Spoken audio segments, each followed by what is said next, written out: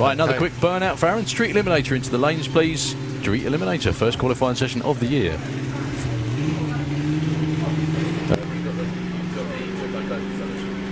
Looks like they're leading them. Oh no, it's there got we it. go. Well done. I had a sneaky suspicion they were just leading the motor out then, but maybe just bringing the revs down to get it to engage reverse. Something like that. This is really tiny little dragster, this one. Yeah. A car previously run by, well, a number of different racers, actually. Derek Flynn originally brought this car in. Derek, if you're out there watching, which I hope you are, mate, hope you're doing well. And Fiona and everybody down there in Hampshire too. So 790, that is really? I think it's just purely a checkout. It's 708. No, the dial-in is 708. So if Aaron rolls in and accepts it, the dial-in on the car is 708. Right. But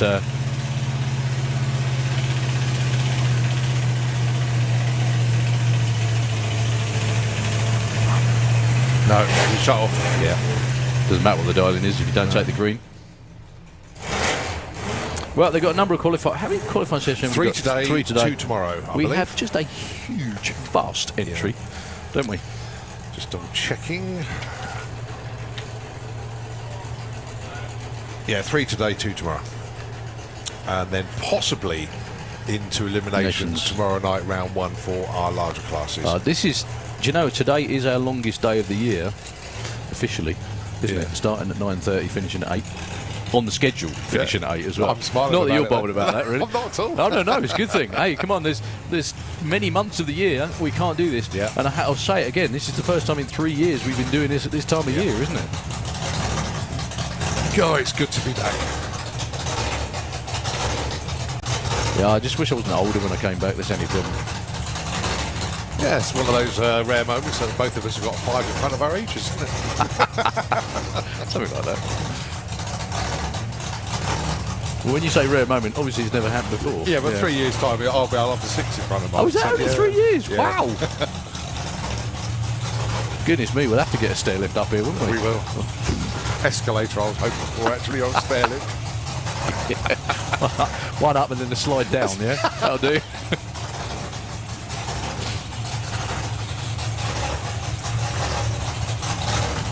So, unfortunately, Aaron being pushed out of the way.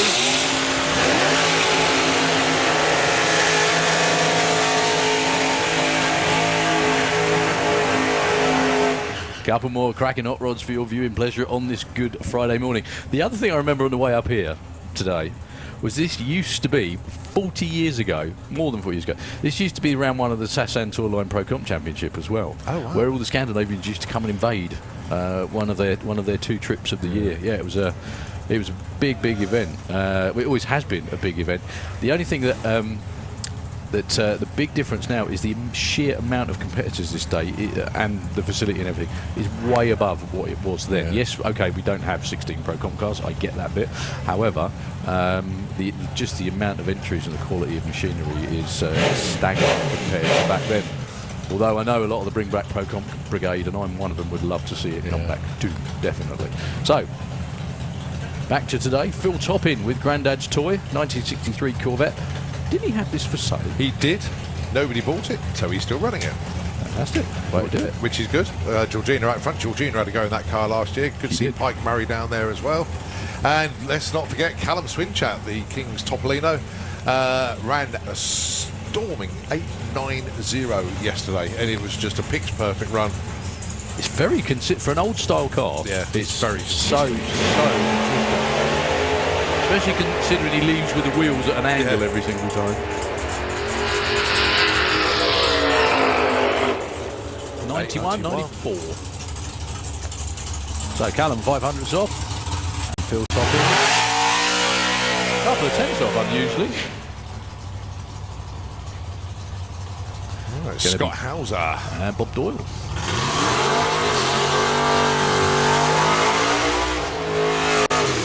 So, at what point did professional model collecting become an occupation? Or model sales, actually, as it looks. Like, you're going to Facebook going to start taxing you for that you sell. during lockdown. Yeah? Yeah. It's, And then you couldn't help yourself, could you? can't help it. I have a similar thing, as my wife will tell you, with snowboard jackets. I buy them in the summer when no one wants Yeah. them for £2, but they're like pristine, immaculate, and brand new. I think I've got about 10 of them now, something like that. I'm looking forward to seeing somebody over the course of the weekend is bringing me up a very special model, and when you see it, you'll go, "Oh wow!" So that one. I'm very excited to get. Yeah, get but that you'll one. so Bob Doyle against Scott Hauser. Bob goes red. That doesn't matter. Scully looking for a 7.35. That would be far off. All 37 with a 2. Bob's not going to run 8.92 now. 10.31. Scott goes number 3. Number 12 for Bob. Yeah, there's no one I know that is better placed and better involved to collect models than you because of what you do. Yeah. And the detailing and everything that you do, my goodness me. I know why you had your eyes fixed now, because the stuff that you do, it takes hours, doesn't it?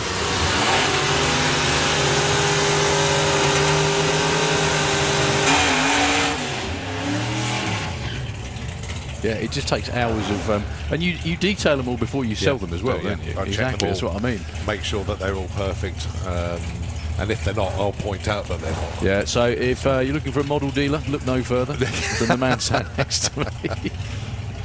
They're going to be better than when they came out the factory, let's put it that way, if Colin's had them. I thoroughly enjoy them. Colin Morris and Ashley Bell. Yeah, getting back to the day job, sorry, Col. Colin Morris and Ashley Bell. Ash with this really, really nicely turned out, I think it's an ex-Pro Stock Trans Am. In the Auto Glim Lane, A86. Colin, first run in how long? Since European Finals 2019. No, National Finals 2019. Well, he hasn't lost anything. Look at that. 0.23 on the light. Ashley Bell's car, I think, is 908, 147. First run in a long while for the Morris boys. Lost nothing. Yeah, good to see him back. Really good to see him back. And of course, Stuart Morris now a dad. So, oh, there goes Ashley. Look at that reaction time. 18.27 seconds. And 9.67. At 1:57, at least he gets a number on the board. So I think we're going to we've got Bum Spot Racing in Pro ET, haven't we? I think there's about 29 in Super Pro, which is still terrific for Easter.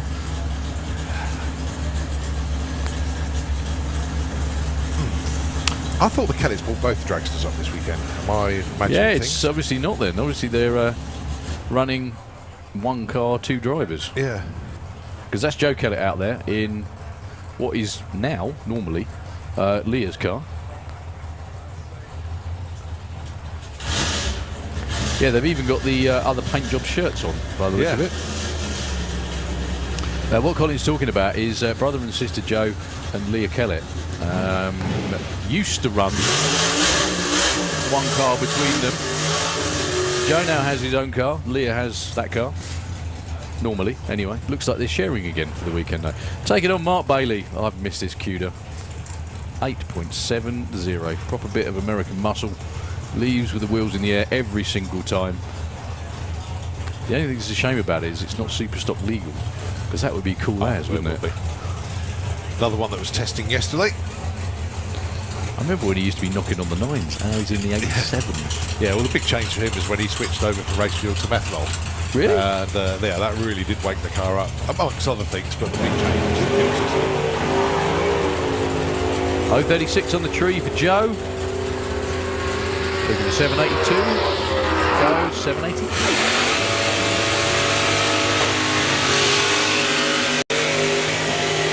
Mark Bailey to number 5 at the 873 on an 870. Joe a little bit further off with an 88 and an 82 goes to number 8 so far. Again, I have to say this is only the first qualifying session of many for the weekend, and we're just about to see in a little while a couple of cars debuting in Street Eliminator that, oh dear me, the internet have been weeing themselves about for months. Yes. Oh yes. Paul Marston, Billy Gane. I think this is the last pair. We got Junior Dragster down there.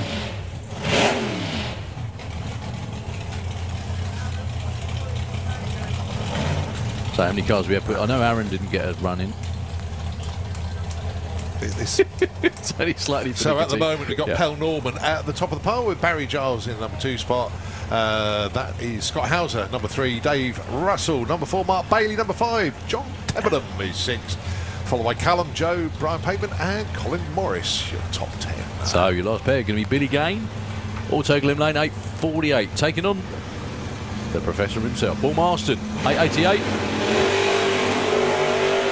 The Professor was late, or just settling himself, one of the two. Billy will get there first. He will run an 8:59 and an 8:88 with a 7 for Paul into number 2 off the trailer. Doesn't matter reaction time, does it, folks, when you go and do that? Nicely done. So Pell Norman finishes the session still at the number 1 spot. And he was in the first pair. Yeah, first pair out. All good. So I think it's Junior Dragster up next. It is. Followed by Street Eliminator, and then we turn our attention to 2 wheels with Super Street Bike. Ooh. Ah, yeah, because the 2 street tyre classes that need the glue run after the other, don't they? Yeah, of course they do. I was talking to I had a very interesting, if I can say it, chat with Ian Marshall last year, and they actually schedule. And it might look like everything that turns up runs. It doesn't. Everything's pre-planned meticulously, and they actually make sure that the team out there, the track does need gluing a couple of times, but what they do is they run the classes just afterwards that need the stickiness. Because street tyres are completely different to slicks. Slicks need a little bit of rotation on them. Street tyres like to what we call dead hook, which means just hook and go, no slip whatsoever. Anyway, Colin, looks like you're itching to say something. No, I'm just studying the run order, just looking at what we've got to come up after this. As I say, Street Eliminator, Super Street Bike we just mentioned, followed by Super Comp, Funny Bike, Comp Bike, then Super Gas, Outlaw Anglia to follow. Then a little bit of track prep before we get into Comp Eliminator Pro Modified Top Fuel Bike and the first appearance of our Jets this weekend. It's going to be Oklahoma Willie the Jet Bus, and then it'll be split second alongside Fire Force 5. Then a lot of our other sportsman classes, VW Pro, Sportsman, and then 850 and 950 bike, Sportsman ET, ET bike, Junior Drag bike, and then that will be a wrap for Q1. We lied. Oh, not the end. Mark Turner was hiding round about there, so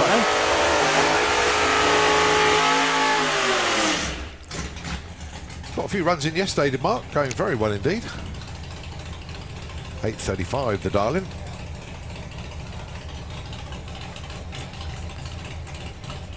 That's a lot quicker. Now, Mark is another one of those guys who, and his brother, accrued for years and years. Mark started out life, well, as a little boy, obviously, but he started out life, drag racing life, if you will. Yeah. Alan Jackson, years and years ago, brought him in. That's how Mark got his start, I think. Then after that, he went to work with, well, loads of different teams. Canute, Mickey Gagarad. He's mainly been a top crew chief on Top Fuel cars for a long while. I thought this racing stuff was that fun. I might need to have a go eventually. That won't be an 8:35. No, that's not sounding as good as it was yesterday. 996, 116. Well, one thing all of our racers are loving is the new shutdown area, without a shadow of a doubt. No bounce. Interesting for the bike racers. Because when they're going down the shutdown area before, when it was a little bit bouncy, they had to adjust their brake. Don't have to do that anymore. Just coast on down there. Just go at the brakes, yeah. Because obviously with different, if the bike or something came off the ground and you had too much brake pressure, it would stop the wheel. And then when you land, you're in trouble. It's really good. So that shutdown area meeting everybody's approval. Another quick very good morning. Lovely to hear from you. Dick Costa and the family out there in the Netherlands. Morning, Dick. Nice to hear you are tuned in. We'd rather you up here with us, but hopefully that will happen next month. Hopefully loads of people will be up here with us next month. Yes. Busy month. I think May just sends it off the chart, doesn't it, really? It really Nothing does. like kicking it off in style, eh? So, Junior Dragster, qualifying based on reaction times. Those are the numbers you see come up at the top of the board. They run to the 8th mile, which is half track, those two little blocks halfway down the track. And to if my children are watching, these are stunt drivers. They are not real kids. That's right, yeah. Right, Daniel Todd, 0-8 to open count. The class sponsored by Lucas Oils. And many thanks indeed to Lucas Oils for their continued support of the youngsters. And we do look forward actually to having a guest from Lucas Oils here. We're going to have a chat with over the course of the weekend.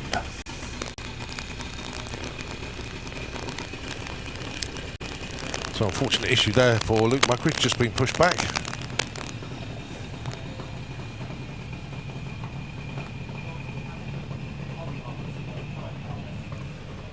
So next up, it's the Slick Tricks. Team of Lara Bartlett and Jacqueline Bartlett. Lara, she is in the Kestrel Beer lane. Jacqueline is in the Autoglim lane. Now they're both running in JMA now, which means that they can go as quick as 7.90 for the 8th mile.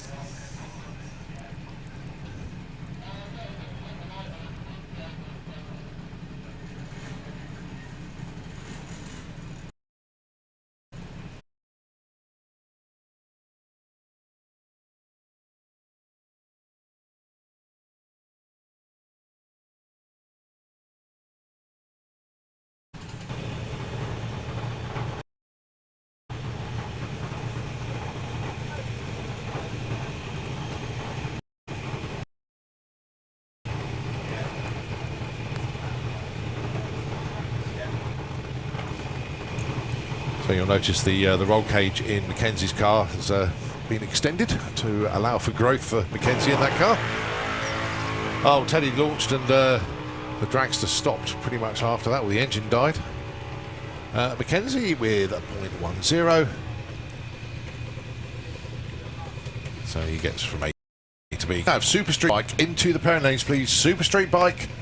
Let's have you into the lanes, please. Whack it hard. It normally works when you do. Yeah,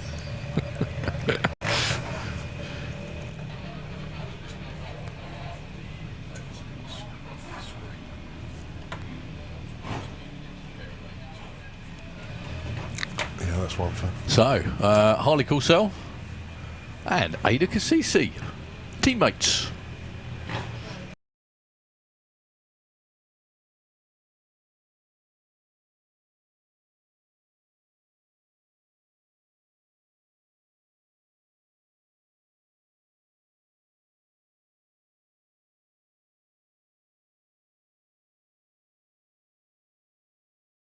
Of different classes, don't we? Yep. As in, like many classes at the really big events, they are limited because obviously numbers are limited. It's nice to see everybody out here. It makes it actually they probably put in more appearances than anyone, I think, during the year. But it's just the it's maybe just be the events I'm yeah. at then. Yeah. So the Cooper's going at it. Number one. Is to get the number one spot, it needs to be 0.7 or quicker. Which is pretty soft for Junior Dragster, and there it goes. Yeah. Kai Cooper takes number one spot there, 0.61. Now, by the end of qualifying, that will not be on the top 16. Yeah, I was going to say it might be the end of this session. Loads of cars come. We have Super Comp into the pairing lanes, please. Super Comp, can we have you into the pairing lanes, please? Teammate, because Lee down there, who's Ellie's dad, has been working on Kevin's car for the longest while. They're all good friends. So, Lola Bell Kent with West End car, soon to be champion kickboxer, I think. Yes, we've been looking at that actually. In the Kestrel lane with Grandad Tony guiding her in. Lee and trained Eddie Brown with Little Miss Stig.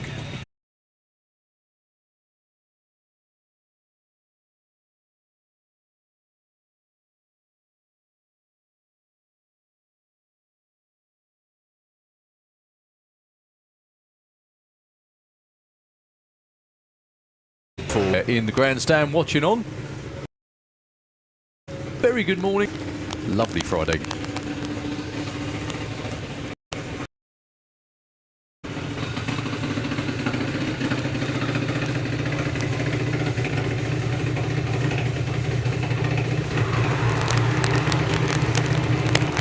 Well, Chevy with the 0.12. Everybody seems a little be either they're all late for breakfast or they had too much, I think. Yeah, just feeding themselves back in. They're not. Yeah, I know what you mean. So Grace goes in at number. Chevy goes number 7. That's Freddie Taylor. Look at that. I love the look of that car. Like the grass helmet there. It's really Rough cool. Cage looks good. Taking on Daniel Weir. Oh, do you know something? The other day I was wondering what had happened to Jason Weir's Suburban. You know, that stonking Suburban. Yeah. However, yeah. You know. Oh my goodness me. Some people. Honestly, without mad professors, drag racing would be nothing. Yeah. And there are lots of them. Yeah. Buildings, yeah. Here Wow. we go. Now we're talking 019 for Freddie Taylor to number 1. Well done, sir. And an 8 flat as well. Nicely done. That was a 0.1 for Daniel Weir. Still gets him the number 6 spot. 14 juniors through, about halfway.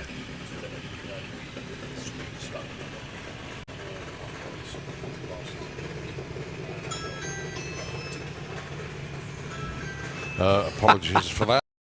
That doesn't it? I am so sorry. Sorry.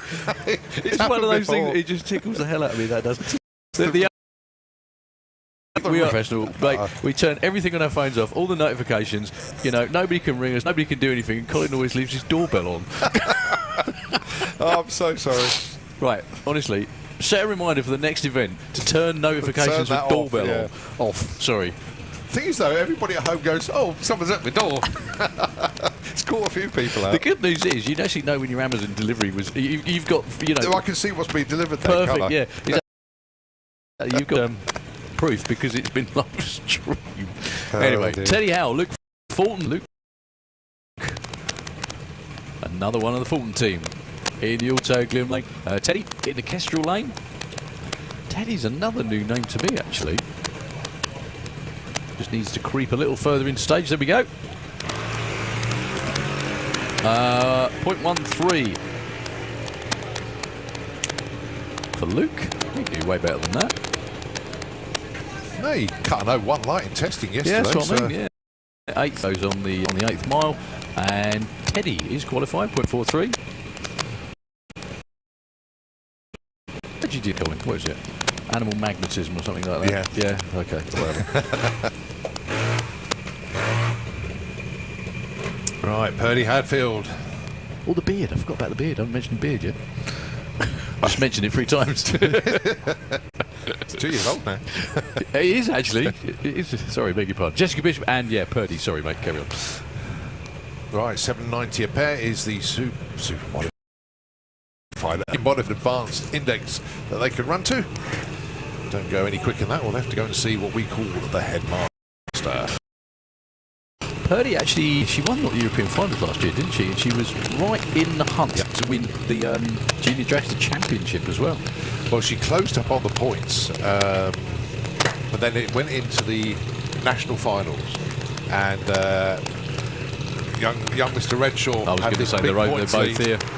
Purdy goes red with a 0-1. Oh, so close. I think that's the first red we've had actually. 0.1 for Jessica. Sorry, Cole, go on. And Chris Redshaw. Sorry, Chris. That's Dad. Harry Redshaw was like only needs to win 2 rounds in the national finals, but he went. So and how all far? started closing in. Then how far? And it Purdy was that got? man down there, Thomas Cook-Abbott. He was the last one standing that could prevent Harry Redshaw from taking the title, but unfortunately Thomas fell at the penultimate hurdle. But Thomas ended up the championship in the number 2 spot on his swan song year, so it was good for him. Yeah, it's So very it's much both like the Redshaws. there's so many teams, so many people want to win. Only one can. Chris is one of the coolest customers you'll ever meet. You want to see his road car. It's like, I think it's a Buick. It's not a Skylark. But it's huge. 1980s. Deep metallic red. Red colour whole screen. He drives it everywhere. Well, it's Harry goes great. red with the 0-2.14 for the defending champ.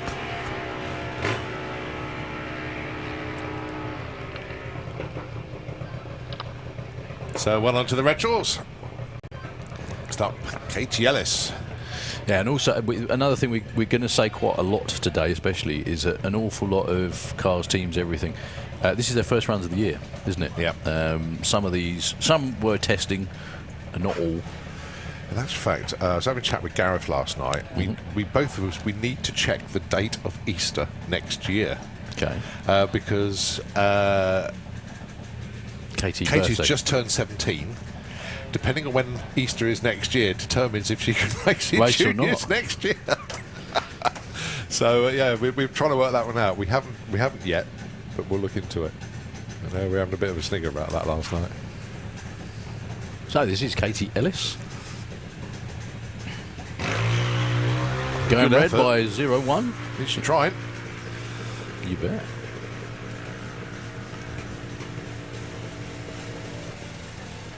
Gareth's still looking at the scoreboards though to see what the ET is, so they know all the information. Oh yeah, the driver they can adjust. Yeah, that's right. Right, welcome back, Liam McDonald. First time in Two and a half years, basically. And even then, it wasn't plain sailing, literally. Had to switch boats twice, I believe. What? Because the first one was Boats? cancelled. Ferries. Oh, okay, sorry. The first ferry was cancelled. The second one was delayed, so they then had to get a third one. And there was issues with Liam's car. And if you see Liam now, he's had a bit of growth because we haven't seen him for 2.5 years. Obviously. He's a giant now. So he's in the car that used to be Matthew Dowdy's, then it was George Oliver's. Okay. But that car has now been sold to Germany, but they can't be here this weekend, so Liam is in that car. Wow. Musical chairs. And Neve Deevy. Great to see Neve and the Deevy name back. Liam goes to number 2. Yeah, he's forgotten nothing. 880. And Neve goes through, puts the number on the board, 1310.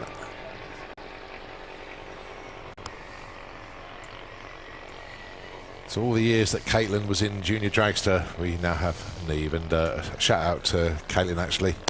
Still keep in touch over social media.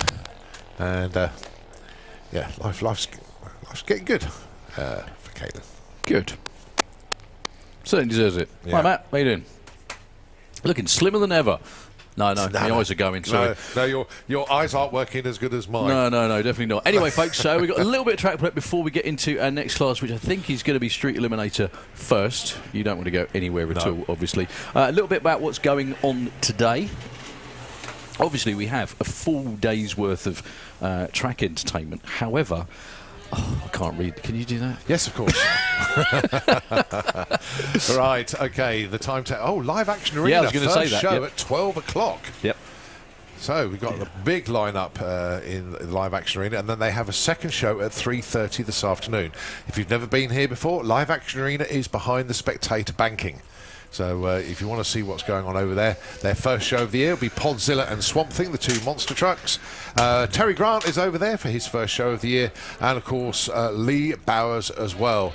We've also got the Peugeot Jet Car in Live Action Arena as well. And when the arena is not in operational mode, i.e. in show mode, they've got the Pandemonium monster truck rides going on as well. So there's a pile of crash cars already in the middle, and Pandemonium takes them around and drives cool over is it. that? Yeah, it's brilliant.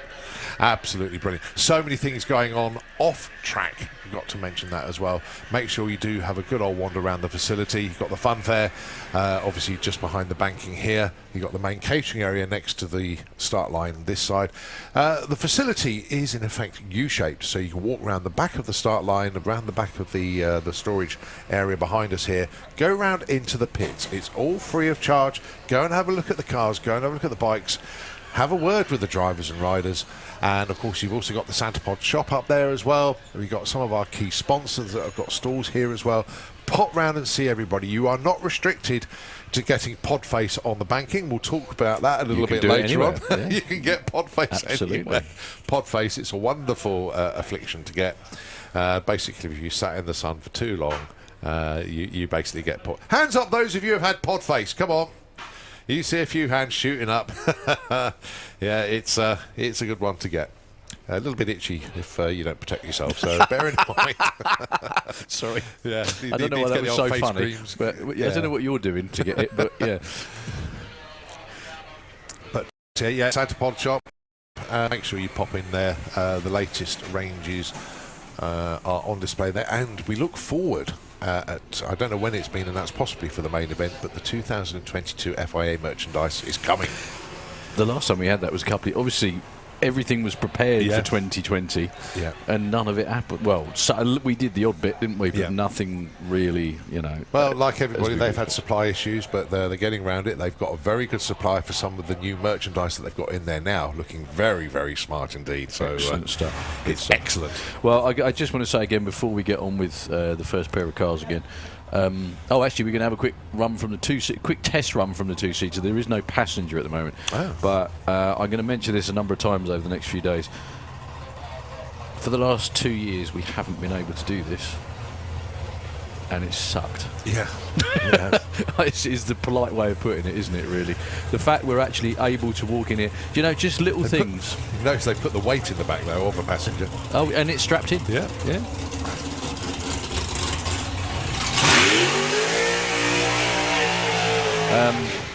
Do you know something? It's just the little things that you miss.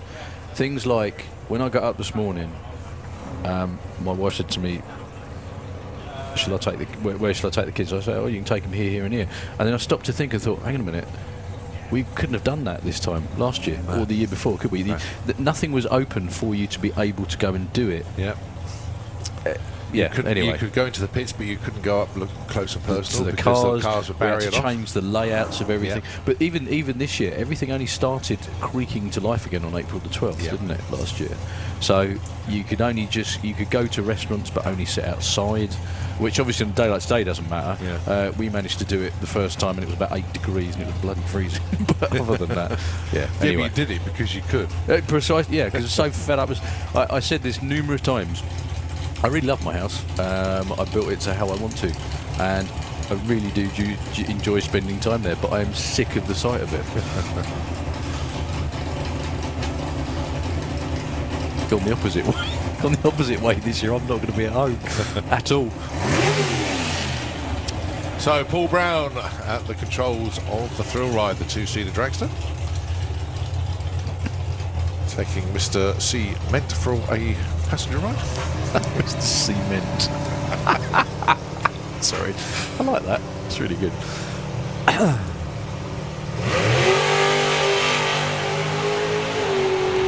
So 7.8's around about 168 mile an hour is where we expect this car to be, but he's clicked it early, but it's a checkout pass, so that's entirely. I was just going to say, I hope Mr. Cement is in solid form, because at the end of the run he won't be.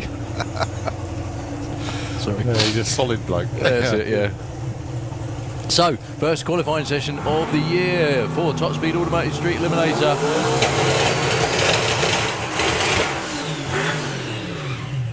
Mark Sheridan with the car we have all been waiting to see. The Cuda, which he's had this car for a number of years, and it's gone through so many different... Basically, that's what Bruce will be like in about 10 years' time. Yeah, right.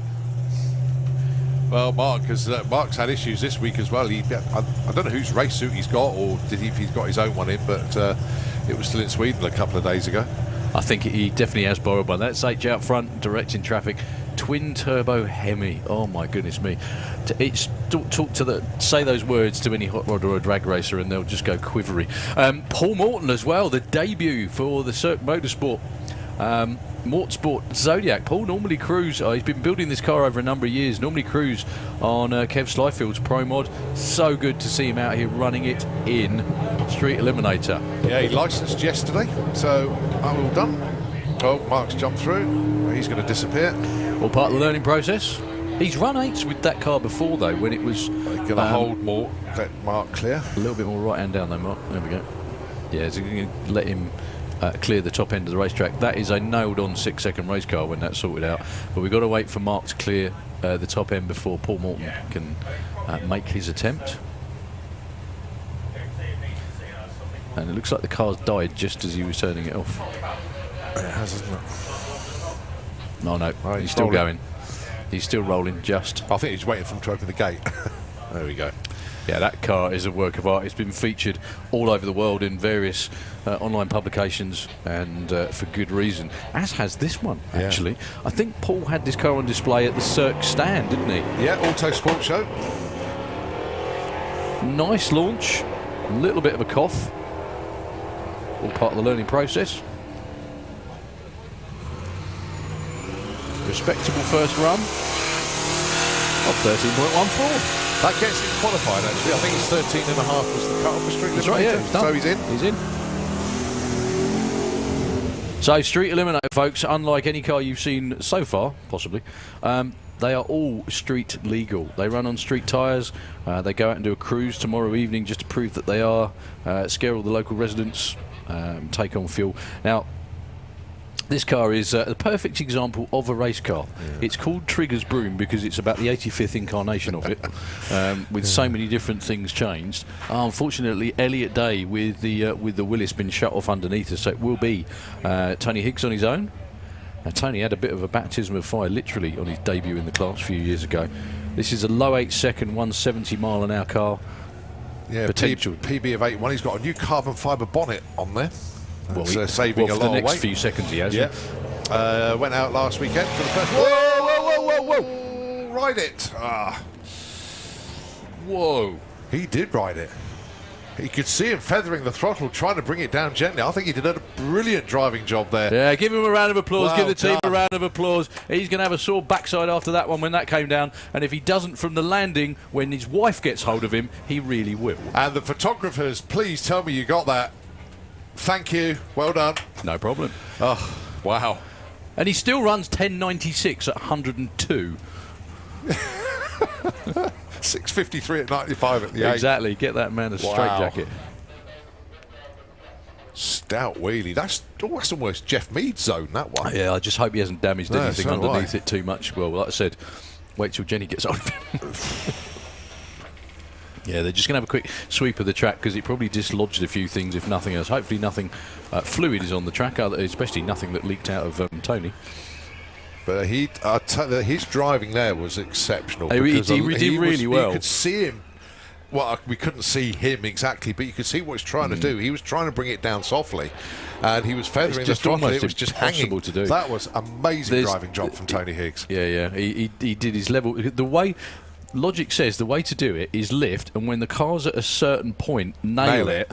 However, unfortunately, I've seen that happen a few times where if you get it even just a minuscule amount wrong, the car goes all the way up straight up again. The problem is with the turbo, they go off boost.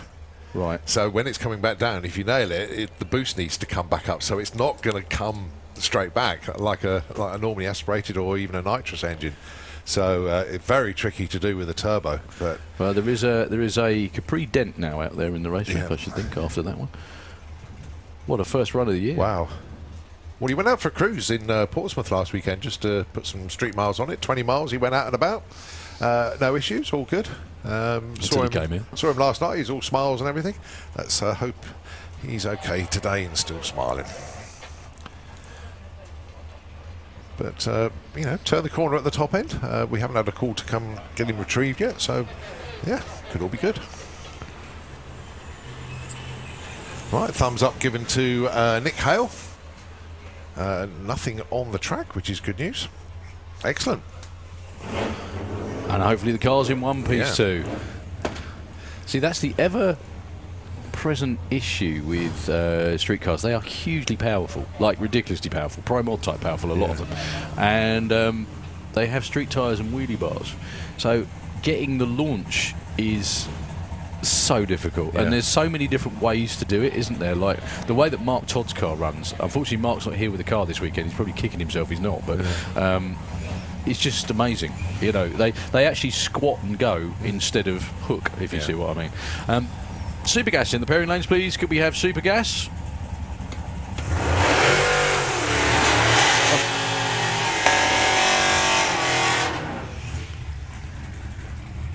So it's the Hales.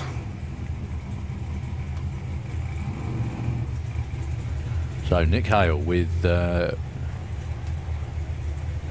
Mercedes. No aerodynamic problems on that one. They just intimidate it with horsepower. Taking on Nigel Hale with the ProCharge truck. About 3.5 tons, that thing.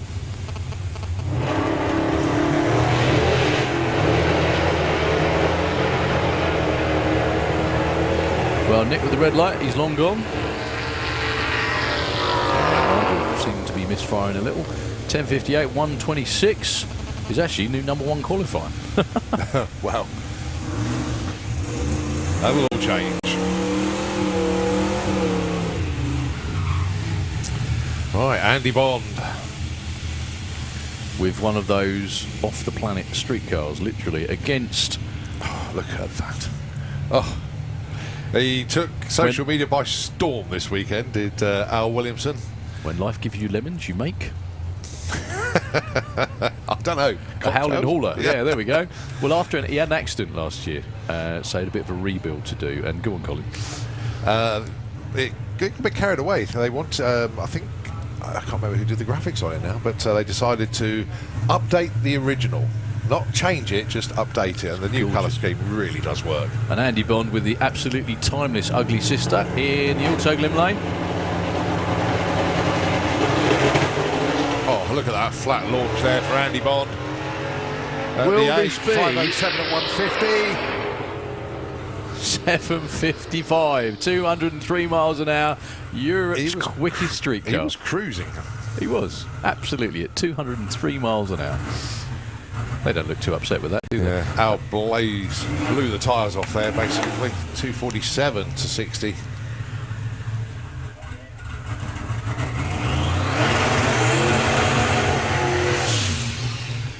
Okay, we have one more car to go, and what a car it is. Al McSweeney with the Evolution. Now, again, you'll probably be better at telling the story. They've just been out to Florida and... They have, yeah. They put goodness knows how many street miles on a Mustang. The Mustang that they had done 3 drag weeks, so the car was approved for package. He went out there with Paul Mander, had an absolutely brilliant time, but would they do it again? And Al basically turned around and he said no. They've done it, but they won't do it again. Another one blowing the tyres off. Again and again. Yeah. He's saved Monster. £60 in weight on that car, but by totally changing the exhaust system. Really? The exhaust system now comes out just behind the front wheel. Right. Before, it had the pipes going over the axle, silencers and everything All out the back. through it, And that was all stainless steel, so it's all come off. And literally, they've just got a pipe that just comes out and just in front of the front wheel, and there is a minuscule silencer because the turbo is in effect a silencer. Right, yeah. So there's a little silencer just before the exit point. And the weight that he saved is staggering. And still doesn't run a bonnet. He doesn't know. And an open face helmet, that saves a bit. He went down on the Chelsea cruise the other day. Right. And there's cars everywhere and this, that and the other. And he goes through Leicester Square. And the old Bill has a look at it and go, yeah, go on. Respect. It's a terrific story, that car. There's actually a Facebook page dedicated to it, and it's been in his car forever. His family forever, isn't it? So we're on with Super Street Bikes, the full-on lunatics of drag racing. 6 seconds, 200 miles an hour plus. Autoglym Lane, Steve Venables, Dave Smith, Kestrel Lane. Well, Ven went 692 yesterday. Feathering the throttle, just making sure that the front stays down. 125 to 60. 690. Look at the speed. 216.99. I nearly swore then. 16.99 on a run where he just lifted. That was incredible. Dave Smith goes 885, 189. Staggering. Yeah, he's gunning for about 2/10 quicker than that this year, Steve. Yeah. Oh yeah. But this is sort of like bang on, nailed on weather for Super Street Bikes. Yeah. This is. Apart from having this tailwind, I think it couldn't get much better. All right, Steve Wood with the Street Lightning Booster alongside Jake Michelle. He's trying out a few different things as well. He had one of the moments of his life. I'm sure he won't mind me saying that. Last year, into the 60s, he won the Euro final shootout. Look at Jake when he gets down. He's got a new front fairing, new windscreen, and that totally tucks him in. So he's as aerodynamic as Following he can be. Backed off it a couple of times. Still goes 742, 199. That tells the story. 137. Steve Wood rolls through with 1377. One of the really nice touches from last season I've got to mention is that Steve Wood's been at it for years, and he finally ran his first 7, and all of the other riders were just absolutely overjoyed. I had a chat with Steve last night, actually. He's bought a new set of leathers for this season, but I forgot to look to see which leathers he had on, because he's still got his other ones with him. Wow. So, So, 2 more complete stars. Ross Morrison, Auto Glim Lane. Star for many reasons. Against this guy is going to surprise probably not a lot of people this year. Daniel Lentz with a brand new bike that he went out to Valdosta to debut last year. Look at it go! 7:14 at 207, and he was still all over the place. He went in the 680s when he debuted that bike last year. Brilliant. He's going to pester a lot of people this summer. And 963 for Ross. Yeah, now Ross, the moment. Sorry, go on. so new frame on Ross's bike. So they haven't been standing still. New colour scheme. When you have a look at the side of the bike, from here it looks the same, but you looking at the side, gold and black, red, pitch, lovely detail. Let me look at this here.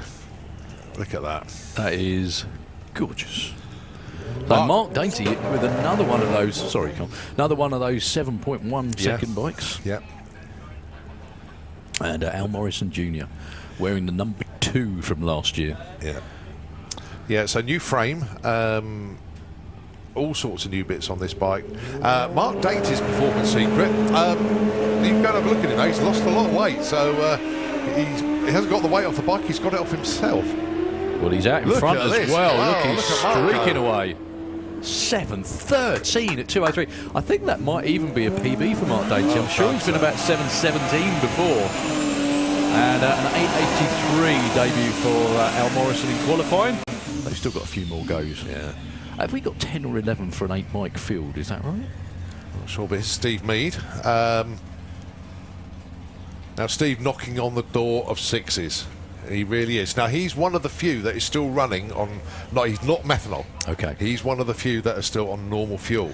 So everyone's... You mentioned this before. What difference does methanol make? Is it just the way it burns, so it makes more power? To be honest with you, mate, I thought you might have a bit more of a clue than I did, because you ran methanol years ago in the dragster. That won't be a 6. 1.39 to 60 foot, just a little bit off on the launch. I think that's 9 bikes actually through for Super Street Bike. So I'm not sure whether Margot Schmidt was supposed to. Was she due to running she's comp? definitely here. No, but she's due to running comp, I think, instead. Okay, so number 1 qualifier, no shock. Steve Venables. Here we go with Richard Tunstall. Great to see him with the RCCS Roadster. There's a lot of roadsters that have suddenly appeared this weekend. You normally get 1, but there's 4 or 5 of them here this weekend. Really? They've swarmed and multiplied. It's been brilliant. Yeah. Do you know something? I've got to tell you this very quickly while I remember. I sent this video to... There's a lady in New Zealand that's got a twin turbo one of those that runs 6s at over 200 miles an hour. Yeah. Oops. Oh, it's okay. I think you might get... Dave might be nice. Give him another go. Now, Richard, I think this car is new to him. Is that right? No, it's the car that Kevin Carousel built. Yeah. It was the car that...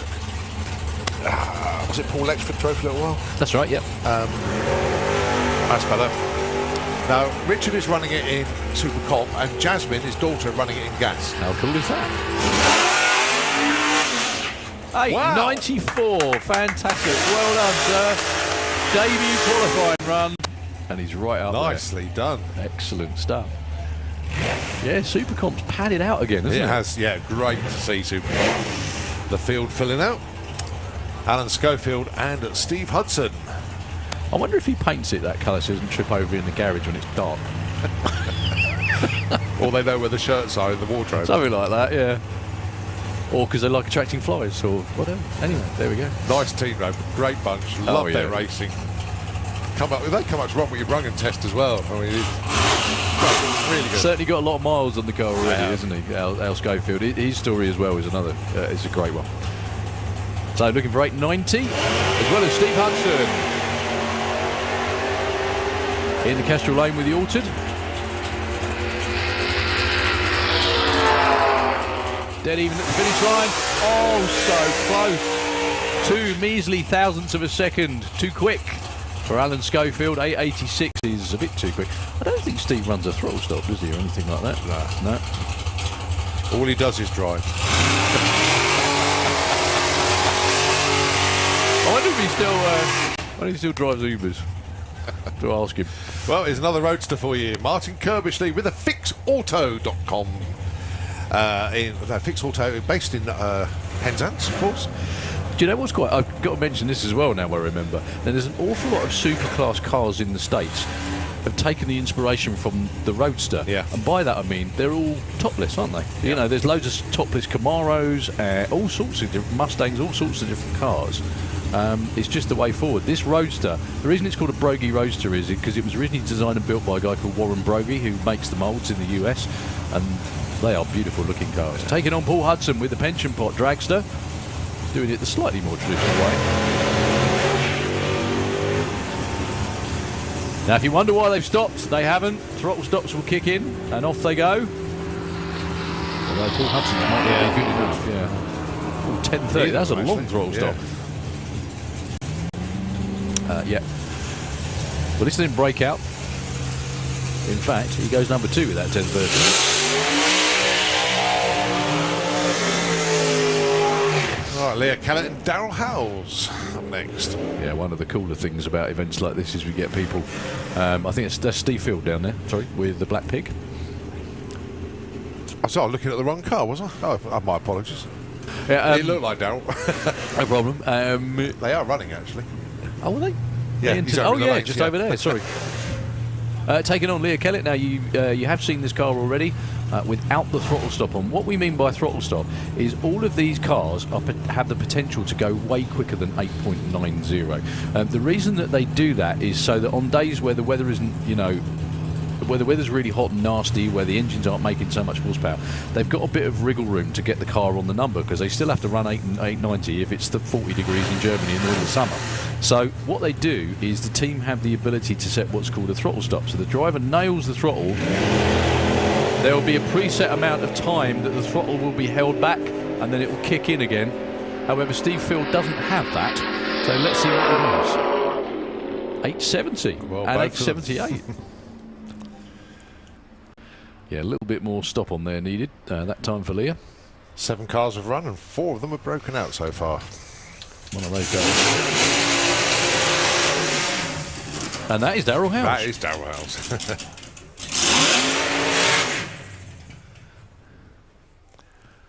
I think probably the excessive throttle was to keep it lit. Small block Chevy in there, another car that's capable of running way quicker than the 8.90 number. Sometimes shares the driving with his good lady Sarah, who's down there on the start line watching. It's one of those where the idle's not quite right, Yeah, but once he's hit the loud pedal, it should clear out. Yep. That was pretty good. Could be number 1 qualifier. 9:48, not quite. 1:42. So in his debut at 8.94. Richard Tunstall. Exactly that. Congratulations, Richard. Can we have Outlaw Anglia into the pairing lanes, please? Outlaw Anglia, can we have you into the lanes, please? Okay, deep breath, folks. We're on to 2 wheels, and it is Funny Bike. This is going to be fun. This is going to be a lot of fun. We also have the message to say, Outlaw Anglia into the lanes, please, if you're not already on the way. So these bikes are monstrous, frankly.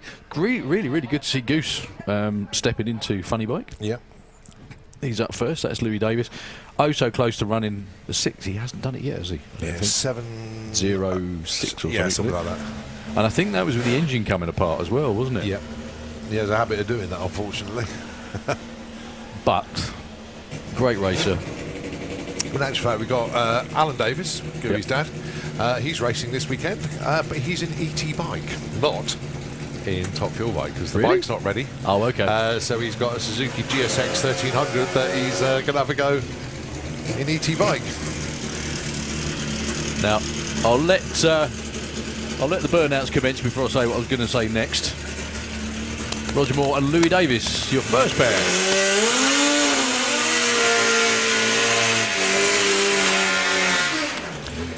Now, one of the quotes of the decade for me, for Roger Moore, when they rebuilt the bike and fired it up in the back garden, they said, certainly it sure beats the sound of the neighbour's lawnmower. Which I think everyone will possibly agree. So, Roger with the bike. I think it's the second or third season actually he's been on it, isn't it? Yeah. Can run down into the low sevens. Louis Davis with the Wicked Wench in the Kestrel Lane. Previously in comp bike, now stepping into funny bike. Has been as quick as 7-0.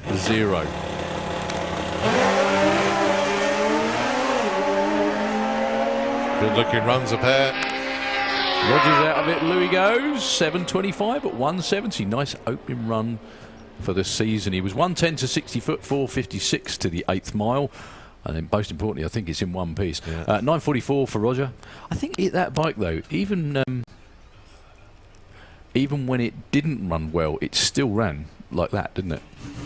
So Leah Kellett's crew, could you please collect her from the shutdown area? Leah Kellett's crew, if you could please collect her from up at the shutdown area.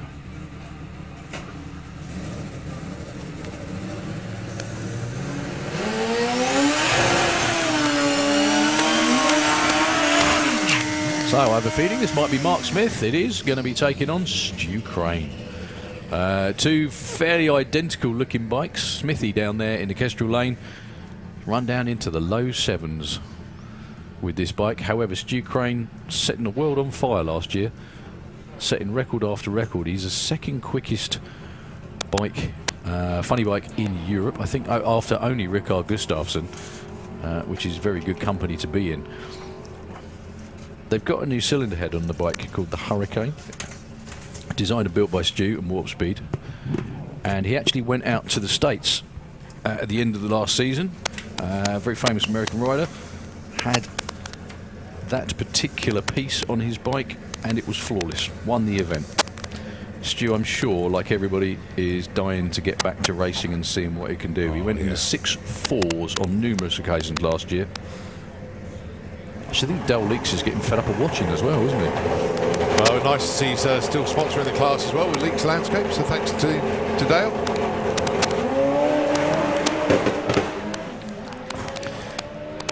Unfortunately, Mark Smith's not going to get a time because he didn't roll in before the tree ran. Stu Crane will. He was 106 to 60, but then something went pop just after that. Yeah, you were saying, Carl, it's good to see Dale Leaks. Yeah. Yeah, Dale has been exceptionally busy with the landscaping business. He's got quite a few key contracts in London and Surrey area.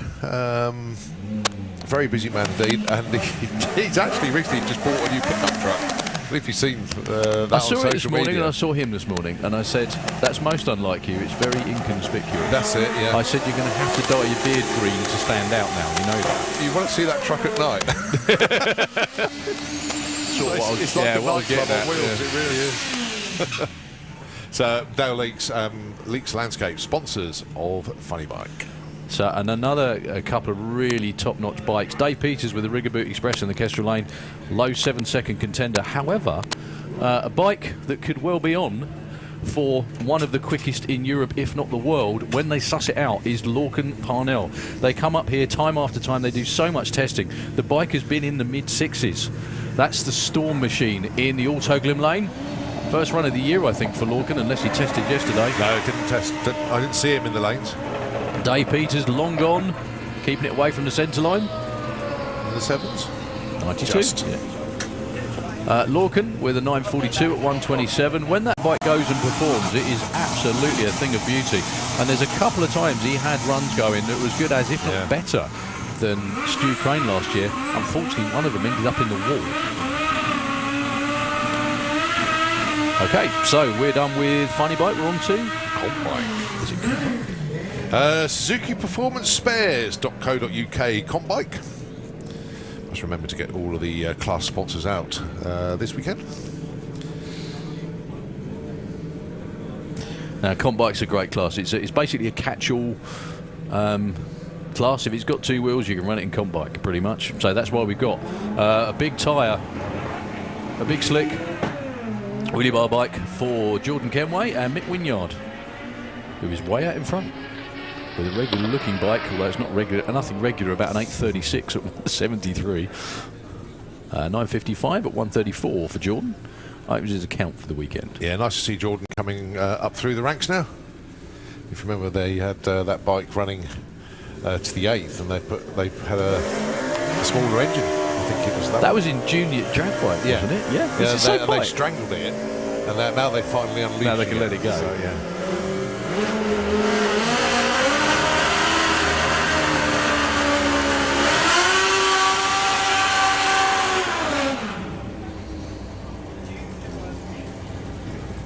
Malicious mounting bike. Oh dear.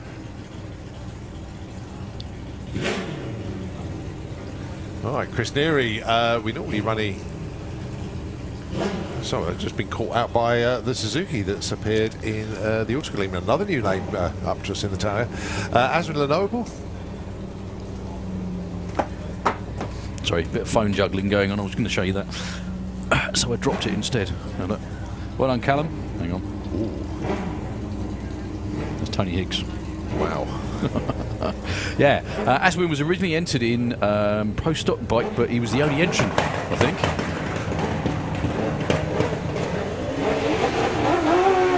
Part of the Ural team from the Netherlands. Mind those blocks, he did. Chris Neary just saved it in time. He's also going to get there first with a 962 at 145. And 979 at 136 for Aswin opens his account.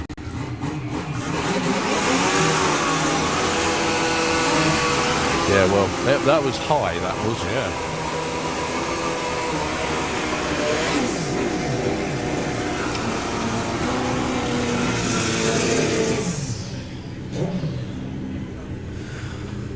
So, Leo Lester, who am I not wrong in saying we normally find Leo out there in the Kestrel lane in ET bike? Going to be taking on Graham Dance as well. Graham is another one that switched classes by the looks of it. He normally runs in Super Street. That is a nailed-on Super Street bike. Decided to duke it out with everyone comp for the weekend. Really good 7-second bike. And it might be on that one as well. Leo just pulling over to the left. Lovely run for Graham. 754 at 194.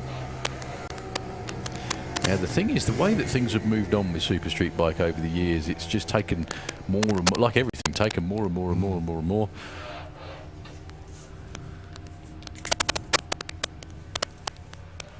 So obviously Graham decided that he'd rather play with comp. Oh, yeah. Looking forward to seeing I was going to this say one. that. Flew down the track yesterday. I was going to say, is it? It's not Super Street legal, is it? No. The wheelbase is too long. The rear tyre is too wide. Right. Okay. But, however, it doesn't stop it hanging about. No. Doesn't mean it hangs about at all. 6.7s yesterday. Pretty impressive stuff. Yes, right, just checking the track at the grin top on his face when we saw him later on. It was. What was the quickest he's run? Was that it? I think it was that yesterday. Was it, yeah. 6.74, I think. Any time that anyone comes that far. Yeah. We're just checking out the top end, folks. Sorry, they just wonder why racing's paused for a moment. Looks like everyone's going back behind the wall again. As we always say, a huge thank you to all of our Santa Pod marshals, race director, all of the staff here that make this happen. There's hundreds of them that are needed to put on these events, and they're just making sure that the track is clear. So yeah, the man we're talking about is just coming round under the tower in a couple of minutes. We'll explain what we're on about yesterday, but one of the performances of the weekend so far, and the weekend hasn't even started.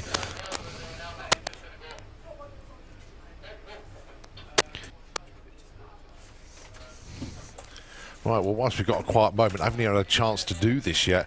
The Festival of Power race weekend programme, £6, available from the Santa Pod shops on site. The main one is in the pits, just past half track. Those of you who have been here before, you know exactly where it is. We have a secondary unit next to the catering area, and then the third unit is up past the live action arena, as next door to the medical centre. So if you haven't got the race weekend programme, make sure you get hold of one.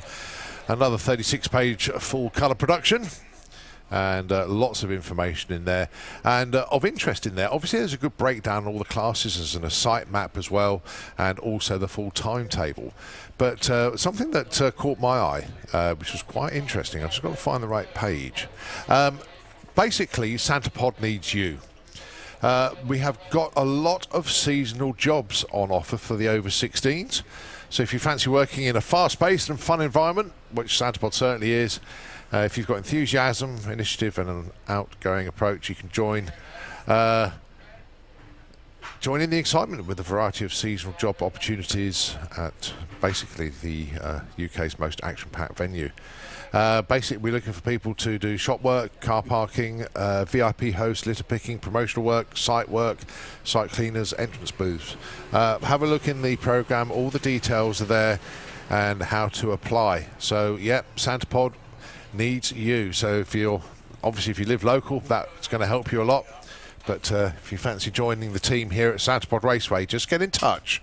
And you never know, you can end up working here at Santa Pod Raceway, the home of European drag racing. Also, there's a great little report of the Dial-In Day. And Mr. Hugh Button, I wonder if you can hear me over there. Hugh, give me a wave. This man, who is sat on the Bankside VIP, actually took part in the Dial-In Day with his Mini and took it all the way through to the final. Did very, very well indeed. So very, very well done to him. In the timetable, it will also tell you what's going on and where. And at 12 o'clock, you got the live action arena, our first show of the day. And you do have the monster trucks over there, Podzilla and Swamp Thing. We've also got the Peugeot Jet Car. And you've got Terry Grant and Lee Bowers, the two stuntmen over there, put on a cracking show. So the first show today is at 12 o'clock. There is a second one at 3:30 this afternoon. Also tells you about the jet cars that we've got running for you.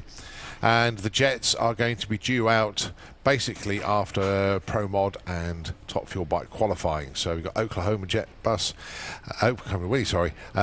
Split Second and Fire Force 5. And of course you've got the rest of the jets that will be putting appearance throughout the day. There's also you've got the variety marquee. You can't really miss it. The big yellow and red marquee. You've got the Escapologist on Friday and Sunday. You've got African Acrobat Circus.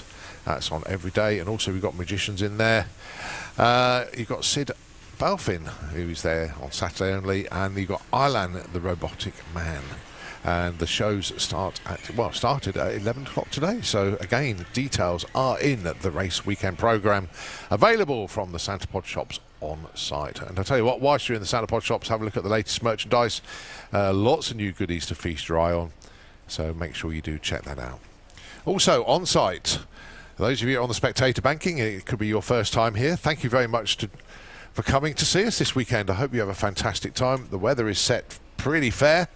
And of course, I'll give another shout out to the Caravan and Motorhome Club members that are here this weekend. We've got a lot of motorhomes, a lot of caravans that haven't been here before, and a lot of them are through the Caravan and Motorhome Club. A little bit different for you from going to your normal caravan or campsite and then just meandering into the countryside, or maybe it's the seaside, whatever you do. But this is a little bit different. You wake up in the morning, you come out and have a look at a lovely blue sky, and then the morning chorus of race engines. And you think, what's going on? Well, you're here at Santa Pod Raceway, the home of European drag racing. It's going to be a fantastic show. Hope you enjoy it. And I think everybody here this weekend, we've had 2 years of being a little bit in the wilderness, but we've put on a cracking show for the last 2 years. But this is where we get back to normal. And it's going to be a brilliant, brilliant weekend. Well, there is a bit of a clean-up in the shutdown area, so I'll tell you what I'll do just for a moment. I've got out my messages. I'm going to hand over to Nitro FM and 96.2. They're going to take the airwaves over for a little while. And as soon as we are back racing, we will take it back in the tower. Thanks very much indeed, Nitro FM. The airwaves are yours.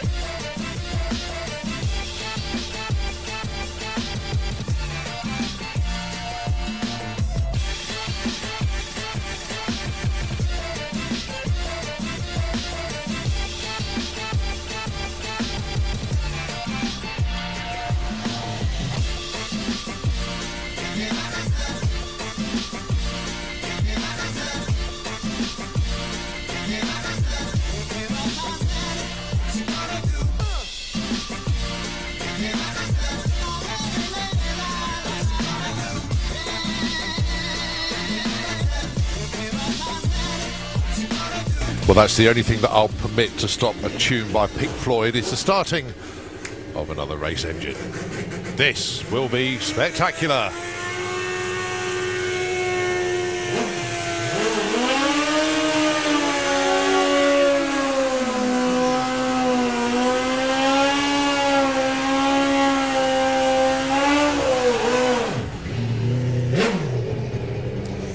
So Lenny Paget with the Suzuki going alongside Dave Thomas from Clanelli with the Kawasaki. Both in comp bike. One of them is a Pro Stock bike, one of them is a former Super Street bike.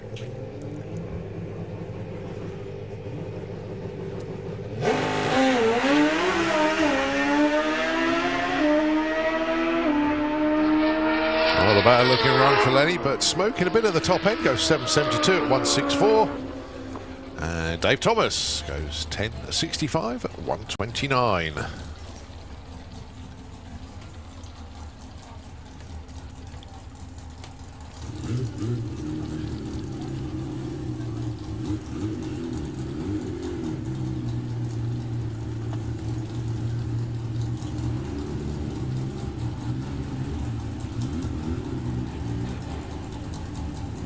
So just having an inspection in the Autoglim lane as Lenny's bike was puffing quite a lot towards the stripe, but looks like it's all A-OK.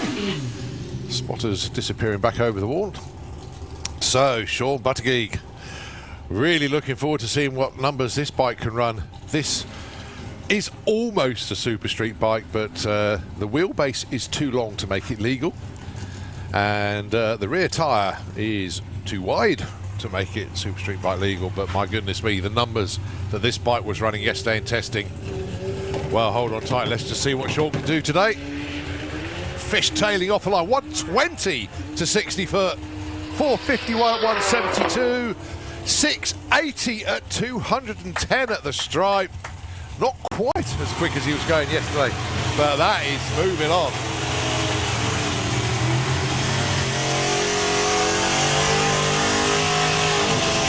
No, apologise, quicker than he went yesterday actually. He went 682 yesterday, 680 today. That was mental. Yeah. But Fish tailing off the line, he had wheel spin off the line. The thing is, that's what you can't do on a Super Street bike, isn't it? You can't get away with doing that. But that thing's got monster amounts of power, isn't it? Yeah. Wow, that was impressive. Right, Super Gas. The index for the class is 990.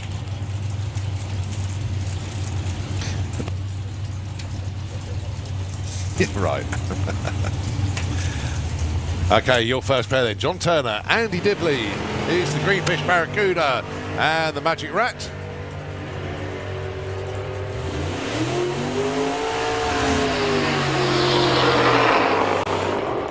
Whoa, 990 for Andy Dibley with a 2. He takes the #1 spot. John Turner with the Greenfish, 10-10 till we do it again. And I've got to give a big shout out. I know he's tuned in from the other side of the pond, even though it's, what's the time here now? 11:26. A very good morning to Tony Morris, tuned in from Florida. And of course, Tony Morris Carburetors, the sponsor of the class this season. Massive thanks indeed to Tony. And of course, his sidekick here in the UK, Dave Gibbons. Now, they basically said to us that Dave is like the UK arm of Tony Morris Carburetors. So for any of your carburetor requirements, have a word with Dave. Dave's in constant communication with Tony.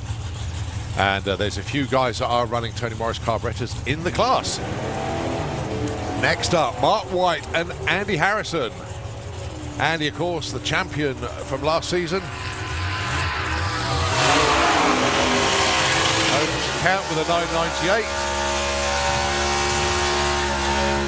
13:39 for Mark White. All right, another Roadster.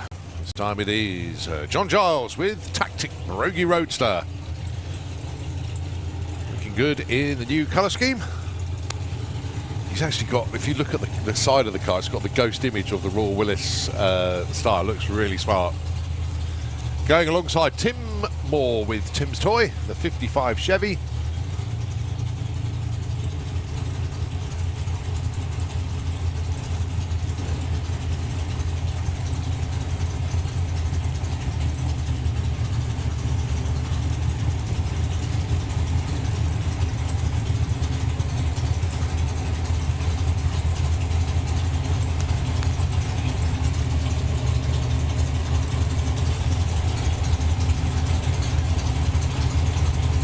So John Giles just been beckoned forward, bring the car up to pre-stage beam. Tim waiting patiently for John.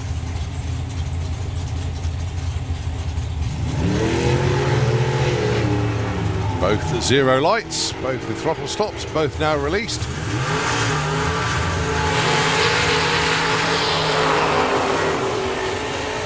$9.99 plays a 10 flat. John goes number 3, Tim goes number 4.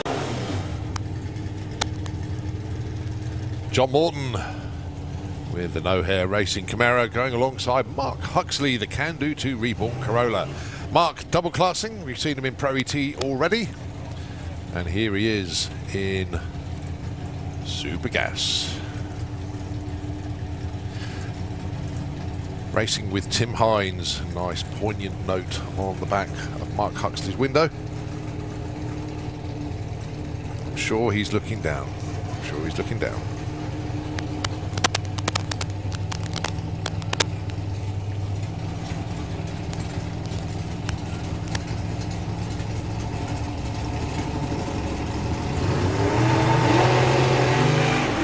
Well, wired to the tree is Mark Huxley, 04 light. Nicely done, sir. All about the numbers, though.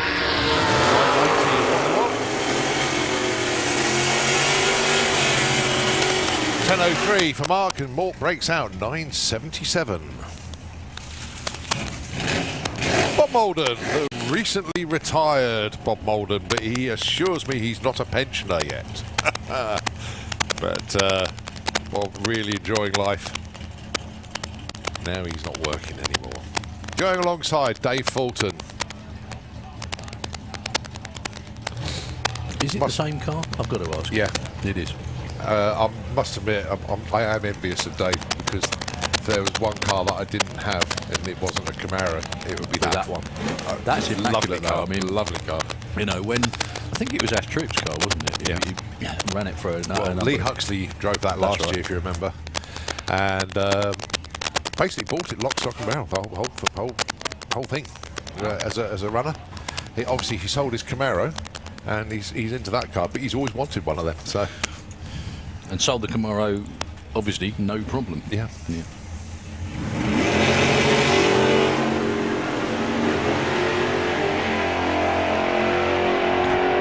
So both with zero lights again. 992 though. Goes into the number 2 spot. Well done, Bob. 10-10 for Dave Fulton. Slots in at number 8.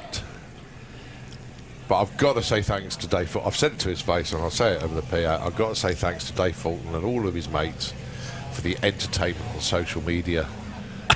Forever. It's pretty endless, isn't it? It's relentless. Oh dear, absolutely legendary. I know you're going to say why, but it is funny. I do honestly think that drag racing is the hobby other than drinking and mucking about. Yeah. I think, really, isn't it? You know, drag racing is an excuse to turn up and drink and muck about in the same place. I think that's what it is. Prime on into the lanes, please. I'm sure you're getting yourselves ready anyway. But Motorsport UK Pro Mod Q1 coming up. So we have Outlaw Anglia. So very cool. Yeah, just quickly, Andy Dibley, #1 qualifier in the Tony Morris Carburettors Super Gas. Well done. And he's on a 990. Well done to that man. So Dougie McClure from Wisbeach. It's Slugcess. What a great name. In the Auto Glim lane. This is what we call a heads-up class. Going to be taking on Ben Kennedy with the Pop from Essex. Ben had a pretty unbelievable season last year, didn't he? Lots of racing, lots of going bang, lots of hitting walls, but he just kept fixing it, kept going, which is the spirit, man. That's the way to do it.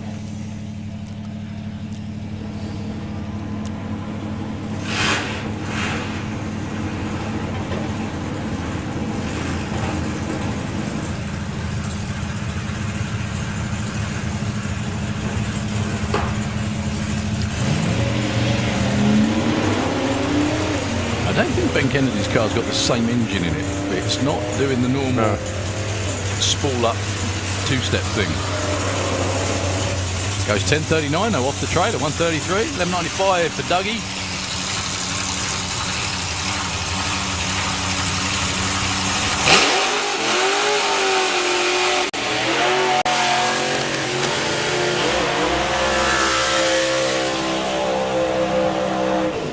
Got to love John Webster's approach to life at the moment. Obviously, he's building this wicked Morris Minor, but he wanted to be running in Pro Modified this weekend. Parts delays prevented him from doing that. So that's all right. We'll get the Anglia out. He's quite happy and sold Quite it happy, now. yeah. Oh, and not only did he not sell it, he still bought new parts for it to race it. Yeah, and the fact it's up for sale. So that car down there in the Auto Glim Lane, all completely built by John Webster, the man at the wheel. It's absolute work of art. It's up for sale. It will be a nailed-on 6-second car. Johnny, he's got a blown small block in there, of all things. Johnny's sort of theory about racing and drag racing in general has always been pretty much the same. High horsepower, lightweight car with small engine, runs like an absolute bandit. But this actually runs out the back door really fast as well, doesn't it? Called Fast Company 2. And he's taking on Mick Taylor. Both of these cars are in the 7s. Big shout out to John Willard, who I know is tuned in from the land down under. Good morning to you. No, good evening, John. I hope you're keeping well. John is racing next weekend, and it's his first proper race meeting for ages. No tyre shake for John Webster from 101 to 60 foot. 7.06.90, John. 7:16, 188. He'll be very happy with that 60-foot. That's a 60-foot record for Outlaw Anglia. Nearly in the zero. Yeah. Like nearly in the .9s. That is amazing. 101. Wow. And 8:01 for Mick Taylor, 167. Must have looked like he'd get the handbrake on with John in the other lane.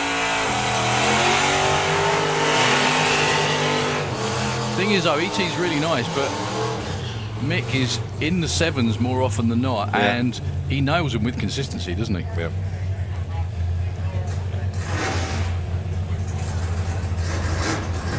That launched. My goodness me, did that launch.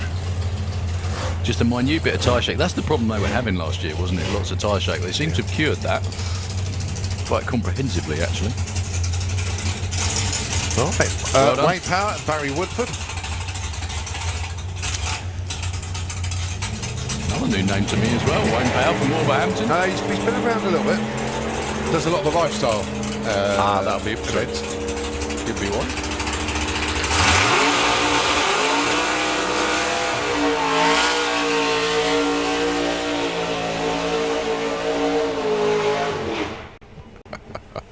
Uh, 11:07 for Wayne, 10:55 for Barry, and welcome to Mr. Colin Miller. He waits all winter to do that, Yeah, doesn't if he sees a crowd on the banking, he wants to give them a show. He is a showman, he admits it. Him and Fadster, they're both cut of the same mould. They really are. One of the good Love things, putting on a show. things I've got to say as well, one of the great things about a lot of crag racing classes is that there's been for a few years now a big race on to be the first 6 second Anglia, or the biggest show off like that really. First 6 second Anglia, and it was actually obviously Jed Guy that did it. Now it was Jed backing Colin up. Yeah. Colin was in the other lane when he did it. Colin was overjoyed for him. You know, how cool is that? The footage of that run from Colin's on more cameras That's and right. everything is just phenomenal. So Colin is nudging on the sixes as well, though. 7:08 in testing yesterday. Rattles the tyres but drives through it. Expert pedal job, Colin. 1.12 to 60 foot. Out the back door with a 723 at 192. Biggest speed so far. Lots of upgrades on that as well, I think, wasn't there? Is it a new axle and new wheelie bars as well? Total change to the 4-link as well.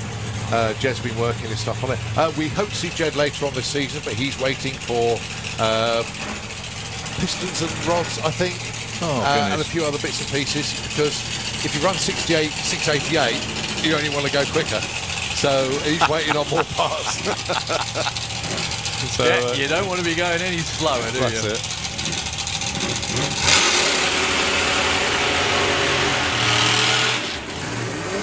Comp Eliminator. This is going to be epic, ladies and gentlemen. So looking forward I've to told this. people till I'm blue in the face for many years, Comp is one of the best classes in drag racing, and you're about to see why. Supercharged Zephyr with Elaine Hancock at the wheel, taking on Alex with the second coming single cap from Lansing. Well, Alex is in the 9s already this weekend. Absolutely fly. Well, how cool is it that we've actually got indexes for VWs now as well? So Alex's index is a 950. Problems for Elaine, unfortunately. Just been pushed back. Unveiling of the new shirts, the new team name this weekend. A beautiful wheelie. He rode that superbly. 128 to 60 foot and a big airing out underneath that. 951, 146. Give that team a big round of applause. I think that was with a pedal as well. Yeah.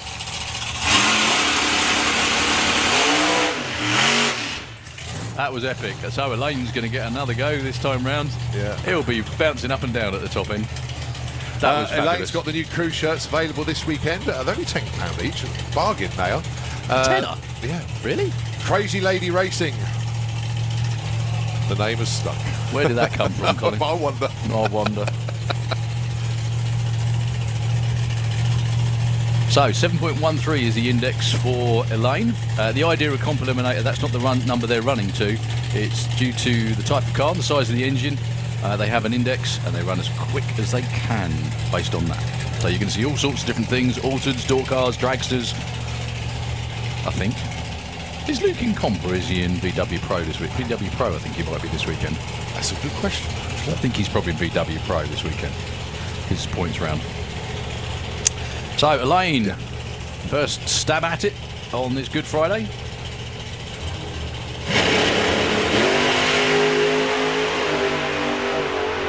Nice launch, wow. 112 to 60 Nice. for Elaine.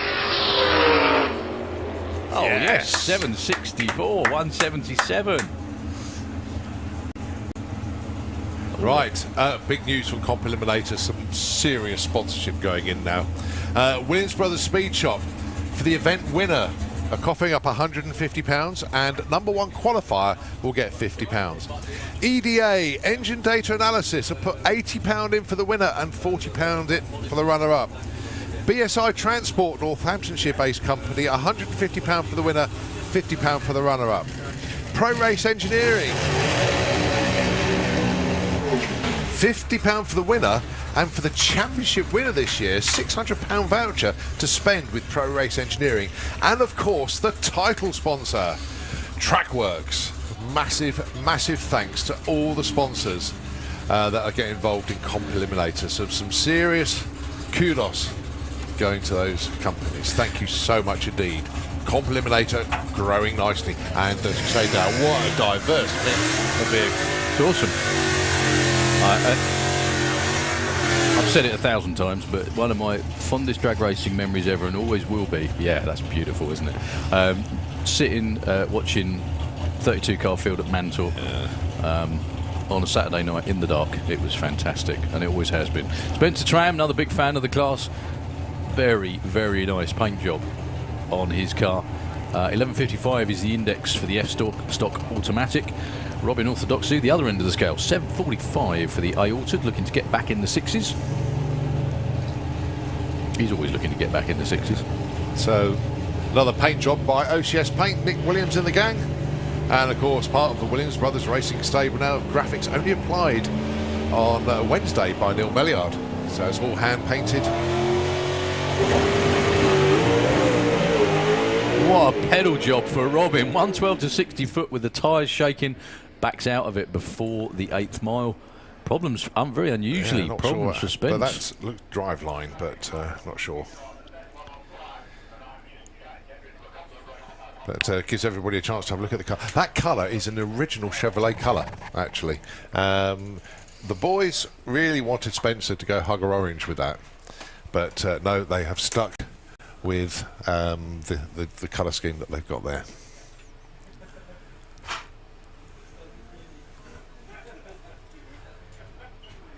Well, we're due to see Dave Smith with the Jag.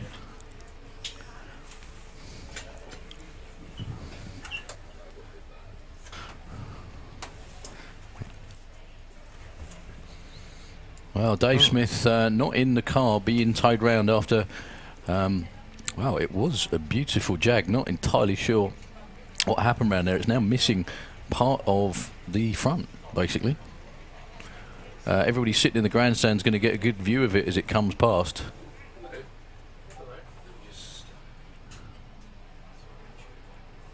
So Spencer, we don't know what happened with Spencer. There's no fluid leak or anything. So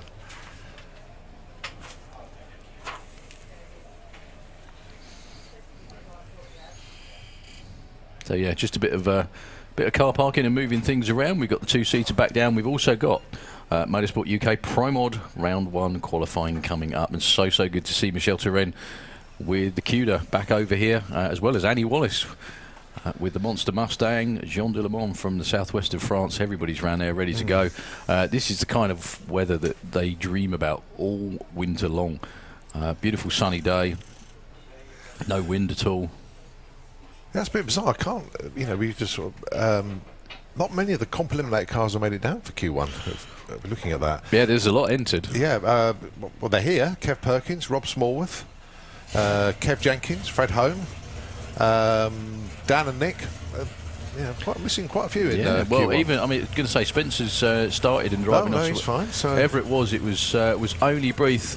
Commiserations, huge commiserations to Dave Smith and the team. Dave, that's not the way you want to start your week, season, let alone anything else. Give him a cheer, ladies and gentlemen. He's sitting on the golf cart out there in front. Go on. Yeah, he didn't even get to make it out, unfortunately. That Jag is absolutely immaculate. A lot of time and effort and money as well has gone into that. So one of the more unusual repairs. Right, so we look round the corner.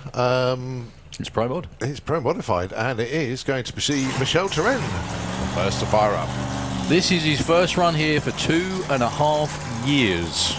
Not for want of trying as well. I was saying that, no, beg your pardon. He entered the national finals last year. Yeah. Sorry, apologies. They have been itching to get back out. So anyway, very good morning to all of our friends over there in the Netherlands. I'm sure you're glued to your screens at the moment. Dave Vegter, can't wait to see what the new engine combination is going to do for you. Also, Mark Hartveld. Everyone due back over at the end of next month for the main event. Can we please have Top Fuel Bike into the pairing lanes, please? Top Fuel Bike, can we have you into the lanes, please? So, Michel Turenne with the Cuda. He did get a bit of racing in last summer. Went to TF in Sweden.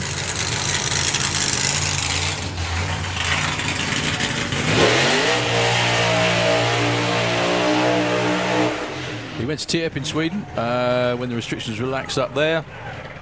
I think he went to Sundsvall as well, actually. They were very, very eager to get racing last summer. And then they also came over here for the national finals. We didn't have a great weekend, unfortunately. So glad they're back over here with us. This car, when sorted, will be one of Europe's quickest.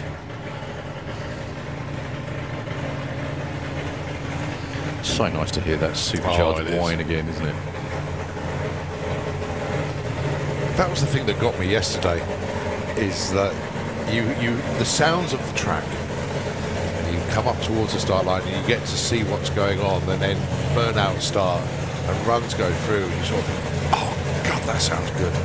And it really does put the heckles up and the hair stand up on your arm. I've said it way too many times that, you know, just everybody think about what you were doing this time last year or this time 2 years ago. You know, you certainly wouldn't be doing this. Yeah. You certainly wouldn't be sitting on a crowded bank or in a crowded grandstand, or we wouldn't have been sat next to each other talking, which I know is a bonus for most people, but there we go. So, from the Netherlands, Michel Turenne. First run of the year.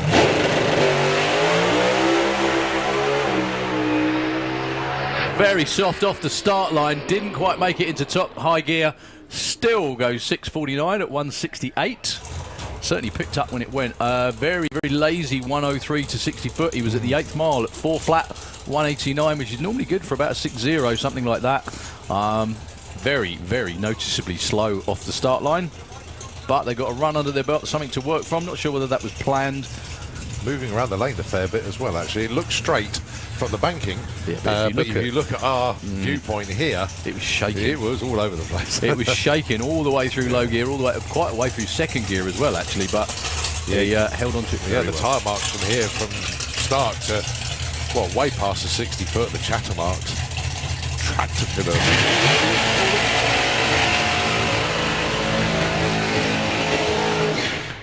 Possibly Europe's most dedicated pro mod racer. I know they all work their backsides off. I know they all work very, very hard indeed. But Jean de Le Mans is here every chance. I remember a couple of years ago, he had new shocks on it, and it was November, and he thought, do you know what I need to do? I need to drive from the southwest of France to Saint-Apud to test it out one afternoon. You know, it's just a mental amount of travel, work, everything this guy does. He even made it over here last year, didn't he, when all the restrictions looked... Yeah.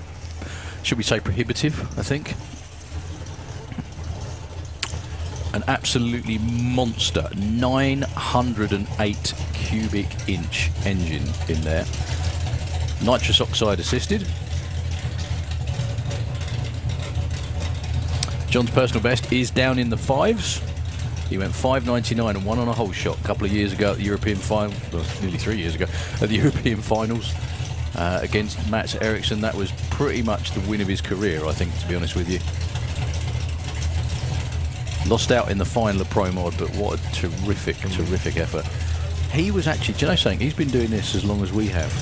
His debut in Pro Mod was our first ever weekend here at Easter. Wow. It was, mate. It was our first ever weekend.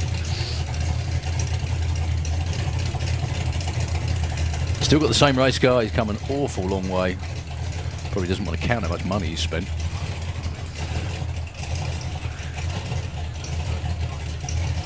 So Jean never holds back. Wow, he's backed off.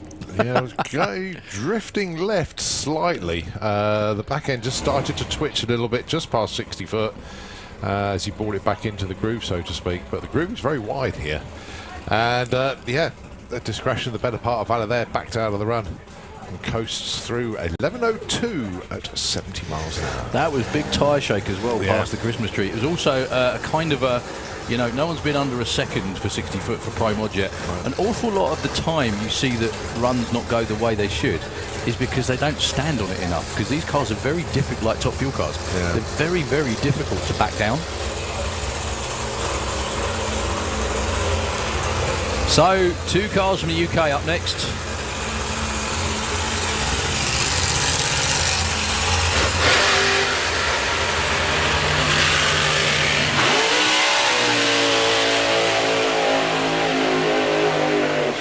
Realised by the looks of it as well, I don't think we're going to be seeing Andy Robinson in this session. We've got the last 2 cars lined up. Nick Davis, Kev Slyfield over there.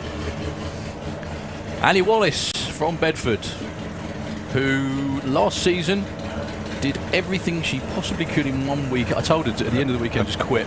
That'll do. Yeah. You can't do any better than that. She got a licence on Friday, her first 6-second run, and then she won the event in her first ever Pro Mod race. PB on every single run. Every single run. Won the final, admittedly on a bye, unfortunately, but the 6 point, you have to be in it to win it. 6.13 she went with this car, which is the quickest pass this Mustang has ever made. Going to be taken on. Sorry, mate. I was going to say, absolutely no clues needed for Wayne's performance upgrade this year. Just look at the front of that. I tell you what, that is the loudest turbo I've ever seen. Wayne Nicholson with the Lucky Devil. You can see the big old Mike Gannis supercharger poking out the hood. There was no way Wayne was ever going to put a turbo on his car, especially considering the less than complimentary remarks he's made about turbo cars in the past. All in good jest, of course. Oh, of course. So Wayne Nicholson, Pride of Yorkshire in the Ordside Glim Lane with the Lucky Devil. Did get to put 1 test run in yesterday. They were actually here last weekend to test, but unfortunately didn't make it out the pits, but solved a number of problems, and are very much looking forward to today. Annie Wallace, her first run of the season with the Mustang. That's her brother Bobby bringing her in. They've got 3 Pro Mod cars, actually. The trouble is, they've only got 2 drivers and 1 crew. So, blow against nitrous, here we go. Annie Wallace off on a flyer in the Kestrel lane. 4:18 to 8th mile, 8:52, only 155, clicked it early. Yeah, that car's been way, way quicker than that. I can only presume that was a get it down the racetrack and make sure everything works. And it was her first run of the year. Wayne stood up on the tyres almost instantly. Yeah, all 3 cars in the right lane. Pretty much the same story. Well, still number 1 qualifier at the moment with the early clicked off 6:49 is Michelle Turenne. They have, is it 4 sessions over the next couple of days? Yeah, 2 today. Yeah. And, no, hang on. 3 today. Okay. Yeah, scheduled obviously the runs now, and then sometime after 2, 3 o'clock this afternoon, and then sort of 5:30. So yeah, 3 runs today. Right, a little bit clear up to be done. Not sure which lane though, because Dave's actually sprinting for the shoe to go out there and do a bit clear up. Looks like Wayne's lane in the Autoglim lane. Yeah, the problem with lots of tyre shake and spin like that, unfortunately it zings the engine, so hopefully it's nothing serious. Might just be a bit of an overflow thing going on, but it's almost, there we go, look, instant, absolutely instant down there on the start line. Wow, you see men with masks on running. So yeah, we do have one more pair, which is Kev Slyfield and Nick Davis. Those 2 put on a hell of a fight last year for the UK Pro Modified Championship. It was still, I think we still had 6 events, but it was very condensed, wasn't it, compared to usual? It was like, it's normally now sort of the middle of April, stretched all the way out to the end of September, sometimes the beginning of October. Last year it was the end of June till the end of September. So we managed to lock 2 months out the whole schedule and still get 6 events in, didn't we? Right, you're going to be spoilt for choice of where to look in a moment, actually, because it's coming up to 5 to 12. Obviously, we've got another pair of Pro Mods to come. Then it'll be Top Fuel Bike, and then the introduction of our Jet contingent. And talking to Jets, there's going to be one in the Live Action Arena as well, the Jet Peugeot. Live Action Arena due to start in 5 minutes. So you've got Terry Grant over there, you've got Lee Bowers, you've got the Jet Peugeot, and of course you've got Swamp Thing and Podzilla. So Live Action Arena, their first show of not just this event, but this year, taking place in about 5 minutes' time. So you'll be able to see some of that, but those of you at the top of the banking towards the end are going to have the best viewpoint to see both in action. But say a pair of Pro Mods to come at you on the racetrack, followed by Top Fuel Bike, and then it'll be the introduction of our Jets. That'll be Oklahoma Willie, the Jet Bus, followed by Split Second versus Fire Force 5. And talking of Split Second, have you seen Julian Webb's new Jet Dragster? Wow. It's oh, you must have checked it. I haven't had a chance to check it out yet. I haven't seen it in the flesh, but I've seen all the pictures. Julian's been in touch with me, told me a lot about it, and really look forward to seeing how that car progresses.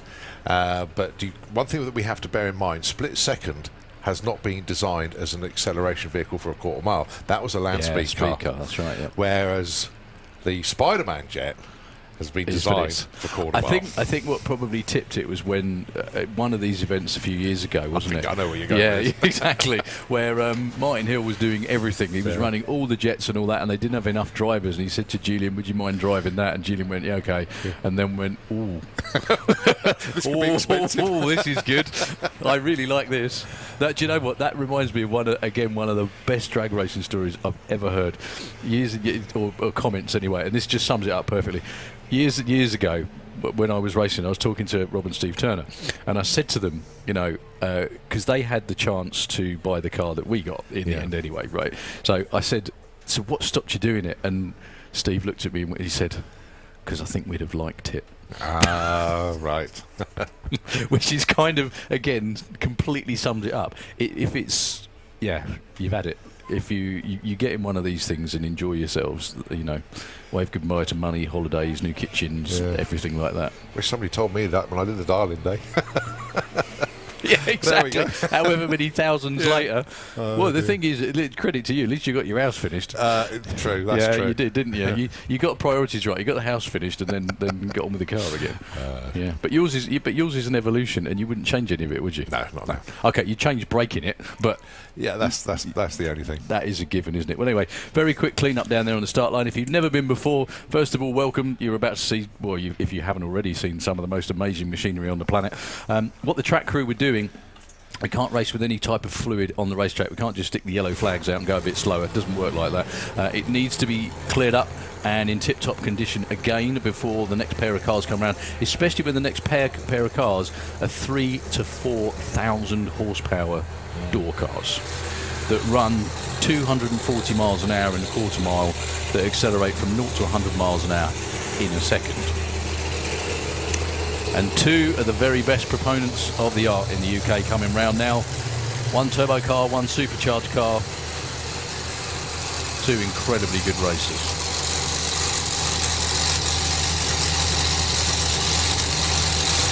Kev Slyfield and Nick Davis, your last pair in Pro Mod.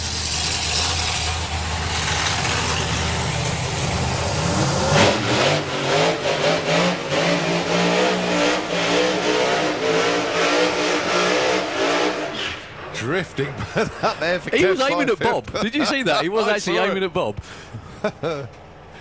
Kept it nicely straight though. So these two put on a real ding-dong battle last summer for the UK Pro Mod Championship. Kev Slyfield's quick as ever ET is a 5.92. Nick Davis stunned absolutely nobody when he went 5.88 last year, mainly because both Nick and Rob have been racing together for a long time. 20 years ago. Probably even longer than that they were running in Pro Mod. That's Hall of Fame tuner and engine builder out front, Rob Loring, telling his man Nick just to go that way a bit. There we go. So the combinations are completely different depending, you pick your poison in Pro Modified. They're all roughly the same kind of horsepower, but they all make horsepower in a different way. You've got a big block engine big block Hemi engine actually, in Nick Davis car in the Kestrel Lane with two big turbos hung on the side of it. Turbo cars normally run really, really big speed, but the way they've got the converter set, probably not so much these days. Taking on Kev Slyfield with the supercharged car.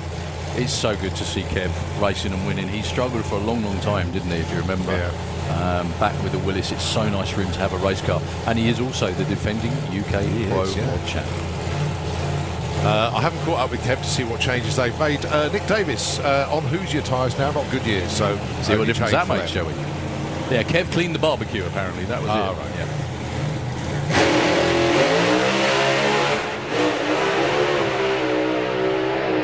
Kev with one of those yes-no runs. 6.35 at 2.33 takes it out the back door. Nick with trouble, almost at the hit of the throttle. First sub 1 second 60 foot for Kev, 0.99, even though he's rattling the tyres all the way through. Not sure what happened to Nick though, to be honest. He looked like he built the boost up, but it just didn't really go. Yeah, 140 to 60 tells the story there. Yeah, Kev was 4.23 at 1.79 to the 8th, and he is number one qualifier after that session. And just when you thought you'd seen the most mental thing on the planet, ladies and gentlemen, I give you Top Fuel Bike. This is gonna be fun. You've got to love them. Oh, I think there's a rather famous kart boy down there with the Canon Motorsport Top Fuel Bike. It's going to be such a good laugh having Ian and both Ian and Canon on the same team. Yes. They can abuse each other in person as opposed to out the tower on the internet, I think. So, yeah, Top Fuel Bike, ladies and gentlemen. Up next, the first bike fired is the Ural Puma Top Fuel machine in the Kestrel Lane of Rene van der Berg from the Netherlands. I don't think they're going to be side by side. I think Rene's going to be on his own first because it's observed runs for Neil Midgley.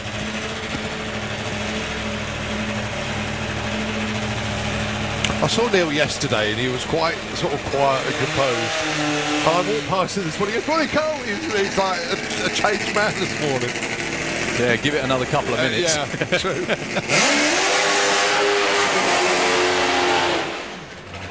Now, the last time I remember seeing Rene, I don't think he's been in for a couple of years, has he? Last time I remember seeing Rene was he had a really unfortunate. Bike was on fire through the finish line. He stopped at the end of the shutdown area. He was absolutely A-OK. But anyway, this is the first nitro machines of the year. Running on, these are more traditional Top Fuel bikes, 4 cylinders, supercharger, kicking out somewhere in the region of a couple of thousand horsepower, and they are absolute rockets.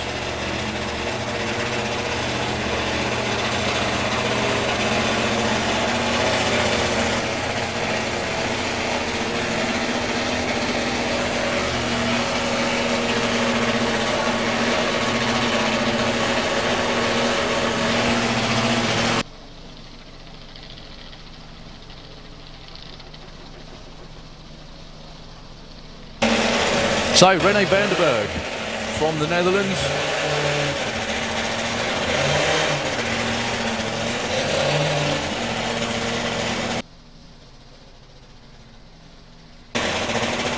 So, let's see what the first run for Rene is going to produce. Again, a lot of these folks, their first runs of the season, there'll be checkout passes, they might not be full runs.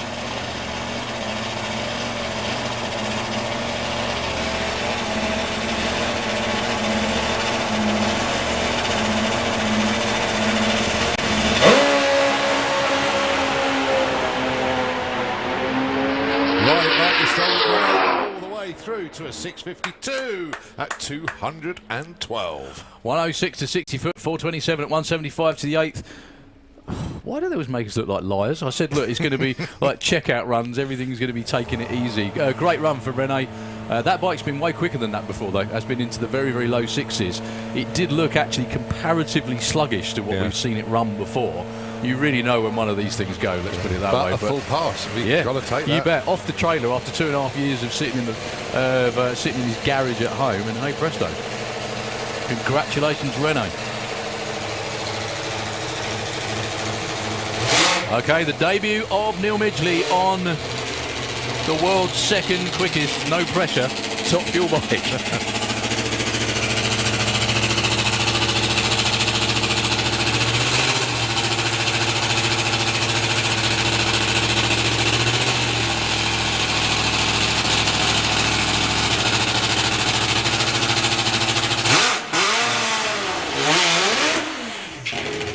Yeah, so Neil Midgley on what was previously the Gulf Oils bike, ridden by the man wandering out front with a pair of shorts on, Ian King, who actually took this bike to the States and won in Valdosta, beat all the Americans. Then bought and ridden by Phil Papaphilippou from Greece. Some of those runs we will never forget, will we? Never. His first ever run, he went in the 5 full run, he went in the 5.7. It was just beyond mental. He ran 2 5.6 second runs to make him the second quickest on the planet. Neil Midgley, most recently has been seen on Chris Hannum's supercharged V-twin. Correct me if I'm wrong, this might be his first time ever on a supercharged 4-cylinder. This bike goes like a bat out of hell.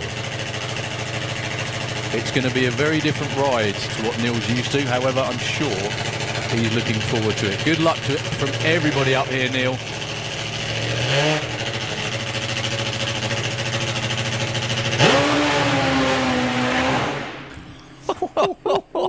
Like that, basically. Yeah. He did spin the tyre about 100 foot out, something like that. 106 to 60 foot, that took off.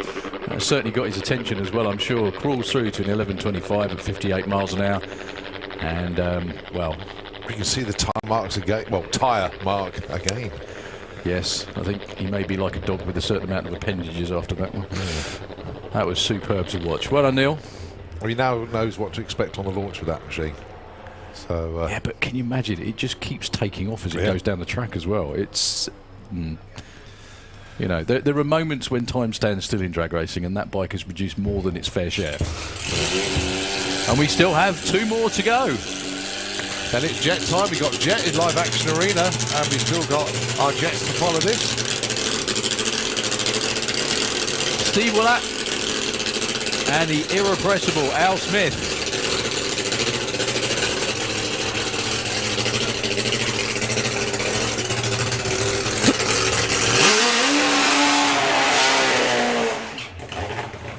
So Steve Willett, this bike with Steve riding it has been around. Do you know, when I was a young lad in the late 80s, Steve was racing at Long Marston, and I was taking photographs of him on one of his previous bikes, I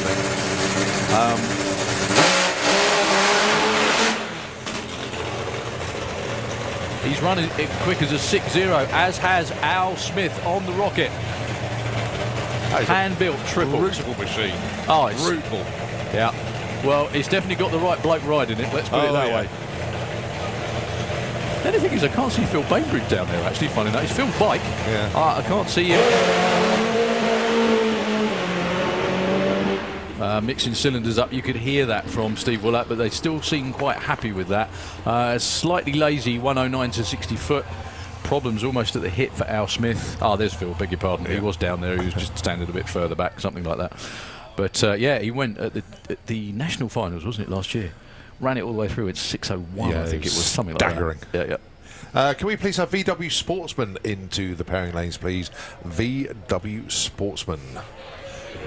Right, the 2-seater dragster, Paul Brown. And once again, Paul, thanks very much indeed for letting us know who we've got. And the first 2 runs for Paul today, I don't know if they're the only 2 runs, but we got brothers. First up is Graham Hawkins, and then his brother Ian is having a go. So that will be our 2 passengers. So I'm assuming this is Graham behind Paul in the dragster. But do have top fuel bike that we need to clear from the track. So the Jet that you can hear at the moment, as I say, is in the Live Action Arena. That is the Jet Peugeot 205, doing a bit of a show over there. And after the 2-seater dragster puts its run in, it's going to be the Jet show here on the quarter mile. Going to be kicking things off with Oklahoma Willie, the Jet bus Beautiful, beautiful job by Perry, who's built this truck up from basically a vehicle that he acquired from Willie. And guess where he lived? Yep, Oklahoma, hence the name.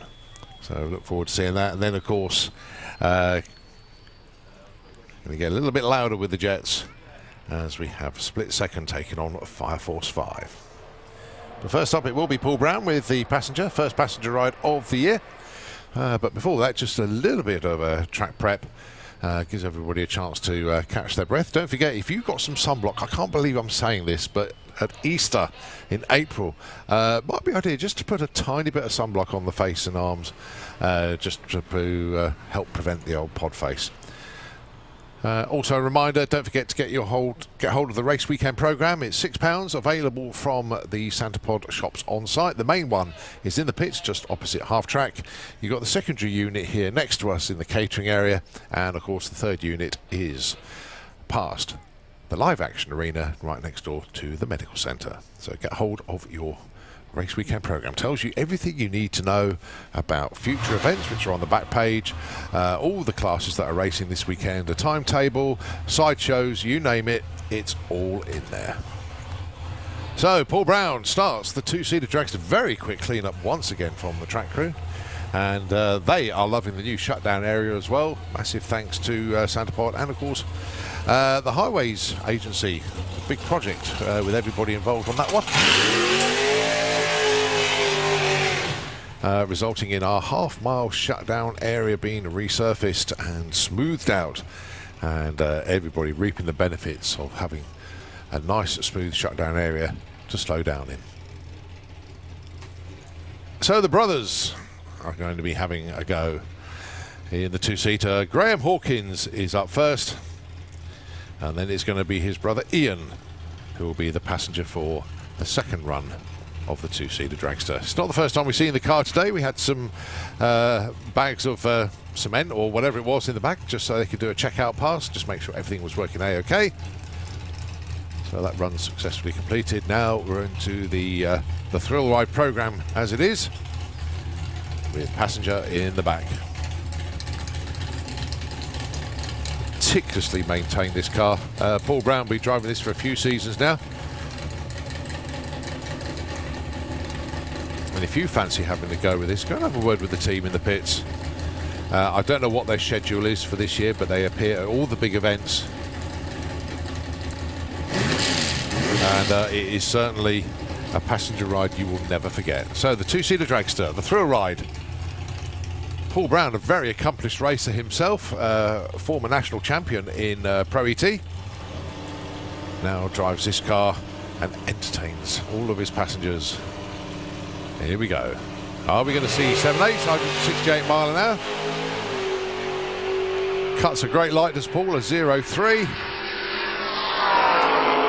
790. Look at the speed on that one, though. 169.8 miles an hour, nearly 170.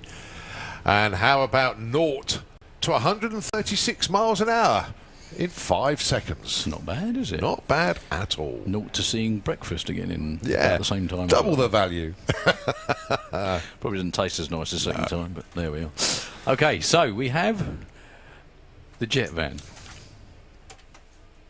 This is Perry down here with Oklahoma Willie. The story behind this machine is quite incredible.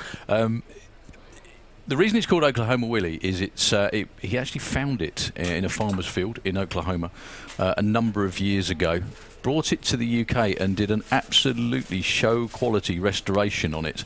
The whole thing, if you go check it out, go look around it, is absolutely immaculate. Then decided, I know what I need to do, put a jet on the back of it as well. So he built the complete cage with the jet on it as well, added twin parachutes like you do. And the most amazing thing about this as well, folks, it's possibly the world's only street legal jet. It's taxed and MOT'd. I think Colin did a VOSA check on the number plate, didn't you, a couple of years ago? And yeah, indeed, it is actually road legal. Imagine coming up behind that at the traffic lights. Well, you're about to see what it's going to do. So, you know, no one gives Perry the hump when he's out driving it, let's put it that way. But it was quite incredible as well. I think the cage on the back of it with the Jet is actually removable as well. It looks like it appears to be. And he's going to make those people up in VIP smell absolutely lovely shortly. And make them jump as well. They've definitely never been before, have they? There we go. The rest of us know what's coming. Well, if they thought that made them jump, wait till they see the next one.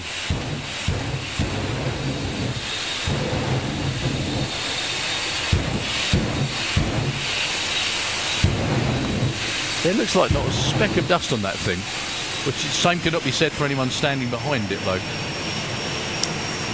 So Perry will run the quarter with the afterburner on. I'm sure when VW built this thing 70 years ago or something like that, I'm sure this is what they had in mind for it.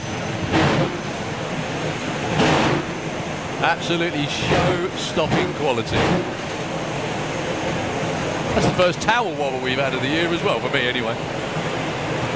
So nudges it into stage, is going to crack the afterburner on. There we go. 2 seconds to 60 foot, which is something that car was never built to do. Sorry, it was never built to do. Takes it all the way through the finish line to an 11.06 at 148 miles an hour, which probably feels like 500 sitting in that thing. Fantastic job with the shootout, and the most amazing thing about that as well, it's the world's only jet car that can retrieve itself.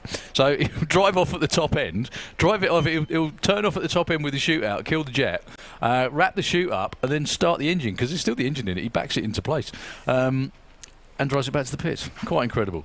However, we have the other end of the spectrum coming up now. The jet spectrum, that is, if you will. Did everybody up there on VIP enjoy that? Did you all enjoy that? They can't hear us, They can't hear us. That's probably best. They've probably gone deaf after that one. Well, if that made you jump, give it a minute. We have both Julian Webb with split second and Martin Hill. Now, are we running 8th mile or... It's normally 1,000 foot. Ladies and gentlemen, give the Oklahoma Willie team a cheer, please. Excellent run, sir. Wonderful show.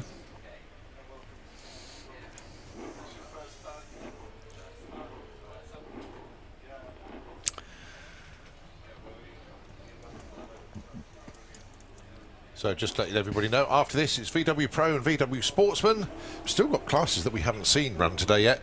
850, 950 bike, Sportsman ET, ET bike and Junior Drag bike. And then we get to start our qualifying cycle once again, when Pro ET and Super Pro will be doing their second round qualifiers. Also, later on today, 2 o'clock onwards, we get our first appearance of Fuel Funny Car this weekend. We also get Firestorm, which is Roger with Fire Force 3 with Martin. So instead of the Jet Dragster, it'll be the Jet Funny Car. We also get Top Fuel Dragster this afternoon. We also get Nostalgia Funny Car this afternoon.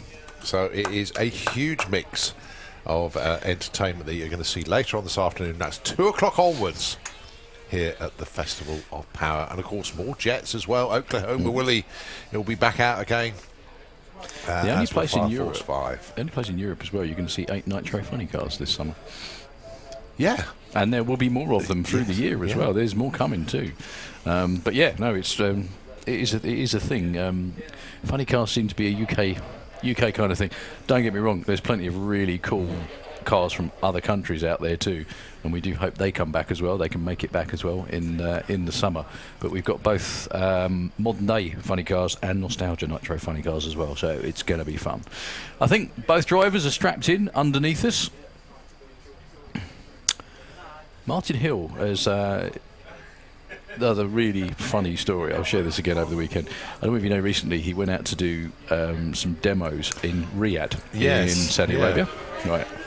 In a desert of all places. Now, the really funny part is if anyone ever needed more definitive proof that if you have got a drought, have a drag race, right? The first show they did, it tipped it down. in the middle of the desert. Yeah, when they got the car back here, they're still taking sound out of it. I'm not surprised, yeah.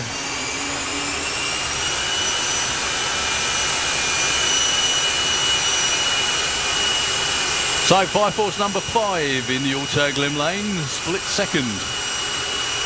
So, is Julian going to be running the other car this weekend? Not this weekend, No, this weekend, No. okay. They're still testing it. He's just going to build up to it and surprise Martin, isn't he? Yeah. Now, Well, Martin's got quite a lot to do with that. I'm sure he has. Now, what you have to remember is, however loud it is standing by the side of the car, think about those poor people stuck in the middle. Because once those engines have started, and they've started the flame show, you ain't moving. Sorry, you can hear me now, can't you? Here we go then. Watch the VIP balcony jump even higher this time. Yeah, I'm watching them. However, we've lost the element of surprise, unfortunately.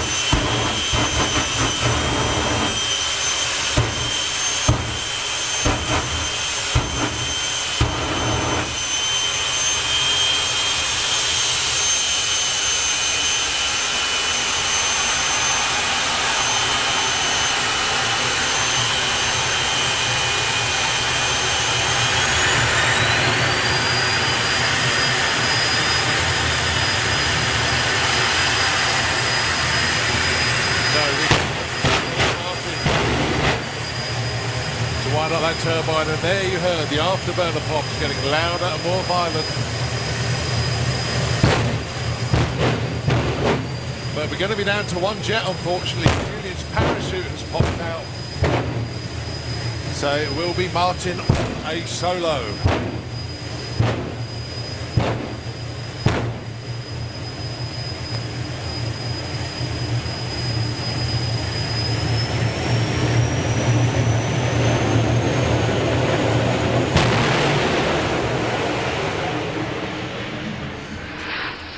To 1,000 feet in 464, 241 miles an hour.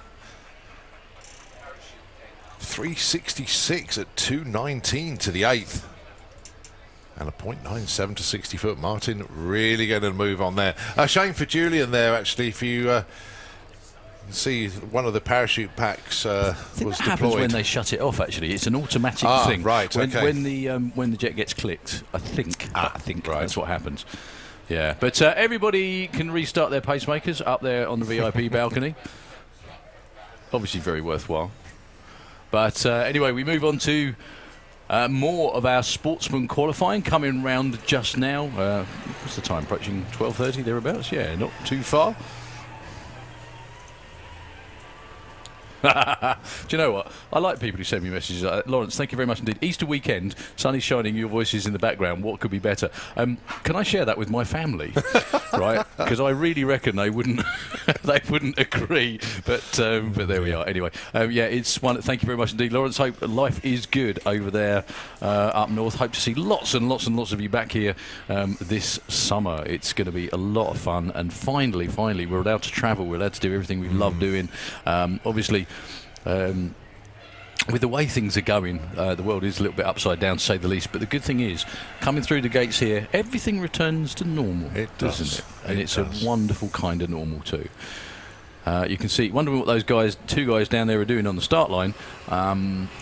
That's part of Edith's Top Fuel team. They are measuring the traction, which means how much juice Maruna Field can give it off the start line. Hopefully lots. We've got a 90-minute warning for Funny Car. Not sure whether that's Nostalgia Funny Car or Fuel Funny Car. Both of them. Is it both? Yeah, I think so. All yeah, 'cause together? they're all, well, it'd be Fuel Funny Car first. Nostalgia Funny Car is a little bit later on. Excellent stuff. So Julian's been towed out the way. A little bit of sledding going on the racetrack, and we're on with more sportsman qualifying. We're going to rest our voices just for a couple of moments. And sorry, Nitro FM, you've had the whole day off so far, apart from from 7 o'clock till 9:30 anyway. We'll hand it back to you for a couple of moments, and we'll be back shortly when racing resumes.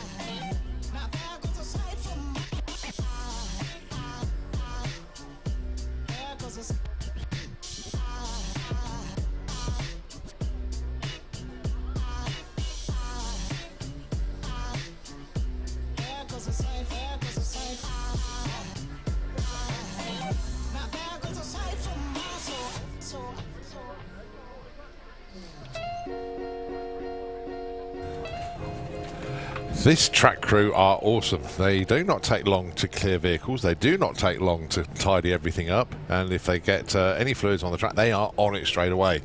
Hardly any delays, which is really good. This is VW Pro. First pair, James Hodson and Phil Blogg. Phil Blogg with the debt collector caddy. James Hodson with the Golf. Darlings, 10.20 for James, Phil 12.01.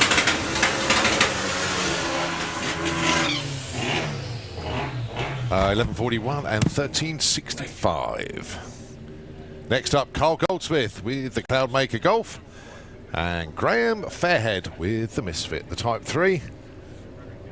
Carl looking for a 10.50, Graham looking for an 11. Now, if it's your first visit to Santa Pod Raceway, well, thank you for joining us. If you're wondering what the numbers on the boards mean, in qualifying, they both leave the line at the same time, and the idea being is you run as close to that number as possible. But when it comes to eliminations, if these two cars were lined up and they stuck with those same two dial-ins, the car that dials in 11 would get half a second head start against the car that dials in 10.5. The idea being the winner is the first person to cross the finish line not going quicker than their dialing. And that's where reaction times become quite important, because if you get really good reaction time, you can get to the finish line first, look around, and maybe the other car's not near you, so you can back off, and that gives you less of a chance to go under your dialing time. In other words, it prevents you from breaking out. If you both leave the line at the same time, then it's who's the bravest at the finish line, and you'll see races decided by millimetres at the finish line. It'll all become clear when we do eliminations. Next up, it's Lee Caudry with Poppy, the Leon Cupra, in the Kestrel Beer Lane, and it's Noel Sosso with the Golf. The Revolt machine, the gold-coloured Golf Mark 1. 12.10, pays 12.99. Lee's going to get to the stripe first, goes 12.40, and a 14.82 there for Noel. I've been following the progress of this van with a lot of interest, actually. First time I've actually seen it on the track, though. Been looking at it on social media, and this is not going to hang about. Paul Walkley with the Cutthroat Racing caddy, going alongside Jonathan Newell with the Lagster. Bogged off the line a little bit there for Paul.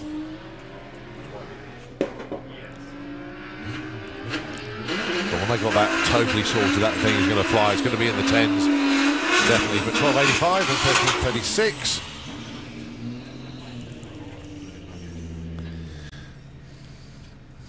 So Paul goes number 5. Jonathan goes number 3. Jacob Bailey with the Jetta. In He's the in nines. yeah.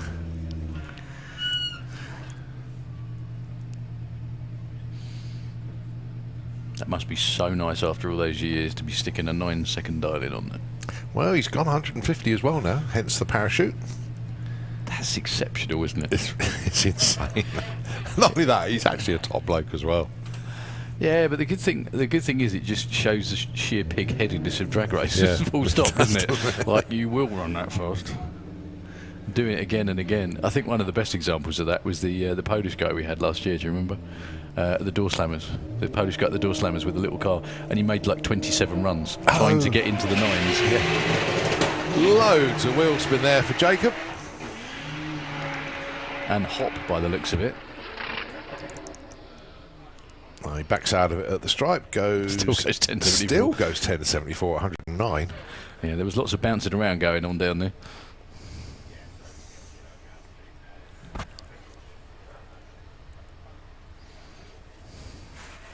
Gotta love the determination, well, of all the races, to be fair. But Jacob, over the years, I remember when, as you say, Darren, he was just into the 10s. It was like, oh, come on, Jacob. And then he went, obviously, down in 10th increments you look at, and then he got into the 10-1s, and we thought, oh, the 9's coming. It just wouldn't happen for it, would it? No, Luke beat him to the 9s, didn't he? It's got to be spot on perfect, isn't it, Yeah. for anyone?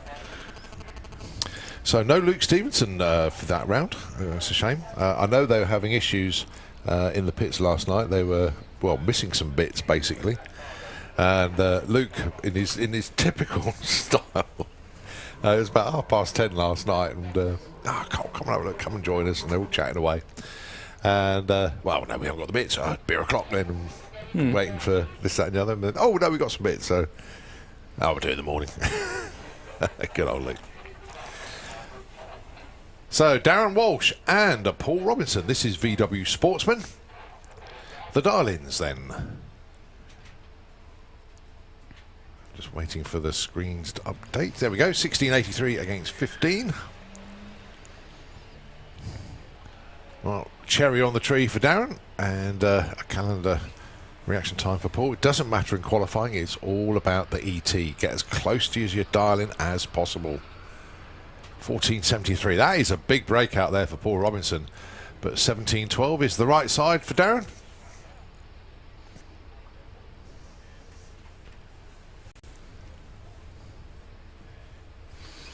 Right, next up then, Phil Jones with the Audi A3, the Dragon Wagon.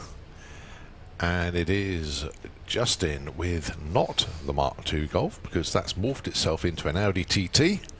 And as Luke was saying last year, yep. Audi TTs of that vintage have become quite cheap and affordable. So that's why you're starting to see quite a few Audi TTs appearing in VW Sportsman now.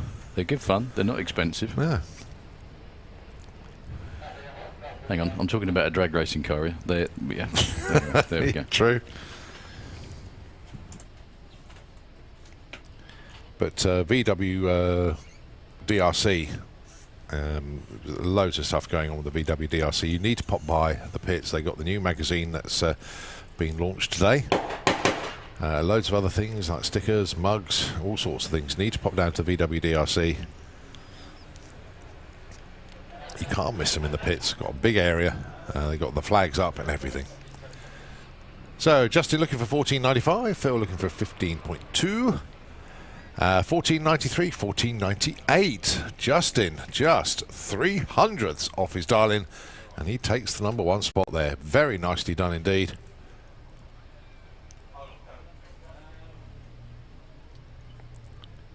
So Mark II Sirocco of John Gallant from Birmingham looking for 17.5, and Jake Fronder with the Skoda.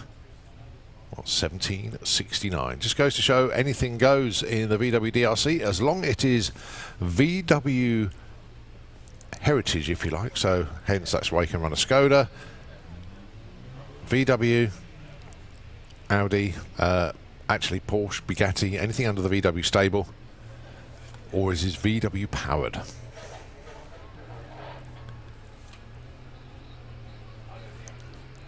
So So approaching the stripe. And 1971 plays in 1872. We're a little bit off there, darlings. But they'll get the cars either A, to go quicker, or B, adjust the dial-in accordingly.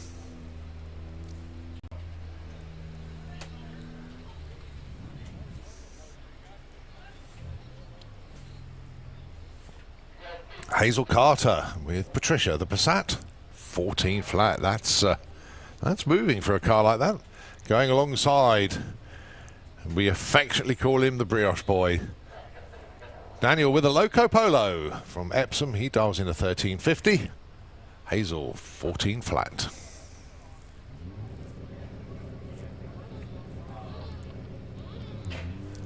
Very nice reaction time there for Daniel, a 0.2.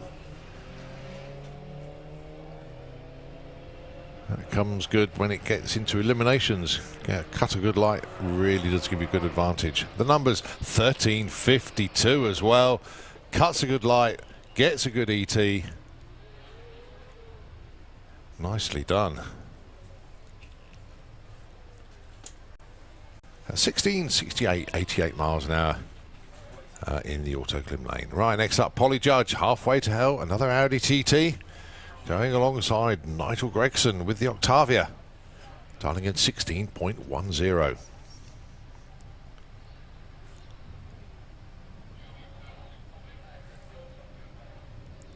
Tree counts them down. There you go, green. Better reaction time to Polly.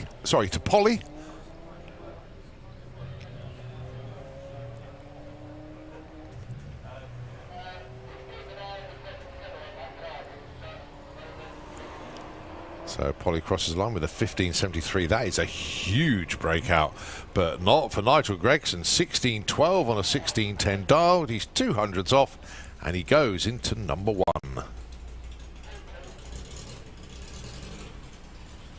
Bruce Harvey alongside Martin Ayton. Not the two cars that we would normally see from these two drivers.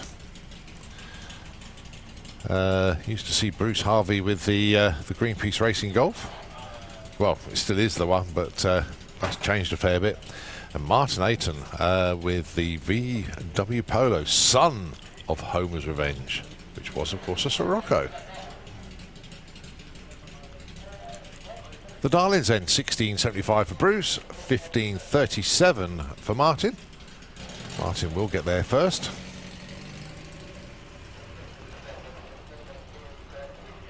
$15.83 and $18.96. Work to do for both of those two. Morgan Wilson with a misdemeanor Havoc Beetle alongside Steve Metcalf, the Blue Steel Beetle. Look at these two cars.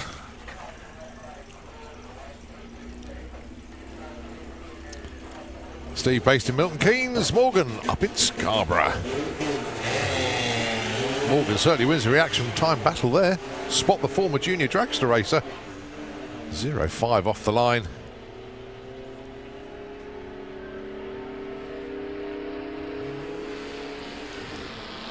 Popped around Steve Metcalf's house a couple of months ago, and he hasn't got a garage, so the car's kept under a tarp just outside. Well, there we go, dedication to racing.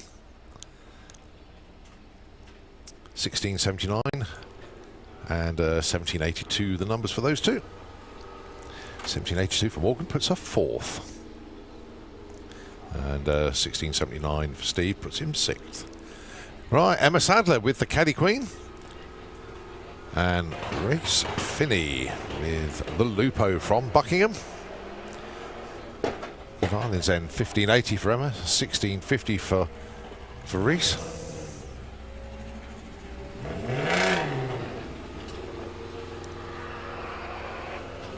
$16.68, $17.34.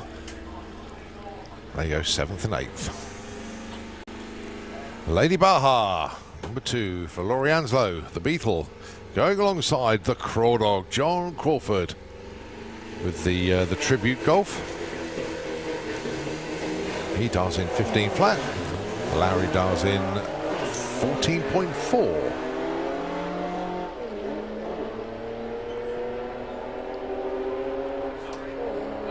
Look at John Crawford's reaction time. I was just going to say exactly that. He's on for 50-54. Goes into the number 7 spot. And the 15-14. Not a bad start for both. Very good. Afternoon, Jason. Sorry I didn't get a chance to say afternoon before. So, Jerry Sadler with the Beetle looking for 16.50.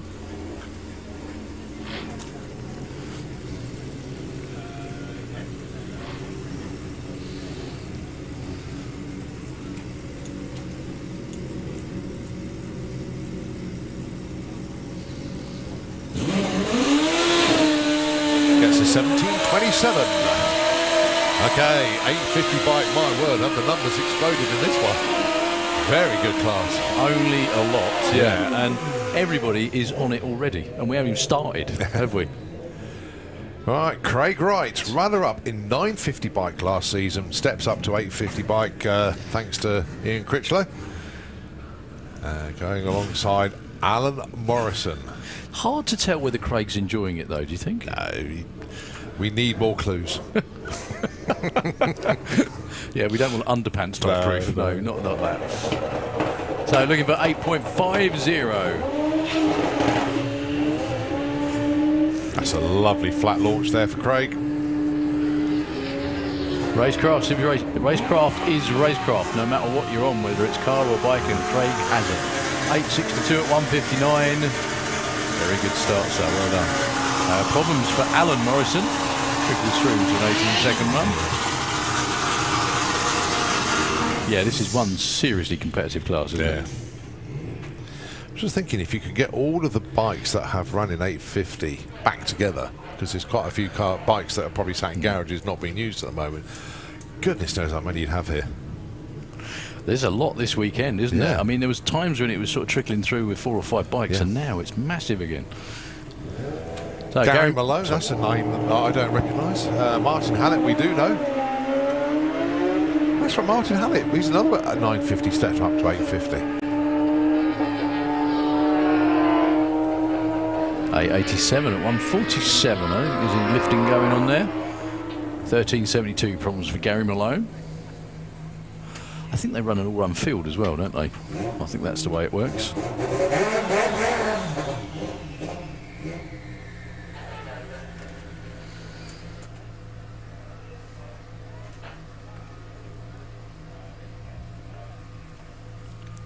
Just looking around Dow, glorious day here. Best looking crowd in motorsport as well. And that's just in this room.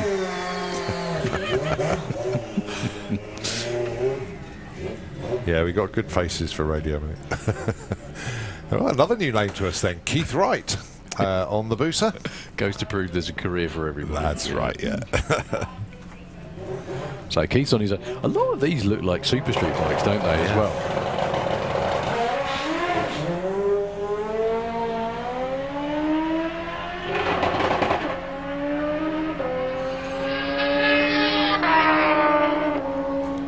.14, still 155 miles an hour.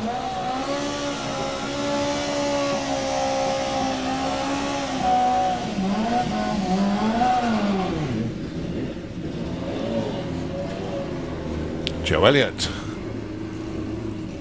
Little but quick. Well, Scott back on camera duties. He'll be back on riding duties in just a few minutes as well, because he's got Collier down there. He's on his own, actually, Joe. Joe won the 850 bike class at the Euro Final Shootout last year. That's a nice tidy run. 889,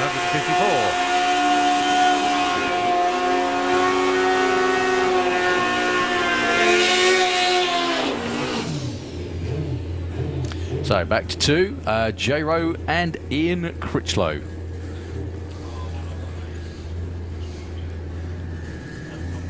Yeah, the class has ballooned somewhat, doesn't it? Yeah.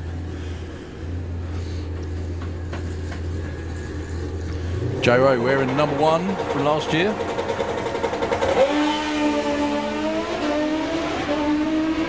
Can we have Sportsman ET into the Perry lanes, please? Sportsman ET. 8.40 with a 2, way too quick. Ian Critchlow, though, goes to number 1 spot with an 8.62.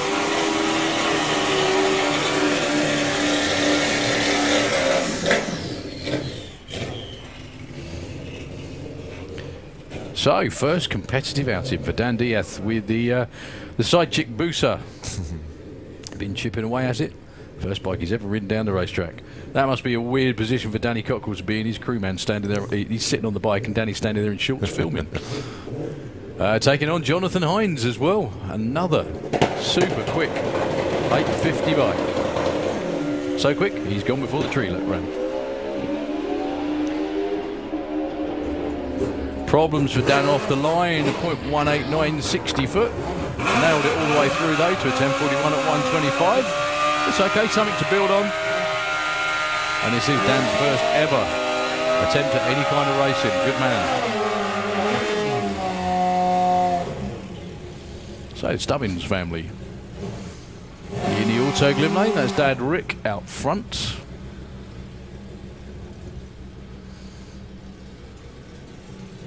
Yeah, kept very busy is Rick at the track these days. Even though he's not riding the bike, he's looking after the Morrison's bike, obviously Joshua's bike as well. Going alongside Jazz Cordell.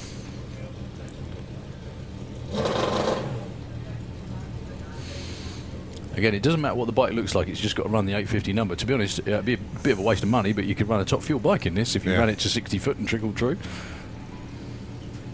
You might have a speed advantage on the other end, though. That'd be one hell of a throttle stop. Yeah.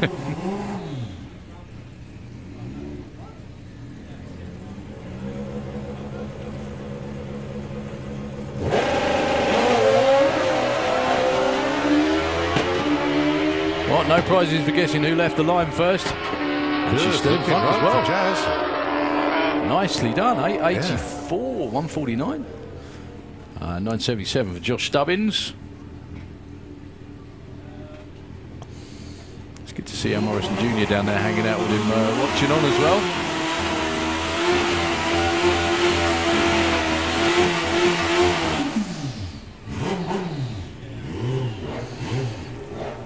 So we're still on with 850. We've had 10, 11 bikes qualify now. Stacey Reed, Boyce Jr.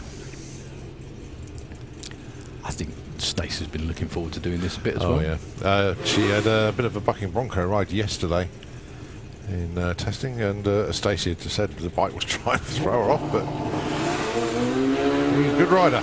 That's beautiful.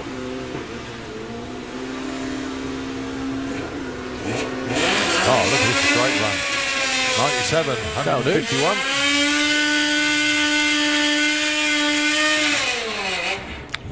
So on to 950 bike, which is where a bunch of those just came from, basically. Yeah.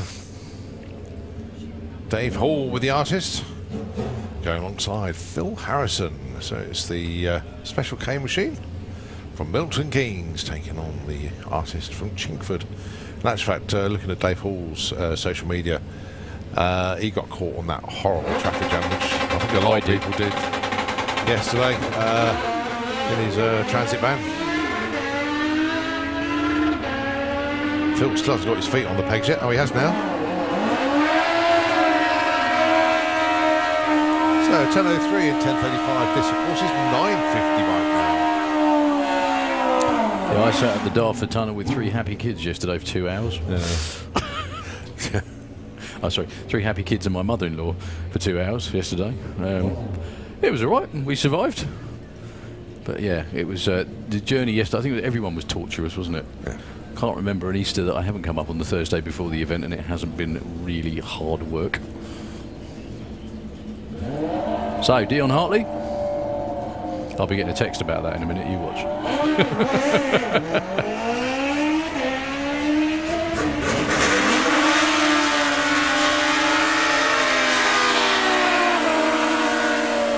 $82, 141 miles now. 950 bike always used to be the entry class for the bikes, but now ET Bike is also a great feeder into the extended bike classes as well, and you obviously don't have to run 950 in ET. That's right.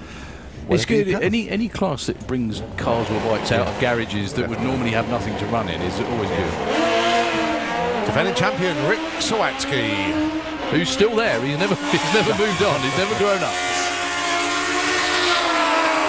and he still cuts the light. Oh, Look at that. wow, 9:52. Carl Thomas that time around goes 9:56. Those are your number 1 and 2 qualifier at the moment. This is Brett Cordell. He's had a couple of issues this weekend he's been chasing, but hopefully all will be good here. I've just seen his sister run really well in 850 bike.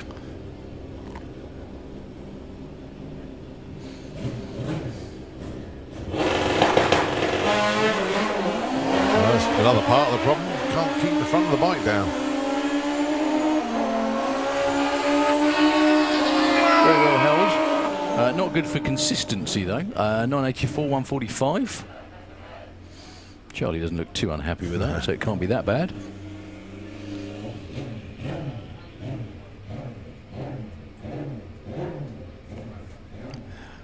So, last bike in the class, Steve Jackson. Honestly, every field, competitive field's grown this year, isn't it? I think it's because everybody's is back on it now. I think it's. All right, the bike is called Maisie Jane. That's for market reason.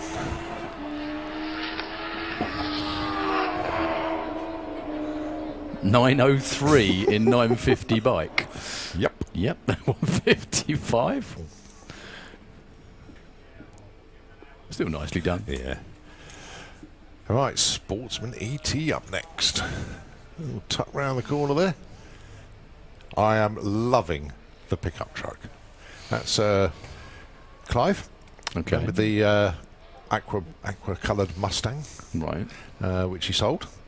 Going into sort of COVID and lockdown, he sold it and then really becoming drag racing. Realised that, maybe I shouldn't have sold it, and went and bought this truck. And it's a 383 small block in there. Wow. Runs 12s.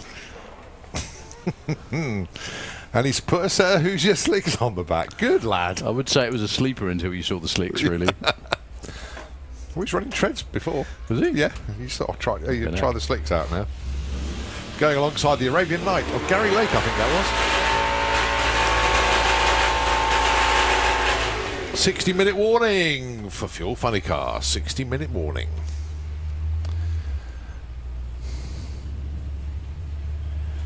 Clive and I were chatting, and he said, I don't know if I should paint it. I said, no, just lacquer it. Leave it like that. You bet, yeah.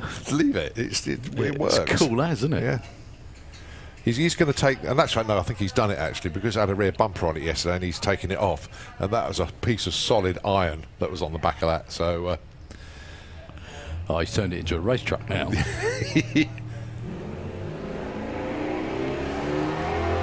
So the dial-ins then, 1298 and 1408.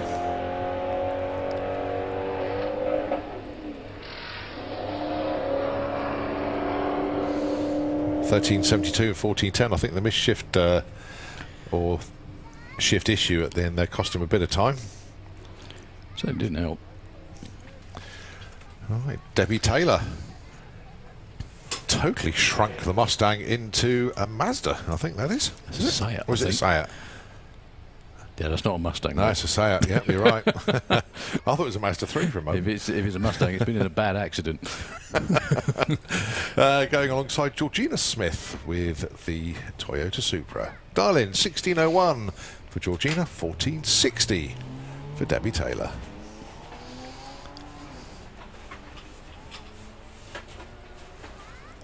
They've managed to squeeze a 4.6 litre engine into the Seat. I don't know, but there we go. 1502 against a 1593 breakout for Georgina by 0.08 of a second. All right, Brian Huxley. Really? Going alongside Steve Mellors. Steve with the Hulk. Yep. R.I.P. Tim. Oh, yes, of course. All the Huxley family. Tim Hines, they're racing in memory of this weekend. Well, the Hulk's got serious cheering section down there. Yeah, he did a reveal yesterday. He looks like you, but a bit greener. Not musclier, though. Notice I didn't say that. So Steel Miller's looking for 1650, goes 16.82 up to number 2 spot. Brian into number 4 with an 18.98 on 1850. And the Hulk is leaving the building by carrying someone.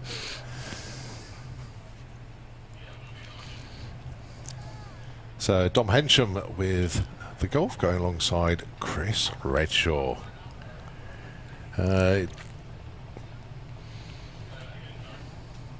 Chris has obviously had enough of his lads doing very well in junior dress. He thought he was going to have a go in this Mustang.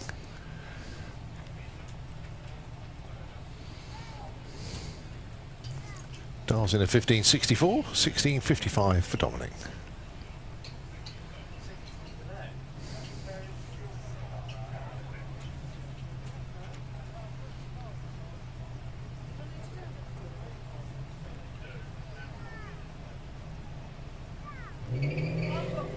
Tried to cut a light to Chris, was 0-2 red.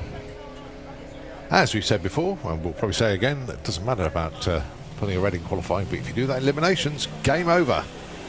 Your opponent goes through. So 1565 though, Chris Redshaw just 100th of a second off. Big breakout up for Dominic, but Chris Redshaw goes to number 1. And he's only 100th of a second off his diamond. Nicely done, Chris, well done.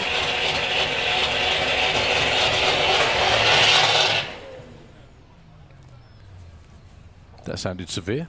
Yeah, I haven't seen Ash for a couple of years, to be fair, with the Skyline. Going alongside Chris Layram with the Falcon. Normally see him running into Nostalgia Superstock. 1280 is always where that car is, well, there or thereabouts, to be honest. 12.8 to 12.9.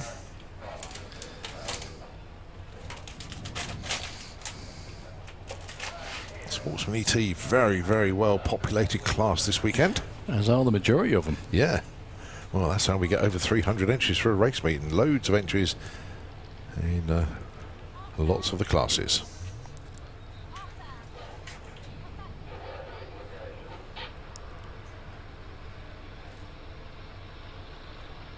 It's proper old school versus, well, mind you, that Skyline's getting quite old now. But not as old as the Falcon, obviously.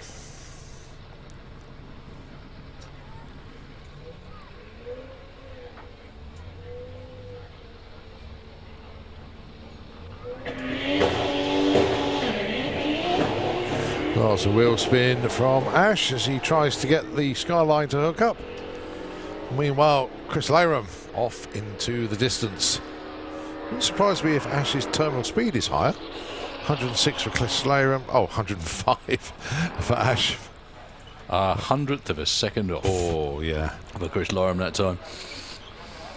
1279 on a 1280 dial. All right, Ashley Clark with the Audi. Dials in a 12.4.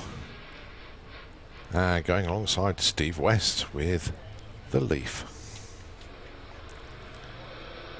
1755 dial in for Steve. Former winner of the Dialing Day, actually, was Steve. Very consistent car.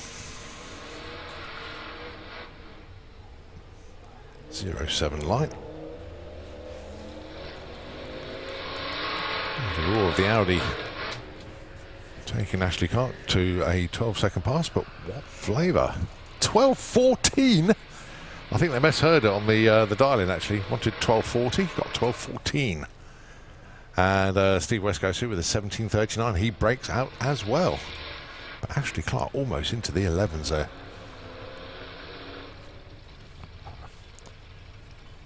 Holly Walters with the Mustang. And that is Kirsty Tram with the Mercedes. Holly dialing in 1575, Kirsty 13.9.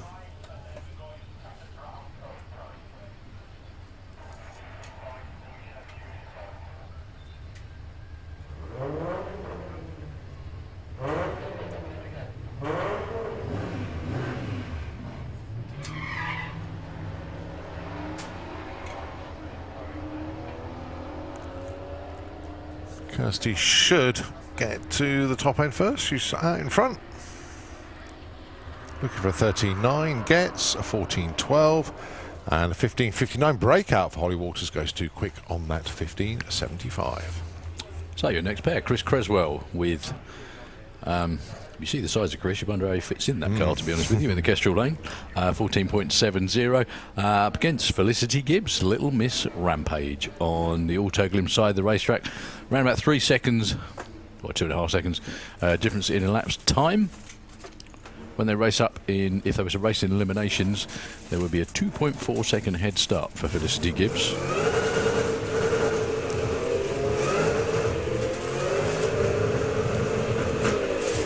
Well, Chris Creswell, long gone.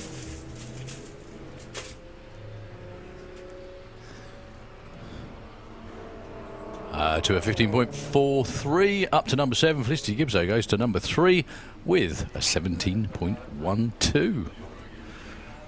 So, dinner table grudge match, we'll call this one. Jill Medley and Al Medley.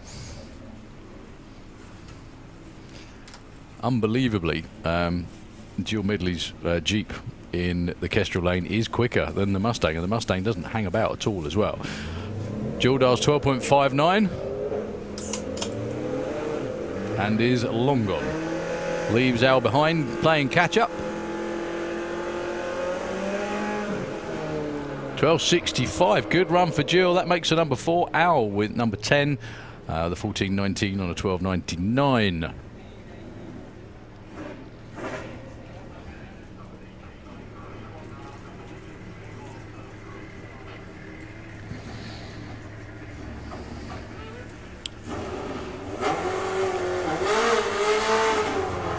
So, Steph Pateman, the next generation of Patemans, in the BMW in the Kestrel Lane. Wonder if their number plate's worth more than the car, actually. Taking on Jane McCready with Ben's van, 15.84 in the Autoglym Lane. Jane been doing this for a few years. Steph's been watching for a few years, actually.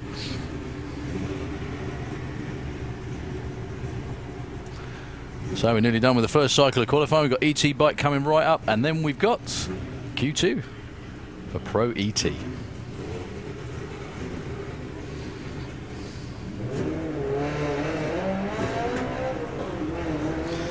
Pretty even off the line, slight advantage to Steph. A little bit of a horsepower advantage as well by the looks of it. 14.04, over half a second quicker than a dial-in. 15.83 though for Jane McCready, breaks out by 4 thousandths of a second. Still a very good qualifying session, and so many oh so close runs as well. ET bracket bike. Q1, Carl and Gary Hester. That's Carl out there. Is Gary down here? Oh, he's under the tower, he's just not moved forward.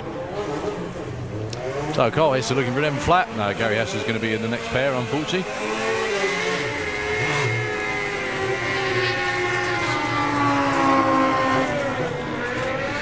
Uh, 10.93 breakout already. This is the bracket racing form of, well, Sportsman ET, if you like. You can run what you like in this class, bike-wise, obviously. All you have to do is pick your number, which they see on the board. 11.50 for Will Pickering in the Kestrel Lane. 8.80 for Gary Hester. Man who's perennially close to the top of the charts in ET Bike.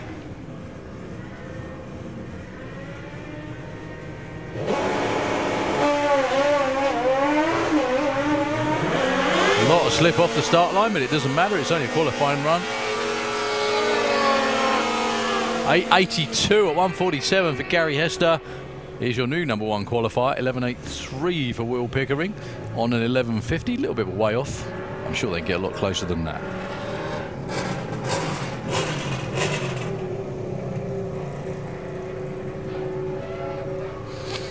Okay, Paul Adams against Anna Sasiak. Anna in the Autoglym Lane, 970, 890 for Paul Adams. He was number 2 in the championship last year.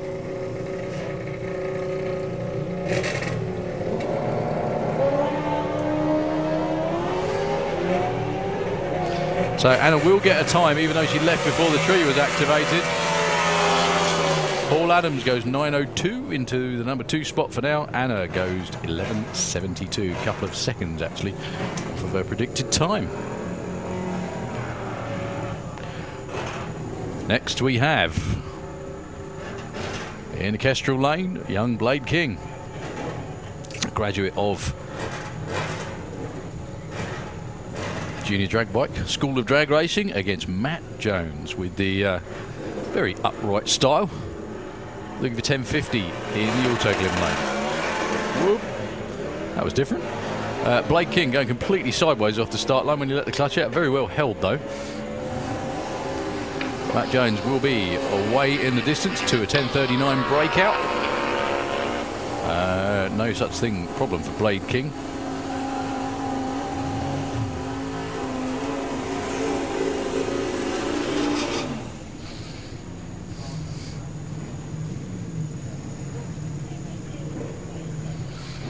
Okay, Michael Gooding and Pete Harrison. Mike Gooding in the Kestrel Lane, looking for 9 flat. Pete Harrison, 10.80.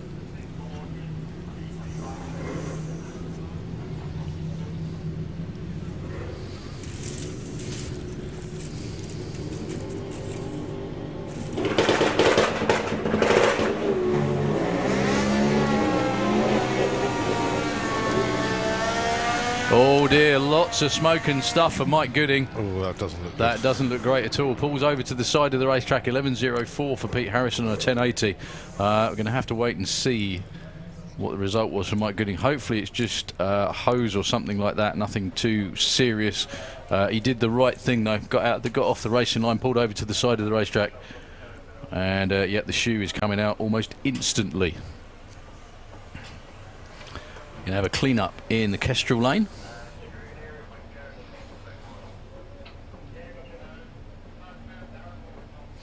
Well, thankfully for Michael, he stopped it very quickly. And if stayed it's upright. water, good news. Bizarrely, if it's fuel, good news, because that'll evaporate quickly. What we don't want is oil, because obviously that's going to be quite an expense for Michael. Yeah, hopefully it's nothing big gone pop, just like I said, just a line come off or whatever. But plenty of ET bikes stuck around the corner there. Also got Junior Drag Bike there as well. And then, as Darryl mentioned, we get ready for qualifying cycle number 2. These guys and girls have a lot of practice at clearing this stuff up, so don't get anywhere at all. We're nearly done with the first cycle of qualifying. We have so many classes, it's taken us 3.5 hours to get through everything, which is quite a long time for around here, to be honest. We've still got 2 more sessions to go. That's right, we have. We've got Pro ET right over there, ready to go again. I would say almost on time until that point. Yeah, so what Dave's going to do is go up there with his shoe. There are various ways of clearing up any sort of spillages. My guess is that probably is oil or something like that, but fortunately, if you look at where the marshal is, spread-legged, the shoe is going to be going towards him, not at the speed you'll be happy to know. And then up the top end there you can see the quad with the little dolly on there, because obviously Mike's bike has got to be retrieved. And the track crew won't be too long at all with getting this done. So we'll hand back to Nitro FM for hopefully not a very long period of time whatsoever. It's been such a great day so far, and we've still got loads more to come your way. So Nitro FM, hopefully for a few moments.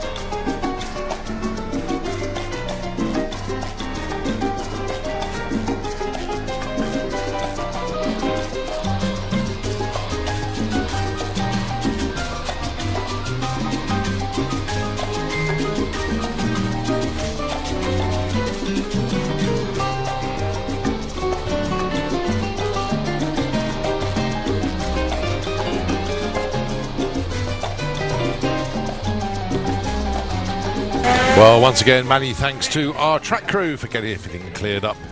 And we are back qualifying once again, and it's going to be Dave Grundy on the Triumph taking on Alan Davis with Surprise Attack 2. Now, this isn't the Top Fuel bike that we normally see Alan racing. There's still some parts to be manufactured and made. I think they had some issues with some valve stem seals, and they were the wrong length, or they can't get hold of the length that they want, so they're thinking of ordering the wrong size ones and then making them fit. So that's where they are. He comes from an engineering family, that man, doesn't he? The machinery that they've got to fabricate stuff, obviously that stems back from Al's dad as well. Right, so Dave Grundy and Alan Davis, 1081, pace 1220 on the challenge. 1064 and 1255. Breakout there for Dave Grundy. So Phil Pratt on Satan's Lady, looking for a 908, class champion numerous times, alongside Jake Bowden. I've got to ask you a question. Yeah. Now, that style of bike, the sort of sit-up style of bike, I'm sure it has a name. It's Les Harris is the man to check this with. I think it's Bobber, but there is some contentious. Some of them is a chopper, some is a bobber. So Les is the man who knows. I'll just call it a bug catcher. Yeah, yeah.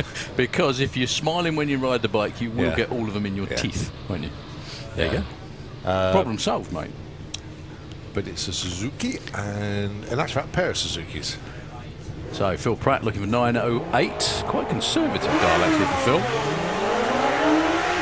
006 red on the tree. We haven't had perfect light just yet. No, the money's still up for grabs. ET money went straight away. 905 with an 8. Right numbers, wrong way round. And 1263 for Jake. Nicely done. Okay, so Scott Collier down there in the Autoblin lane with one of the few machines that the family owns, taking on Robbie Dobby with the Super Penguin. Just been talking to Dad Jerry down there. Very good morning to Sharon and Sky. Sorry, good afternoon to Sharon and Sky if they're listening in. Jerry said they'd be down tomorrow, and they were having trouble with the throttle body on the bike. It wouldn't launch yesterday. Let's see what Scotty can do now. It launched.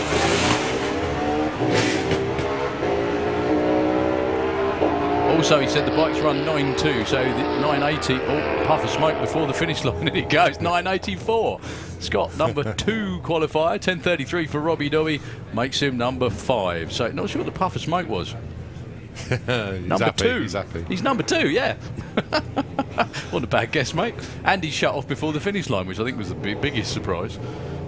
Right, Jack Hartley on the Buell. Got a darling for Jack. He sits up way before the finish line. Yeah. There's no dialing up there either. No, actually. nothing at all. Don't know what happened there. 11.21. So last class, I think, before Q2 bike. Sorry, junior bike. Good entry for the juniors on 2 wheels this weekend.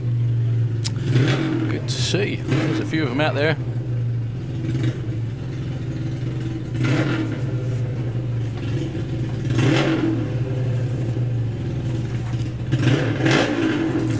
So that was Blood Cancer UK PT bike, and this is Eurodragster.com junior drag bike. So many thanks indeed for Eurodragster for supporting a class for the youngsters.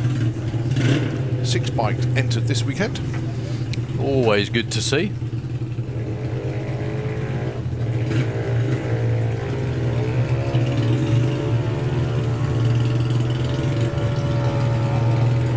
So Holly King looking for 11.41, Maggie Smallman looking for 14.20. 11.62 for Holly, good run to start with, and a 14.48.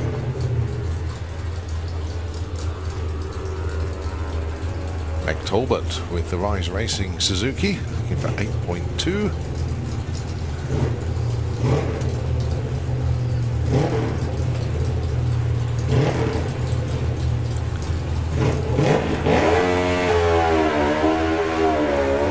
A little bit loose off the start line. Probably did that for fun. Gathers it up nicely. Yeah. Just wiggling around for fun. 9:39, lost a lot of speed, and ET obviously on the wheel, put off the line.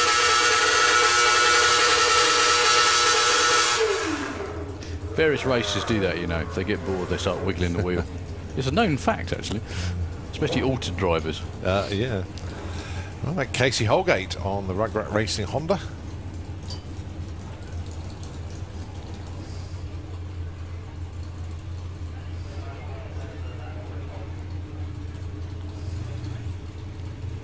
That was 8:25, does Casey?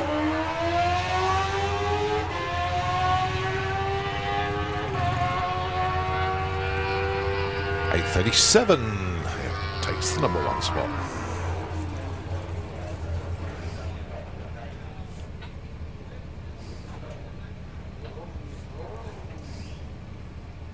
Lyra Humber, another one of the Rugrat racers, dialing in 15.32 in the Autoglim lane. Anukel Bergering from Heemskerk. I don't know what country that. Oh, it's the Netherlands, isn't it? On the Yamaha, dialing in 13 flat.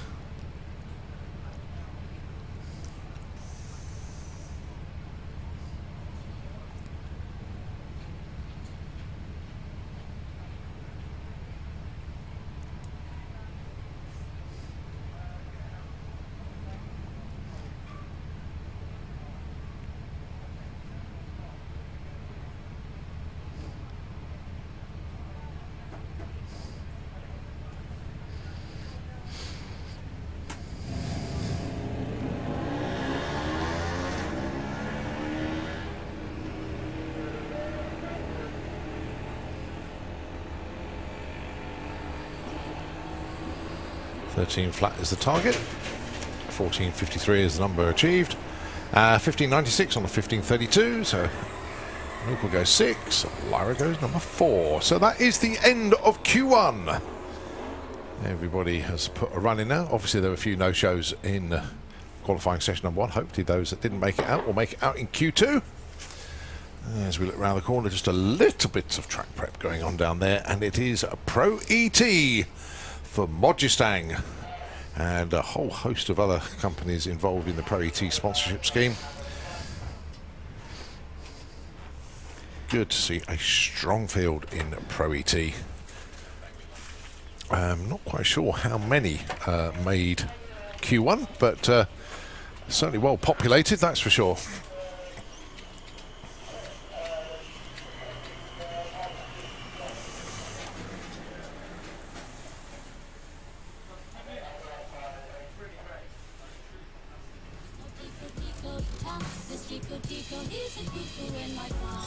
And quite easy to check. Actually, 32 cars put in qualifying passes in Q1. And of course, Brett Featherstone was perfect ET. He had all of the zeros.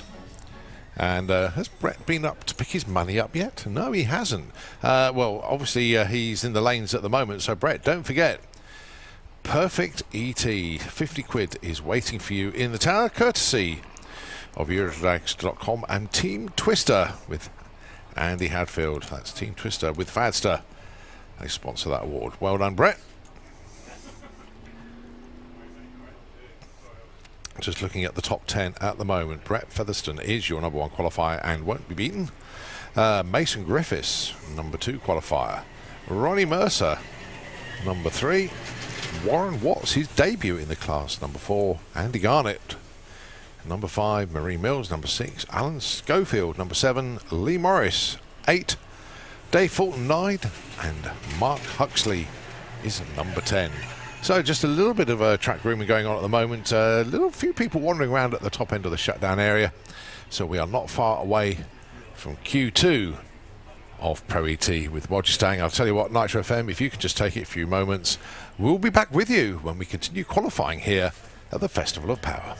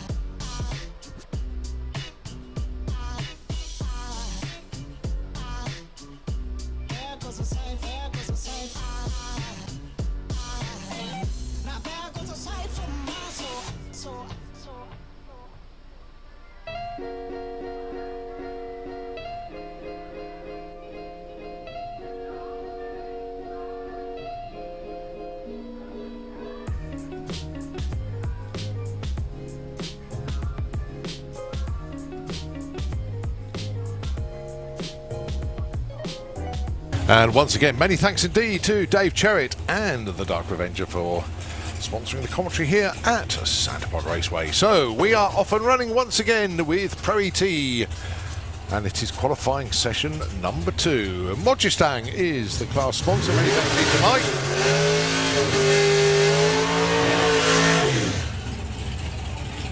As we look down to see the old timer.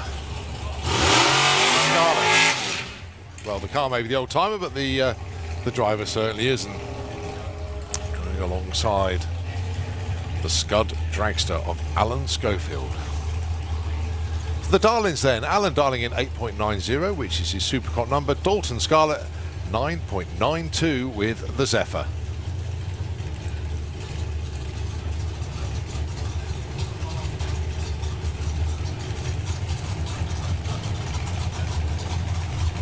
Certainly getting a bit warm down there now. Glorious day here at Santa Pod for day 1 of 3, or day 2 of 4 if you were here yesterday for the testing. It's also our 14th anniversary, mate. It is, yeah. Yeah, we're teenagers again. Yeah. This one's going to be a full-on season, though, all being well. Yep. None of this can we, can't we stuff.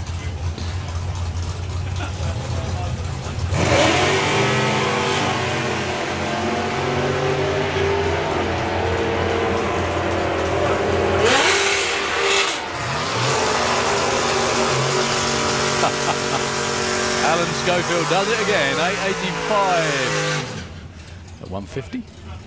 Dalton Scarlett goes 10.03. Nice effort, actually, that one, I think. Where did that take him to? I thought it flashed at number 7, but it hasn't updated the list. So. And also, 885 with a 5 is not... Oh, that was Ronnie Mercer's run from earlier, beg your pardon. So Darl's 887 this time, because it is getting quite hot out there. Yeah. What a problem to have at Easter, eh? Right, problem we'll probably never have for the rest of the year, but you know. Will Clark was one of those that broke out in Q1, I think, if I remember rightly.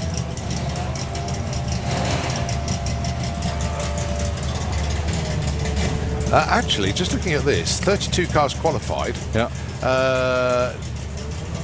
Only 18 were the right side of Darling. Not Everybody a shock. else broke out. Not a shock in this morning's conditions.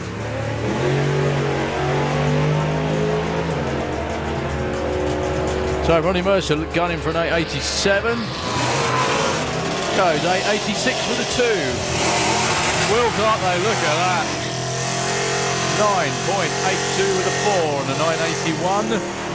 All the way up from outhouse to virtually penthouse number 2. Yeah, he's just knocking on the door, making sure his key card works, and we'll get in next time. Making sure his key card works. Have you been watching NHRA TV too much? No. Just checking.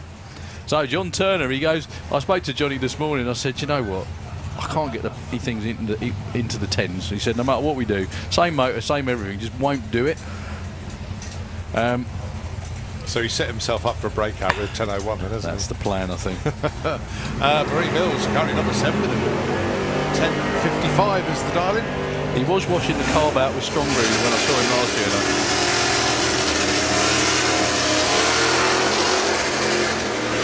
45 and an 07. Good run, Marie. She stays number 7. Johnny moves up to number 10.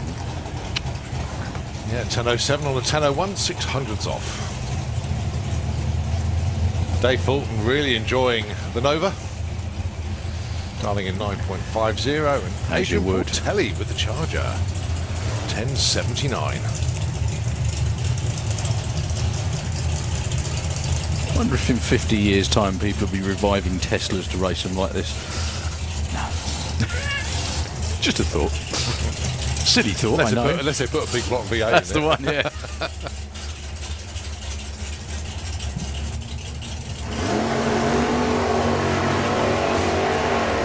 .07 the right side on the activation, 01 the wrong side to Dave. Now that Dave looking at that 950 gets a 47. Breaks out by just that much, and Adrian Portelli breaks out by the same amount, basically. 10.79 was his target, he went 10.75. So no improvement, they will stay put. All right, Lee Huxley with the Dark Horse Mustang. 9.60. is the target, and Chloe Wilkins, she's the one on the bump spot. She's qualified 32 of 32, mainly because she broke out by the biggest in qualifying session number 1. She can get the one the right side of 925. She's going to move up at least into the teens, I would hope.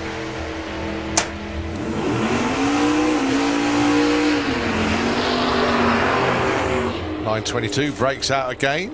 959 breaks out by 100th, breaks out by 300ths, but Chloe does move up about 9 places there just by breaking out by less. Andy Garnett with the Millennium Hawk, the Tesla going alongside Pete Dodd with the Metamorphosis 67 Camaro. Mike Lacey guiding Pete up to the line. The Darlings 11-12 for Andy, 9-15 for Pete.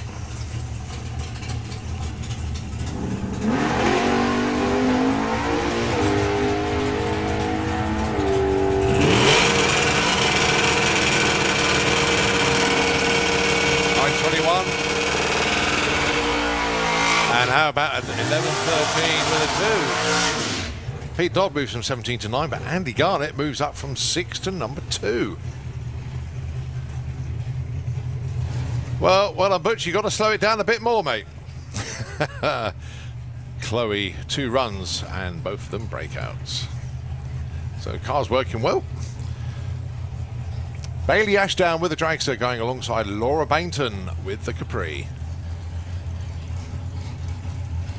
Laura dialing in 10.3, Bailey 10.55.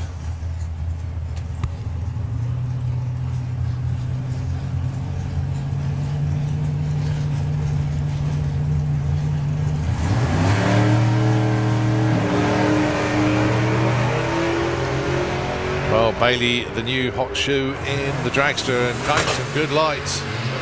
Good team around her. 10.55 with her 2. She goes to number 2. Well, I knew it was a good team, and she's turning into a good little driver there. Into the number 2 spot.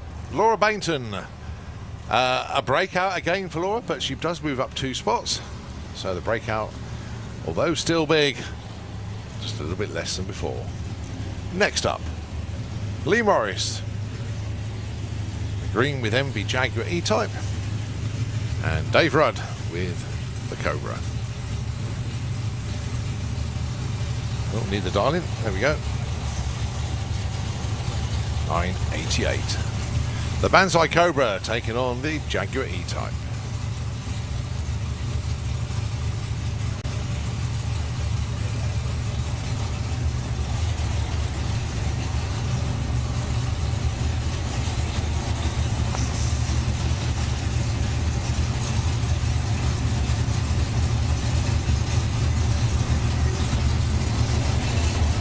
So these two are currently 11 and 18. Lee, the higher qualified of the 2, coming into this pairing.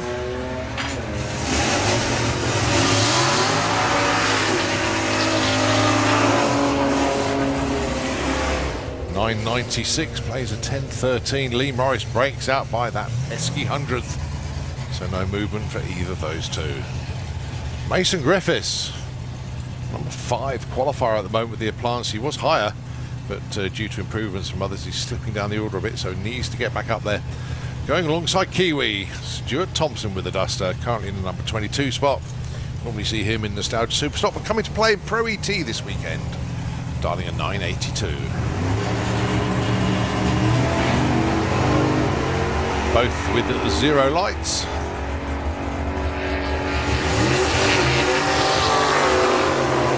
.913 breakout, 986 the right time. No improvement for Mason, but Kiwi moves up from 22 to 9.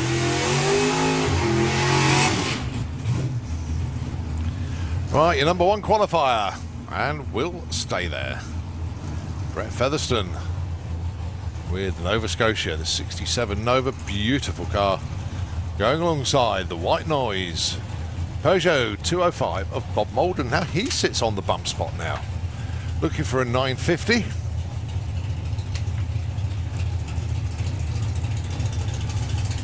Broke out in Q1.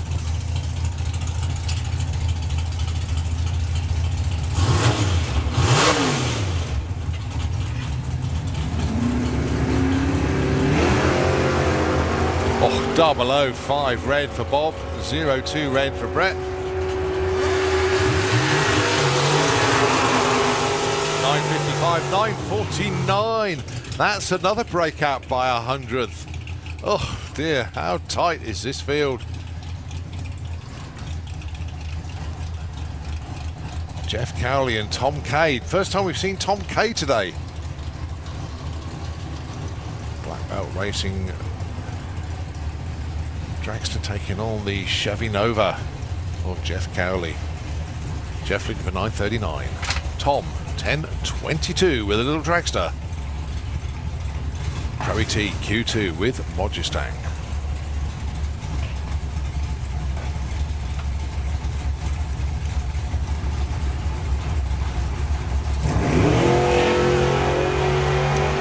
Both of them cutting the tree down there, both with zero lights, but nobody close enough yet to take the perfect reaction harmony. Tom K goes in at 33, a big breakout. Look at that, 969 on a 1022 dial-in. Jeff goes 67 on a 39, moves up from 32 to 20, basically because he broke out first time round, didn't this time. Neil Watkins with the Dodge pickup. Looking for 11.28, so that's quite a move. Normally that truck dials in the 11.3s. Going alongside Daniel Fulton, his first meeting in competition with the Firebird that I can certainly remember.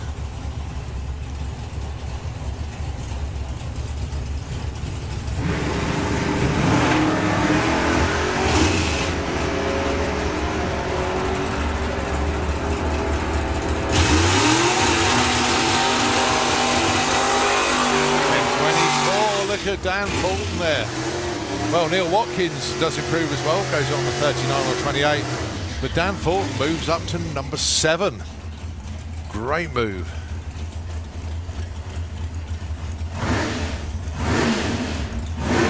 Dave Cherritt with a Dark Revenger going alongside the package. That is, of course, Simon Goff.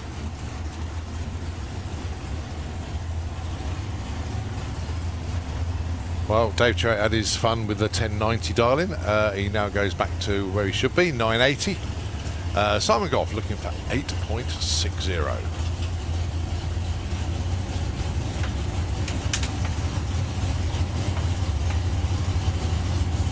Did I dream it, or did Simon run a 7 with this last year? You were dreaming. Definitely dreaming. Okay. Didn't happen. Don't remember that car running a 7.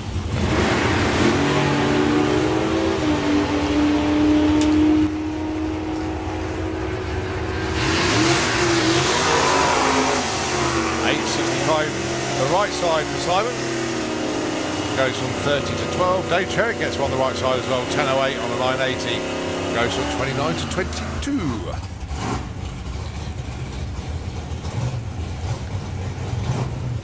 Amy Watkins. Notice the change in headgear for Shane.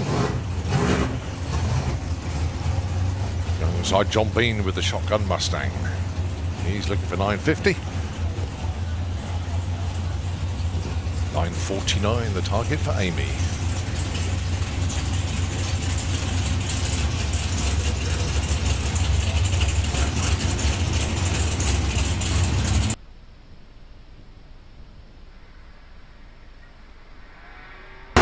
Amy wheels up 006 reaction time. Good pairing this one. 957 plays 953. Amy moves up from 31 to 19. John Bean moves up from 20 to number 9.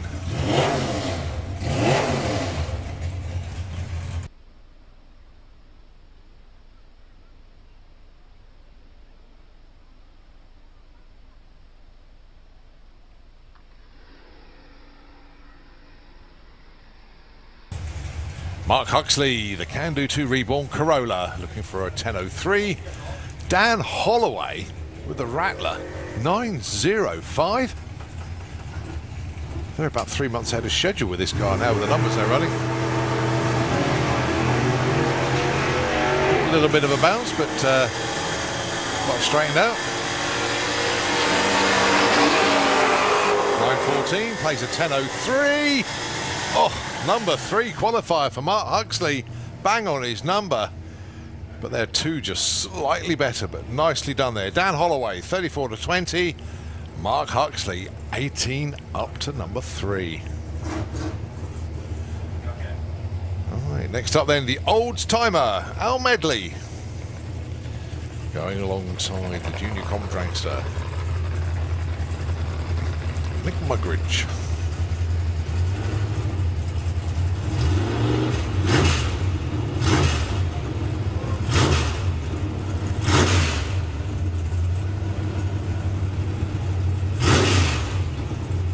Just waiting for the all clear. Oh, no, waiting for a...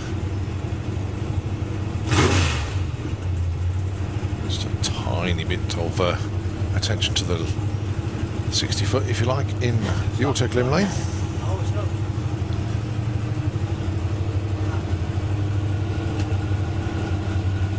Right, if you're not already there, can we have Junior Dragster into the pairing lanes, please? Junior Dragster into the pairing lanes, please. In actual fact, the cars have just been shut off.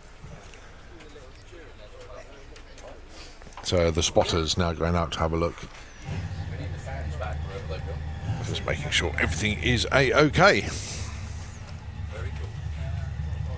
It's getting tuned in. They're in the studio.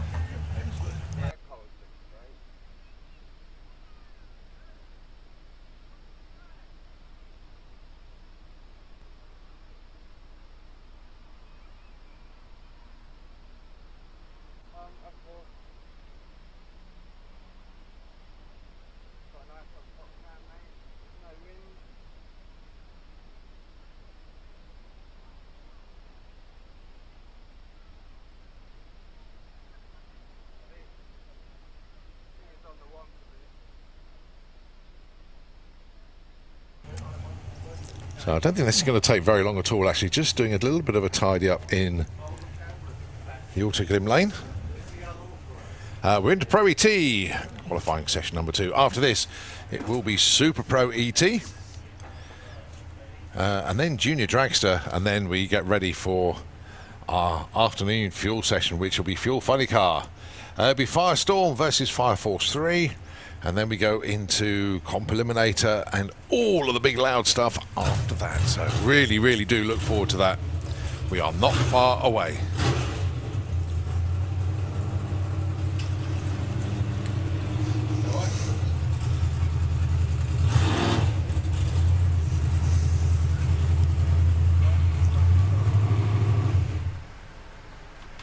A little bit of shuffling of the pack down there. So Nick Mugridge and Al Medley being pushed back. I think it's Alfie Ratton that's below us at the moment. I can see Super Pro in the lanes as well. Good to see them down here. But of course we are in Pro ET at the moment.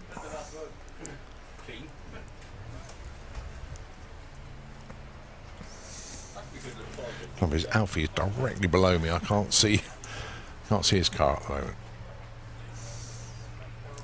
Well, I'll just do a bit of a time check for you. Coming up to 5 to 2 in the afternoon here at Santa Pod Raceway, day 1 of 3 of the Festival of Power. So much going on. Don't forget the track will be running until possibly 8 o'clock this evening. You've still got a live action arena show at 3:30 this afternoon. Also got the trial bike area. I've omitted to mention that so far today. Well, they've got another show this afternoon, 3 shows tomorrow, and 3 shows on Sunday. If you get hold of the race weekend programme, just £6 from the Santa Pod shops on site. You know where they are. Get hold of them. And these programmes, very informative indeed, tells you everything you need to know about everything that's going on site this weekend.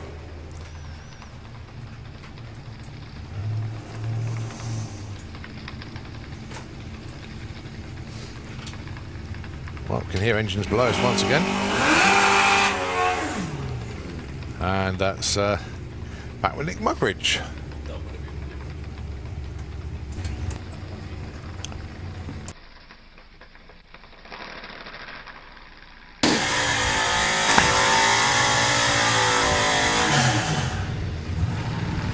So Nick Mugridge, 11.59 in. That's not what you'd call optimistic, is it? Could well be realistic, though. I think that's because that's what he ran last time. But this little car has been nudging towards the 9s up to now. I know they've had some worrying issues that they were trying to get to the bottom of last night.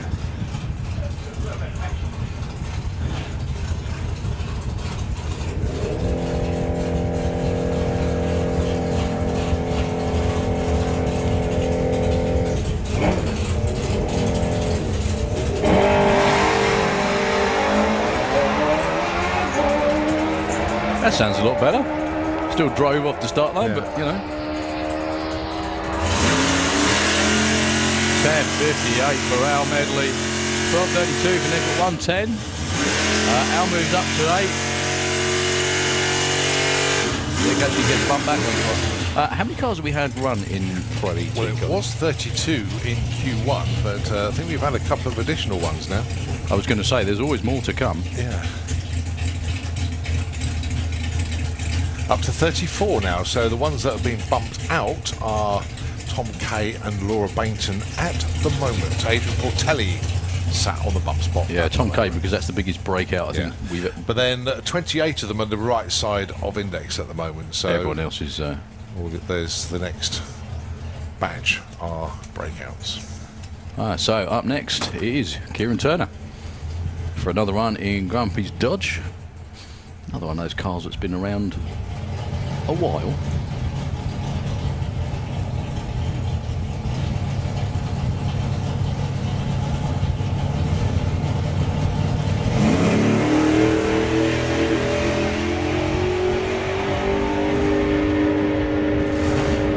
Shift. There we go. You can see Paul and Mick going shift. Oh, 10.97. 28 to 20. They should be happy with that. And they are happy with that. Frustration to jubilation in a few seconds there. Yeah. Fifth, that's probably what held it back from being too quick, to be honest with you. Okay, I think we're on with... Super Pro, yeah, that's Martin Chapman down there, so it must be Chap Brewster coming around the corner. Inimitable figure. I do like the touch on that. That's one I've never actually seen before, with the MSD, mag painted on the bonnet. Car looks fabulous.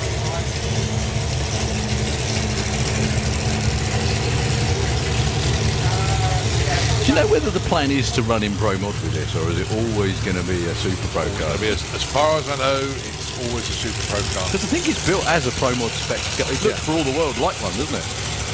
But then there's plenty of cars in Super Pro that could be Pro Mod.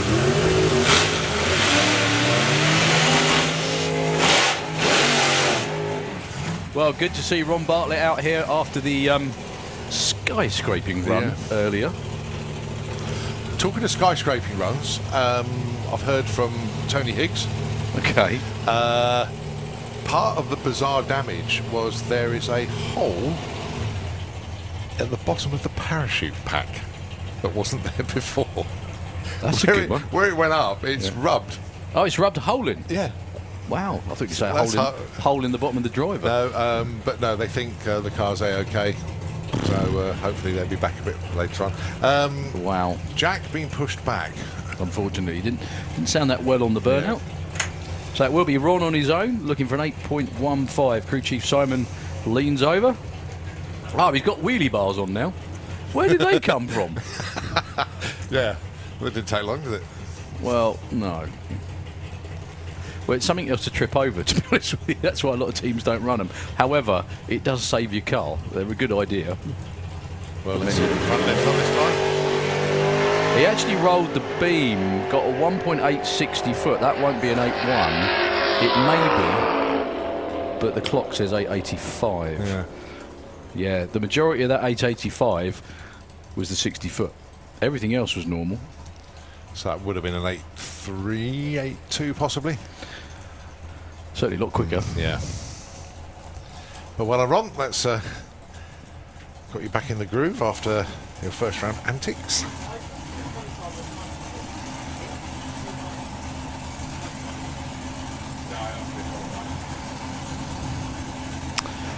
Okay, Bob Doyle going to be taking on Pete Walters by the looks of it for the next pair.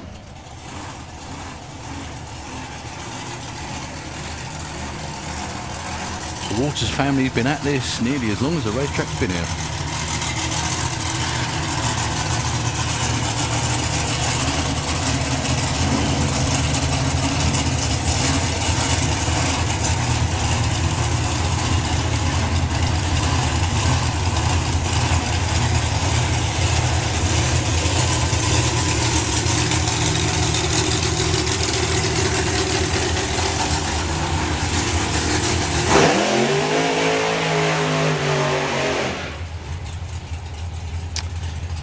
Proper racing family as well. That's Pete's sister Holly running out there to back him up. Saw Holly out earlier in Sportsman EC.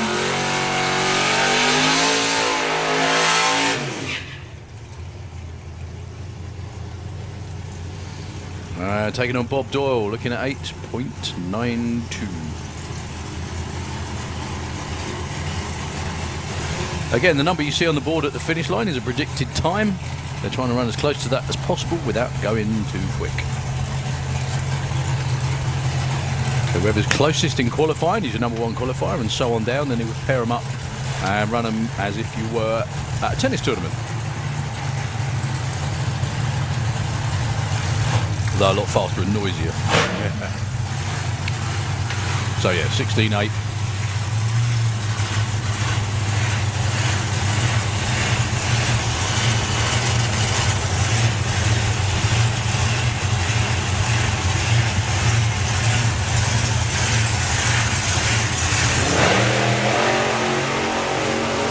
Here goes red on the tree. It does not matter in qualifying. Looking for a 750. 7.51. Another new personal best, I think, and also takes him up to the number 4 qualifier. Done. Bob Doyle went 9.85, still lacking at least a second of their usual performance, but it is the first outing for them of the season.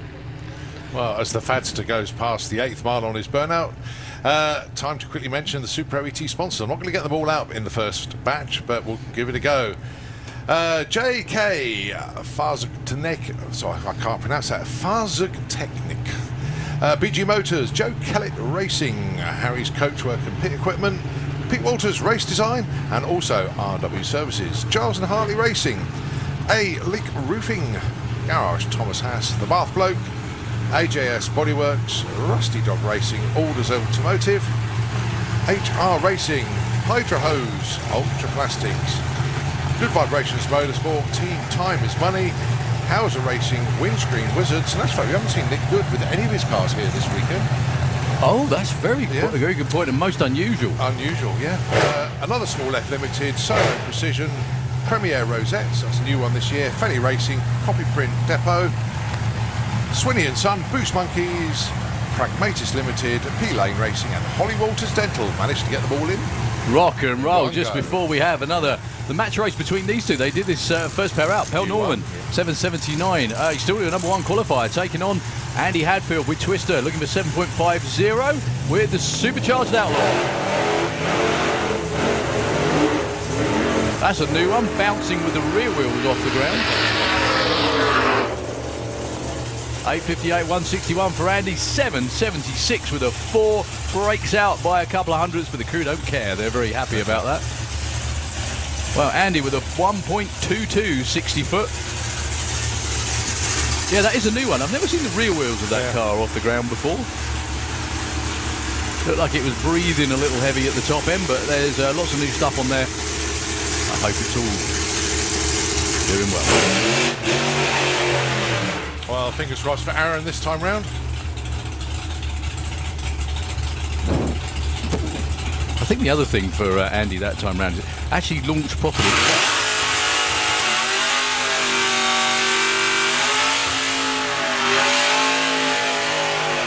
Launched properly and caught him off guard because it doesn't normally do that.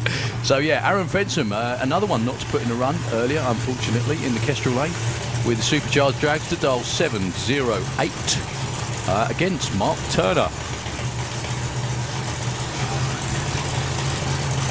With the former Pro Mod in the Autoglym Lane, looking for 8.35. That's way quicker than he normally dials as well, isn't it? Am I wrong? No, his first run wasn't copybook, we know that. But the car was running well in testing yesterday.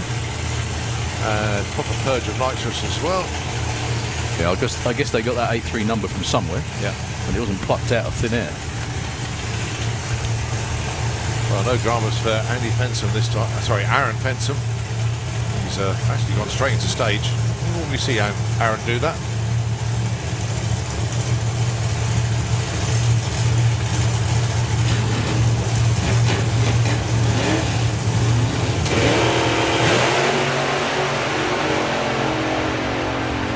Nice flat launch of both cars, as you'd expect. The dragster way in the distance. Oh, 708! Hit the number on the head. Number 2 qualifier, 8:56 for Mark Turner. Speed for Aaron as well, 195 out the back door. Well, get it all sorted. That's Brilliant. That's incredible. How many people can you fit into an Audi A1 as well? And the answer is a lot, I think. Well, that's a PB for Aaron in anything. So Awesome. Well done, Aaron. Well done to the Fenny Racing team. Congratulations, everybody. Saskia's still smiling, though, because she's still got the quickest ET. So, Callum Swinchat out there, 8.90 for the Altered against the big door car, Mark Bailey.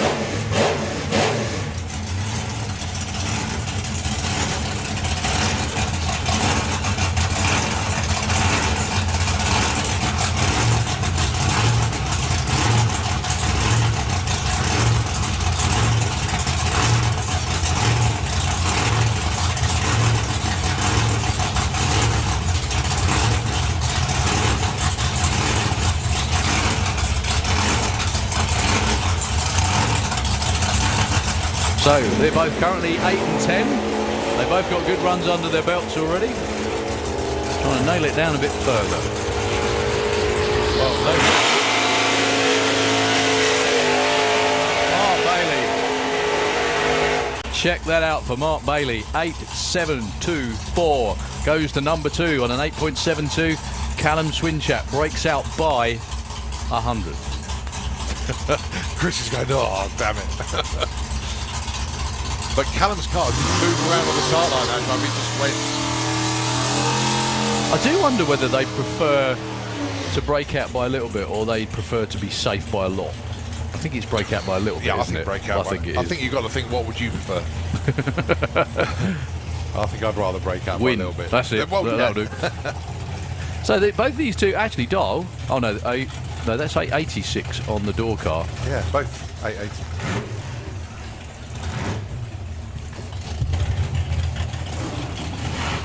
Right, so Grandad's toy, the Corvette.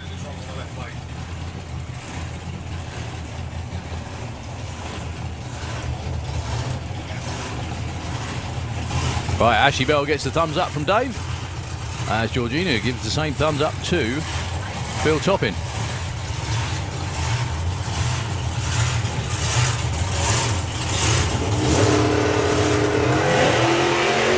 Ashley Bell goes red, does not matter. In qualifying. 876 and 881 for Phil Toppin. Well, it's a good job that the Darling was the wrong way round. Yeah, exactly.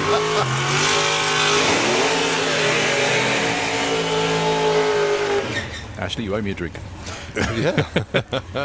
Yeah, 876 and a 68 takes him up to number 12. Another car we haven't seen so far yet is round in the Kestrel lane. 7 flat is the dial-in for the supercharged front engine car of Steve Johnson. What a machine that is. The world's sturdiest wheelie bar out the back of that one, I think, by now.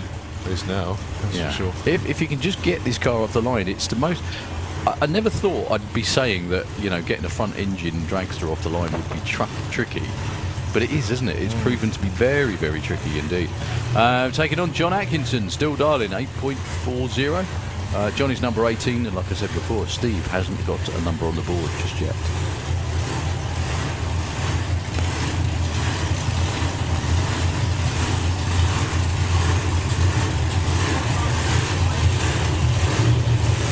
Dave having a close look round the front of the supercharged Big Book. No, Martin Sainz shut it off.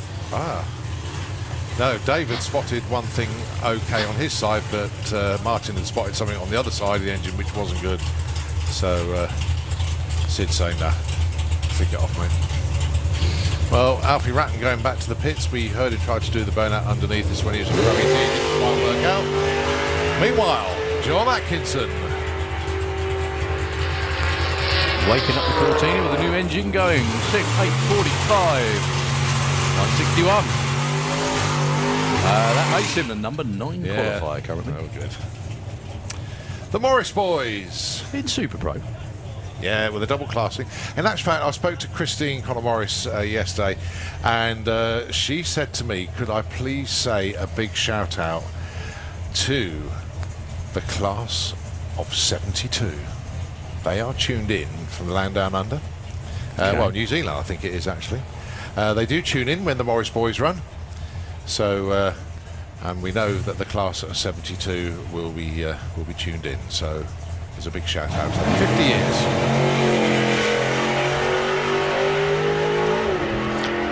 He's good on the tree, whichever class he's in, isn't he? He's good. 03 and a 9 flat on an 898 goes in at number 8. Just a small clear up in the Kestrel lane for Steve Johnson, or after Steve Johnson, I should say.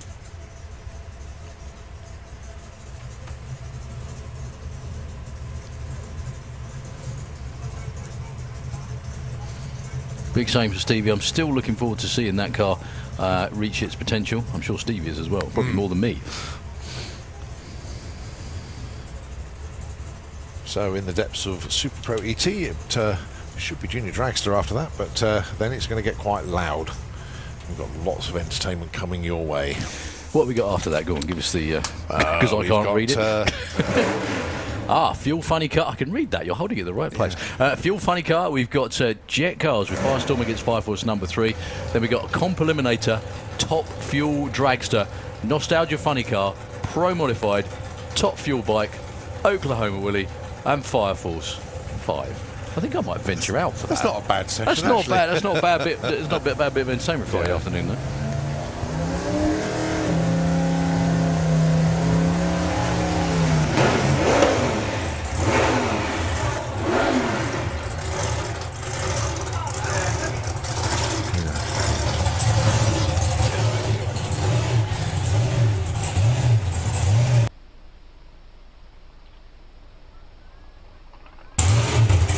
So Lee Darby with the 31 pickup, looking for an 825.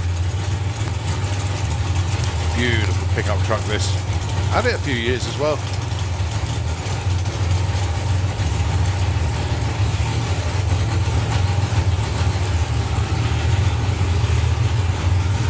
So good to see Lee back with the truck. Do you know, that needs a Pro Charger. Yes. Interesting, we haven't seen Hardy J Darby with the Junior Dragster this weekend yet. I don't know if he's booked in, but Good point. Good to see Lee back out on track. What a lovely launch. 134 to 60 foot, 03 on the tree. That sounds very quiet. It does. Like turbo quiet.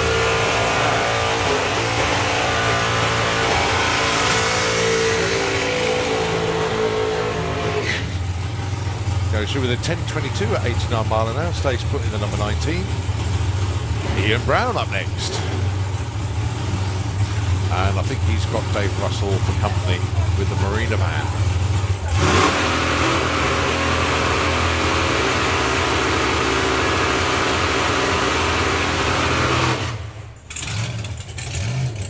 You don't need an introduction for that one.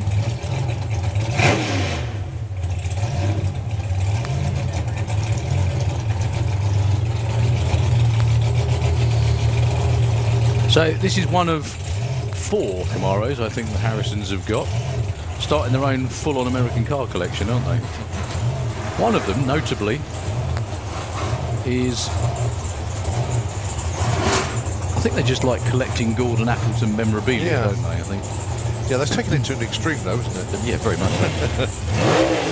I wouldn't be surprised to see a cardboard cutout of Gordon in the corner in the workshop, to be honest.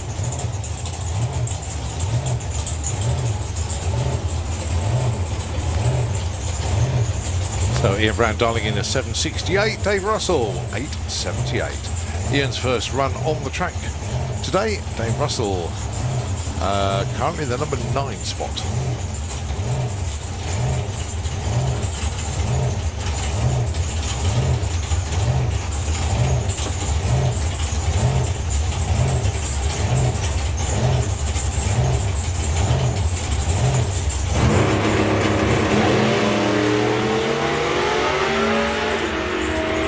Ian Brown long gone, as you'd expect, with the Cabana. 79, 177. That takes him in at number 24, would you believe? Dave Russell improves one spot, 8.80 on a... I needed to check if I was reading that right. 8.80 on an 878, and he's only number 8. Yeah. Wow. Yeah, tight field already, and this is only Q2. Still got 3 more goes. Brian Pateman and John Tevenham.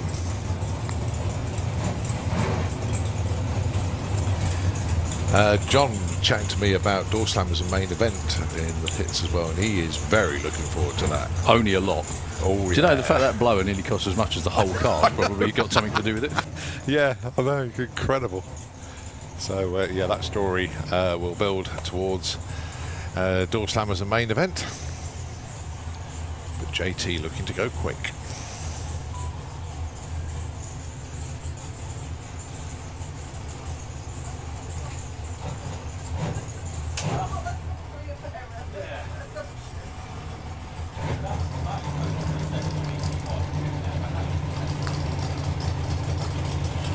Oh, problem for Ryan, very unusual. So John Tevenham has the track to himself. 05 right, looking for an 897, gets a 907, he's a 10th off, stays number 11.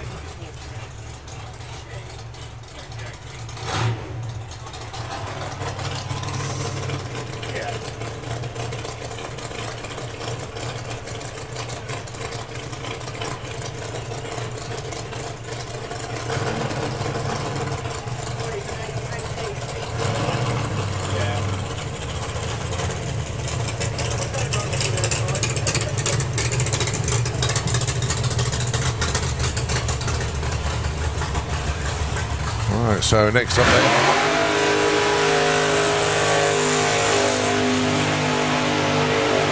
Billy Gain doing the burnout.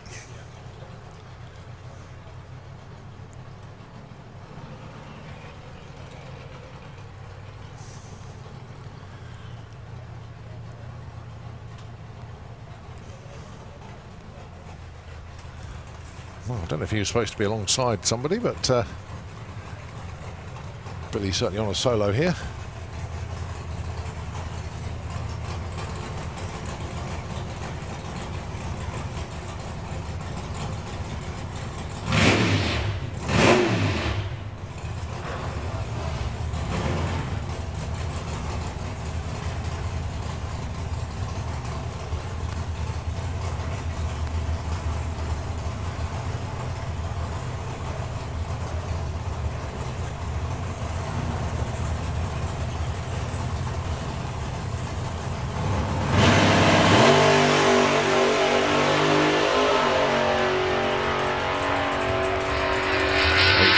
Is the target, flashes up on the board of 8.58 with a 9. Billy moves up from 15 to number 7.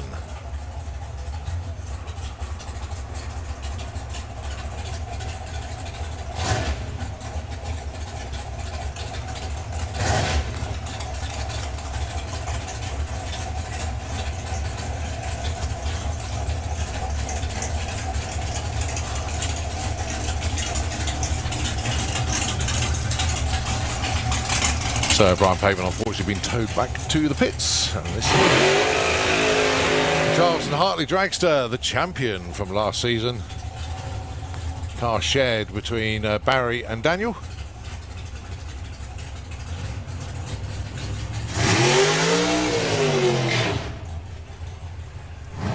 And going alongside Joe Kellett in the family Dragster.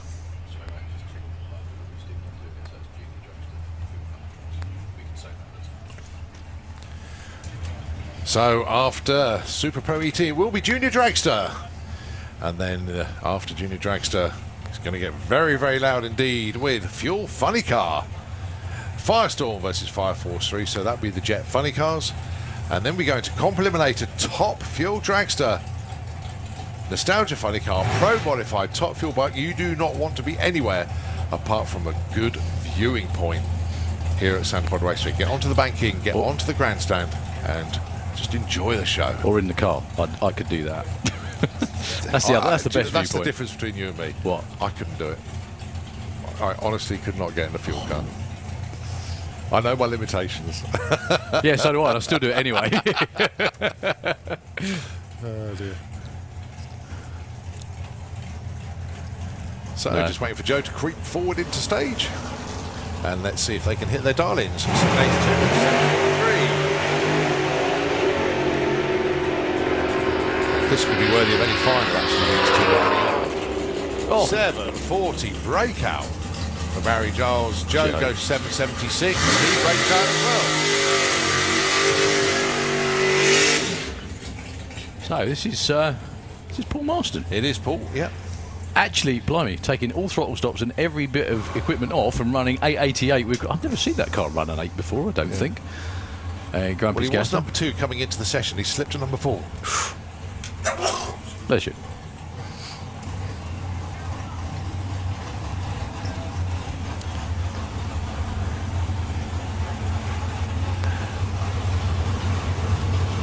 Another quick silly quote. Someone said to me, why, like, for race car drive, people like that do that sort of thing, they said, you know, why don't you bother too much about, nice launch of Paul, too much about roller coasters and stuff like that? And I said, well, you know you're going to get off the other end. Well,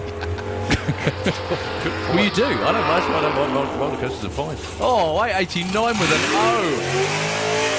That And is he's one chopping the tree down. consistent. That's second 0 light he's had. Second run within 100th. Awesome. He's going to be one to watch this weekend. Certainly is. The car is deadly consistent. Yeah, things like that. You know you're going to get off the other end. I've just been on holiday, just been on the world's longest zip line in the UAE, and yeah, same thing. I knew I was getting off the other end, so it was fine. Okay, it was eye up and it was very fast, but it was good. Yeah, when you get in one of those, you hope you're going to. There's a good chance you're going to get out the other end.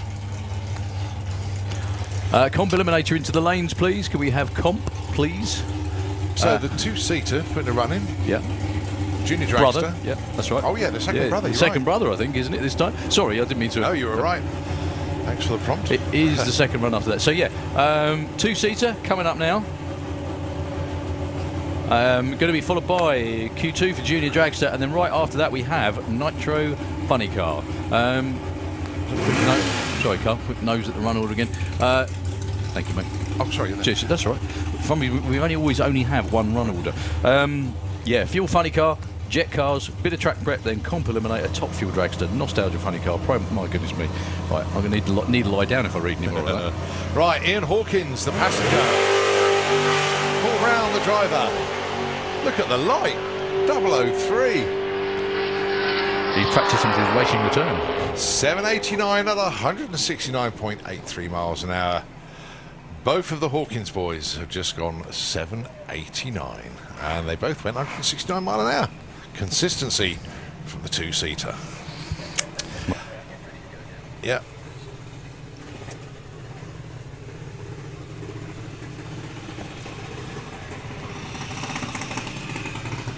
Just had a message actually come through from David Vector. And he's saying, on my way soon, buddy. They're getting the car prepped, ready to come over for door slammers and for main event. So look forward to seeing you, Dave. Hope you're keeping well. Got a few other messages to read out as the classes progress, but good to hear from you, Dave. Look forward to seeing you in a month. Right then, Junior Dragster, Q2, your number 1 qualifier is the man with the Outlaw Junior Dragster. That is, well, it's the Outlaw car, they call it. It's Freddie Taylor. His reaction time so far is 0.19. The thing is, though, there is a gap to go quicker. Let's see how they'll get on then. Going alongside Damien Redshaw with the Odyssey Battery Junior Dragster. He's currently in the number 13 spot. So let's just watch the order shuffle around. potential of another perfect light here. Oh no, a perfect light. We haven't had one yet. We've had the perfect ET. We haven't had a perfect reaction time yet. 06 for Damien Redshaw, so that's going to move him up to number 4. He was number 13. Obviously, Freddie going red, no help for him, but then he's already number 1.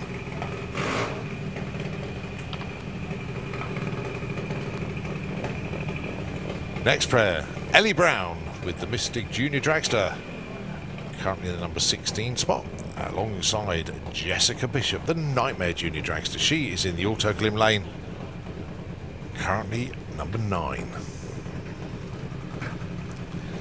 Lucas Oils are the sponsors of Junior Dragster, and we look forward to meeting the PR for Lucas Oils this weekend. They're coming up to see us.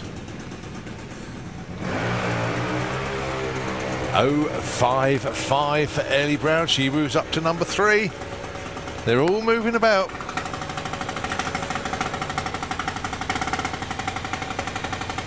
Jessica Bishop dropping a spot due to Ellie's improvement there.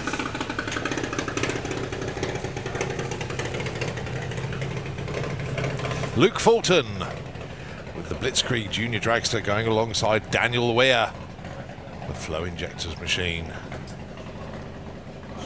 Luke, winner of the COVID Cup a couple of seasons ago.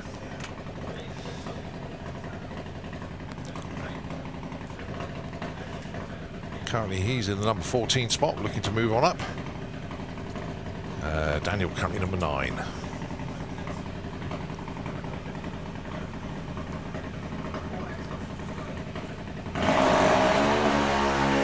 Well, move up Luke certainly is going to do. He's going to move into the number 5 spot with that one. Well done, Luke. No improvement for Daniel. He's going to slip back from number 9 to number 10.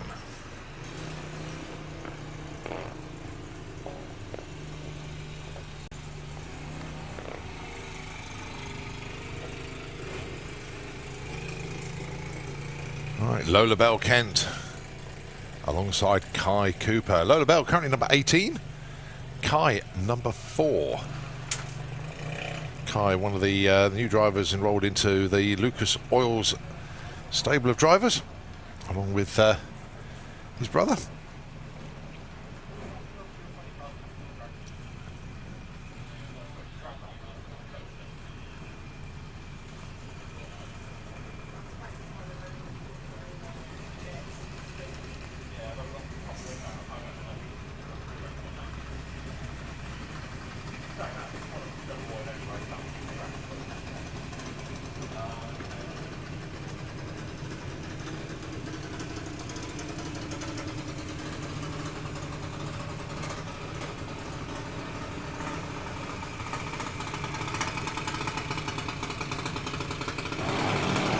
Well, Kai tried to chop the tree down, then went a little bit too soon. Lola Bell with a .21. So Kai is going to stay put in number 4. And Lola Bell moves up 1 spot. Purdy Hadfield then with Twister Sister.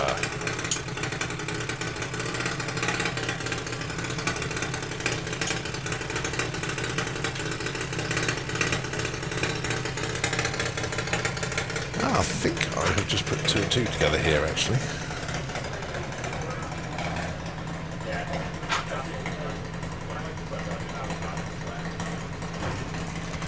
So Teddy Howe from Rushton with the junior stock dragster.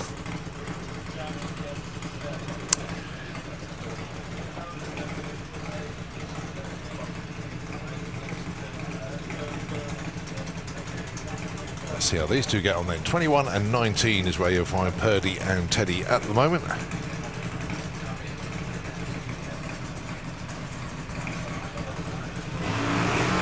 Oh, much better from Purdy Hadfield.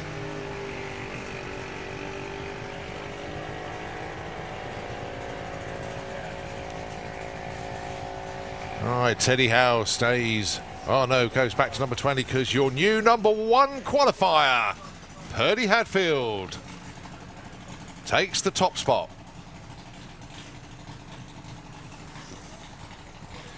Next up, Jake Cooper and Daniel Todd.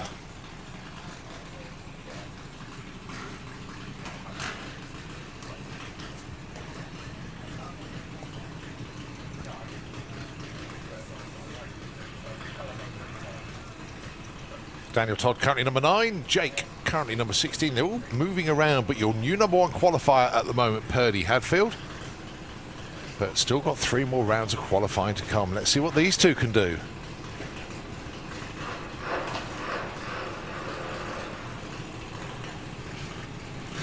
Three counts are down. Green lights on both lanes. Jake Cooper. He's going to move up just a little bit. Yeah, he's going to move up from number 9. 16 to 9. Nice little move. And that's right, it's number 8. So Daniel Todd drops back 1 spot. Next up for Lucas Oil's Junior Dragster, it is the champ.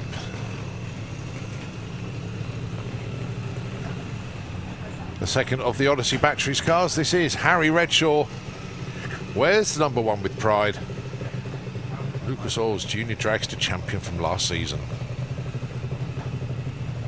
Going alongside Harry Peters. Great to see this car back out, the former car belonging to Rough Diamond Racing.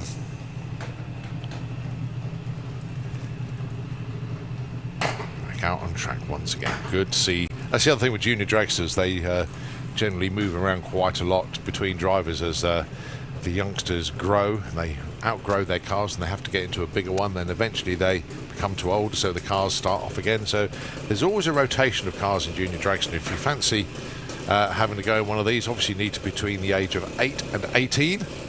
Pop into the pits, have a word with the juniors and become part of the family.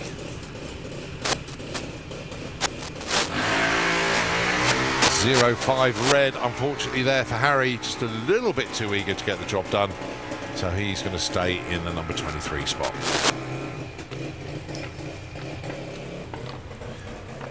All right, young Luke Mugridge going alongside Neve Deevy with the problem child.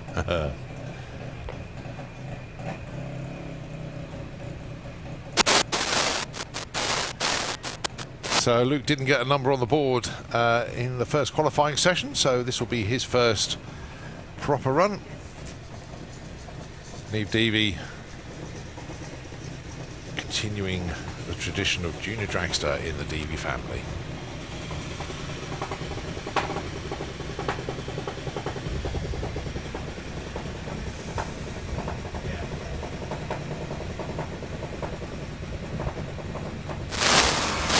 Unfortunately, Neve's car crept forward and left before the tree activated. But Luke Mugridge with a 109 does get onto the front page. So well done to Luke. Yep, slots in at number 14 and Neve just gets pushed back 1 spot to 22. Chevy Checkit and Mackenzie Love, your next pair. Mackenzie in the Auto Glim lane. Chevy in the Kestrel Beers lane. Currently 15 and 17. They want to both move on up.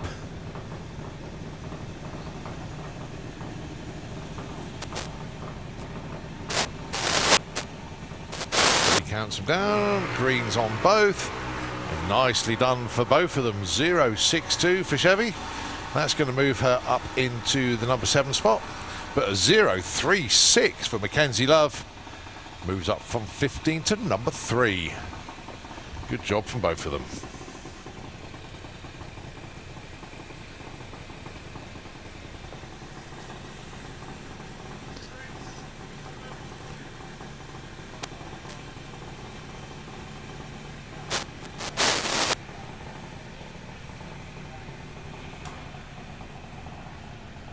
Grace Smith with Boost Monkey. Do like that name. Alongside Ada Cassisi with Cherry Bomb. Ada currently in the number 13 spot. Needs to get a quicker reaction time than a 0.91. And Grace would just like to go quicker than a 0.10 to get onto our front page of the timing screen here in the tower.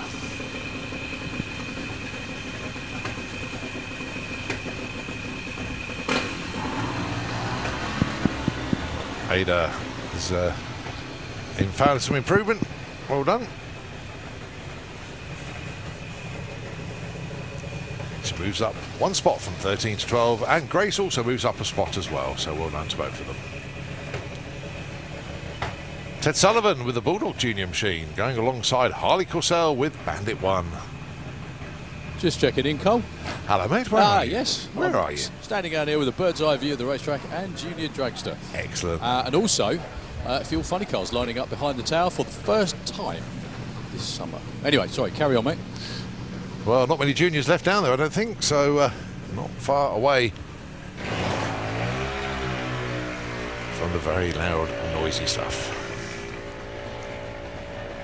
Well, Harley Corsell goes 027, but it's a red, unfortunately, and Ted Sullivan got about 30 feet off the line. Didn't go any further. So Harley stays 11. Obviously, a red light's not going to improve his chances or his position.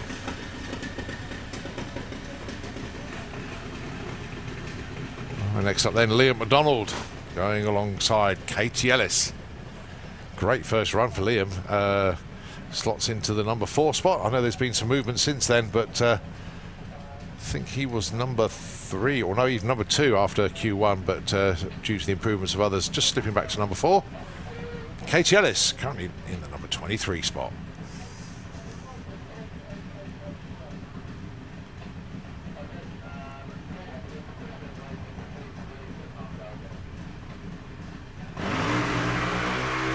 Oh, 06 red. But how about Katie Ellis? Look at that on the scoreboards. 007. Number 1 qualifier for Katie Ellis. And that is going to be pretty tricky to beat. There is room, but a 007 puts Katie Ellis in the pound seats at the moment. She is your number 1 qualifier with 3 qualifying rounds still to go. So well done to Katie. Very nice run indeed. Well, I told you the order would mix up a bit, and it's girls 1 and 2 at the moment, with Katie Ellis number 1 and Purdy Hadfield number 2.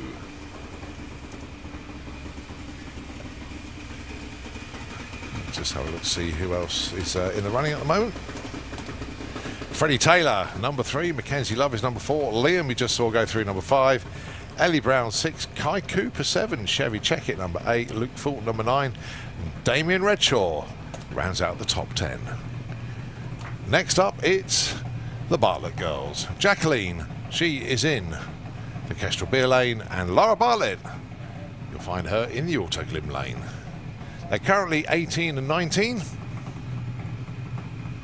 but both have the potential to move on up here. I'm sure they'll be doing all they can to do it, and as close to that perfect light as possible, but go too soon and that red light will come on. You've left too soon. But all about cutting a good light, and don't forget it's extra money for first person, 50 quid, whoever cuts that first perfect light. Is he going to go in Junior Dragster? Oh, 05 and 06. They're both going to move up nicely here. So Jacqueline was 19, Lara was number 18. Change that round to Jacqueline now number 6. Lara now number 10. A very good move from both of the Bartlett girls. And you now need a 082 to get onto the front page of our qualified order here in Junior Dragster. Right, Harry Peters. Let's see if he can get the car off the line.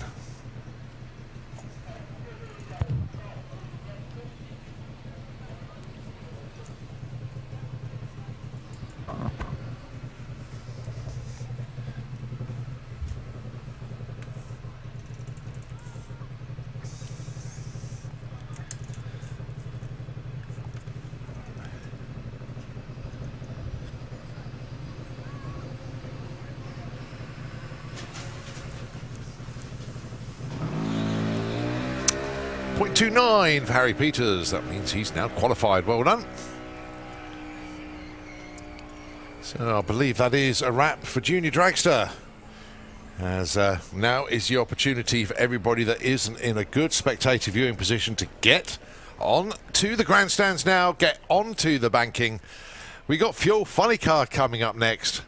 Or to me to get down on the start line. Oh, there you are. That'll be why. Sorry, There folks. we go. Anyway, very good afternoon, everybody. Happy, almost Easter. Happy Good Friday. How good is it to be back here doing this at Easter for the first time in about 3 years? Yeah, only a lot of that, to be honest with you. First of all, thank you all for bringing the weather. Are you enjoying yourselves up there in the grandstands on the banking? I'm sorry, I can't quite hear that. Say that again. Thank you very much indeed. Well, we are about to reward your patience with some 10,000 horsepower Fuel Funny Cars. It's going to be their first runs of the season, so expect lots of noise. Don't necessarily expect really quick runs just yet, because this is going to be the first time the cars have been fired on a racetrack. Some of them ever, actually. Kevin Kent's got a brand new car he's debuting. Jason Phelps is only going to be taking the tree for like the second time in this car, I think, something like that. So it's going to be great that they're back out here and putting on a show. So we've got Fuel Funny Cars, we've got Jets, we've got Top Fuel Dragsters, we have Pro Modified as well. I think Top Fuel Bike are coming round as well. Colin, just remind me a couple more. No, you pretty much nailed it there. Fuel Funny Car, we've got Firestorm versus Fire Force 3. Comp Eliminator will be following them. Top Fuel Drags you mentioned. Don't forget Nostalgia Funny Car as well. Sorry. Pro Mod, Top Fuel Bike, and then more Jets. Even better. And down here on the start line with... They have got to be some of the coolest shoes I've ever seen on the start line, sir. Mr. Keith Bartlett, the man who has probably one of the least enviable jobs in the whole of the drag racing world ever. However, the last couple of years have been even more testing than usual. Sure, but I always wear cool shoes. Yeah, it's been difficult. Last couple of years have been really hard. Of course, they have COVID, you know, and then Brexit, all the problems we've got with carnets for foreign teams. Yeah, it's been tough, but it's quite interesting because 2018, it was a real sort of quite a good weather Easter. 2020, when we couldn't run, it was the hottest Easter almost on record. 21 last year when we couldn't run with spectators, really hot Easter, and everyone said, well, this Easter's going to be like rubbish. And here we are, perfect drag racing weather. It's got to be a God thing or a Jesus thing, isn't it? It's on this weekend. But of the last 2 years of not being able to do anything like now, this time of year, this has got to be nice. Strange? No, it's really nice, yeah, of course. And you know, we've got over 300 entries, you know. It's back to the old days of Easter. We've not seen that many entries. Ticket sales are really good for the weekend. Ticket sales are absolutely beyond belief for tomorrow and Sunday. So we're really pleased. Probably my biggest disappointment is the supply of parts, clothing and everything. We're suffering so badly. We've refurbished all our shop, and it's, you know, a fantastic shop, and we've got a quarter of the stock we should have. You just can't get the stock. And all the big retailers are suffering the same, so that's a bit of a setback. 315 entries, there's probably 20 top-level cars not here because they can't get parts and shipping, and it's a common... I'm feeling sorry for us, but every sector, every business sector is suffering the same problems. However, you've got all these good people turned up in numbers to come and see their favourite motorsport still. And however, we have got quite a lot of good cars still here. It's going to be interesting. We've done a bit of grinding on the track. We're trying to set the track at the moment for the funny cars. Short wheelbase, they've struggled a bit with the track last year, so we're bringing them out now ahead of the Top Fuel cars. We've done a few different setups on the track. We'll see how that goes. Then we got later this afternoon 4 Nostalgia funny cars, and then we've got 3 Top Fuel cars and all the other Pro Mods, etc. So it's a good lineup. It's a normal Easter lineup. And all the other activities around the site as well. I was just going to say, it's not a bad weekend, full stop. Also, new shutdown areas, if you didn't have enough to do anyway, but fully repaved shutdown area, which I know an awful lot of the racers are going to be glad about. Yeah, they really appreciate it. I could have done without A, having to do it, and B, having to pay the money out. having lost, I think I lost about £2.5 million in 2020, so it would have been nice not to have done that, but always in drag racing or motor racing, safety's got to come first. The track was still relatively safe, but you never know. So we took our opportunity and we did it, and all the racers really appreciate it. And it's a much safer track at the shutdown because of it. Well, racetracks around the world have been swallowed up by housing developments and things like that as well. This is I can't remember, 56 years, something like that. We've been here, isn't it? Something like that. Testament to your hard and everybody's hard work in keeping this place going. Yeah, we were offered, if I'm allowed to say this, we were offered F-off money to sell out for development in 2018. I mean big money, big numbers, really big numbers. And I said no. And perhaps some of my friends out of drag racing think I want my brain seen too, but and I'm glad we did, because too many motorsports get lost to housing developments, and in fact we've got our nearest big drag strip shut down to housing. I'm not about to sell out, not now, not never. Are those good words to hear, ladies and gentlemen? Please give him a cheer, Mr. Keith Bartlett, CEO of Trackback Racing, who organise and run all the racing here at Santa Pod. That's good to hear, isn't it? That's very heartwarming. Thank you very much indeed, Keith. Okay, so we've got our first pair of funny cars lining up underneath the tower in the Auto Glim Lane with a new setup, a new crew chief for this year, Mr. Wayne Dupuis, making a trip back over the pond again. Wayne was last seen over here, I do believe, tuning for Urs way back in about 2008, I think it was, something like that. He's down there in the Auto Glim Lane, going to be going up against the Undertaker, Mr. Steve Ashdown, on the Kestrel side of the racetrack. I'll say it again, folks. Loud, noisy, quick, incredibly ground shaking.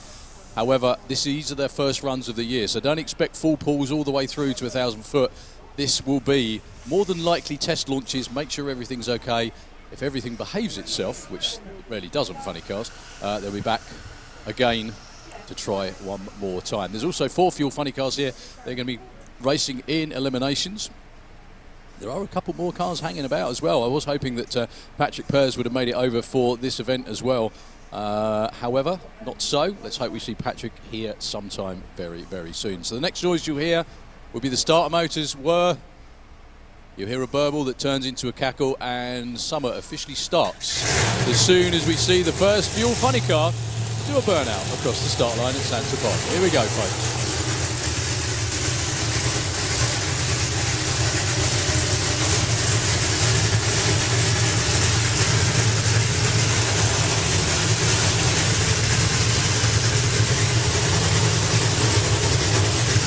Well, those of you that are tuned in around the world from the coverage here at Santa Pod Raceway from the Festival of Power, it's a glorious afternoon here, just made all the much better with burnouts from Nitro Funny Cars.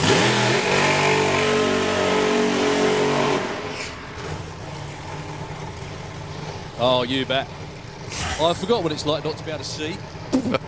Deary me. Although I am in a completely privileged position, I do understand that. I genuinely think the only other place I'd rather be is in one. But this is almost like torture. If you're a racer and you want to go racing, the last thing you want to do is go to a drag strip. It's like being an alcoholic and have to sit in a pub and drink lemonade. It's terrible. So Kevin Chapman with the Thermareg Mustang. You got Steve Ashdown, the Undertaker Dodge Stratas. To say these guys are eager to get the job done this weekend is an understatement. As Darrell rightly says, this is their first runs in many a month now. So we expect just checkout launches. If we get anything more than that, it will be bonus.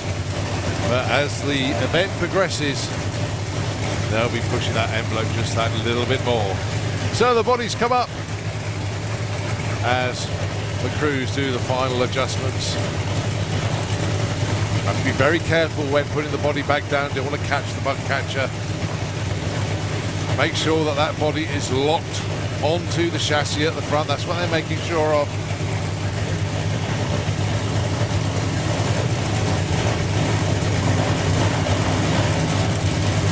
Interestingly, Kevin Chapman's body, now it's down.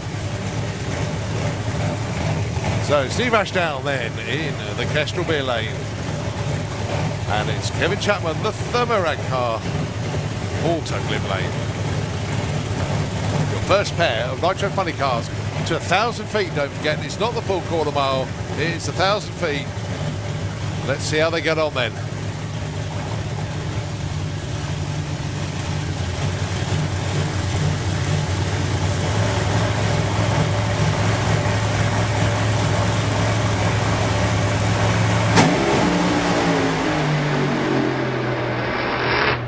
beautiful looking run for Steve Ashdown, but unfortunately the car rolled through the beams. So unfortunately no time or speed recorded. Yeah, what a great shame just, that was. You could see it happening, couldn't you? Yeah. Unfortunately, because Steve was in stage or pre-stage for quite a while. The trouble is these cars burn so much fuel, like a gallon every 10 seconds or so, something like that. That's not a joke. That's not made up. It's not anything made up. That is absolutely a fact. But Dave Bryant still got a smile on his face. The car went, hooked, and I'm sure Steve was quite excited after that one. Just a shame he didn't get an ET to go with it. Yeah, basically, because Kev's car wouldn't stage. It wasn't going forward quick enough, and unfortunately Steve rolled out. As soon as Kev was staged, the start sequence was activated instantly, but unfortunately Steve had already rolled through. Too late. Well, Kevin Chapman gets a time. Unfortunately, that's something I've done as well. I remember a match race ages ago against Suzanne.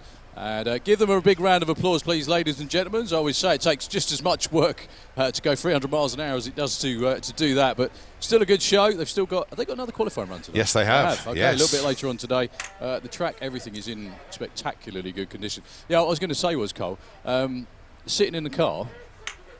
When you go into staging these cars, what you do is the clutch pedal isn't like a traditional clutch pedal. It's it just slightly disengages the clutch.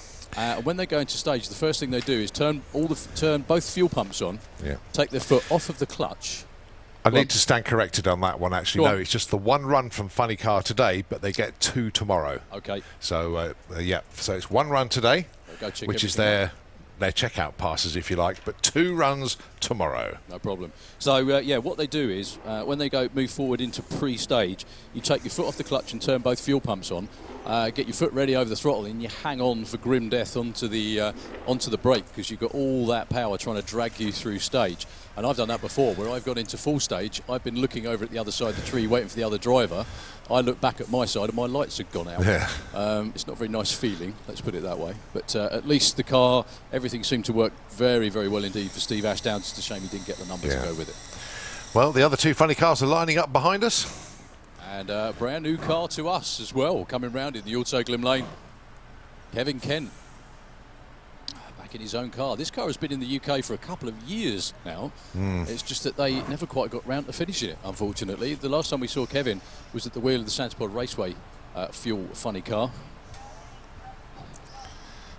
And he has had this car for some time. The old car, the grey Mustang, if you remember, that car got sold and it got inced. Yeah. Going to be a buy runs though. Jason Phelps with Gladiator.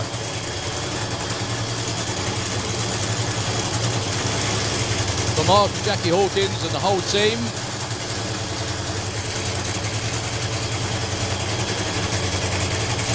Well, one of the best looking funny cars ever to grace the quarter mile here at Santipod Raceway. In the world. That's spectacularly good. Whoever says that modern fuel funny cars can't look cool hasn't seen this car, I don't think.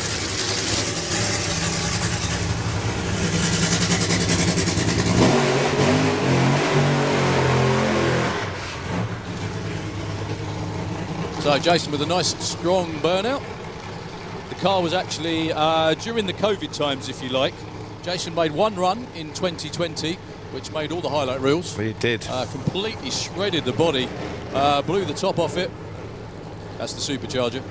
Blew the supercharger right just before the finish line, which in turn completely shredded the body. It was a proper boomer. Mark and Jackie rebuilt the car. They had a bit of reskinning to do. The new body that's on the car now came over, and lots of new engine parts, obviously, because the last one was wrecked. And Jason made a couple of hits last year. Didn't really get down the racetrack, unfortunately. So hopefully this weekend will be his first full runs in anger.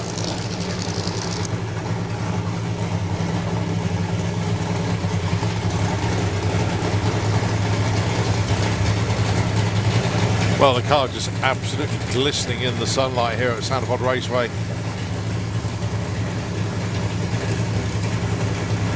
As part of the start procedure, the body comes up once again, the final checks are done, the final settings are adjusted. I always think the worst job on the crew, especially on the start line, is the poor guy that has to lift the body up, because he looks absolutely puffed every time they put it. Whoever it is, no matter how strong they are, it always looks like proper hard work. And not only that, you have to worry about trying to miss the throttle linkage with the body when you drop it down again. And then once you've done that, you've got to take the throttle stop off, if you like. They have a clip-on device to stop the butterflies opening up wide on the burnout. So here we go then, it's all over to Jason now.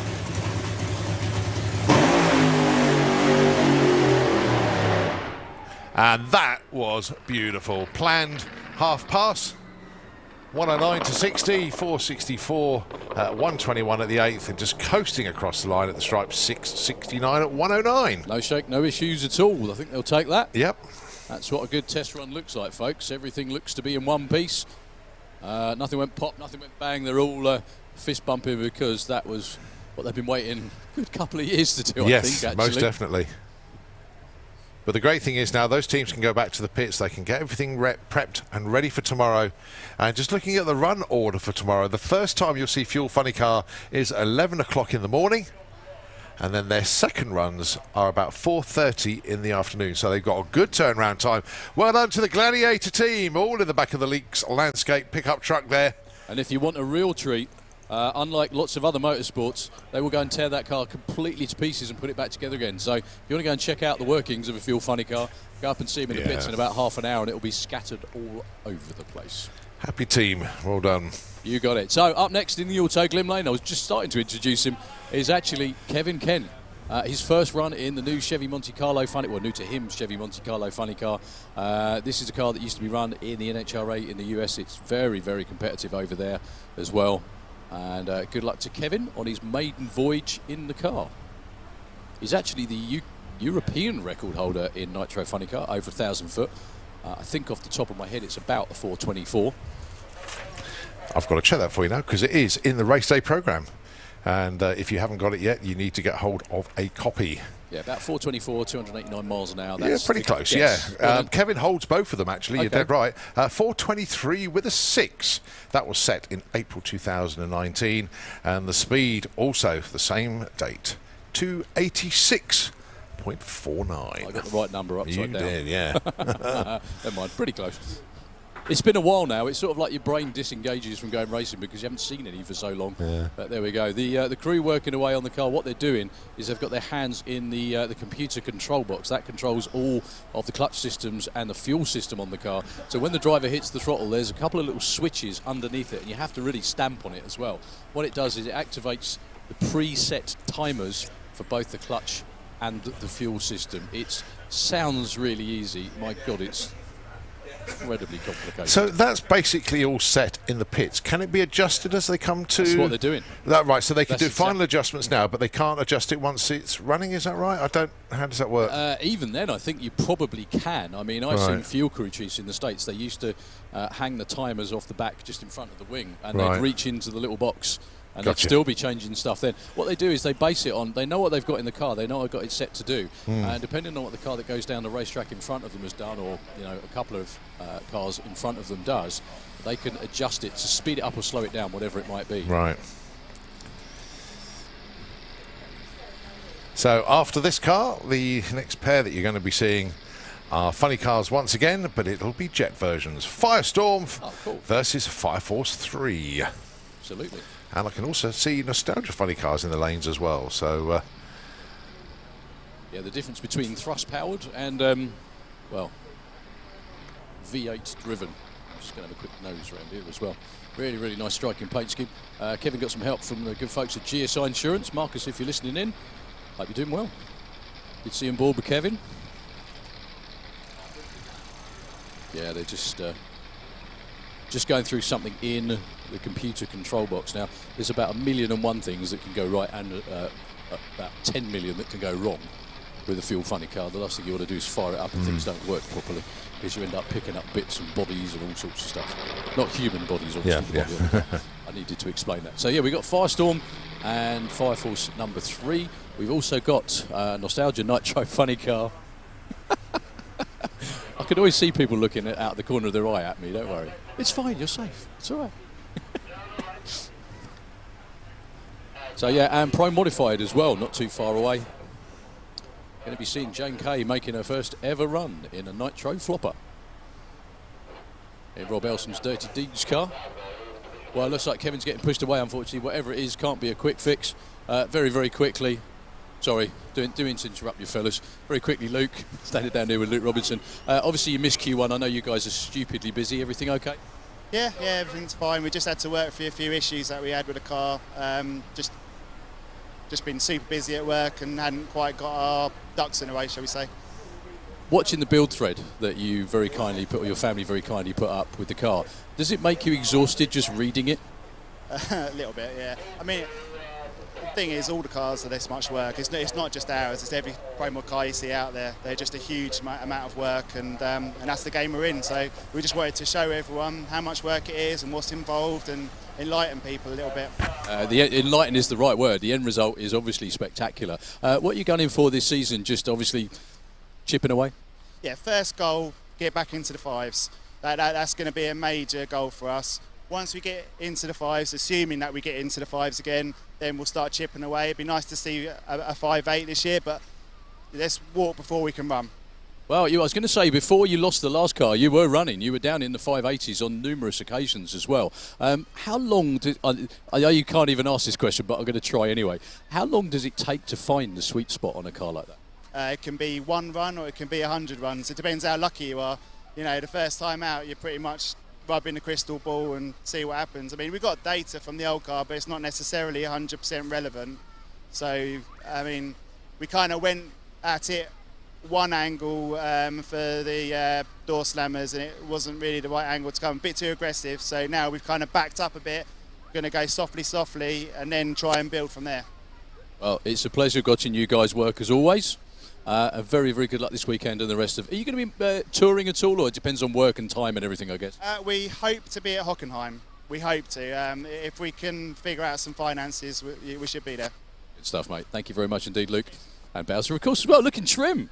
You've been making him run. Is that what it is? So we've got jet cars now underneath the tower. Sorry, Colin, you're going to have to anchor everything. Absolutely no problem at all. So, yeah, unfortunately, the West Ham Motorsport funny car heading back to the pits. They'll be back out tomorrow. But next up, it is a Jet Funny Cars Fire Force 3 from Martin Hill, and of course Firestorm from Roger. So possible 5-second passes, but certainly low 6-second zone. Depends. I think that they go into 1,000 foot. Oh, so yes, they of will course. Be, yes, it's will be 1,000 foot. fives. Apologies, Mark. Yes, That's thank you, right. Darryl. I just noticed the orange marker's still out up there, I presume, for a reason. But, yeah. If you look at these two cars side by side, you're probably going to get a better view when they pull into stage or go down the racetrack. But even though they're both Jet Funny cars, so they've got the bodies flipped up, they are completely different underneath. Martin Hill's is the more traditional Jet Funny car, with him sitting off to one side of the jet engine with it running down the middle of the centre of the car, whereas Roger Goring's, he's sitting in front of it. And there's subtle differences. When they're matched up side by side, you can see Roger's car is longer to compensate the fact that the driver is sitting in front of the jet. It's a really cool piece of engineering and a fabulous looking car as well. Yeah, one of the few centre drive funny cars, as you mentioned, Darryl. I think there's only about 4 or 5 in the world. Roger's got one of them. Yeah, something like that. And they're going to be match racing here. So it'll be a heads-up race to the finish line, which is at 1,000 foot, where those big orange blocks are. And then we've got more funny car racing. So we can't match race jets and funny cars like we used to.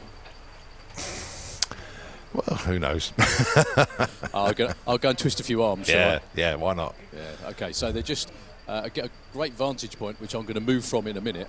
They've just plugged in Roger's battery pack, which I must say is immense to turn the jet over, obviously. You can hear Martin's fire up first. Here we go with Roger. Now, normally, on chilly days at Santa Pod, jets are a great way to warm up. Today, not so much.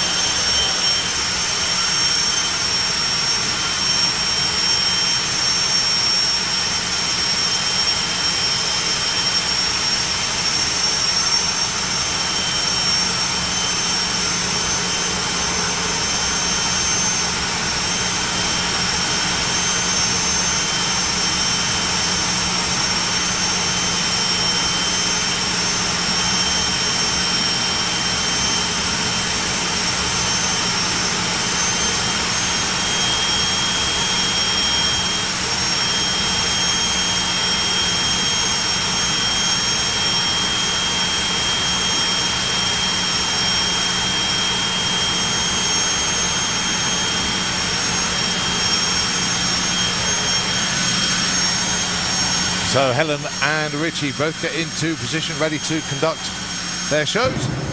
Here we go then with Firestorm and Fire Force.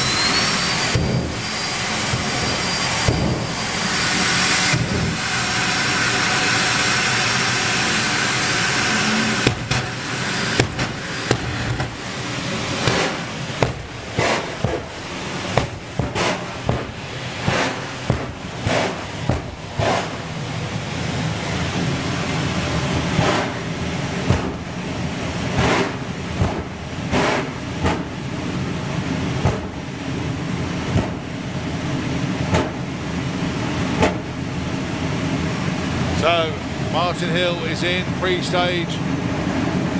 Rog just inching forward. Martin has gone all the way into stage. They're both in. The lights coming down, off they go. Oh, cracking lineup between these two. Martin Hill goes 5.04. Roger goes 5.26. Reaction time advantage to Rog, but it's Martin that gets there first, going 236 miles an hour. Compared to 222. A very, very good run indeed for both of them.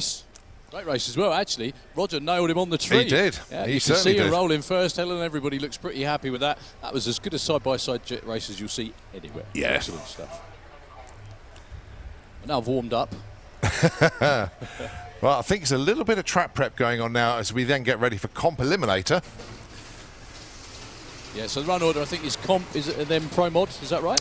Well, according to me, I've got Comp, then Top Fuel, Nostalgia Funny Car, Pro Mod, Top Fuel Bike, but it could shuffle a little I'll bit. go and have a nose around the tower because I know that right there Jane Kay is ready to run in Rob Elsham's Funny Car. Give them a big cheer, folks. That's both the Fire Force team and Firestorm as well. So, yeah, a very, very quick track sweep. And we should be on. Yeah, Comp Eliminators down here right now, Colin, as you said. They look ready to go. Interesting. I think Nick Williams is in civilian clothes, so perhaps he's not making a run this time around with the Camaro. He's trying to avoid me, which is not unusual in itself. Yeah. However, no, I can't see any big Larry dragsters at the moment, unfortunately. I'm going to have a quick nose up there as well. But I think it is going to be Comp Eliminator. Elaine Hancock's getting strapped into the Zephyr. I can see Spence around here one more time. The Chaos Brothers altered. Rob Smallworth with that drop-dead gorgeous 55 Chevy 2. I'm just going to take a quick look up the lanes, Carl. I'll be back in a minute. Okay, no worries. Meanwhile, as I say, a little bit of track prep going on at the moment. With the Jets putting runs in, they just like to do a little bit of sledding just to make sure that the track is nice and clean, ready for the next class to come round. So, Comp Eliminator, very strongly supported class this weekend, and nice to see some extra prize money going into the pot for Comp Eliminator this weekend. To give them a mention though, let's read out some numbers then. Williams Brothers Speed Shop, I've put an extra 200 quid into the kitty, £150 to the event winner, and number one qualifier will get £50. Engine Data Analysis, the winner gets an extra £80, the runner-up gets an extra £40. BSI Transport, Northamptonshire-based transport logistics company, £150 for the winner and £50 for the runner-up. Pro Race Engineering have put 50 quid in for the winner, and also they have put a championship winner's £600 voucher to spend with Pro Race Engineering. And let's not forget the class sponsor, the title sponsor, Trackworks. Have been the title sponsor for the class for a few seasons now. Massive thanks to them and to everybody for stepping up and increasing their sponsorship. Just looking at some of the other extra money that's coming, we've already mentioned the Perfect Light Award, the Perfect ET. I've just noticed actually, Tony Morris Carburettors for Supergas, they've put a 50 quid in for the winner. So well done indeed to Tony Morris to Dave Gibbons. And of course, everybody with Tony Morris carburetors. So here we go then. Comp Eliminator, Q2, Spencer Tram coming round.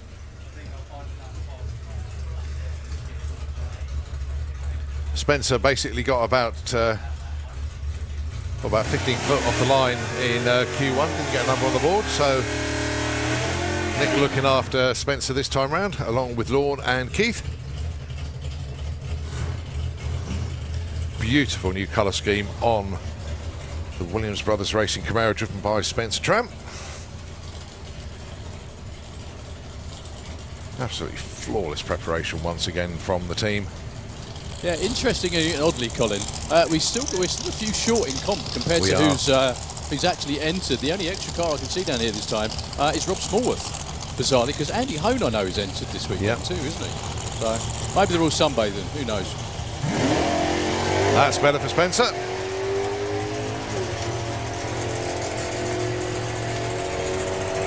Now his index is 11.55. Goes 10.97, so Spencer Tram going into the #1 spot. Also tuned in at home, frustrated that he's not here this weekend, is Jordan Payne.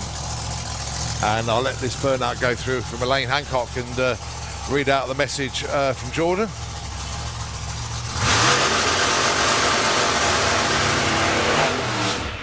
So Jordan's been in touch saying, hope you're having a good day at the track so far. Well, yes, we certainly are, Jordan. Unfortunately, I'm stuck at home writing my dissertation at the moment. Been trying to tune into the action with the live stream running in the background.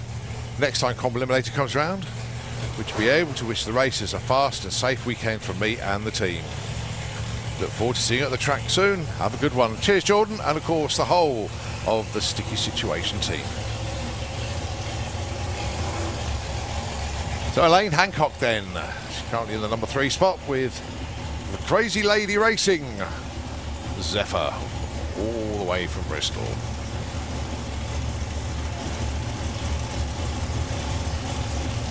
Index of 7.13.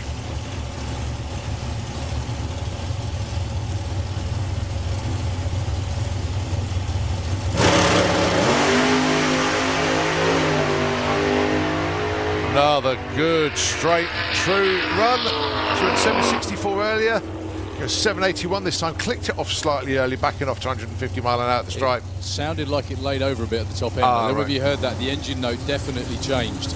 So I hope everything is a-okay.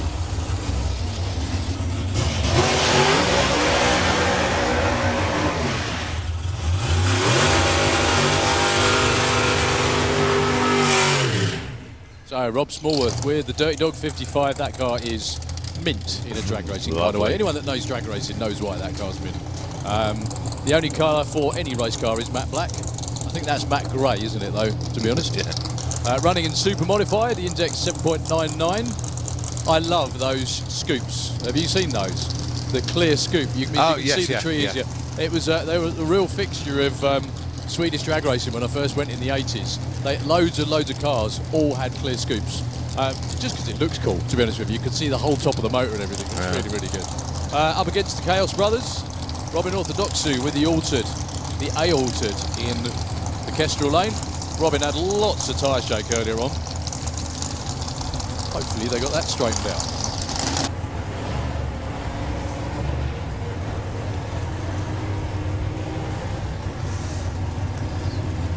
Index is then 745 and 799. Rob running to the Sumo Index of Super Modified. And Robin Orthodoxu, the A-altered Index.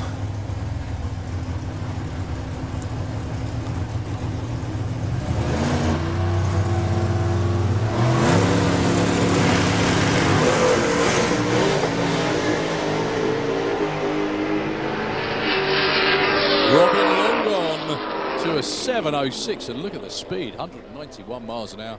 I think Rob actually rolled through stage there. He did, yeah. Because the red light came on before he went almost anywhere, actually.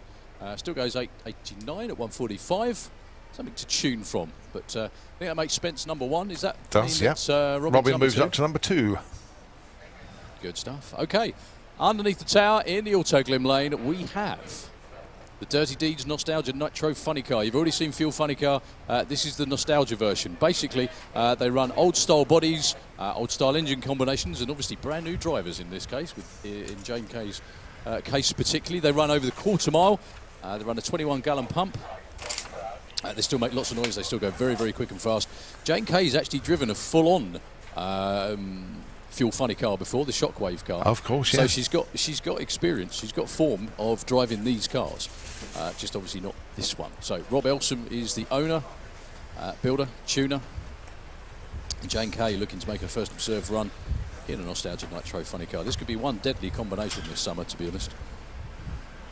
Rob certainly learned his trade very, very well. He was crewed with Runa for a number of years recently.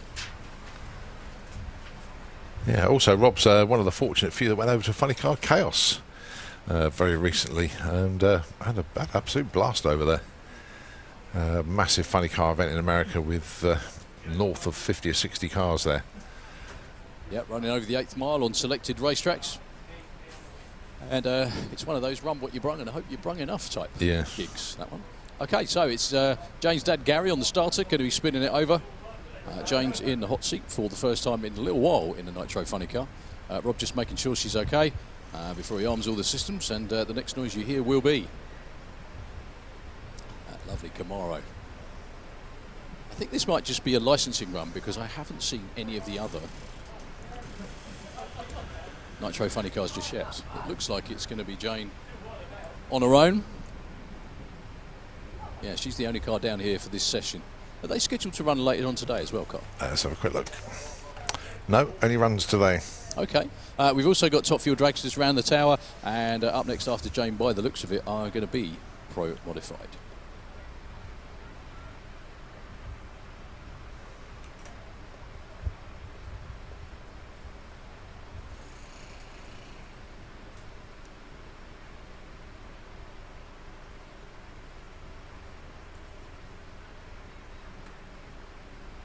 Right, been given the thumbs up.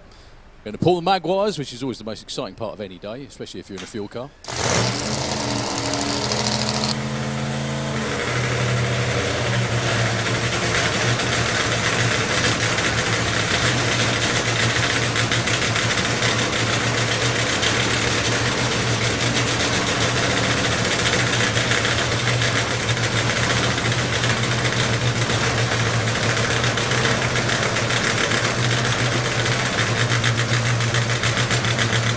So as the body is dropped over the chassis of Dirty Deeds Camaro Funny Car, Jane Kay comes forward into the burnout box.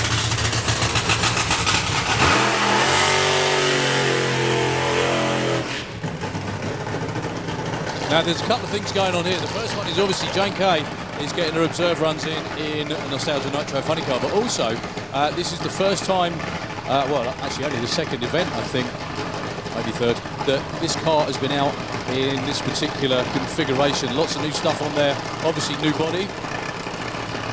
What the crew are doing out there is trying to rock it to get it into reverse, the way that the transmissions work. They might be able to get it back pushing. That's one way of doing it, dropping the revs. No, it's not going to take it forward.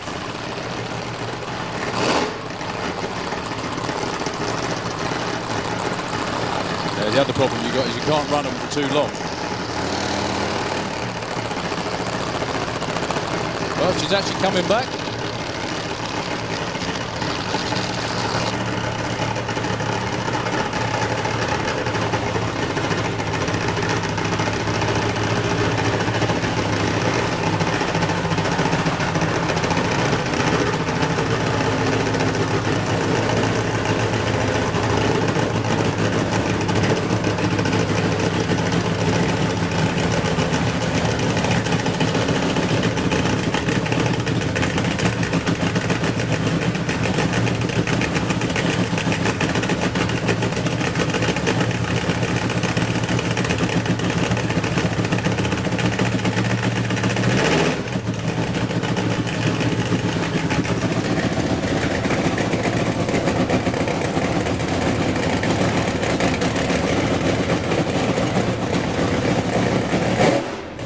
Okay, so the pre-run checks are all done. It's just Rob left with the car on the outside, Jane on the inside.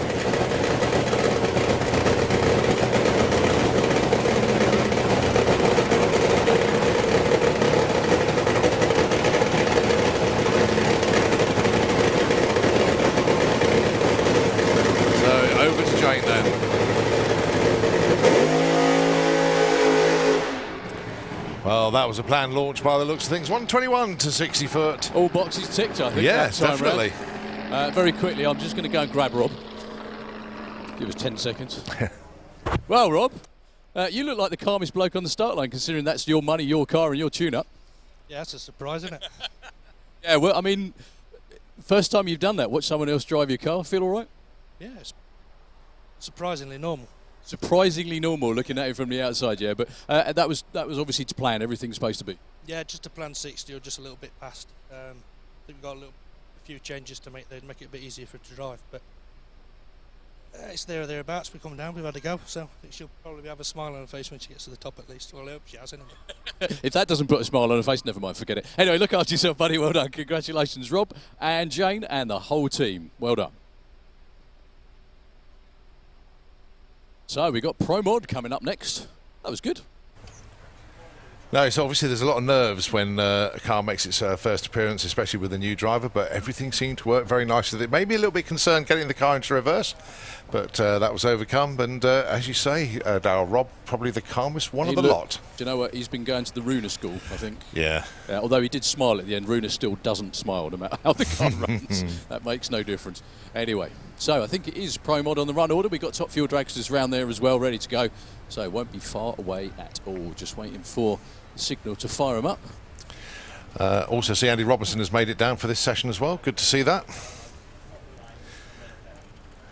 Yeah, I think from what Luke said is like a lot of, basically like a lot of people. I remember having a conversation with a few of the Swedish guys at the Door Slammers a few years ago, and they said one of the best things about coming and doing the Door Slammers and then the main event a week afterwards was they actually had like a few days off to go through everything, which they never normally have. You know, they're normally basically head down, backside up, working themselves to death at work, that they don't have any time to put into the race car. And that was effectively what Luke said. They've been so busy in the workshop because they build race cars for a living. They haven't had a chance to go through everything on the race car to make it ready for this season. But that's why they missed the first qualifying session. They've got this session today and another one as well. So first car out is going to be, by the looks of it, Wayne Nicholson being given the thumbs up with the Lucky Devil. Wayne had a lot of shake on the start line. Stood up on the tyres, actually, I think, didn't it? Instantly on that run before. So here we go. With lots of new parts and pieces. Wayne just wants a nice A to B run to tune from, I'm sure. Going to be coming around in the Kestrel lane. I think on his own, actually. Well, that supercharger looks like it will eat anything in its path. Yeah, birds, little kids, whatever. Unbelievable bit of kit.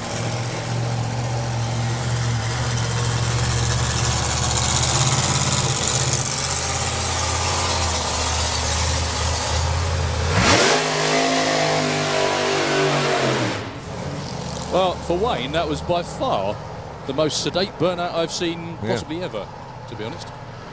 Wayne's still holder of some of the most serious amount of cool points I've ever seen in a Pro Mod. When a number of years ago back at the Summer Nationals, it might have even been 2009, where he did a massive burnout, spun the car out, ended up in the opposite lane facing back towards the start line, reversed the car back and ran a PB. Yeah. Now, you're not going to get much cooler than that, ever, are you, I don't think?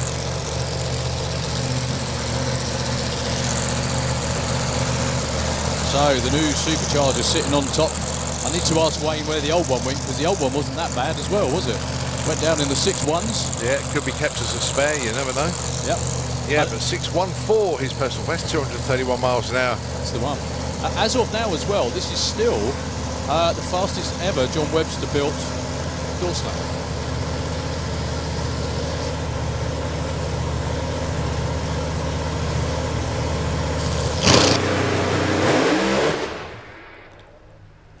Same again, just pulled the tyres loose instantly off the start line and it killed it straight away, unfortunately.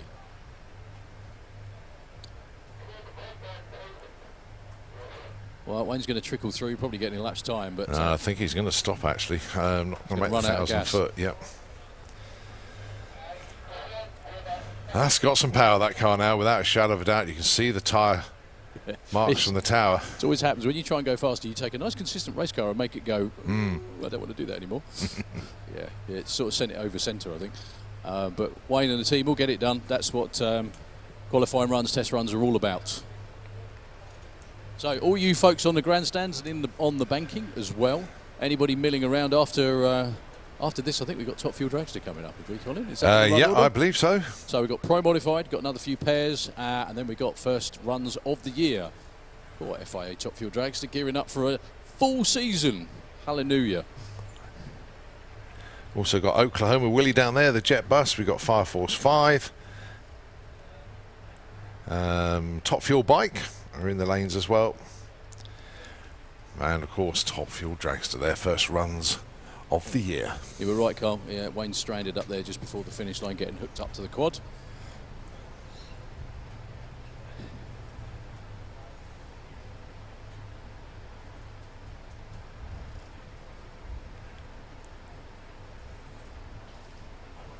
Absolutely glorious conditions down there, Darryl. I mean, as you know, it's very, very warm up in the tower at the moment, but track conditions, track temperature, breeze, well, occasional It's not puff often. making it down the start line, isn't it, from the top end? But Something like that. hardly anything at all. Yeah, it's not often I have to go and stand in the shade at Easter. If ever, I think, to be honest with you. So- Yeah, no, it's lovely. It's honestly, it's just about as perfect as it can be. Probably about 18, 19 degrees, something like that. A little light breeze and just perfect racetrack, perfect weather. Perfect weather to go fast. These are the kind of air conditions and weather conditions that Americans dream about. Yeah. And that's what it was like actually in Gainesville this year, and you saw the result. So, Jean Doulemont, 2 red and white cars, I think, coming your way next. Yep, they've been given the orders to spin over, so it's Jean with the Camaro up first. Not sure whether he's going to be going against Michelle or he's up against Andy Robinson.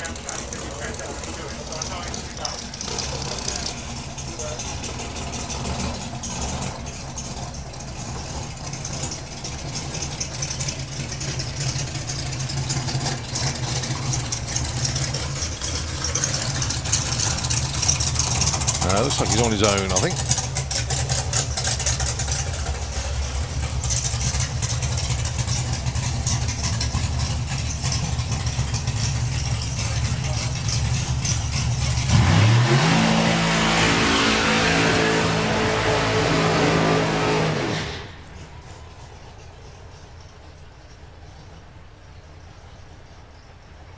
So Jean making his way here from France, and I don't think it's the nearest bit of France. Oh no, it's right down at the very bottom. And I think, Darryl, I think he says if he's 6 miles further south from where he lives, he's in Spain. So that's a heck of a journey for Jean to come up here. But hopefully he'll be leaving the car here for a few months, as we got door slammers in the main event. It's pretty much pointless taking the car all the way back home and then have to bring it all the way back up again. So hopefully that's the plan for Jean.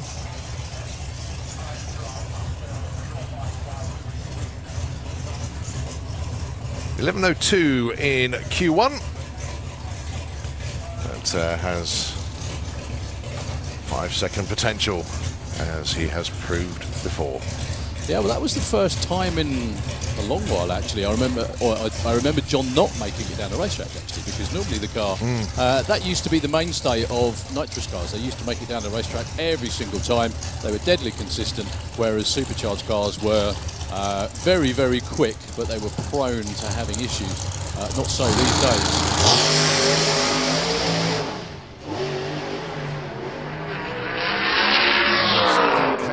And has made its way down the left-hand side of his lane, but nevertheless 672 at 224. Do you know what? Standing behind that, I can clearly see what happened. Problem is that the car's so soft on the launch, it doesn't get any wheel speed. Yeah. And because it doesn't get any wheel speed, the tyres start gripping around about 60, and that's when the tyre shake kicks in, and that's exactly what happened that time, and that's what sent him completely off course. If that car hooks like it normally does and runs 0.960 foot I gather that was a 1060 foot, wasn't it? Yeah, 10 flat. There you go. 100. He's normally a lot quicker than that, to be honest with you. So yeah, if it just hooks a little bit better.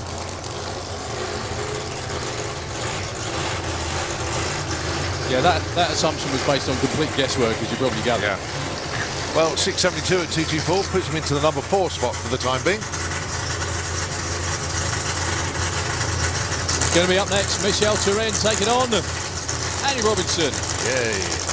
With the absolute work of art, NGK Torco Anger Management, Robinson Race Cars Shop Car.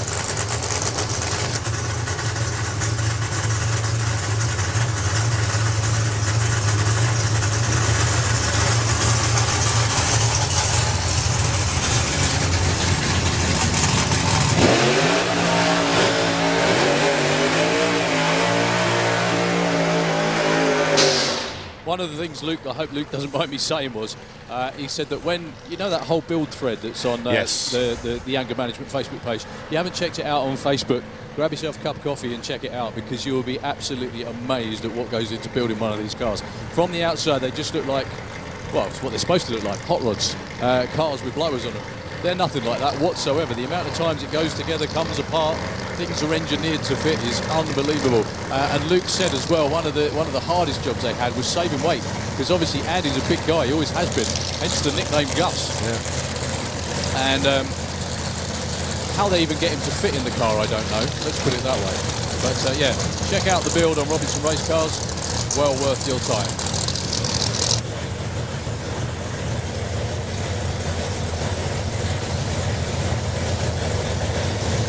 Also, how they get the ride height to what it is quite incredible.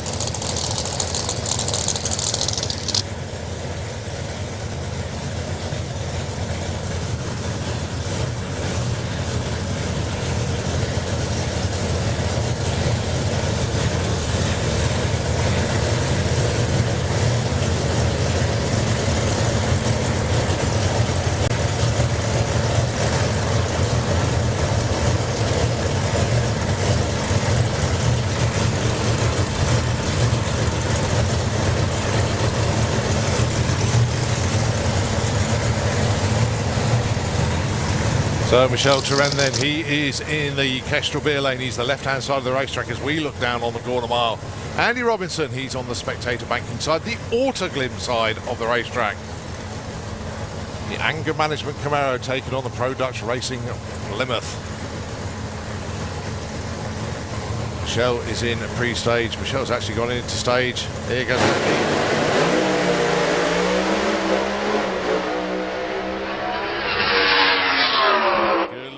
For Michel goes 6.10 at 241 miles an hour. Say hello to your new number 1 qualifier. I must admit, I thought Andy was going to stay with that. That car launched like a bandit. What were the short numbers? Colin? Short numbers not that good actually. Oh, okay. 103 for Andy, 104 for Michel. Forget I said anything as usual. No. Just, it looked like it went okay, but just got a little bit of shake on, a little bit out of the groove. So who are we missing in that session? I'm trying to rack my brain.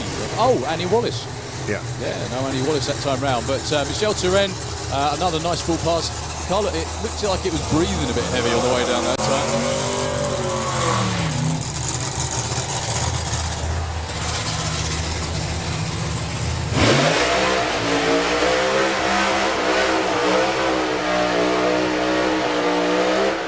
That's what you call proper hooning.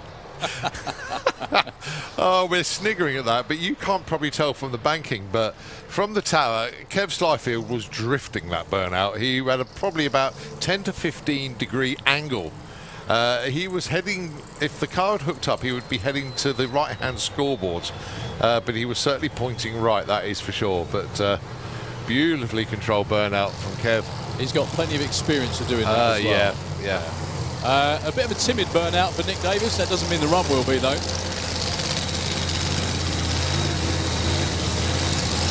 So Nick Davis, still the fastest UK Pro Modified, 249 miles an hour, knocking on the door at 250. Current low ET and top speed was a bit short from Michel Turenne. However, that might last about another 30 seconds or so. Now, interestingly, the part that has just been given to Woody, I don't think it's off Kev's car. I think it came off Jean Delamont's car. Okay, well, Kev's been advised to shut off, Well, they're going to go through it. It's just, Yeah. as a just in case. just in case. But something certainly came off Jean's car on the run. And maybe that's the part, I don't know. Nick Davis on his own, building up the boost in the Firebird.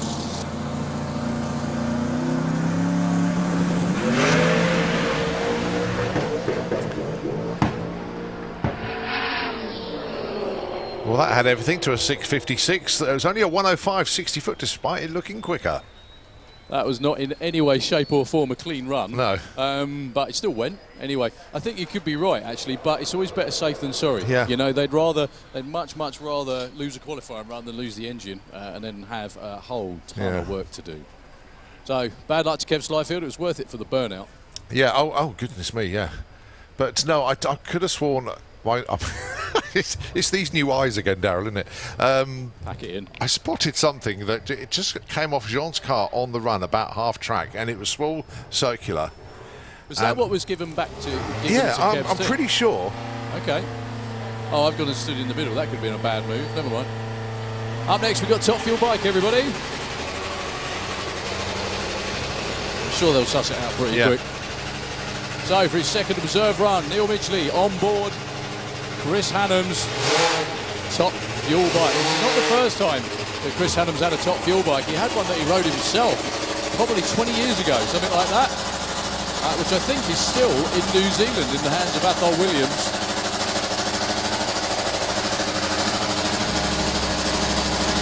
This bike is a monster.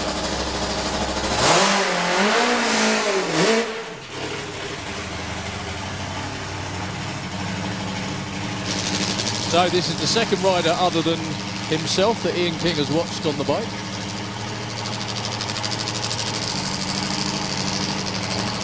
Last time I think he made it to about 100 foot out. The bike started drifting a little. It'll be interesting to see how far he goes this time. Neil has been down into the 6.2s, I think, on the supercharged Super Twin, so he really knows how to ride. This is a completely different animal, though. When I say animal, there are only a handful of these machines on the planet, and this is the second quickest of all of them. In fact, he's the third quickest. This is the third quickest bike on the planet, full stop. Yes, after Eric, yeah. After Eric, Larry McBride and this bike. Here we go then. Good luck, Neil.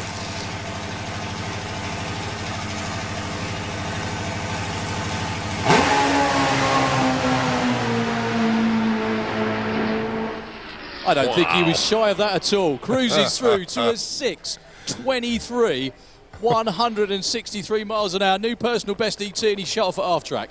Colin, give us some numbers quickly. Are you ready for these? 60 foot, 0.98. The eighth, get this one. The eighth mile, go on. 3.78. 378 at 2:01. at 2:01. Yeah, well, Yeah, well. what can I say? Marius said there's a 570 setting in there. So he said just go to the 8th mile if it's going, just see how you feel. If you've had enough, just turn it off. But knowing Neil how I do, he's not scared, he's just getting to grips with it, you know, and there's a lot more to come. That was so cool, mate. Well, Thank you. no problem. Well done, Chris. Well done, team. So another pair of, the rocket itself on the start line. He's seen his good mate, Neil Midgley, just fly down the racetrack to a 6.2. He's been 6.0. This is Al Smith on the 3-cylinder rocket, built by Phil Bainbridge.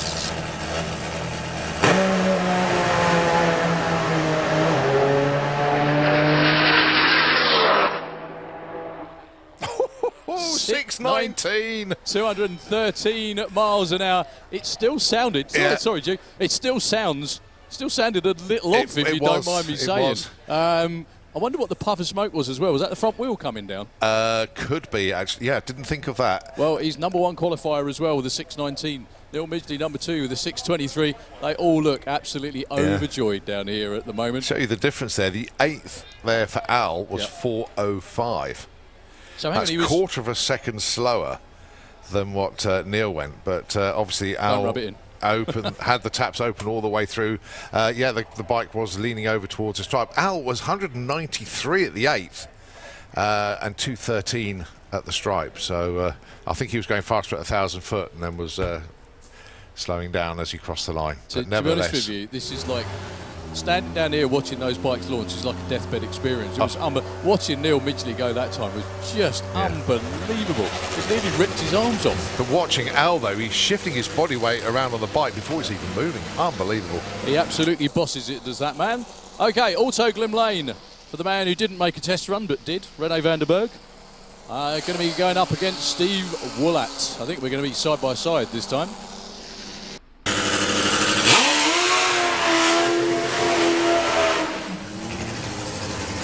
Now, Rene's bike, to some extent, is a clone of the bike you just saw Neil Midgley go through on there.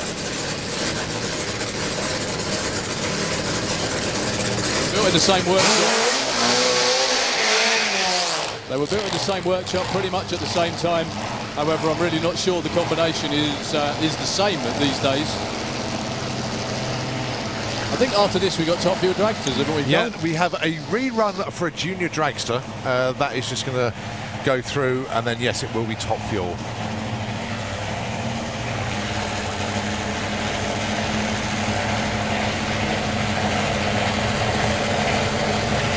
So Steve Woolat on the dealer, and Rene van der Berg.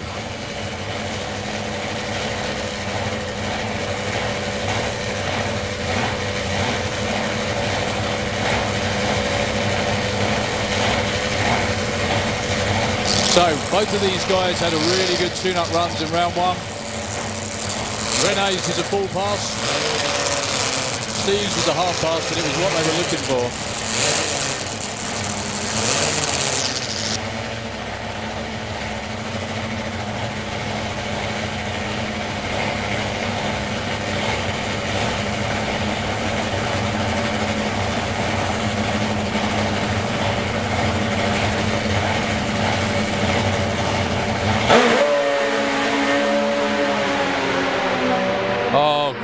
Looking run for both. Rene slightly out in front. Rene goes 6.23. Steve goes 6.97. So 6.23 at the moment will only get you number 3 qualifier. Is that right? Number 2 for Rene, number 3 for Neil Midgley. 6.97 clicked off early. Give us some short numbers again, because I'm sure that was a lot closer all the way down. Yeah, Rene 105, Steve 112. At the 8th, 412, Rene 435 for Steve. And that's at the stripe, 6.23, Rene 6.97 for Steve. Well, that's Rene's quickest run in, well, it's a lot of people's quickest run because they haven't run for 2 years. Yeah. But quickest run in a long while. We've got a quick rerun for Junior Dragster. That's We've it, got yep. Top Fuel Dragsters, folks. Yeah. So don't go anywhere at all. Happy birthday for yesterday. Was it yesterday? I can't remember. Yeah, Neve Deevy is the one getting the rerun. The problem child at Junior Dragster. Serious support up there as well, which is good. So, ladies and gentlemen, if you are not in a viewing spot, now's the time to get into one. Top Fuel Dragster coming up next. Get yourselves onto the grandstands. Get yourselves onto the banking. Your first taste of Top Fuel for 2022.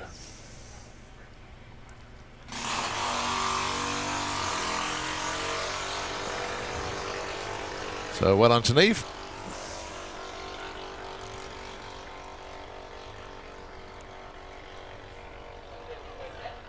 Goes up from 24 to 22.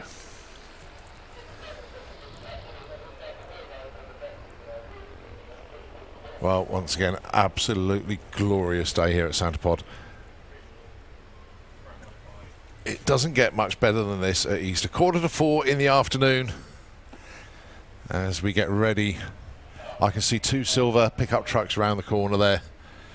And attached to their tow balls are tow ropes, and attached to the other end of those tow ropes are Top Fuel Dragsters. It won't be long. So we hope you've all had a very enjoyable Good Friday. We've tried to throw as much good stuff your way as possible. We've still got more to go, haven't we, Colin? Oh, Give us the rest of the day. We're running all out till 8 o'clock tonight, without a doubt. Right, basically, Oklahoma Willie and Fire Force 5 are the two jets that are lined up round the corner there. It'll be going back then into our sportsman qualifying with Super Street Bike and Street Eliminator. A lot of our sportsman classes taking us up round to about 5:30 when, depending on schedule and the turnaround times, you've got Comp Eliminator, Pro Mod, Top Fuel Bike again, wow, Fire Force 3, and then Split Second and Firestorm round about 6 o'clock this evening. And then we continue with our sportsman qualifying. Could take us up to 8 o'clock this evening. So what a day. And what a return to normality here at Santipod Raceway. We've been waiting so long for this. Oh, no, here we go. Two-seater dragster just coming round the corner. That snuck in from nowhere. In actual fact, I did know that Paul Brown was going to be having some more passengers today. This time it's Tommy Armstrong from Bromley. Been coming up here for years. Always wanted to have a go. He obviously heard the call over the PA to get down into the two-seater dragster pits, go and check in. And, yeah, he's decided, yeah, I'm going to have a go. So well done to Tommy Armstrong, Bromley.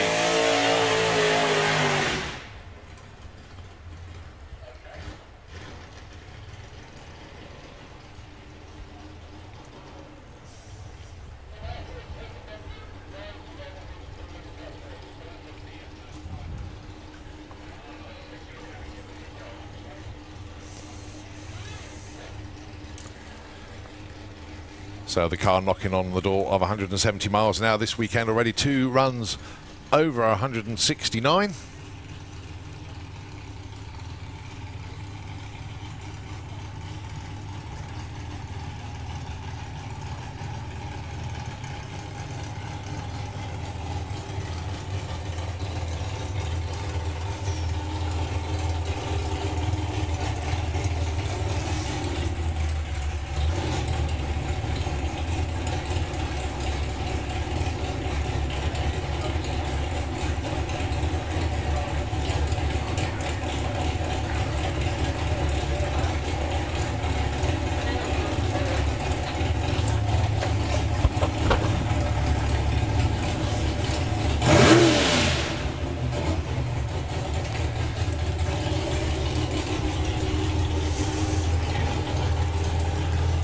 So coming up to the line then.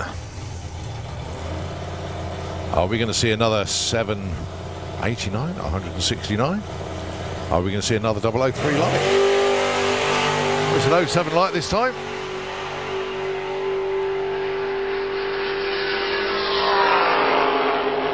And there we go, 170 miles an hour this time round, a 7.905. Nicely done there for Paul Brown. All right, Super Street Bike have made their way down to the head of the lanes. Yeah, just to keep you updated, yes, we should be running the top fuel cars right now. 2 out of 3 are ready. We just want to make sure all 3 are ready before we give the signal to fire them up. Right, okay. That's all it is. Anyway, don't go anywhere. Super Street Bike isn't exactly a slouch. Nigel Morrison's down here.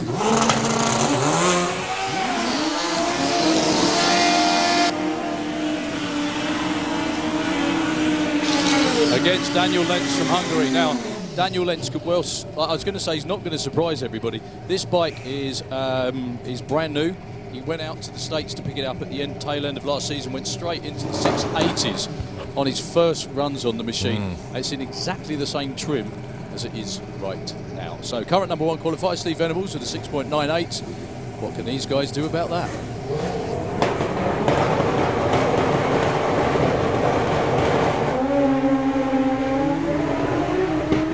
124, the quicker to 60 foot is Ross Morrison, but Daniel goes breezing past, goes 685. But look at the speed! 220.04. That is out. Wow. Did I just say that was coming? Wow. And the next man in the burnout box is Steve Venables, gets to look at the scoreboard thinking, I'll have that. I'll definitely have that. Wow. 2:20. That could be on for a European speed record. It's definitely an ACU speed record, potentially. I think Steve Venables has been 2:19. He has been 2:19, but that's the first time I've seen 2:20 in Super Street Bike. Oh, there we Wow. go. Okay, his chance to fire his shot back. Steve Venables had to back off past 60 because the front end was coming up. What a race. Jake goes 7:02 at 206 miles an hour. Oh, Steve Venables just went 120 to 60 foot. But he was going up. He was going up, yeah. That's the problem. It's always the 7:04, problem. 190. Wow, congratulations to Daniel Lentz again. That was an outstanding run. Yeah. That was an easy run, though, for Steve. Yeah.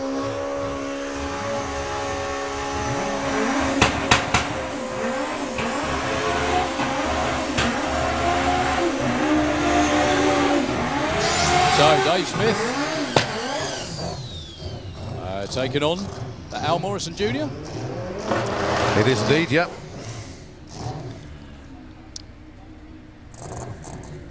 So, Al Morrison Jr., has he been in the sixes? I think he's been 7:02 Al has. actually. Has Yeah, he? Yeah. Al has. Dave was Mr. 200, the first to crack the 200 mile an hour many moons ago now.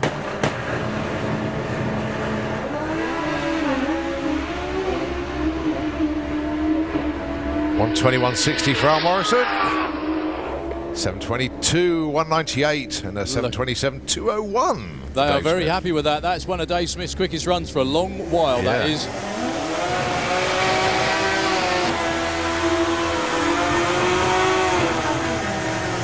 Oh, good to see Margot Schmidt out. I thought she was actually entered into comp bike. It was Super Street for this weekend. They were here testing yesterday.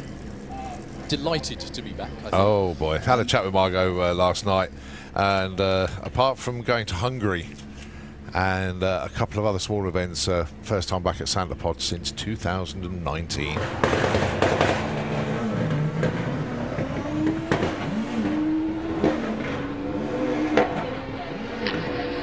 Well, Dave Wood is long gone too.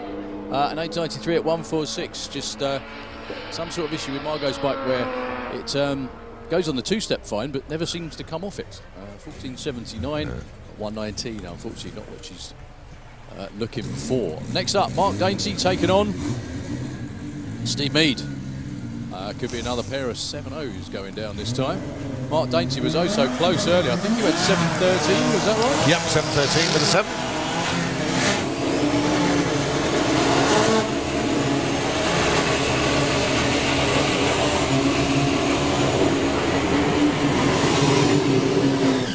My wife gets so mad about me that things like that. She says, "Why can't you remember what I asked you like 2 seconds ago? You remember what somebody ran 30 years ago?" I said, "Well, I don't want to give an honest answer because otherwise I'll be in trouble." Anyway, so Mark Dainty and Steve Mead. Steve Mead has one of the quickest 60-footing bikes in the world. Super Street bike, that is, of course. Also very, very fast, regularly over 200 miles an hour. See what they can do this time. Yet to run a 6 though is Steve. 7:01 is his PB.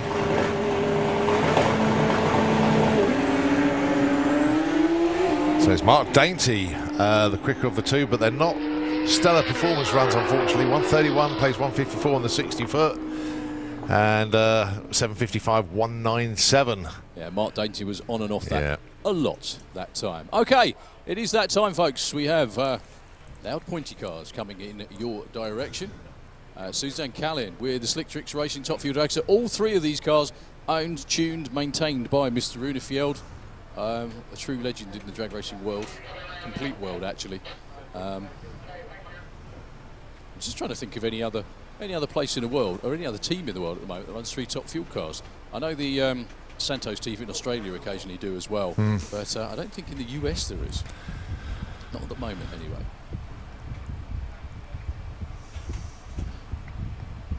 So this is Suzanne's first run of the year. Hopefully this will be Suzanne's first full European tour as well this summer, simply because for the last couple of years she was she ran a couple of events here in 2019. She was building up to run the full tour in 2020. However, a certain little pesky virus had other ideas.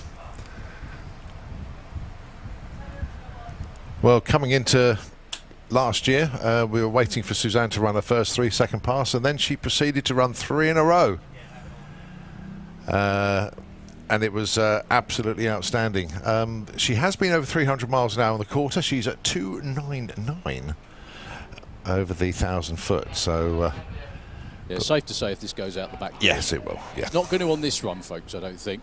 Again, these are first runs of the season. I know that there's lots of new bits on all of these cars. And Runa is as meticulous, or more meticulous than anyone I think have ever met, and wants to make sure everything runs as it's supposed to, goes as it's supposed to, and hangs together as it's supposed to as well. I don't know whether we're going to be running a pair or we're going to be running Suzanne on her own first. She seems set and ready to go. I'm very jealous though, because me and Suzanne got our licenses on the same day and she's still racing. And I'm talking to you. What do you think she'd rather be doing? Down here on the line with... Not talking to you? Not talking to you, that's what it is. Down on the line again with Keith, your wife coming up in the house top fuel car. Yeah, her indoors is out.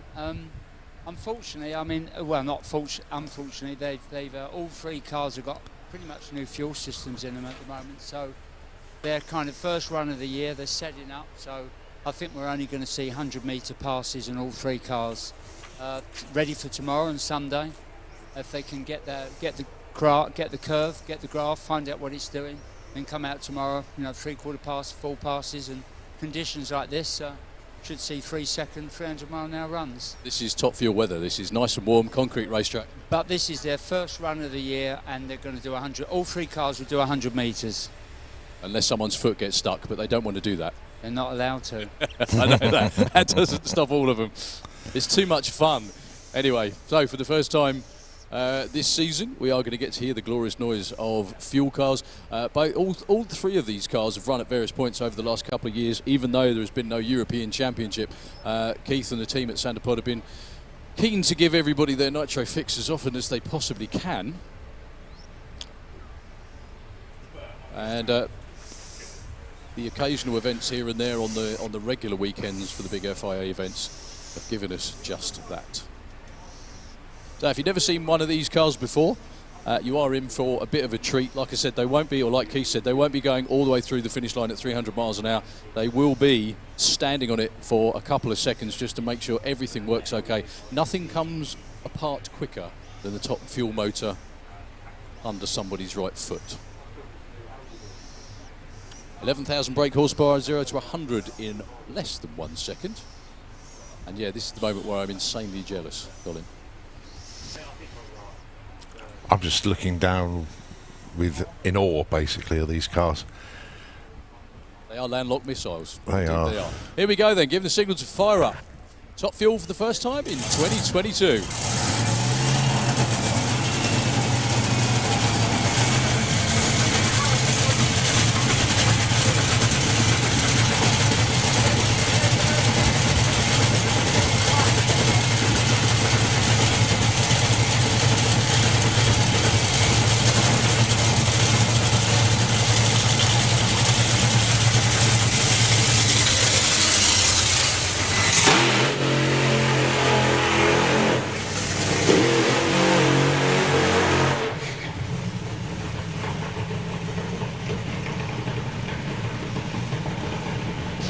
So, completely fogged out down here on the start line. And in here. Okay, that's good to know. One of the really bad things about there being no breeze is it lingers worse than usual, which is not good. What Daryl is talking about is the nitromethane haze that you see coming out of the pipes of these cars. It is just hanging in the air. It stings a little bit, but do you know what? We don't mind it too much. Anti's car sounds decidedly different. I don't know whether you've noticed, it's like the idle's off or something like that. There's an awful lot of fuel that's burning outside of the engine, hence the pops and the bangs that you wouldn't normally hear. Bruno's obviously okay with it. What? You know what, the safest place to stand with these cars is next to it. Yeah. Because then you don't get it up your nose. So Anti-Horto then, Anti-Horto in the Kestrel Beer Lane. Suzanne Kalin for Slick Tricks Racing. And for Draper Tools and Sanapod Raceway in the Autoglim lane, their first passes, as Darrell said, of 2022. We expect launches maybe to 3:30. But let's see how they get on.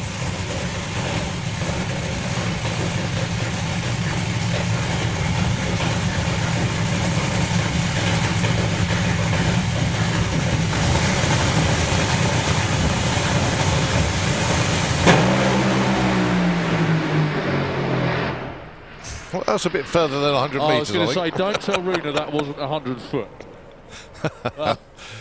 I think the drivers may have a slightly different version of 100 foot than we do. 200 metres, perhaps. Possibly that. You never know. Runa might have said go for it. No, he didn't. He didn't. I know he didn't. Sorry, Connie, go on. Listen to this. 2 secs. Go on. Anti-Horto to 60 foot, 0.82. 0.82 to 60 foot. Suzanne was 0.86.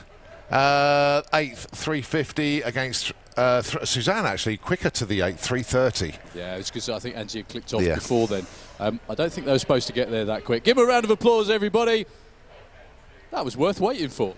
Yeah, for the first run of the year, if the weather holds the same tomorrow, I think, well, you're going to see it, aren't you? 3 seconds, 300 mile an hour. That's what we all come to see. Thank you very much, Keith. Thank you very much to the whole team. 100 foot my backside. Yeah. Well, Runa's still here. So up next in the Kestrel Beer Lane, a young lady from Åland in the middle of the Baltic Sea, officially finished but speaks Swedish. It's Ida Zetterström, and if you follow her on Facebook, check out the vid she made the other day before she came over. Did you see that one? I haven't seen it, no, but I will check it out. 10 seconds that will cripple any young boy watching it, to be honest with you. But there we are. So Ida, last year, made the quickest, and it was still a shut-off run as well. It was. Belt broke, yeah. Quickest ever licensing run. She went 3.86. It's only only about- 245 miles an I was hour. going to say only something like 250, wasn't it? Unbelievable. Yeah, it was absolutely incredible. Just to say that she has been waiting for this moment again, it's a bit of an understatement, really. So, again, another Runefield top fuel car with all the latest parts and pieces on. This car itself actually holds the European record. It's the quickest at 3.80 from a few years back when it was driven by another young Scandinavian lady. That was... why can't I remember her name? Maya Uttian. Thank you very much. How did that miss me? I Sorry. don't know. Oh dear, I'm going to forget my name shortly as well. Deary me. Yeah, Maya Etienne went 3.80 in qualifying at European finals, and at that time, I seem to remember Jamie was a bit miffed because, one of the fuel fittings came out and leaned it out. It would have been that magic 3.7 run. I think we're going to see that this summer, though, to be honest with you. So here we go. First chance to stand on the Lau pedal in 2022. Lots more of this to come throughout the summer.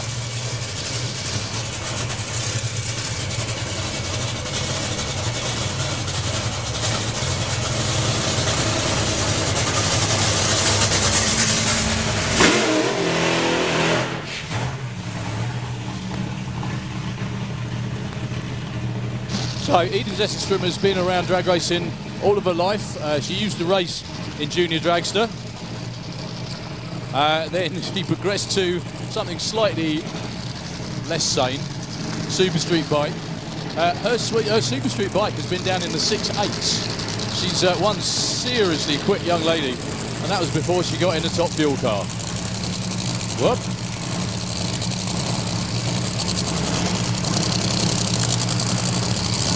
Yeah, the way that the steering works in these cars, they've got a butterfly on them, so that was a little bit too much one way. It's all right. She's just making sure everything's okay. There we go. It's easier for the crew to put the wheels straight than it is the driver because you can't get enough Leverage. You can't get enough. Yeah, exactly. Can't get enough leverage on it. Should be fine.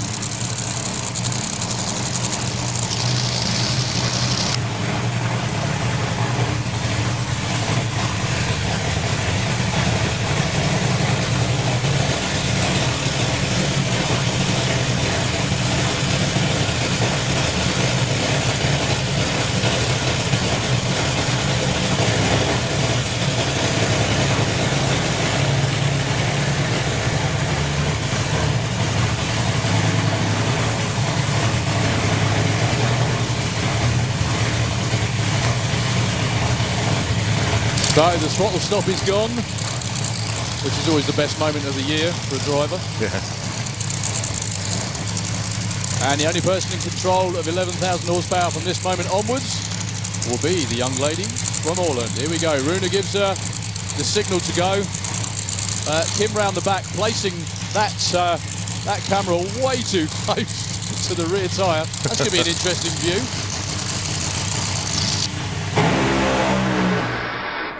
She did what she was told. Yeah. Did you notice that? 0.83 to the 60 foot. Nicely done. So everybody in the grandstands, on the banking, did we all enjoy that? Does it sort of blow away all that winter rubbish that you have? It just feels so good to get that rumble through your body again. So congratulations to Rune Fjeld, the whole team. It's no mean feat fielding one Top Fuel car. That was actually his iPhone he put behind there. Oh, was it? Yeah, it's his iPhone on a stand. And it stood up as well. That needs to be an Apple advert, that one does. So we've got Oklahoma Willie down here on the start line. What else have we got coming, Colin? We've got Fire Force 5, and then Excellent. we're back into Street Eliminator. Oh, rock and roll. Okay, folks. So Perry strapped into the jet. Actually, I might want to walk away from next to it.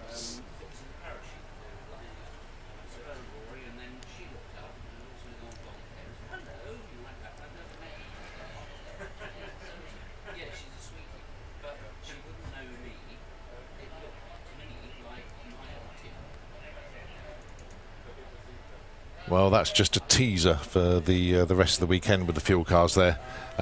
Doing exactly what we predicted them to do. Well, maybe the first pair went a little bit further than we thought, but Ida Zetterstrom, brilliant launch there. So they just gather all the data, make sure everything is A-OK. Then tomorrow, 2 runs from the fuel cars. The first time we expect them on the track is around about midday. They're scheduled to run at 10 to 12 is when we expect them. And then they get another runs later in the day, 20 past 5. So that is their schedule for tomorrow. But next up then, Perry Watkins with Oklahoma Willie. Fantastic 145-mile-an-hour run on his first pass today.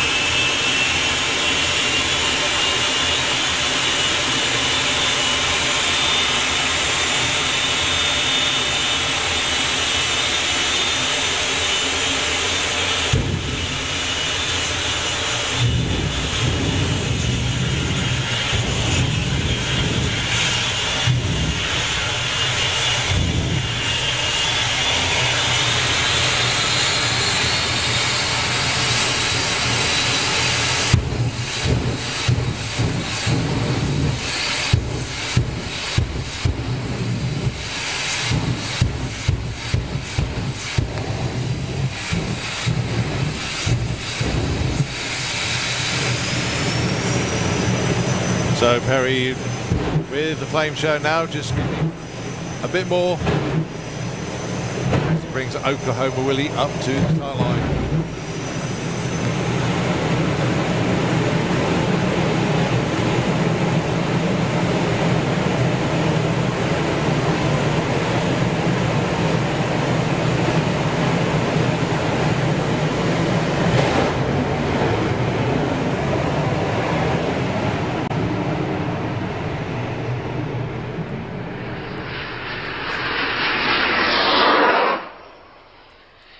.48 miles an hour at the strike. Forget about the ET, because basically Perry had actually tripped the beans before he actually started his run there. But another stout run indeed, 143.48 miles an hour. Very nicely done indeed. But if you consider the 60 foot was nearly 7 seconds, so if you take around about 6 seconds off that, you're in the tens where the run actually was. So before we have Top Speed Automotive Street Eliminator, this is Martin Hill once again, and it's Fire Force 5.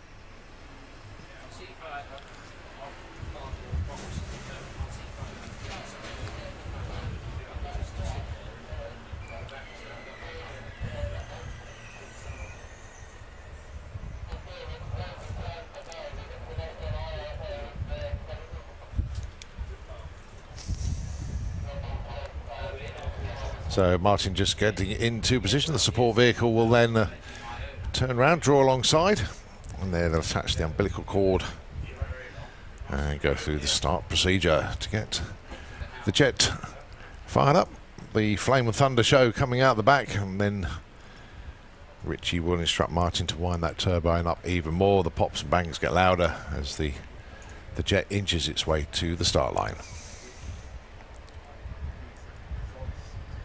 Low 5-second passes this jet is capable of. Full quarter mile this time.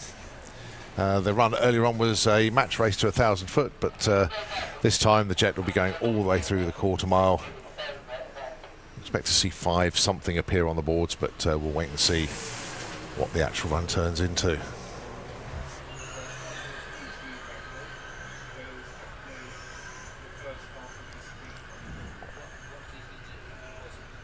Well, folks, it's been a glorious day here today. Really, really warm out there. And we've still got so much action to come. I mean, just checking in on the time at the moment. It is 11 minutes past 4 in the afternoon. And we still have another session of Comp Eliminator Pro Modified Top Fuel bike later on. And after this run from Fire Force 5, we still expect to see Fire Force 3 again later on this afternoon. And you'll have split second the Jet Dragster going alongside Firestorm, the Jet Funny car. So all still to come at you this afternoon. Plus loads and loads and loads of sportsman qualifying. So here we go then, Martin Hill with Fire Force number 5.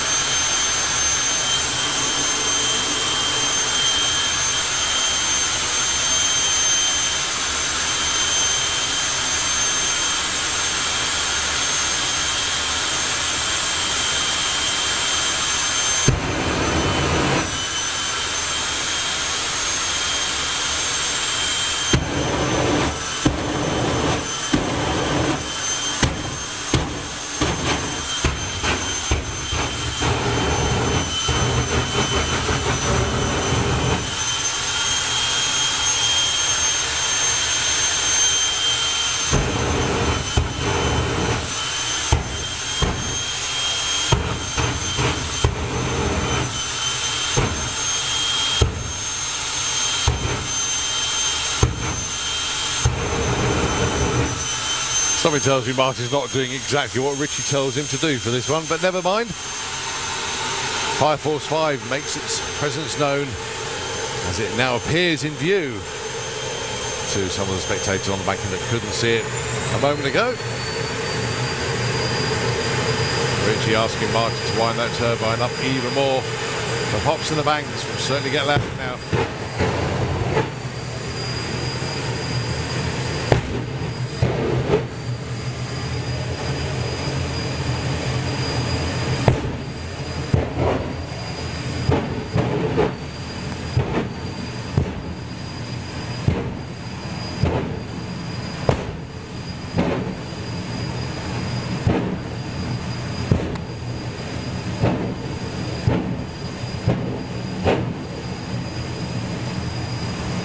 So Martin Hill is now in pre-stage. Richie waves to the crowd. Give Martin a big wave. You want him to go fast, you give him a big wave, give him a big cheer. Builds the jet up all the way.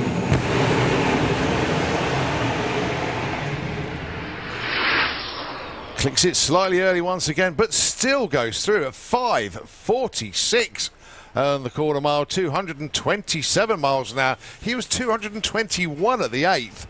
Got there in 3.65. And that was a sub 1 second, 60 foot at 0.96. Martin Hill with Fire Force 5. Another cracking run from him. So as Richie and the gang goes to collect Martin from the top end, give him a big cheer. Well done, gang.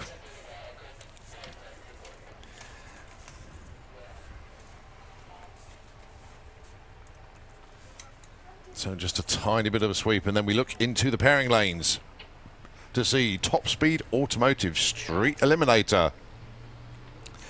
And the great news down there is Tony Higgs has made it back into the pairing lanes after reaching for the sky in Q1 with the Triggers Broom Capri. So well done to Tony. Great driving job, preventing that car from coming down to terra firma with a really hard landing. He managed to guide it down. Well, I'm not saying it came down softly, but he was in control of that as best as he could. It went upwards very, very quickly indeed, and some fantastic photographs been captured of that moment. And I think Tony could dine out on that one a fair bit. He's already done that before when he set fire to himself. Well, set fire to the car on a run about 3 years ago now. But yeah, Triggers Broom Capri really keeping Tony, Jenny and young Katie on their toes there. So well done to the Triggers Broom team for getting Tony back into the lanes. Head of the lanes are the Hellboys, Nigel and Nick. So the Mercedes and the Postcode on wheels, the big Chevy pickup truck ahead of the lanes at the moment. So this will be their second runs of the day. They do actually get a third run as well, but we just got to see how the schedule goes. But the aim is to run up until 8 o'clock this evening if we can. So just have to see how it all pans out. So the engine started for Street Eliminator, class sponsored by Top Speed Automotive. It's going to be Nick Hale with the Mercedes coming around the corner, and of course Nigel Hale with the big Chevy pickup.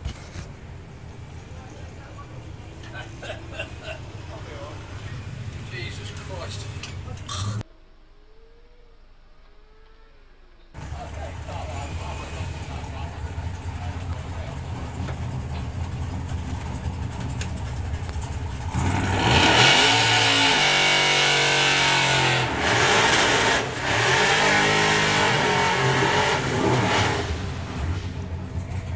So Nick Hale currently in the number 2 spot with a 10.58. Nigel Hale currently number 7 with a 13.18.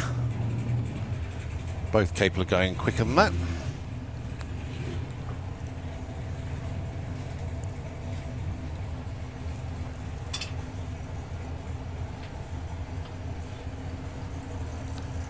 So part of Top Speed Automotive Street Eliminator is after qualifying they go on a 26-mile cruise around the Northamptonshire countryside.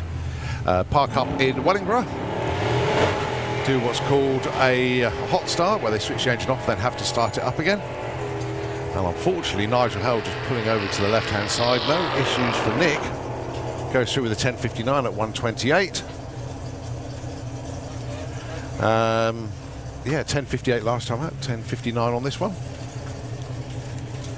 But not quite sure what's happened to Nigel down there. And that's a big old truck to manoeuvre.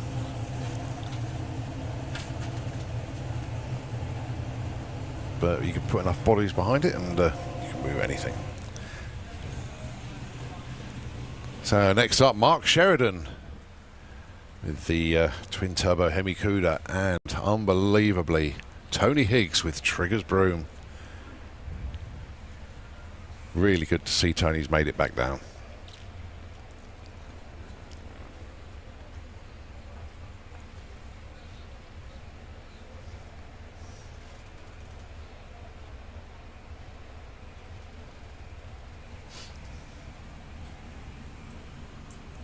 So just pushing the Chevy truck back out of the way there. So Mark Sheridan and Anthony Higgs then.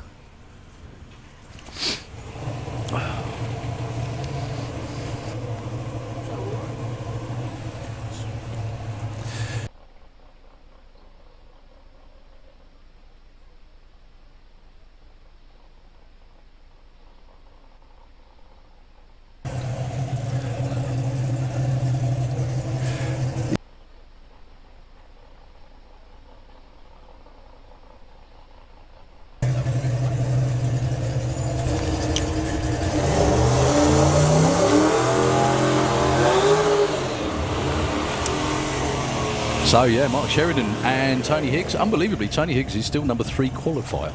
Yeah. Check that out. A run you would not normally expect to be number 3. Mark Sheridan's Cuda, built by Andy Robinson Race Cars, just looks like a bullet, doesn't it? Beautiful paint. Good looking driver. What more can you want? Money, actually. I want money now. Did he pay you for that? That's what I comment? just said, yeah. He's in the Kestrel lane. Moved before the tree was activated, didn't he? Yeah. Where Tony Higgs didn't and went straight up. Well, hopefully this time Tony can keep the front end down. There you go, Mark Sheridan's nearly there. He is. There we go. Yeah, much softer launch this time for Tony. Don't blame you. Well, Mark Sheridan off on a really quick run though. 8:52 at 1:68. Mark Sheridan with the anchors on before the finish line. First full run, 8:90, 1:39. Nicely done. I don't know whether you ever made that announcement, mate. Dan Holloway is looking for an electric water temperature gauge, if anyone can help, please. Dan Holloway is looking for an electric water temperature gauge, if anyone can help, please. Thank you. Ow, ow, ow, ow, ow. Is that hot? That's a bit warm, man. I'm glad I remembered to put my headset out of the sun when I went downstairs. Again, not normally an Easter problem, that one, is it? Ash Cooper, first run for him today. With the van? He had a very disgruntled visitor in his pit yesterday, which is Joe Stevens. And Joe basically got no bits to rebuild the car at the moment. So he's going to be out of action for a little while, but good to see him yesterday. Yeah, well, it's amazing that this many people show up to race with the worldwide supply of everything, including race parts. But the debut of this striking new scheme on Al Williamson's Howland Hauler. Also less dented than the last time we saw it as well. Yeah, this the Transit. We have an event called Transit Mania, which goes on Doorslammers weekend, isn't it? Yeah. And Ash is basically the man that weekend. He's also winning this race until the very end. Yep, there you go. 10:03 for Ash at 1:22. Al Williamson 10:63 at 1:36. Just taking things steady with the rebuilt ProCharge hauler.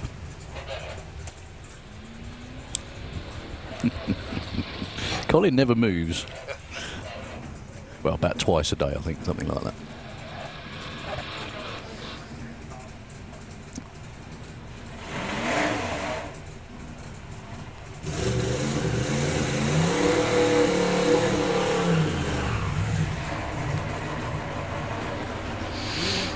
So, next car up is going to be, by the looks of it, a buy run for Andy Bond with the Ugly Sister, Europe's quickest and fastest street car.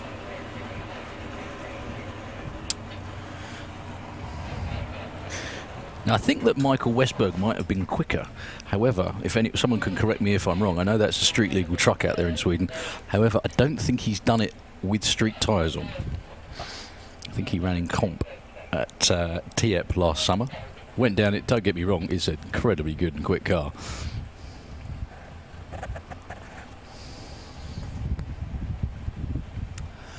Well, Andy Bond just been told to click off. We've not a problem of his doing. Something up there at the top end, or actually down the track.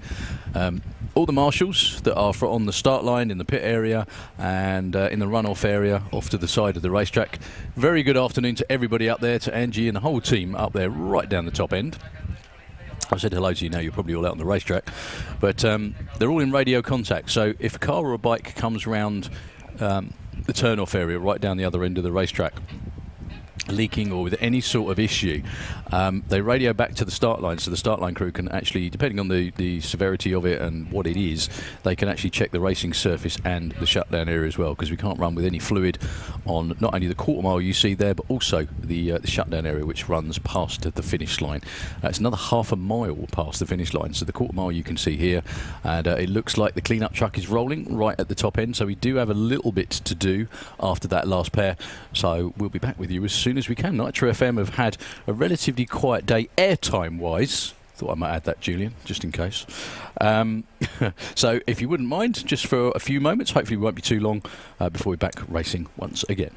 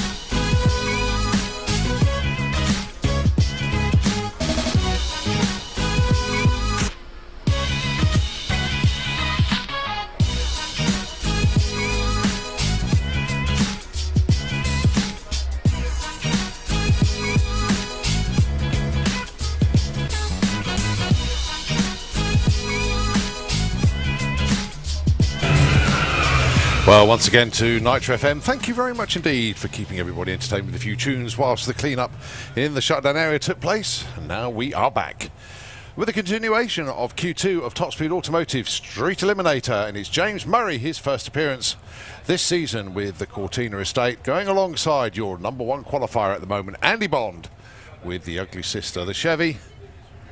Beautiful flat launch for his first pass, went 755 at over 200 miles an hour. Yep, totally street legal. Blazes the tyres this time round though. Good light, 0.4, but he's not going to get any useful data on this run, so he's just going to coast on through and records 11.75 at 92. James Murray goes 12.40 at 114. Next up then, it's Almac with the Volvo.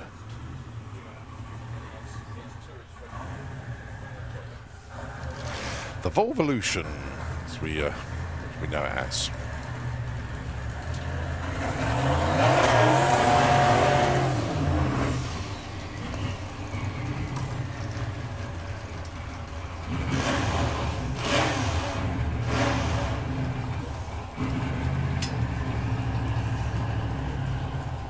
So 11.53 on his first pass earlier on. The car capable and has proven 7-second form. Many occasions. Yeah. One of those things that looks like it shouldn't really be running as quick as it does, yet it does. Every time.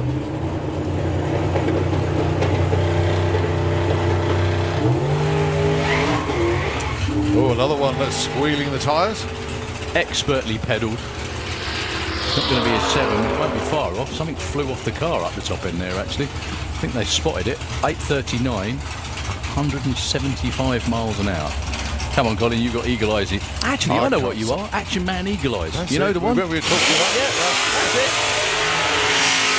Oh, you had to have the beard, wasn't it? That's right. Well, yeah. The wrong colour. Yeah, but the Eagle-Eyed Action Man was before his time. Yeah, we had that conversation last year, though, didn't we? We did, didn't we? Yeah, I remember that now. Supercom Q2. We're slightly behind schedule, but, you know, we've got the weekend. Don't matter.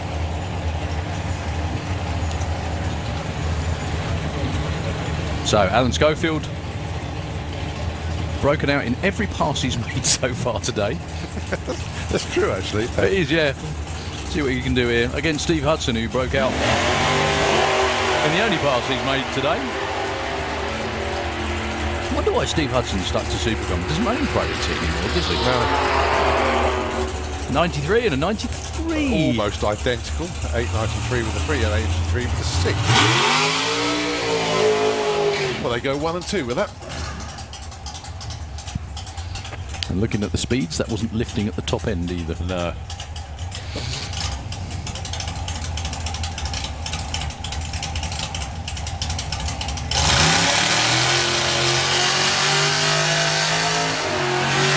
If that was a race, even though Steve Hudson had the quicker run, That was a hell of a race, wasn't it? yeah, Alan Schofield would have won that race. He On a got to whole the strike shot. first on a whole shot by 0-1. Win margin of 0-1, yeah. So Martin Kirbishley in one of those Brogy Roadsters. Taking on Leah Kellett. Martin, very proud to obviously have Fix Auto Penzance on board once again. And at the end of the season, Fix Auto have got a powder coating facility now. So Martin's going to get his wheels powder coated ready for next season as well. So it's all sorts of things going on down there. So excellent. Big shout out to Fix Auto. Nicely ridden wheelie there. Stop kicks in. Lovely now wheels up releases. on.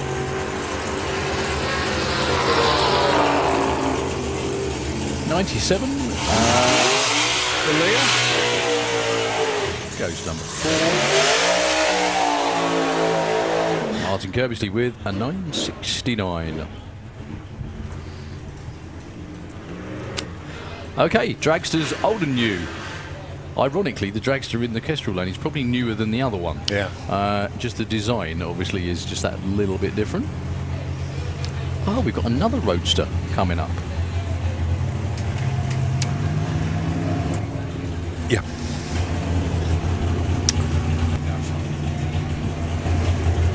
So, Steve Field with Black Pig, number 2.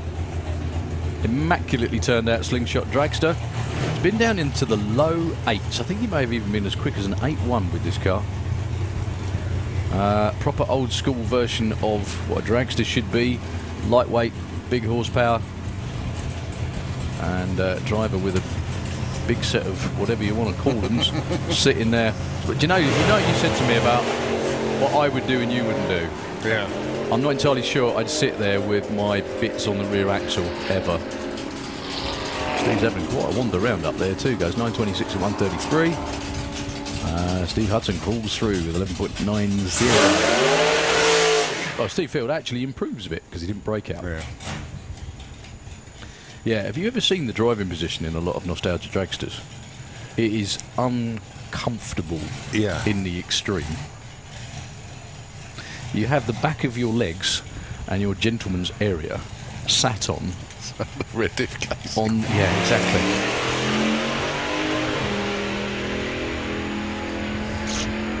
Another nice clean run for Darryl. That's looking very nice. Probably too nice. Too nice, There we go. 871. Give him a bit more dinner, Sarah. Slow him down. 136 miles an hour. We got Funny Bike. Louis Davis looking very relaxed and cool. as you would when you expect to fire yourself down the racetrack at 180 miles an hour.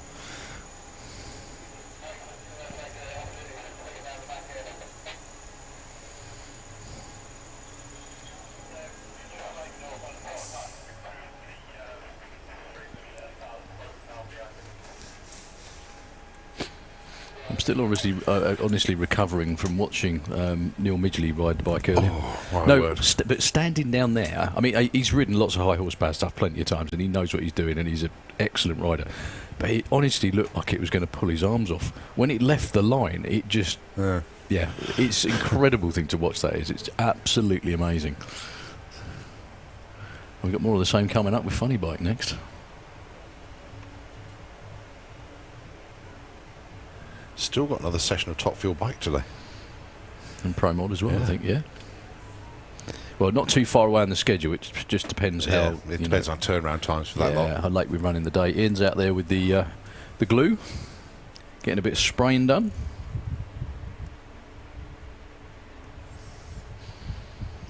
This is how Good Friday is. Well, in years gone by, this is how we spent Good Fridays, isn't it? Maybe not in the sun, but, you know.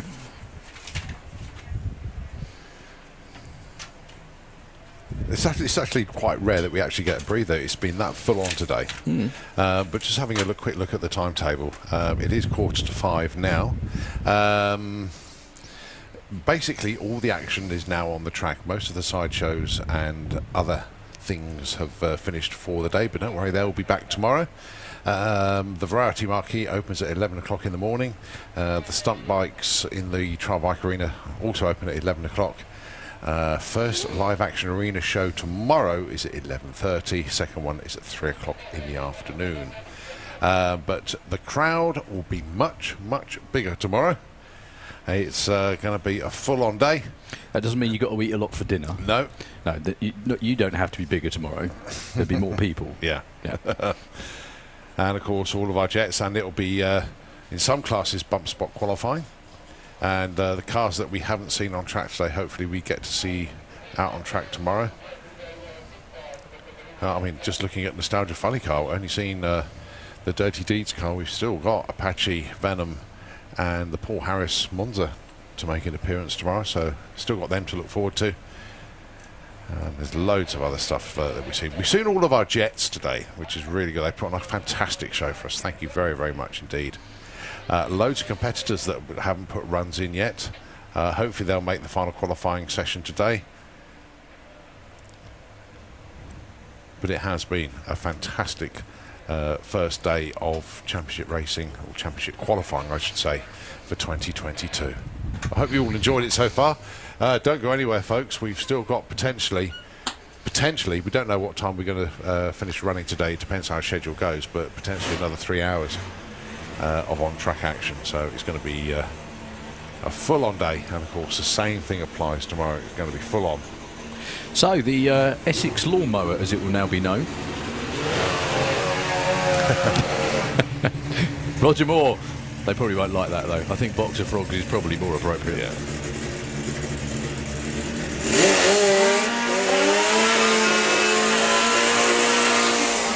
It's their own fault for comparing it to lawnmowers, and that's why.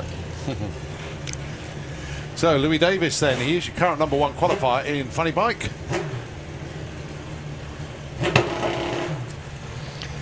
Going to be taking on Roger Moore. Sorry, mate. No worries. Yeah, after.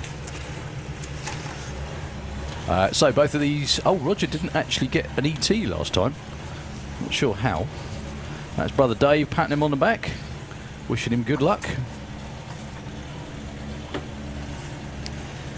Louis went 7:25.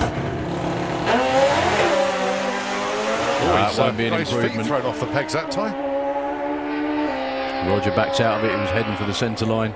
Louis still goes 7:85 at 1:49, but lots of slipping and sliding off the start line didn't help.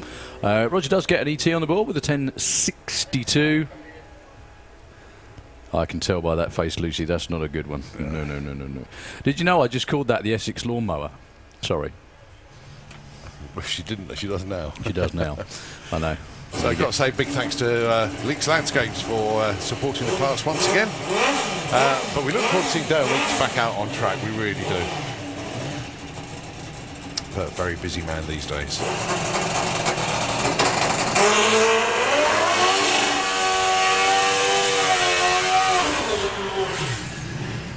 So, Dave Peters with the Rigaboot Express in the Auto Glim Lane. Dave Peters had a pretty good run going earlier on, running down in the 7s with a 792. He can and has run quicker than that. Up against Lorcan Parnell with the Compound Turbo. Funny Bike in the Kestrel Lane, one of the more unique looking vehicles on the planet. If this bike hooks and goes, hold your breath. He's been down in the 6.6s before, I think, and he's had plenty of runs where the incrementals have been even quicker than that.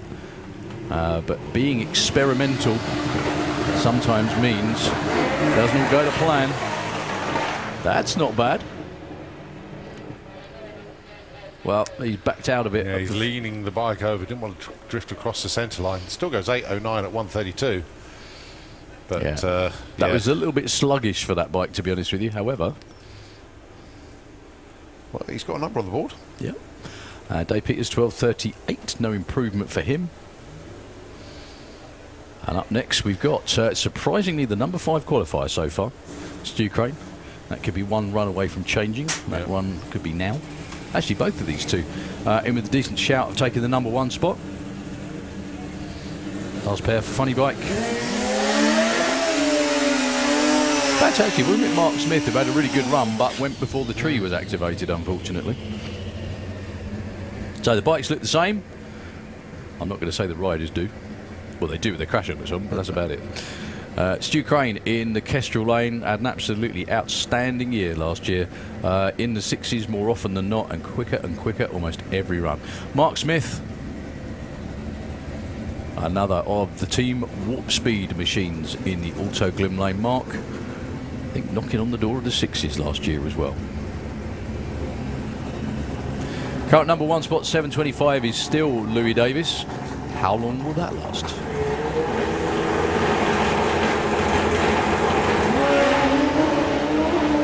I think it could go right now. Yeah. Stu Crane through 2. Oh wow, 6.55, 207 miles an hour. Well, Mark Smith would have taken the number 1 spot if Stu wasn't in the other lane. Look at that. that is immense. 3/4 of a second between number 1 and number 2. Great run for Mark Smith as well. Comp Bike Q2.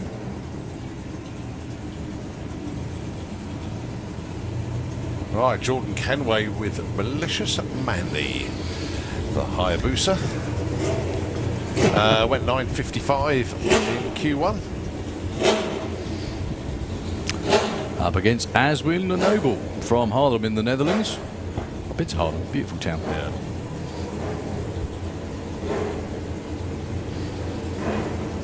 Unlike Haarlem in the US, I think.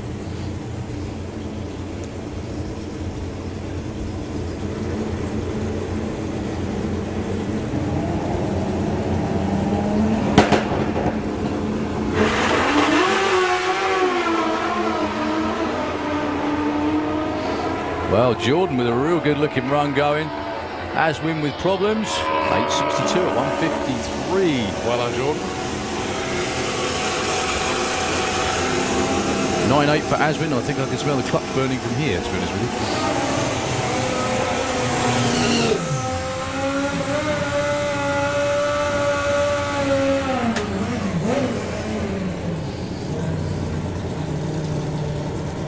All right, Mick Wynyard and Leo Lester. Mick in the number 4 spot, 8.36. Leo, well, forget about where you ran earlier. This is where a better run comes in. Yep. So that's the bump spot, I guess, the 10.65 on the board. It is. He's comfortably inside that. Oh, they go way inside.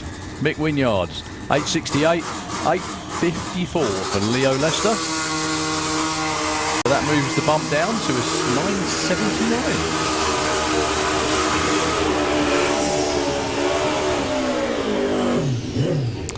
Well, Graham Dance is currently number 2, safely in the zone with a 7.54. Going up against Chris Neary now. Chris has run 9.62. He's run way quicker than that. Can we have Sportsman ET into the lanes, please, if you haven't already mentioned that? Thank you.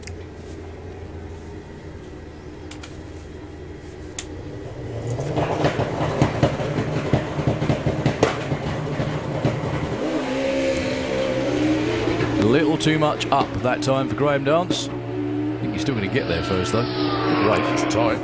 7.77 and an 86 at 180 for Chris Neary. Puts him number 4. So other than 9.79, what we're talking about by means of a bump spot is that there are more bikes than there are spaces in the field. So Len Padgett, Dave Thomas. Len Padgett currently nicely in with the 7.72. Dave Thomas can run in the 7s with the... he's normally in Super Street bike again. A couple of Super Street bikes deciding that this may be the way forward in comp.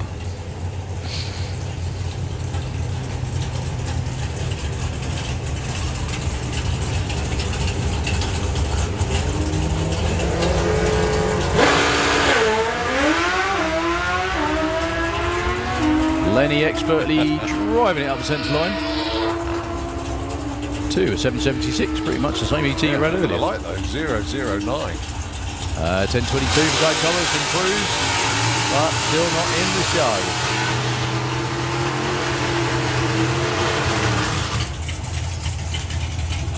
So we move to Super Gas. Your number 1 qualifier is Andy Dibley. So, is this Solomon's first run in the car? In this one, yeah. He had transmission issues. Had to, well, he was going to go back to Tadley to pick up another transmission, the one that's normally in the Blitzkrieg Falcon, because it was already out of the car. The Falcon's in bits at the moment. He's bought this car. But luckily, another family member was going to be coming down, so they didn't get the transmission until late last night. I think they probably put it in this morning. But net end result is he's back on the start line for his first run. Going alongside Andy Dibley, your number 1 qualifier with a 990 with a 2. 2 off the line as well for Dibs.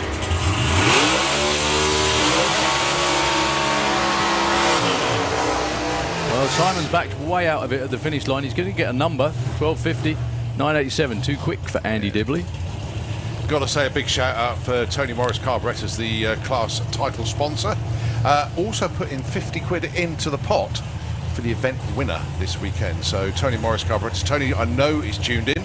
A very, very warm welcome to Santa Pod. It is very warm here today. And obviously RDR, which is Rough Diamond Racing. The one and only Dave Gibbons, the UK arm of Tony Morris Carburettors. Have a chat with either of those two via social media, via messaging, or... yeah, they haven't known each other for long, have they? They have. John Giles, Tim Moore. Well, Dave Gibbons taught Tony Morris everything he knew. Did Dave pay you to say that, yeah? 9.98 for John Giles. Tim Moore goes 10.05 at 1.43. Yeah, a few of the racers have got Tony Morris carburetors on their cars in this class. So, well done to Tony Morris carburetors for stepping up. Tony Morris, expat racer. In fact, he moved from the UK to Germany to the US.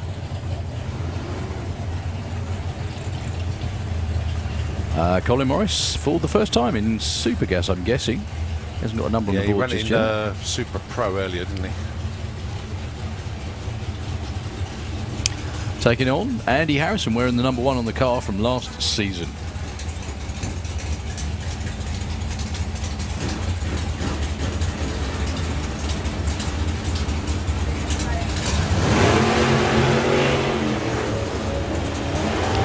Two fantastic lights, as you'd expect from both of them.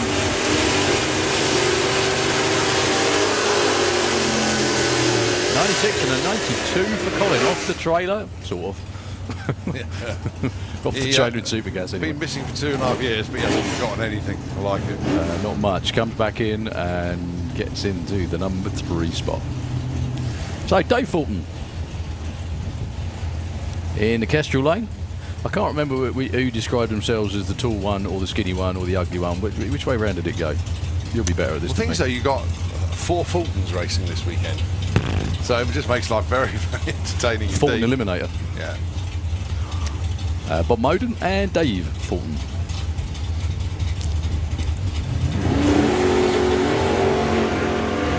No 4 light for Dave, getting used to that car very nicely indeed.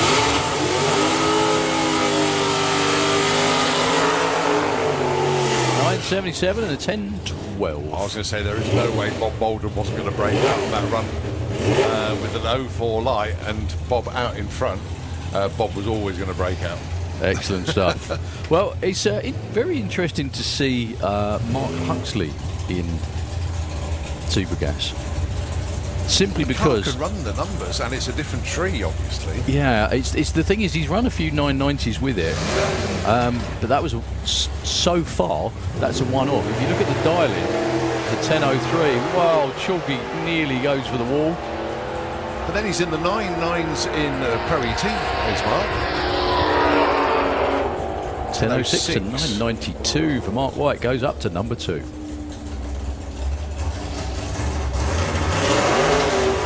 More track time, more fun. And someone that's got ample track time, or has had ample track time, throughout his storied racing career. It certainly has. Some of it towing people through big puddles on surfboards. You've seen that photo? Can't say I have, actually. It's awesome. It's from the Cannonball some years ago. Right. Yeah. He's got his scooter, and I can't remember who's hitched up behind it. But anyway, so John Morton, the no hair Camaro. So good to see Johnny back. It really is. Yeah, I think that's the front nose of the car. Yeah, it is tickling the beams. Big throttle stop on that car. Almost 330 foot of throttle stop on it. And he still goes 987 at 153.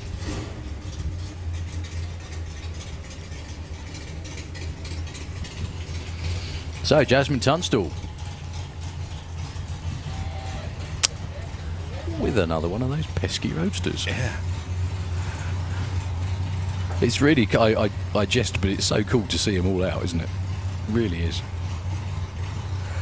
I remember when John Webster built the first one. Well, it might not have been John Webster, actually. Thinking about it, the car Tim Adam had has been around a long, long time as well.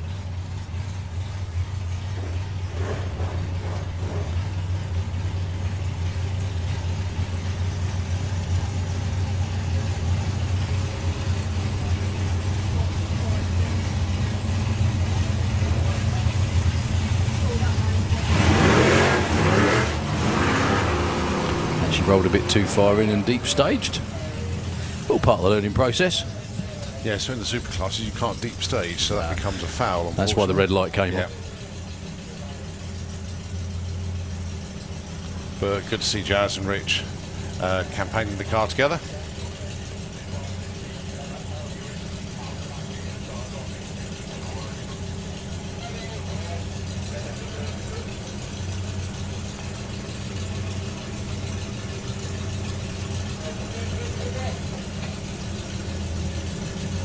Right, next up, Outlaw Anglia.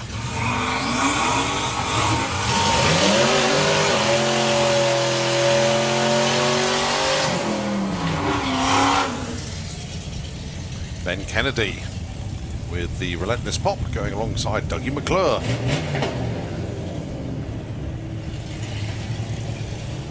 As if we need more characters in Outlaw Anglia. I think everyone knows what I mean. I think it was Hot Rod Drags where I had the caravan. Dougie was pit next to me. I can't hear you because of that. The harmonics of whatever that is, just blanking everything out. Sorry, mate. Go on. It is. I can hear the hum actually. Oh.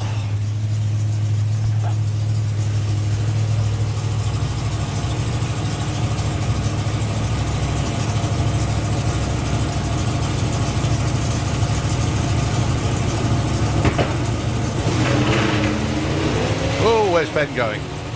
Well, same way as usual. At least he was off the start line, not the finish line. That's a lot quicker, that car. Yeah, unfortunately, the 10:45. run will be DQ'd though. 10:45, 1:35. Oh, he got over the white line. Went into the blue. See the tyre mark. Dunko's 12:18. He was staged off to the right anyway. So Barry Woodford taking on Wayne Power to a 10 and 11 second car. The rules for Outlaw Anglia are liberal, I think, apart from wheelbase and body style. And the windscreen angle Oh, okay. has to be the set angle that the original pop was, I think. Okay. And it's, I can't remember what the wheelbase was, but it has to be Oh, no not longer than 105 or something 105. like I think it's 105. That's a guess. That's a complete guess. I think it's 105. We'll probably get corrected. It'll be like 109 or 108 or something like that, but it's somewhere in that region. It's short anyway for door car. So Barry Woodford will get there first with a 10:25 and a 10:54 for Wayne Power. Does actually improve both of them.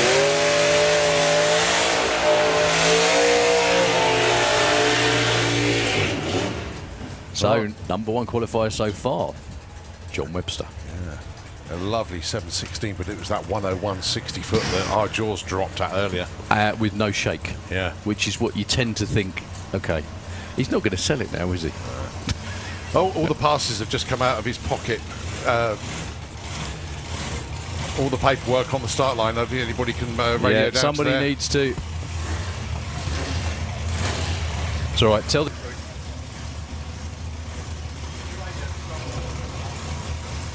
Yeah, they got it. They've got it.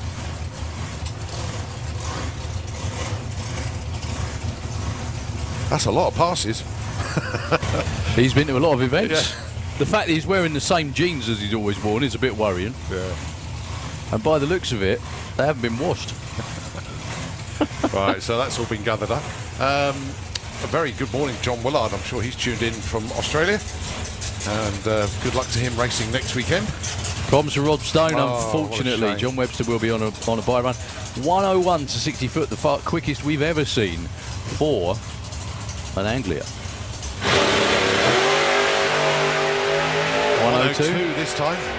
Right, let's see if he's turned it up a bit from a 716. 706, knocking on that door.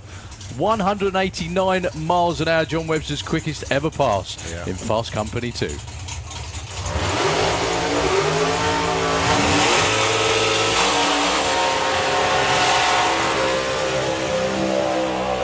What's really cool about the next run is Colin Miller's just done his burnout and looked at the scoreboard and gone, wow, that's not bad. I can do that. 4:49 at 1:53 at the 8th for John Webster, and 1:02 with a 1 to the 60 foot. I think they've got one more session today as well.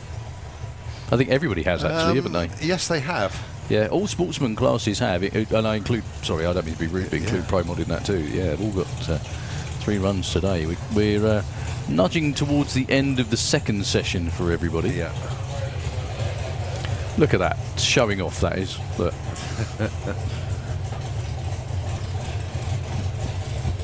So Colin Miller in the number 2 spot, Mick Taylor number 3, but well done to Fast Company 2. That was outstanding.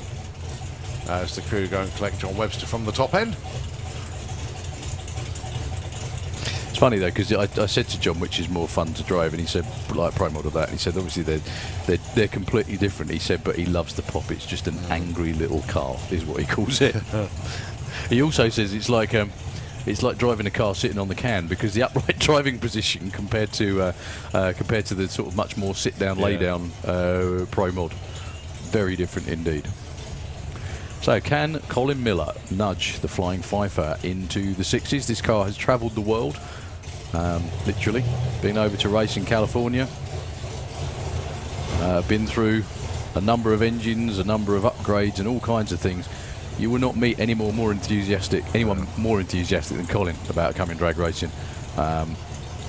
He's so into it, it's not even funny. Can he nail that 6-second run? Up against Mick Taylor, who's had many 7-second runs, as had Colin. Won't be this one for Colin Miller. Still goes 110 to 60 foot with all that shake in the pedal. Still going to be a quick one. 7:07 at 193. What would that be without all that hopping and skipping and jumping and everything? It's really nice 7:95 for Mick Taylor. 172 miles an hour. Yeah, look at that. They've still got 2 more days of that. Where are Outlander going to be going after today? Jed's standing on the start line thinking, I'm just going to go and get those parts off the shelf. I'm not going to bother waiting for them in the post. They've got a long way to catch him up, though. 6:88. Yeah. But John's been 6:7, and good luck to him next weekend. See what he can do. But here we go. It's VW Pro round 2. Noel and James. James Hodson, currently number 5. His dialing is 10.4. 12.99 for Noel. So James Hodson moves up to number 1. And Noel moves up to number 6. But plenty of room at the top. Graham Fairhead and Lee Caudry.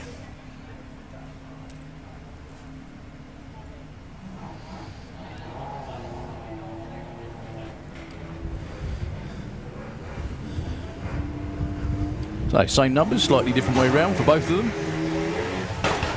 It is all about running on your dial.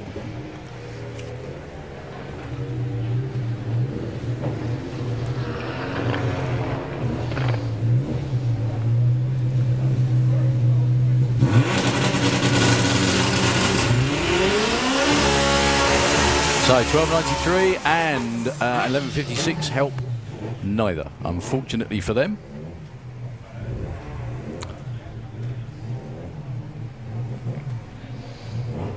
Excellent turnout and entry for the first round of the VW DRC Championship. Phil Blogg taking on Carl Goldsmith. Now, Carl hasn't got a time on the board. I don't want to know why.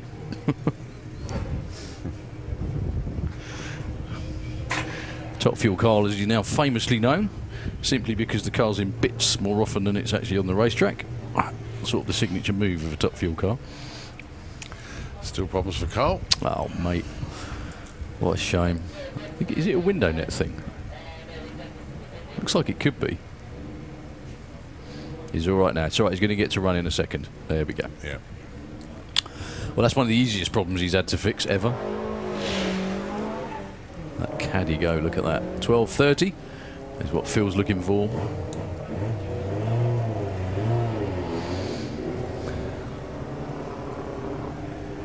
.12.63, 101 moves up from 8 to number 3. So Carl Goldsmith looking for 10.50. He can and has run way quicker than that. Not this time. What did I say about easy problems to fix? That was really my fault. I'm sorry, mate.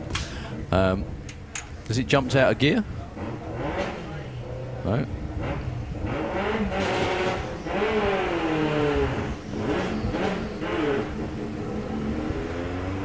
That is a 140-mile-an-hour car, that one, would you believe?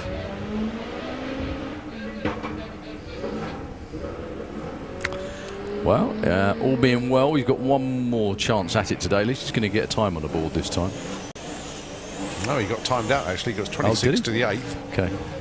Because he did trip the beams when he left. So, yeah, no time recorded.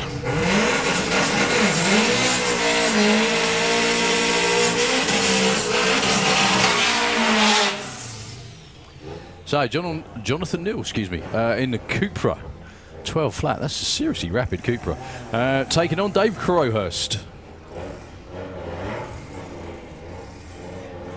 With the Subaru engined Beetle. I did not misspeak. That is correct, I think.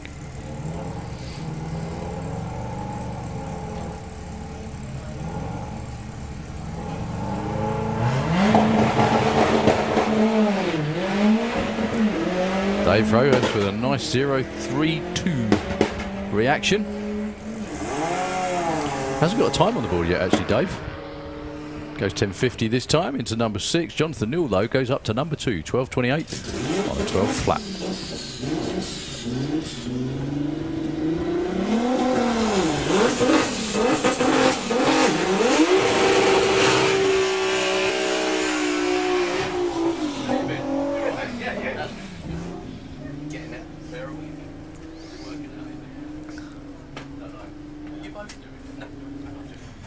So Paul Jackson and Paul Walklate. The little Lupo taking on the VW Caddy. 990 is the dial in for Paul, 12 flat for the other Paul.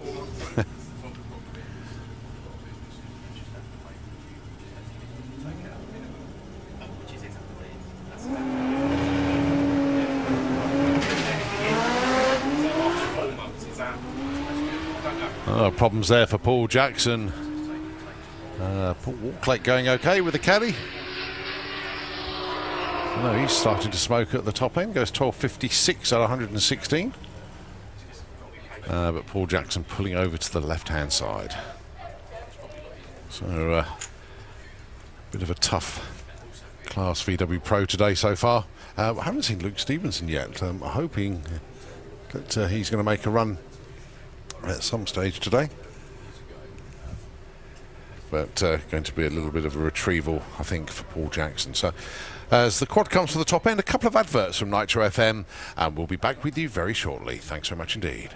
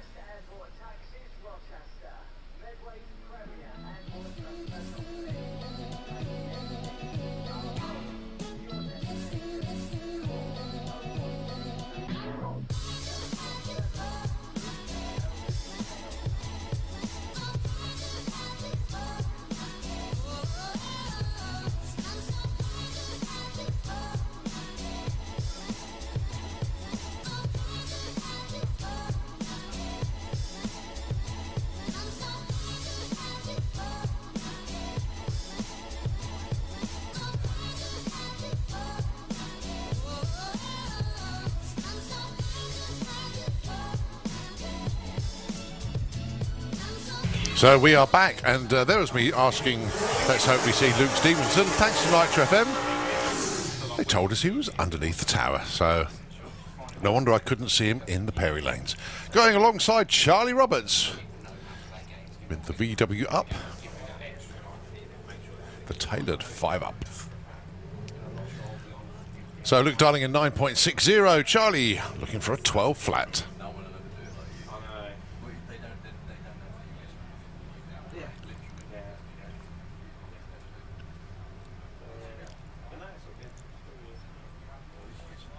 Well, unfortunately, Luke being pushed back.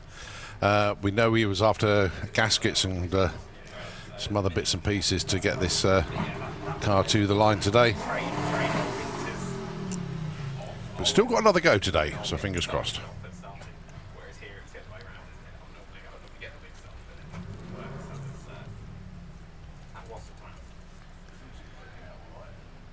Problems for Charlie Roberts as well. He's been pushed back. Well, VW Pro being quite a tough baptism for some of our racers today.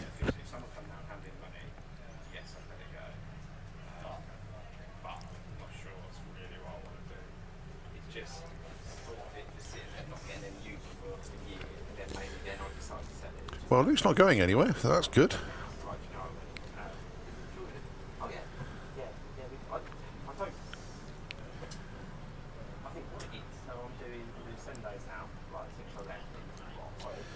Somehow they've managed to shoehorn Luke into that dragster.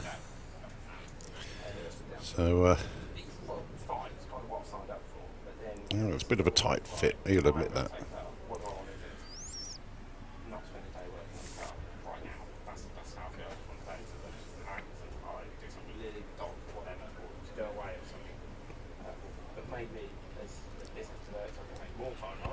Well, not so much joy for Charlie Roberts. I think he'll be going back to the pits and hopefully come down for Q3.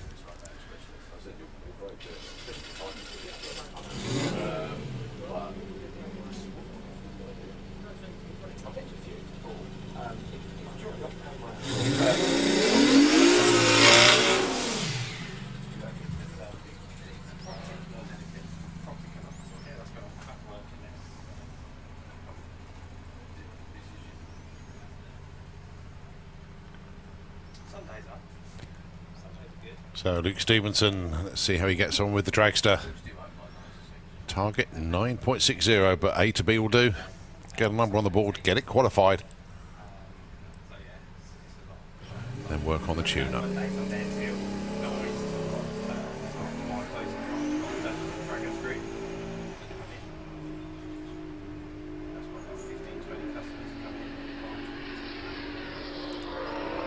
The number on board is a 12.56 at 116 miles an hour. Gets qualified in the number 10 spot.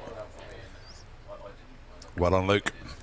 And well done, team. That was a lot of effort to get that car to even just get down to the start line today. So well done to them. We move on to VW Sportsman.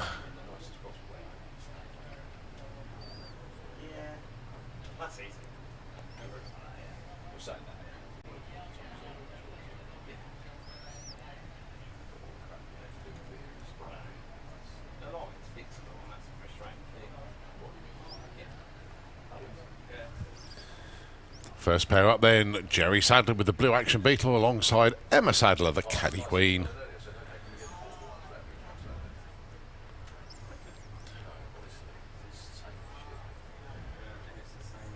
Pair of Beetles from a similar vintage.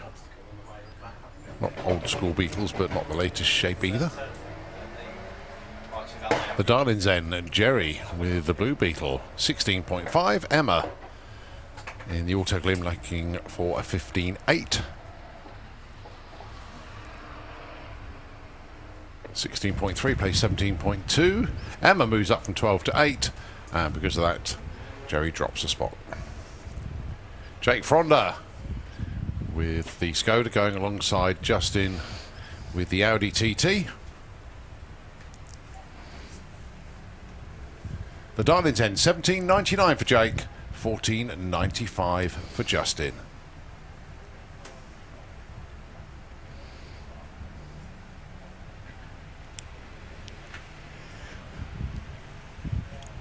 So Justin currently in the number 3 spot.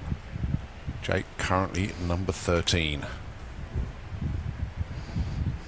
So 14.95 the target gets 15.59, about 6/10 off. And 18.60, about 6/10 off. So no major movement from those two. All right, Phil Jones with the Dragon Wagon, the A3, currently number 17, and Bruce Harvey. Thanks for the message, Bruce. This is not his race car, this is his daily. Is he pleased you nicked his name for your car? Or he nicked his name from your car? Which one is it? Both.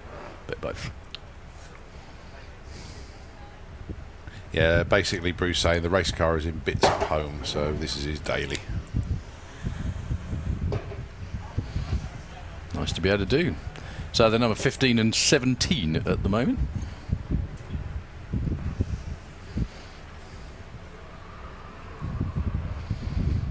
So 15.37. Phil Jones moves all the way up to number 9, bumps Bruce Harvey down 1 spot. He goes 18.61. So Paul Robinson with the Audi TT.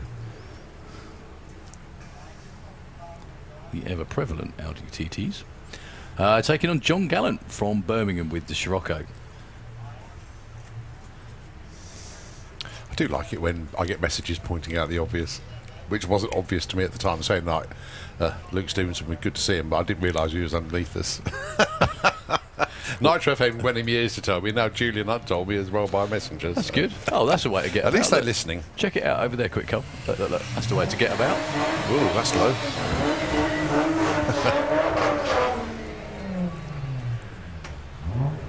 So, funnily enough, one of Luke's former cars down there, I think.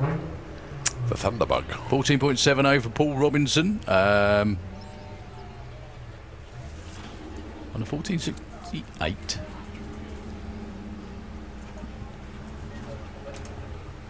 Apologies, just resetting screens. Yeah, Lawrence Clunk with the Thunderbug against Darren Walsh.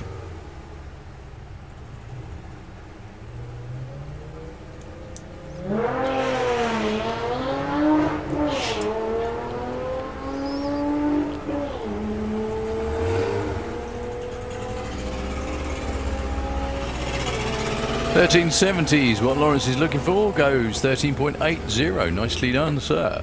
Goes in at number 4, bumps Darren Walsh down 1 spot. He went 16.61 breakout. So, Larry Ainslow with the Lady Baja. Jason and Larry do an excellent line in stickers, most of which adorn my kids' bikes and things like that. They look really cool.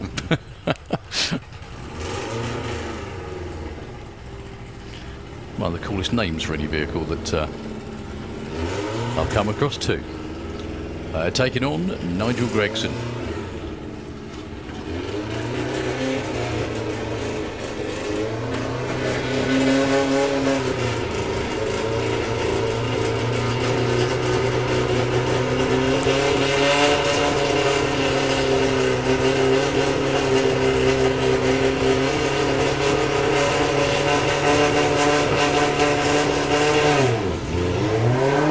Wow, nice 0.53 light for Lowry that time.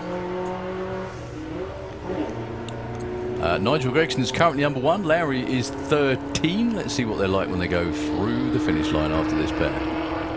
Larry goes 15.48. That's not going to help. And Nigel Gregson's 16.41 won't either for him. They stay 1 and 13 for the moment. Okay, John Crawford with the Dennis Priddle tribute on the Golf in the Kestrel Lane. It's cool the way that came about as well. He's like John honestly said, he's never going to run a Nitro funny car or anything like that, but that's his way of honouring a guy that we all looked up to. Taking on Polly Judge. My goodness me, is there going to be a proper fight at the top end, or are they going to wait till they get back to the pits? Just kidding, Polly. I know as you're getting older, you're mellowing, honestly. Is that Nitro Haze in the pits, I can see? Probably. Well, bragging rights on the start line go to Polly.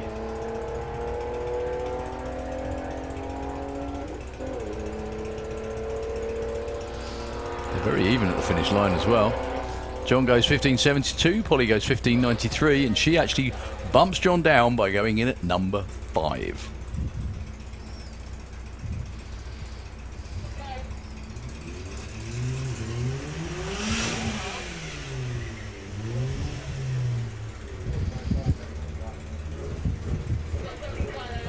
So the Wilson family on the start line with the family Beetle.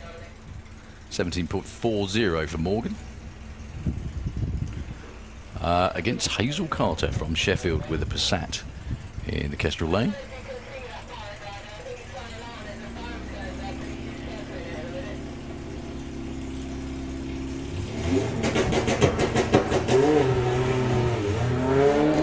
.009 red for Morgan that time.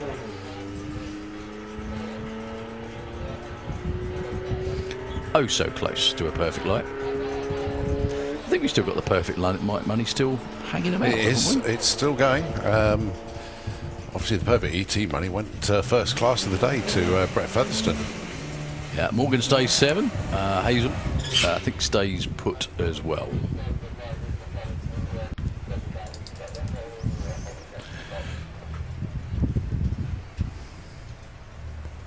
All right, Steve Metcalf with the Baja Bug going alongside the Loco Polo.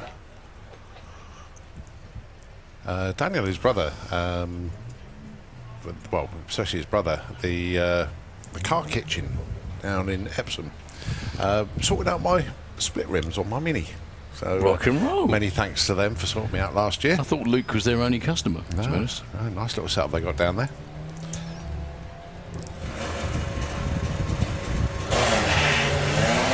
Oh, that's better from Daniel. It's very, very quick for a Polo as well. 12.90.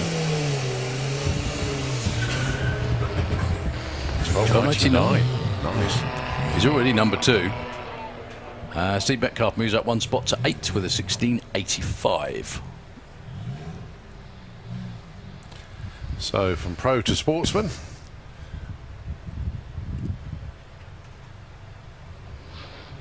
Reece Finney with the Lupo. Ian Dance. Sorry, still sportsman. This I should was- say. that's right. Sorry.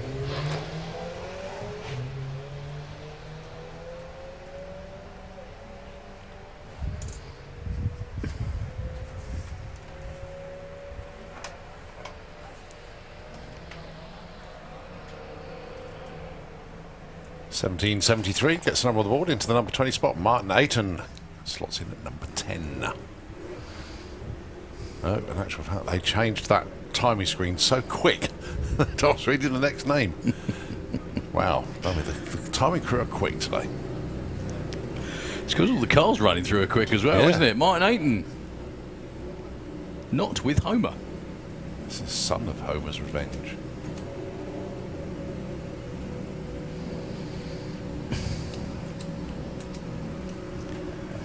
$15.69 goes 16.70, stays at number 10. Not Downing Street, of course. Right, we have 850 bike under the tower for Q2. What a first session that was. Oh, unreal. Well, again, from a class that had sort of like 4 or 5 bikes ticking over for a while, it's so good to see it in rude health. 12 put in qualifying runs earlier today.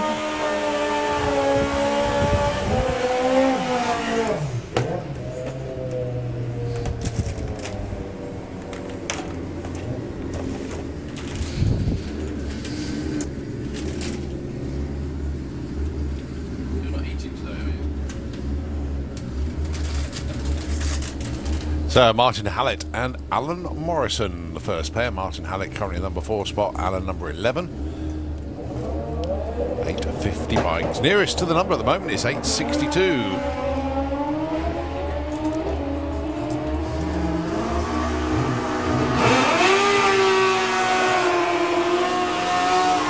$864 there for Alan Morrison. Martin Hallett level with him with a 901.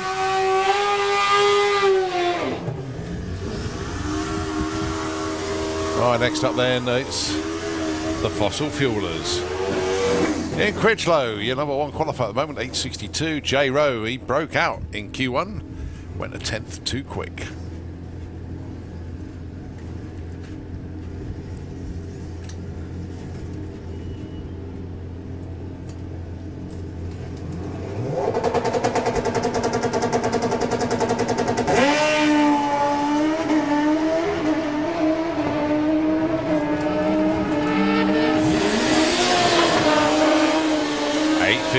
Gets one the right side. He takes the number 1 spot with that one. J Rowe, 854, only 128 miles an hour, way off the top of the stripe. Critch goes 860 flat. Goes into number 2. Right, next up then, Joe Elliott. He's in the Auto Glim lane, currently number 7 with an 889. Craig Wright on the boozer in the Kestrel Beer lane. He's currently number 3 on an 862.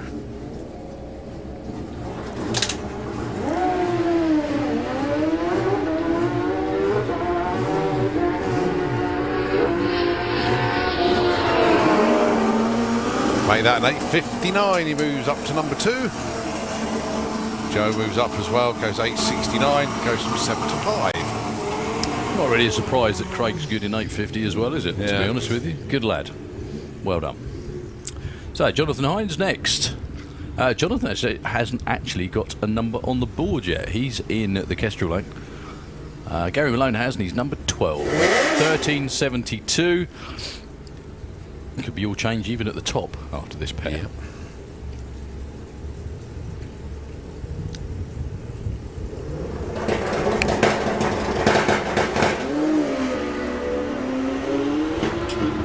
Picking runs a pair.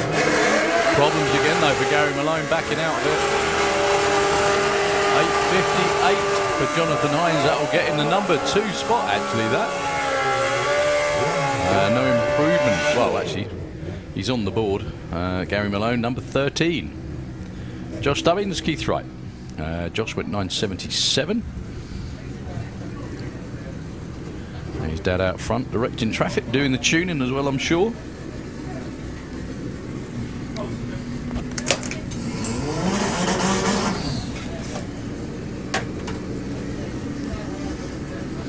Oh, just wait for the top end to clear.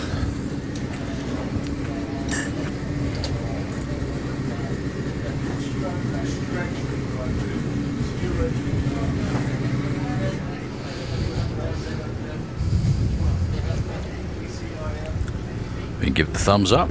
So these two, number 10 and 11. However, they could be numbers 1 and 2. There's still quite a bit of space at the top, to be honest with you. Someone's looks to be still stranded or pulling off at the top end. Can't send anyone down there at speed just in case if the throttle sticks and someone's... There we go, just going around the corner. There we go. Making sure everyone's safe.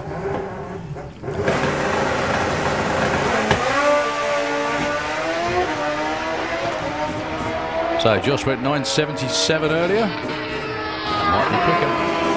It is 8.74 and 8.84. Josh goes 7, Keith up to number 8.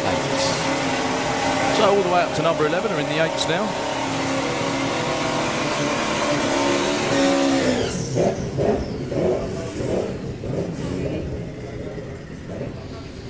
So Dan Diaz. Sorry, mate. Yeah, no, go on. Carry on. I was just going to say, Dan, his maiden qualifying run earlier on was in the 10s. He's run this bike down into the 8s already. Going to be taking on Stacey Reed, 2 newcomers to the class. Actually, both of them, it's their first time in the class this weekend. Stace in the Kestrel lane, Dan in the Autoglym lane.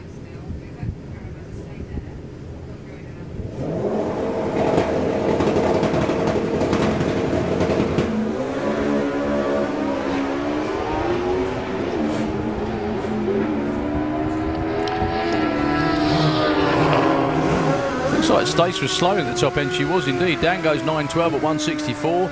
Dislodges Stacey slightly down to number 12. Well done, Dan. The 9.12. Look at the speed though. 164 miles an hour. There's a lot more left in that.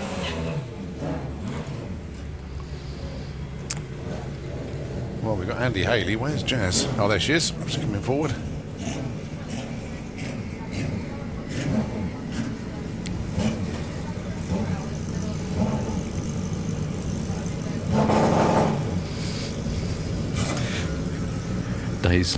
Days like today are ones where you're glad you're at work.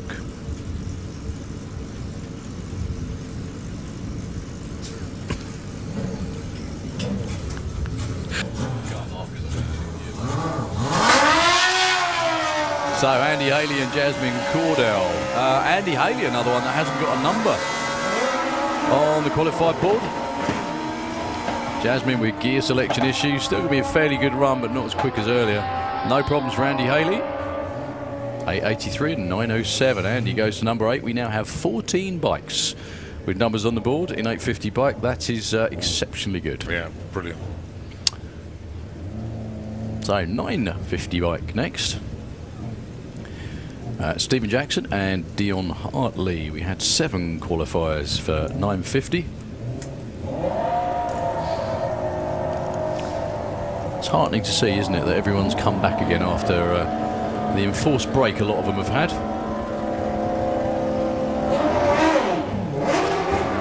Oh, box full of neutrals for Dion, as Colin would say. Yeah. 10.10 for Steve Jackson, moved to number 6, no improvement for Dion Hartley, 11.44.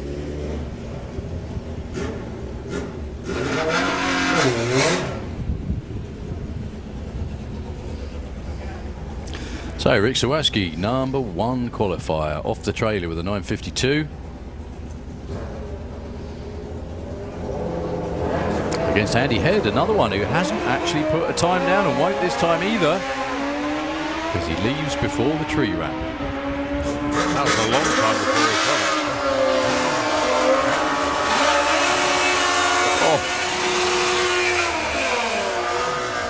Okay, from security, could we ask the owner of an orange flatbed Transit, registration number V65NEL, to return to their campsite in B2 field, please? I presume you know what that means. If you have a flatbed Transit registration V65NEL, please go back to the campsite where it is situated. Thank you.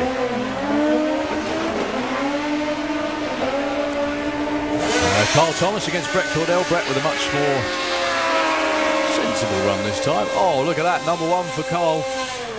9.51 with a 7. Brett goes 9.60. Nice number, though. Yeah.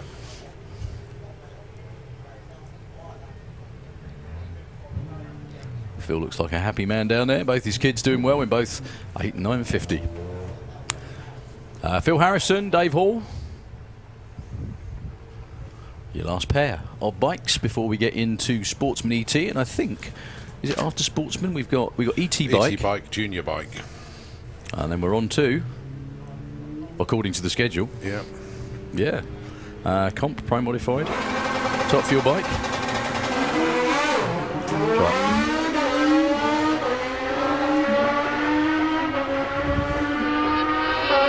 So last pair of 9.50, Phil Harrison, Dave Hall, 9.97, 91. Dave Hall stays 5th. Phil Harrison moves up to number 6.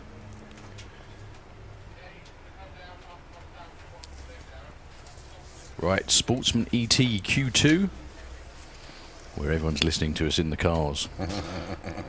Yeah. Doesn't matter in qualifying, but in racing. Yeah, we have to be quiet.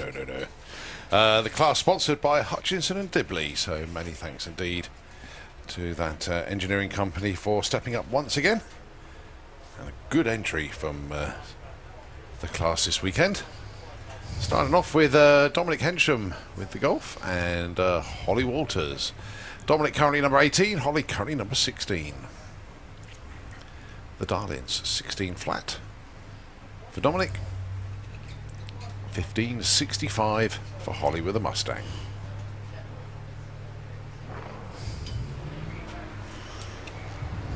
Oh, 04 light. You could see Holly moving before the tree flicked on the green, but one of those counterintuitive things, that, yes, isn't it? You yes. know, until you know how it all works, that you think, how does that work? Why don't you get a red light?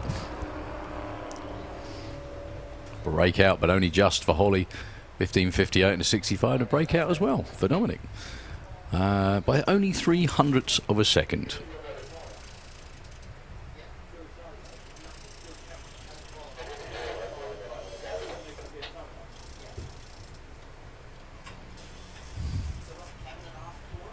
So, Steph Pateman in the BM. definitely a daily driver, that's for sure.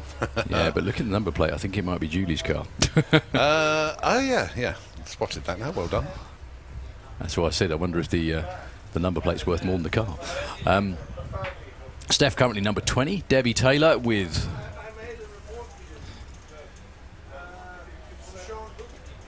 the Seat in the Auto Gloom Lane. 13.85 for the BM, 14.80 for the Seat. Wonder how long it's going to be before Steph's tugging at Dad to have a go in the Firebird. What do you reckon?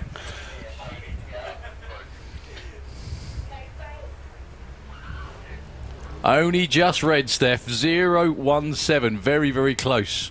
Very close. She couldn't have a better teacher than her dad, really, could she? No. So currently number 20. 13.95. That'll help. Up to number 6. Debbie Taylor, though, up to number 4 with a 14.84 and a 14.40. Well done, Debbie. And Steph. So has Clive Dandridge still got his other vehicles? No, well, the Mustang was sold. Right. Obviously, still got this one.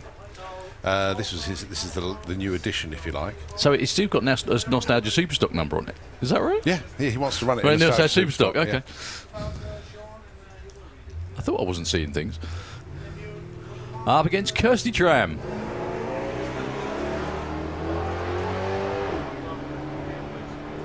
Am I right in thinking that's borrowed from the Prisballs, that car? Yes. It is, yeah? Okay. Well, as if they want to go home and she's still in eliminations. 13.40 and 14.23. Kirsty stays 7, moves out a couple of spots for Clive Dan, reduced to 9. Yeah, a bit of a dilemma, that one, isn't it? Oh, I've got to go home, I've left the gas on. Yeah. Oh, I'm in eliminations, you can't. I've got the keys, so that'll do. This morning, obviously, I had to meet somebody, if you remember, straight away Yeah, for yeah. ET. And Roy and Michelle Walker. Right. Now, my van is booked in with them to have the timing chain done. And Roy said, right, Michelle said, yeah, we'll come and pick it up. Wasn't expecting them to come at 9 o'clock on the Oh, they on the came first today? one. Yeah. No, they're coming tomorrow to pick it up. And I said, no, I'm not ready. I've still got my stuff in it. So, yeah, good to see Roy and Michelle, and we'll see them again tomorrow morning. Did you say timing chain? Yeah. Do you have to change the... I thought timing chains you didn't have. I thought it was belts you had to change. Yeah, sorry. Cam belt. Sorry, okay. Yeah, that's what I meant, sorry. But no, it's... God, has it done that many miles already? We've been doing in it. No, it hasn't done the miles. It's 5 years old. Its age, is it? Yeah, Oh, okay. So you need to get it done, otherwise they perish. But yeah, thanks. And they're also doing the rear discs, the rear pads, and Fair bit then. fair bit of work. Fair bit. Yeah. But Roy and Sheldon are fantastic. So Chris Resure and Chris Creswell. Say both of those names together, quick. Go on. Well, you got your number Couple one of Chris's. qualifier in Chris Redshaw. Chris Creswell, number 11 with the Fiesta. Not that now. changes around. Chris has moved up to number 3 with that run. 15.32 on the 15.30. But still number 1, Chris Redshaw.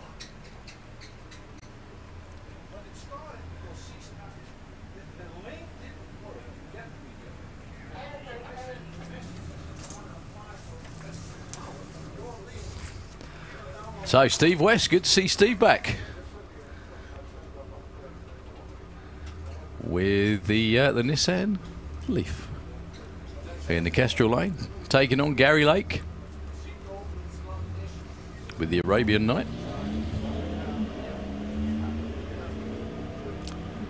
Gary's number 2. Steve, currently 19.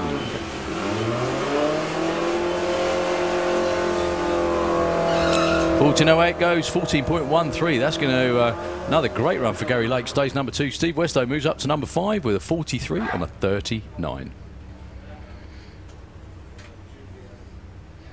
So Joe McCready with Ben's van down there in the Kestrel Lane, 15.81, taking on Troy Attree. Troy with his first run of the weekend, actually.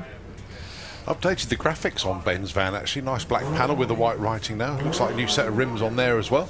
Very shiny. Very nice looking van.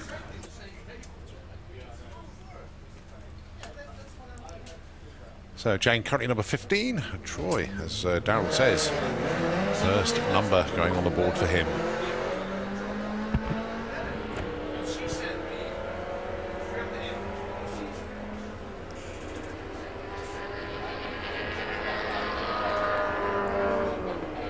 $13.71 on a 12, number 15, and 15.66 there for Jane. Okay, Steve Mellors with the Hulk MX-5, alongside Felicity Gibbs with the Mustang. Steve Mellors currently number 10, Flick currently number 4.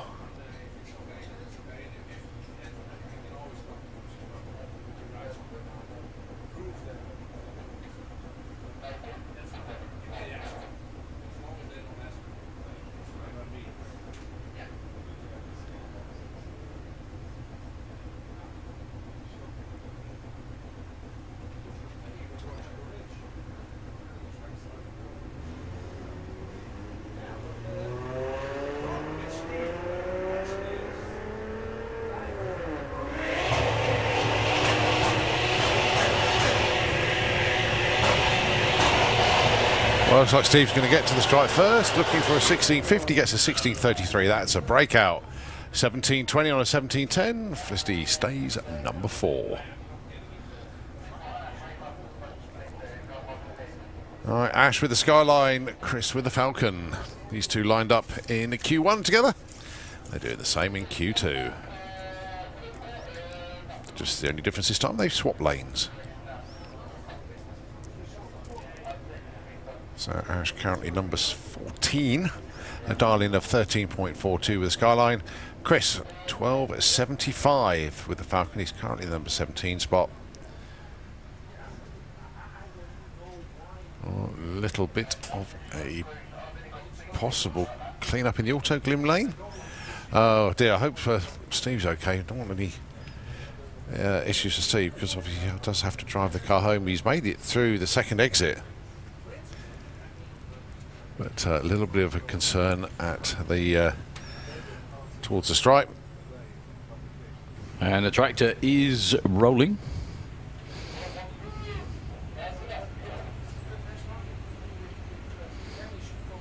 Yeah, picking up a few bits there from Steve's car. Well, take a breather just for a moment whilst the tractor just goes out there, does a little bit of work. Nitro FM 96.2, the airwaves are yours, and we'll take it back when we continue qualifying here at the Festival of Power.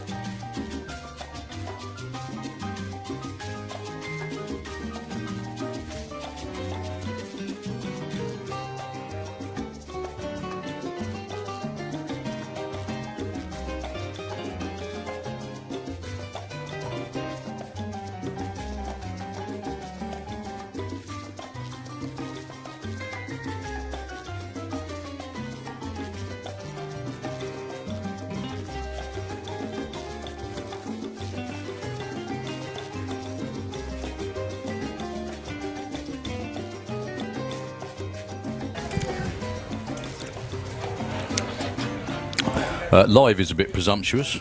Not feeling it at the moment. Feeling like half-baked at the moment up here. Good problem to have, though. I always say too hot is better than too wet or too frozen. So, Chris Lyram under the tower warming the tyres. Taking on Ash Simmons. We're getting towards the business end of the second qualifying session for everybody. Yeah, just ET bike and junior drag bike to go. Then that is Q2 in the history books. Okay. Strange, you've got Pro ET down here. Slight change of run order. Was that on the order? Super Pro. Yeah, no, Super Pro are next. And then Comp. Yeah. And then Pro ET are down there, yeah. Down, yeah. Okay, no problem. However, yeah, time-wise. Yeah. Never mind. Yeah. That's all right. Lots of stuff to do. Right, so look at the dials then. Ash, 1342. Chris with the Falcon, 1275. Nice reaction time. 016.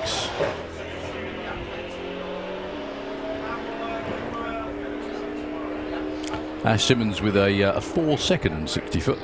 Oh, Chris breaks out. What a shame. 1272 on a 75. Ash, 1570. Still goes over 100 mile an hour, though. But a long way off his 1342 dial. Well, no surprise to see Ashley Cart bringing that dial in way down to 1201. How cool is that, though? New generation against, well, I'm not going to say old generation, but whatever. Brian Huxley, with possibly the slowest car he's ever raced on the quarter mile. A Ford Focus Estate, dialing an 18.50. There you go, folks. That gives you a good example of what a regular street car would run.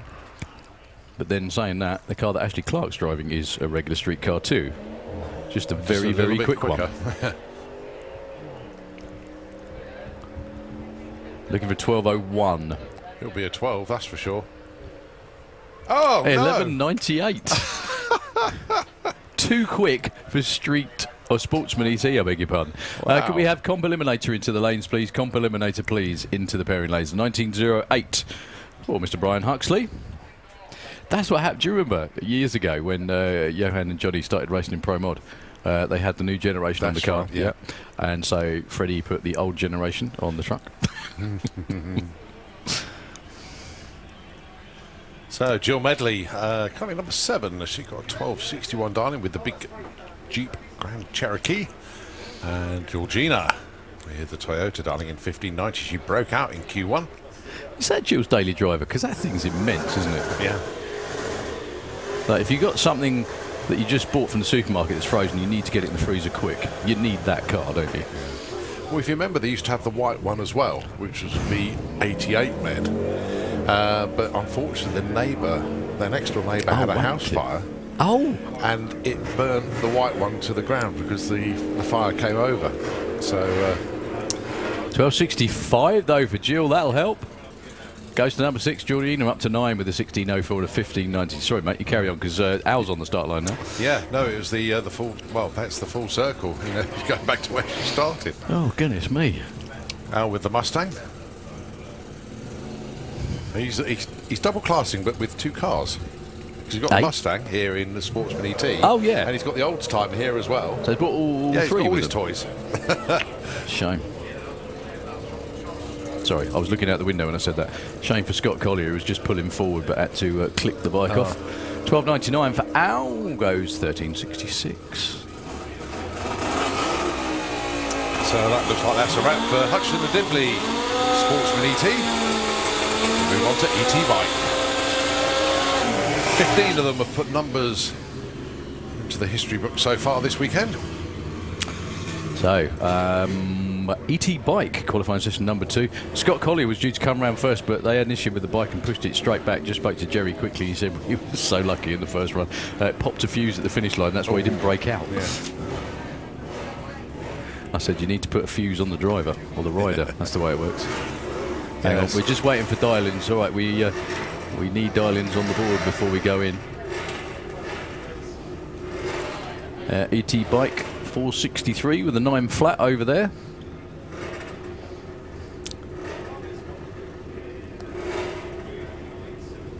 Computer system just updating. So this is Blood Cancer UK. the headline for ET Bike.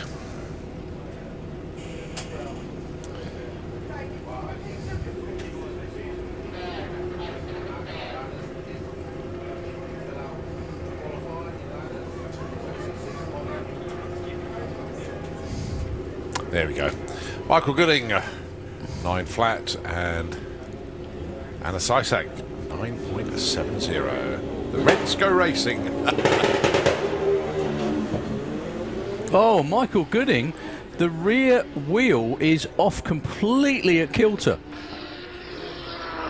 That is He one of did the well more to stay unusual upright on things. that. Yeah, more unusual things I've ever seen. That wasn't him steering it over towards the wall. That was it drifting over that way because.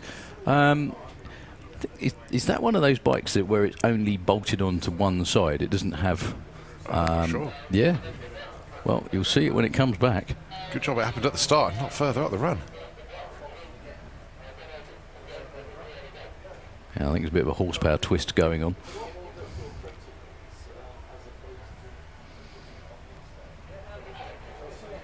Can't believe he'd damaged the swing arm on that, but wow.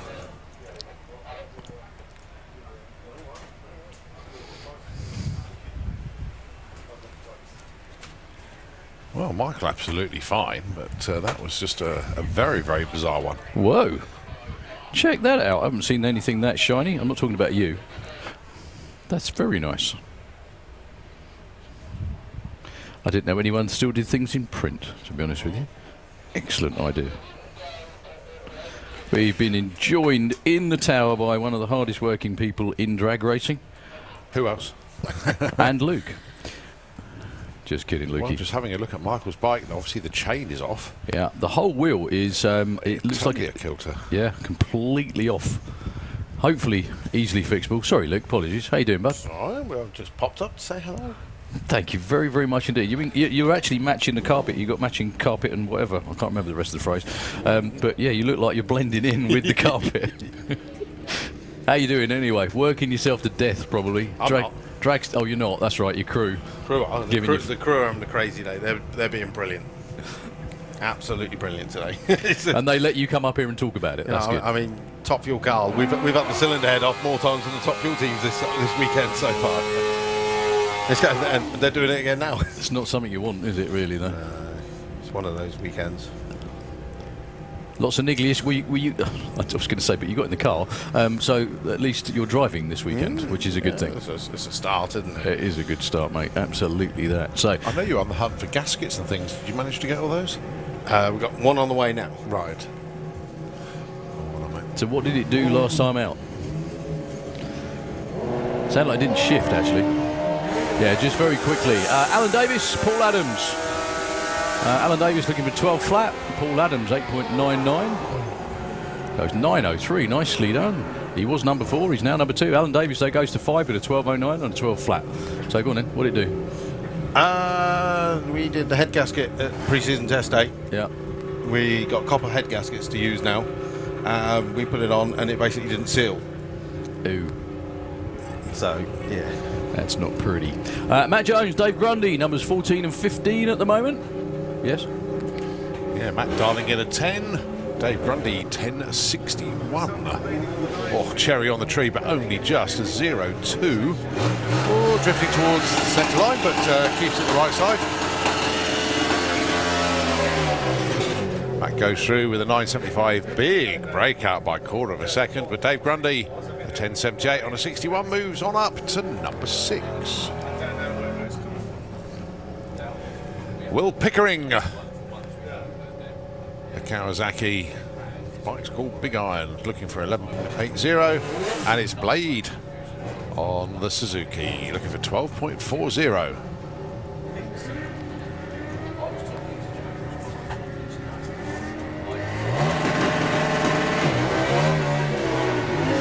Blade once again all over the show at the start line.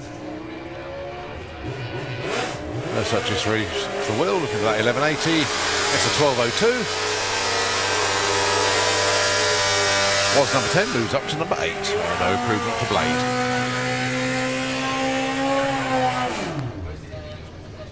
Jake Bowden on the rock bottom rating Suzuki. 1258 is his number. And it's Phil Pratt on a Satan's Lady. The number that Phil wants to see matching his dial-in is 898. Phil's currently number 13. Jake currently number 4.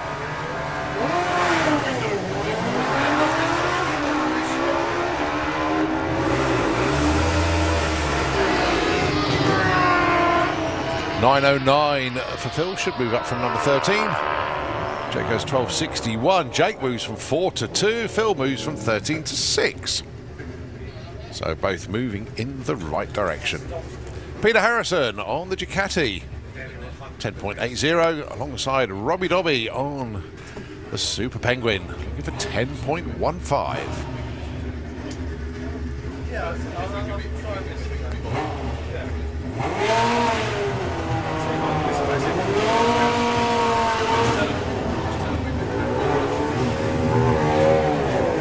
Peter Harrison just slightly rolled the beams, but not too badly, so be okay. Robbie Dobby slightly quicker and 10.24. So Robbie moves from 8 to 6 and 11.22 at 120. But the screen's changed too quick. I didn't see where that put him. Carl Hester, Gary Hester, CNG Racing. Gary Hester looking for an 880. Carl, 1080. 879 with a single break up by less than 100th and 11.24. 14 to 12, but no move for Gary, but he stays number 1. Okay, your number, I think he's about number 3 qualifier, Scott Collier down here. In the auto Glim Lane. Jerry needs to hold the dial-in board up, mate. Whoa! But not now. No. Yeah, they're having issues. They thought they'd obviously got it fixed. No, looks like that. Jerry, I think Jerry's just arming the camera, wasn't he? Yeah, Jerry was actually saying to me earlier, he said, I need to remember to hold the board up. They don't normally do that. They normally run a heads-up class anyway. So 9.40. Yeah, he's number 4 qualifier now, Scott is. Jack Hartley, number 14 at the moment. Dials 10.05. Hi to Mum Sharon and sister Sky, if you're watching in. Scott off the line like a bandit, like usual. Oh, he's sat up on the bike, unfortunately. Well, he's still going, but he's certainly sat up. He's not overly chuffed about that. No. 10.39, but Scott rolls through with the 12.63. Unfortunately, no improvement. Jerry did say they were a bit lucky earlier when they didn't break out because a fuse blew at the top end. Yeah, Scott not overly chuffed with that. So the last class in this cycle of qualifying, junior drag bike. And then we're going to a little bit of track prep ready for Super Pro. They'll tuck round the corner.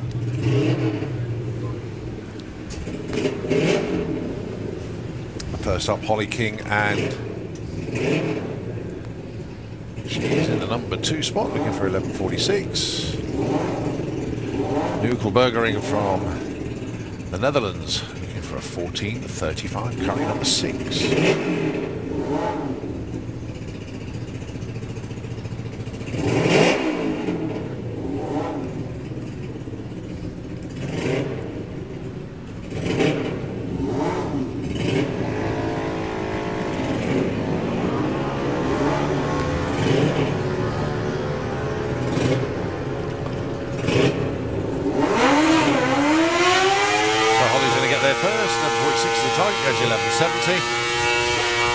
Stays number 2, and a 14.09 breakout for Nukel. Stays 6.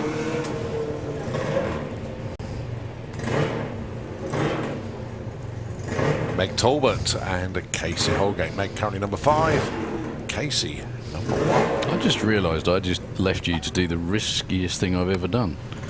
Announce a foreign rider's bike rider's name, didn't I? Yeah, well, I tend to read them first to try and think how it is pronounced. I've got no idea either. I just like, yeah, you leave it to make it up. I'll leave it to you. Yeah. Casey Holgate, number 1, and an 8.47 on a 30 stays number 1. Maggie Talbot at 9.40 on an 8.20, still over a second going begging. So Lyra Humber and Maggie Smallman. the last pair before we do a bit of a track sweep and Super Pro qualifying session number 3. It's a glorious day here for a Good Friday. Very Good Friday. Exceptionally Good Friday. It's the long Good Friday. Unless you're on his crew. Very long for Good Friday. So let's look at the numbers then. Lyra looking for a 1588. Maggie looking for a 1420. 1490, 1562. Lyra breaks out. They stay 3 and 4. They do. So there we go. Q2 for everybody done. We've got coming up next Super Pro ET on the order. Let's have a quick look.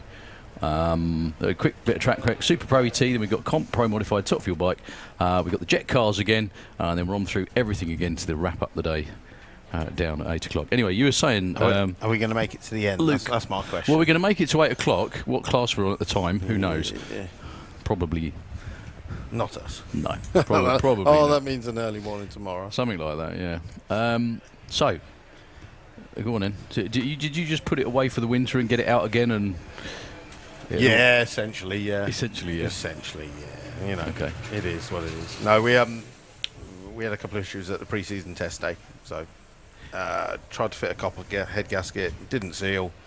So then we've had to root around in the trailer, found an old head gasket, which is not the ideal one. It's a composite one, which is not going to hold the boost. So that's why we turned it all the way down. And then when it went, it was just like, no, what's going on? I think it was just overfueling massively. So it is what it is. And then I've got another head gasket on its way now that's being picked up.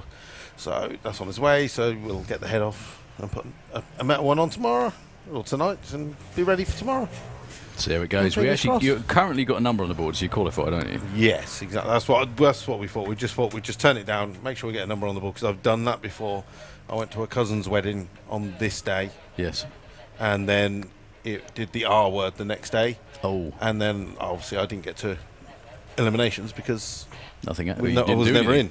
So that wedding cost me. That's got to suck, isn't it? That's it. Deary me. Well, if it's any consolation, I remember years and years ago, the main event, whenever it might have been, where it's same sort of thing, where first day of qualifying, 2 qualifying runs for the pros, and then it nailed it down on the second day. And unfortunately, the Mad Bomber team came all the way from Finland, which you know is not around the corner. No. Did a motor on a burnout in Q1. Were fixing it during Q2, and then it rained. Ugh. So they came all that way to sort of go about 6 foot with the car not even roughly under power, just, burnout. They went You'd hope they'll at least got a photo. Something like that, yeah. Well, I remember, I'll never forget that event as well, because obviously the event got completed, and that's as good as not turning up. I know it's not the same, you know what I mean, anyway. And I remember on the way home, I was driving down the M1, I pulled into a service station, and I remember a very dejected looking Yarmo filling up the truck. I bet. For the hell of a long drive all the way back to Finland. I popped in because I just wanted to show you our wonderful that is Elapsed awesome. Times magazine. Awesome. So this is the VWDLC. It's the show season special. We put this together, and basically, look, you've got words from me, like every good magazine should have. I'm sure there's reasons to buy it as well. We've got like how the VWDLC started. We've got almost every previous chairman, interviews with stuff about a potential the awards that we give out every year, details on racers and their times. Superb. Who puts this? Is this all you again? No, I come up with the idea, and then I say, Abby, do this, and then Abby does. Very well. Yes. So hopefully it's just another what's the word, string to our bow for our sponsors, because obviously it's got all of the club sponsors in there, and we've got a load of them. These are obviously given to all of the VWDLC members, but they are £2.50 if anyone wants to pick one up. And obviously at the back you've got the idea of it being a show the season long is because you fill out your qualifying, you fill out your ladders and so all you can sorts, hopefully bring it along every event. I must admit, Luke did give me a copy of this last night, and I left it in the caravan this morning. I know, that's why I was sitting down there. I've watched the footage, and I was like, he has not mentioned it once yet. I'll go down now and stand on his deliver toes. one in front of you. So now you know every time. I did actually say, you can listen to the coverage and say go into the VWDRC pits. I don't know if you There know you that go. one. Well, yes, lots of people have done, thankfully. So we've got T-shirts, we've got mugs, we've got banners, and we've got the Elapsed Times magazine. So if anyone wants to pick up some VWDRC merchandise, Who did the artwork on the cover? Exceptionally good. is I just wondered because that's There all, is a name in there somewhere. It's all artwork. It's seriously well done. Like Hell Design. That's who does all of our T-shirts. Yeah, no, it looks spectacularly Yeah. good. Really, really pleased with how that's come out. And of course, I'm making videos for our YouTube channel, VWDRC TV.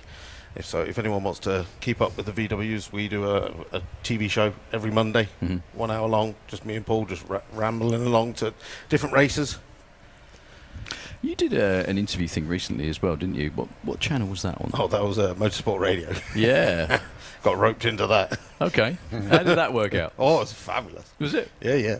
So so we're talking to Jason. Ante. Yep. We're talking to Ante, and he's like, and this lad Joshua, he's like, I mean, good on him. He's trying to bring drag racing to another crowd. I noticed immediately it was different from what we would normally do on, shall we and say. then he was like, and now I'm going to talk to Jason Phelps. He's in a lower class. I was just like, oh. I was like, he's going to reach through the microphone and punch you. Yes. That went well then.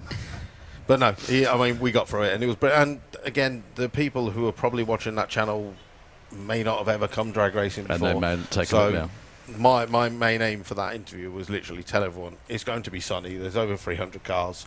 We've got Vars cars. Come and try it. All shapes and sizes, bikes, everything else Yeah, as well. that's it. All sorts of mental stuff that you'd never get to see anywhere else, which is good. That's Which it. is all And good I for mean, us. it's always good advertising because everybody's uploading on Facebook and Instagram. Podburn. They're like, look at this. I'm at Sanderpod. Where are you? Sanderpod. I am burnt to a crisp. Which is good. So, Ante's. It's quite funny actually because I was talking to Ante at the end of last year, and he was saying to me, he still looks like he's about 24. Yeah, right. that's it. Well, he said he'd been driving for 25 years. Yes. I was like, how? He's been in Top Fuel for 11 or 12, I think, something like that. Which is, he said, I'm one of the old guys at Top Fuel these days. That's it. It's quite amazing. I mean, he's grown a moustache now, so he looks a little bit older. No, he's a very, very dedicated lad, and he came over. A lot of people are aware of this as well. I don't know whether he mentioned this the other day, and I don't think he will. But to say some people are incredibly dedicated. When Rooney was running the cars, and it was a show for the last couple of years, when there were all the COVID restrictions and all the quarantine and all the other stuff that we had to deal with, so hence a lot of people didn't come. Yep. Ante would come over and sit in a hotel room for 10 days just to stand on the loud pedal in the Top Fuel car. Now that is... Yeah. Exactly. He'd sit there, wait it out, not go anywhere.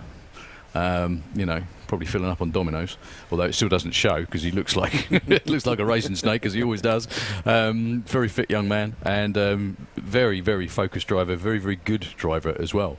I remember him getting to his first Top Fuel final, unbelievably, against Tommy Johnson Jr. at Alastaro. Way back when, 2011. That was 2011.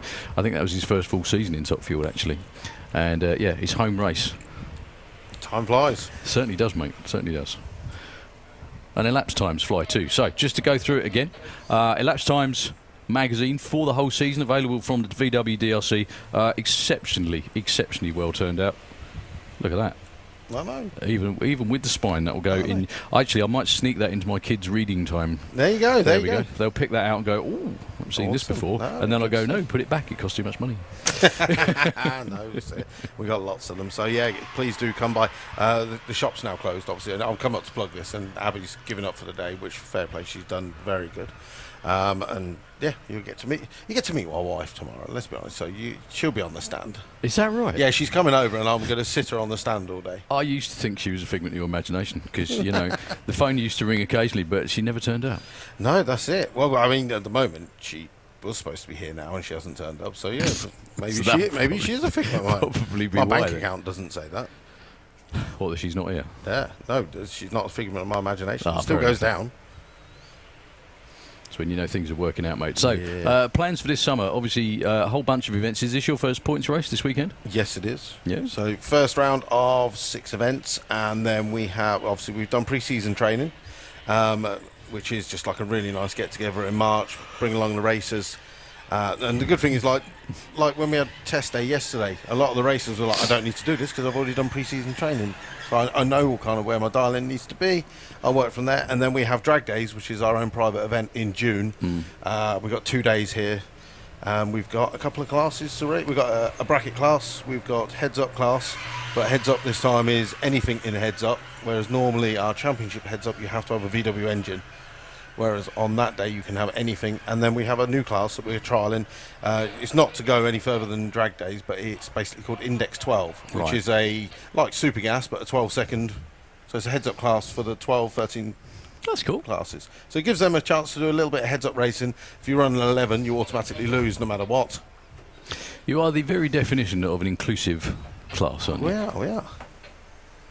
That's it. And we got Go on, sorry. so many members. So many. That's It's a brilliant. great problem It's to brilliant. have. Yeah.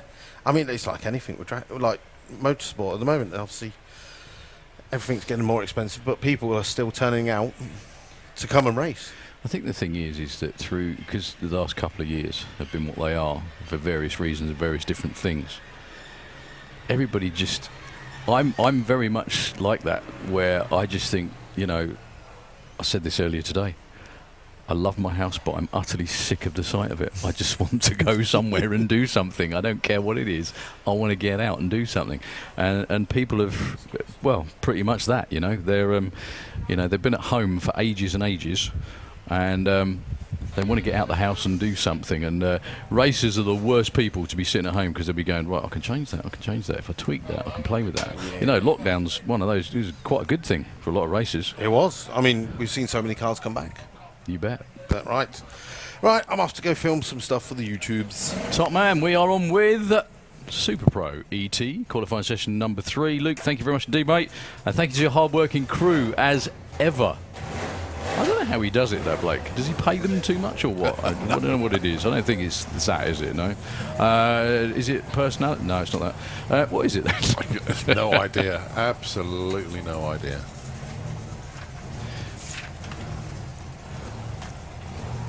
So, Super Pro ET qualifying session number 3. Grandad's Toy. Phil Toppin rolling round to be taking on Lee Darby. Be interested to know whether the combination's changed on Lee's car, because it really didn't sound the same. No. So the Pete Nee Memorial.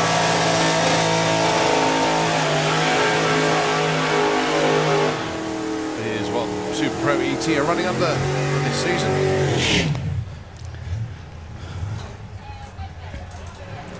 Big prizes up for grabs. Off the trailer, number 1 qualifier, £50 plus medal. I don't know who's actually won that. I have to look back. Number 1 qualifier overall gets an extra £100 plus a lovely trophy. And the best reaction time during qualifying is £400 bonus plus a big trophy. So plenty to play for in Super Pro ET this weekend. Big list of sponsors for Super Pro ET as well, and I'll feed them in as the class runs through. So Phil Toppin is qualified 18 at the moment. Lee Darby, he's venting the nitrous. That explains it a little. Well, no, it doesn't. Obviously, doesn't sound different then. Looking for 8.25 with the pickup. I think he's been concentrating on his lad racing in Junior Rex, hasn't he?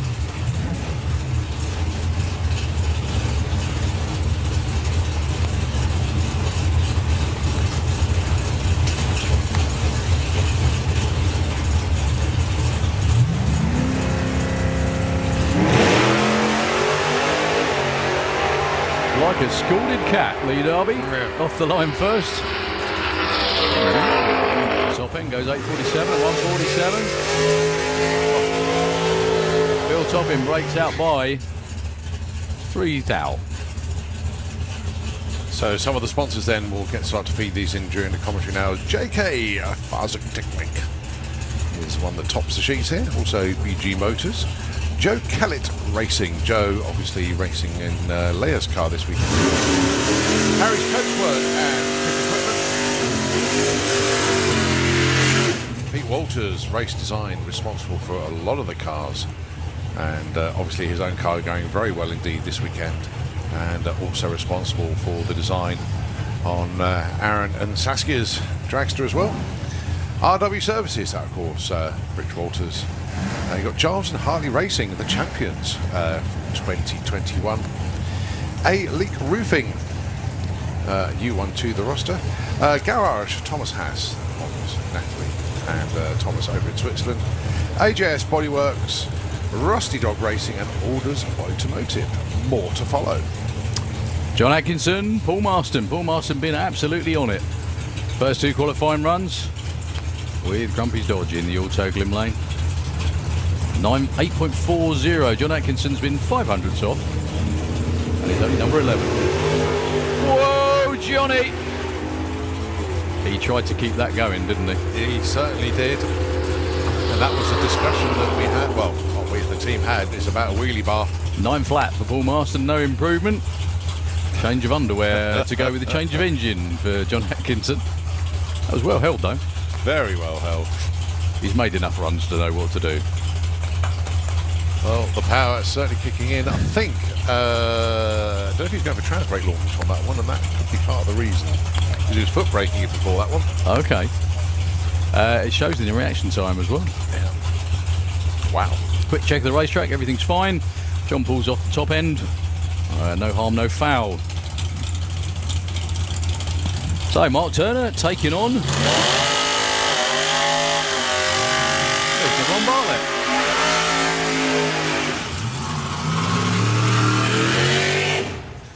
Well, another one that's been skyward and gained wheelie bars today. What I love about that is that he must have had them in the trailer, just never bothered putting them on. The thing is, I don't think John and Tom have got a set of wheelie bars in the trailer, though. Never run them in all those years. Yeah, but I'd never seen wheelie bars on Ron Bartlett's car till today, after that first run. You never know. Maybe hastily fabricating a set. Just mentioned a couple more sponsors, actually. HR Racing, Hydra Hose, Ultra Plastics, and Good Vibration Motorsports. Team Time is Money, which is, of course, John and Tom Atkinson just gone through. Hauser Racing, Jeff Hauser, just around the corner in Findon. Windscreen Wizards, Nick Good & Co. Missing them. And Another Sport F Limited and Solo Precision, which is Tom Atkinson's company. So Mark Turner vents the nitrous.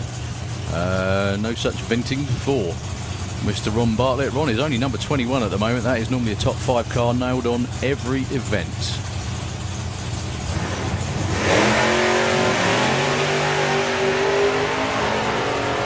Well, Ron was dead late on the tree, which is most unlike him. However, probably concentrating on getting a clean run out. 8:46, 8:70. Ron took it before the finish.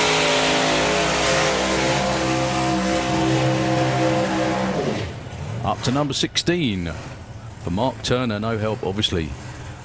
Most unlike Ron Bartlett. Not his normal consistent day.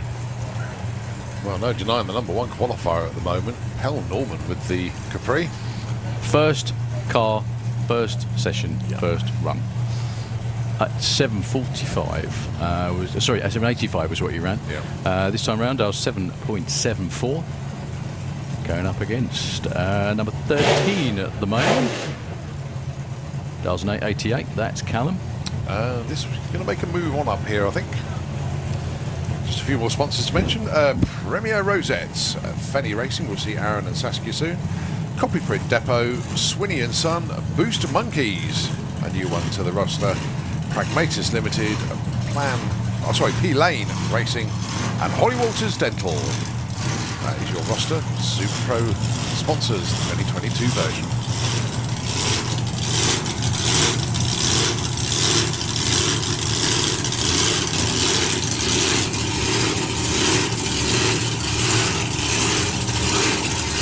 So, Campbell Norman stay in the top spot. With all those dragsters behind him. Look at that thing go. 72 with an 8 for Pell Norman. Callum, no.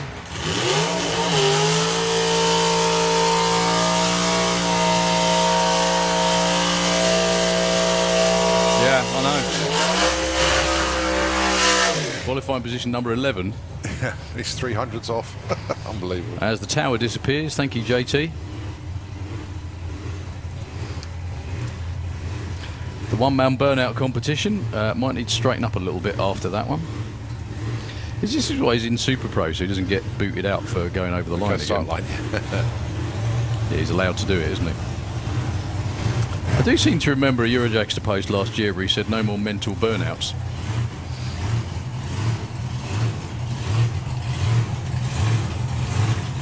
When there's the smoke clears.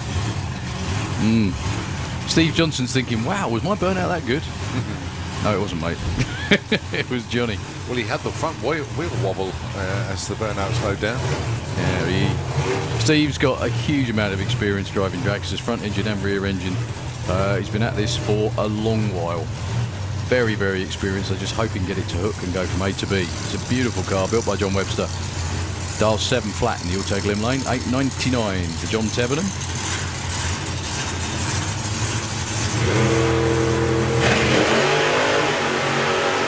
That's more like it, even with the tyre shape for Steve Johnson, way out of shape.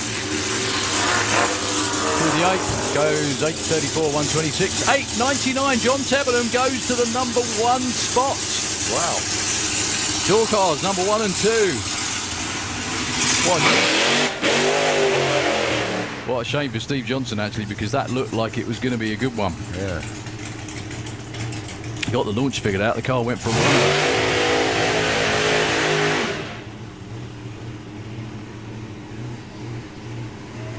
So, 2 dragsters, 1 supercharged, 1 injected, although they look very similar. Well done to JT and the team, congratulations. Number 1 qualifier at the moment. He's number 1, can you believe that?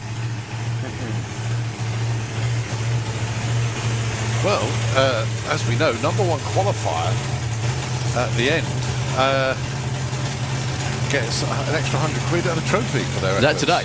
No, overall. Oh, overall, sorry, okay. 2 more runs tomorrow to determine who is the number 1 qualifier, but JT is leading the pack at the moment. So Aaron looking for a 7.05 this time round. He's in the number 4 spot. Barry Giles currently number 6. Wow. Well done, Callum. Thank you very much, Steve, for sending that over. Much appreciated as always, sir. So, Barry Giles, number 1 on the car from last year, number 6 qualifier at the moment. Aaron Fenson with his only run so far, and it was a good one. 7.08 with a 5. Dial 7.05 this time round. Can't remember how quick Saskia's been in the car. It's about that, isn't it, I think? It's 7.0. I think it could be 7.02, but I can't remember. It's pretty close between them.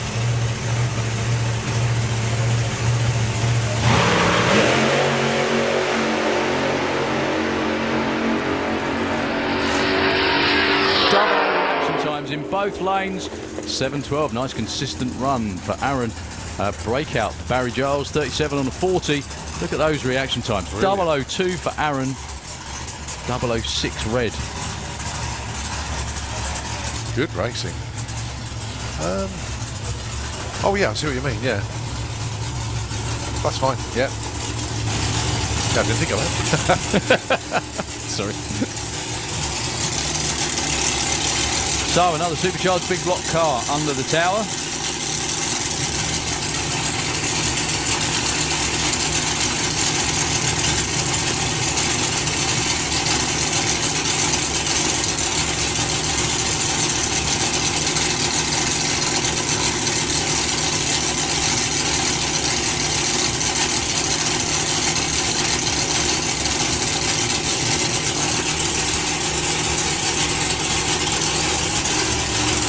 So, trying to set the record for the amount of people in an Audi A1 again. Well done, folks. A couple of really good runs for Aaron, and if he keeps going with reaction times like that, he's going to be tough on Sunday. He is. He certainly is. So, Scott Hauser with the Hauser Race Cars shop car, if you will. His dad, Jeff, been around drag racing for a long while. He's built a number of incredibly quick cars, including his own. He was the first in the sevens in the UK with the door car. Sierra he built in the 80s. Going to be taking on Pete Walters. Now, the family Walters has been around in drag racing pretty much an equal amount of time. Dad Rich has been around and running all kinds of quick stuff for a long time. So the supercharged car dials 750. The normally aspirated car dials 735.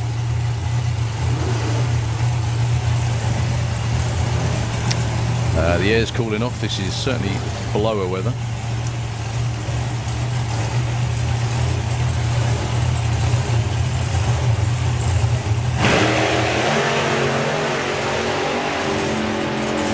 Both a tad too quick on the tree. Scott is out in front. Scott goes 733. Pete goes 756. No help for either. I think that's some of the quickest runs I've seen Scott put down. Look, knocking on 180 miles an hour as well through the finish line. Breaking out by nearly 200s. Pete, the right side though, 600s to the good, but as you say, no movement in position for either.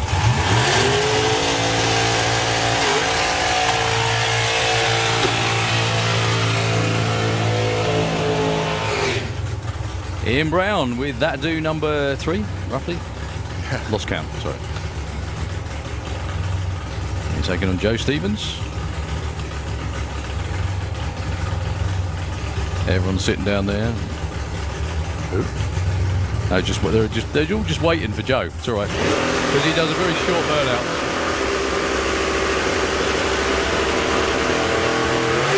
Or a static. You mean Dave Russell, don't you? Sorry, Dave Russell. Did I say Joe Stevens? Idiot. That's what I'd check. So it's good if one of us is paying attention. It's always handy. I'm now taking the rest of my life off from paying attention. Not that I ever did before, anyway.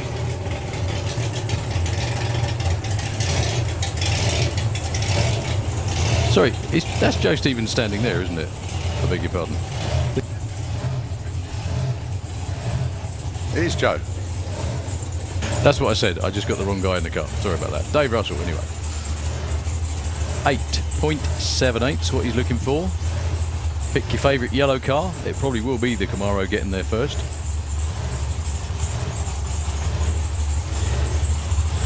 Number 10 and 17 at the moment. I think there's about 29 cars entered. We will have an all-run field in Super Row on race day.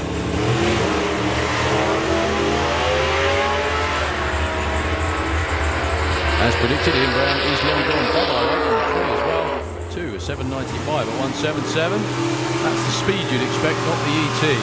Dave Russell moves up to number 6 with an 8.790 on an 878. 100th of a second off, and he's only number 6. Yeah, shame he didn't dial the 79 because that would have been bang on. Bang on, Wouldn't have been beaten. So Brian Pateman and Bob Doyle, two guys that not having their normal clockwork weekends, especially Bob Doyle. He's only been in the high 9s so far.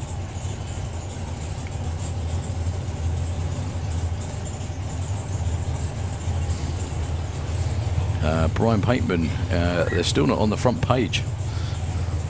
And by that I mean top 16.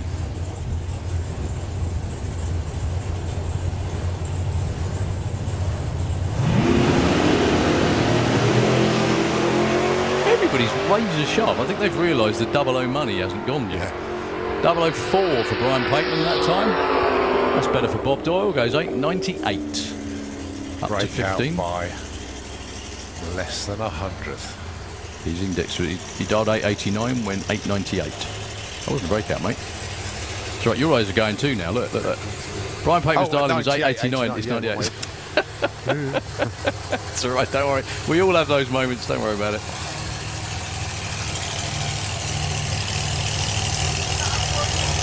So, Jack Brewster and Colin Morris. Colin Morris is not normally used to having a loud, shouty car in the other lane. Not as loud as this one, anyway.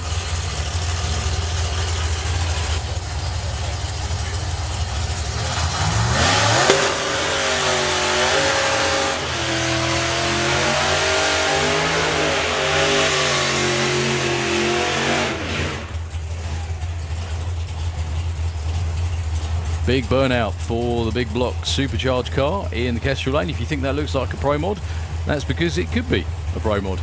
However, the engine is not Pro Mod spec. I hope Jack doesn't mind me saying that. It's been a while since big block Chevys have been used in Pro Modified. It is, however, one beautifully turned out car. Credit to Jack and the team, and obviously Robinson Race Cars who built it.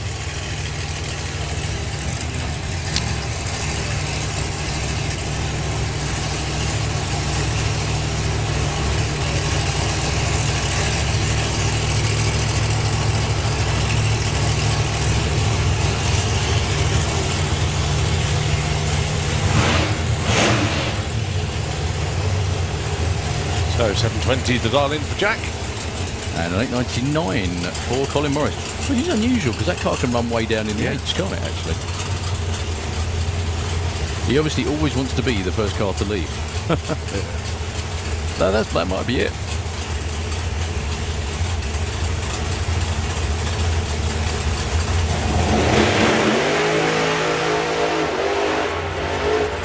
Every time that car pulls left.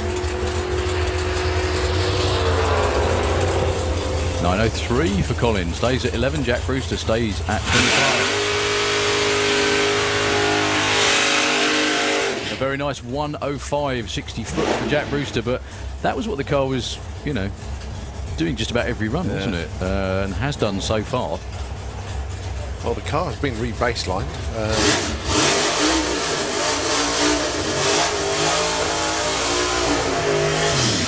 Running out of ideas. Possibly check the rollout on the tyres. I don't know. Very strong. Mark Bailey and Billy Gain.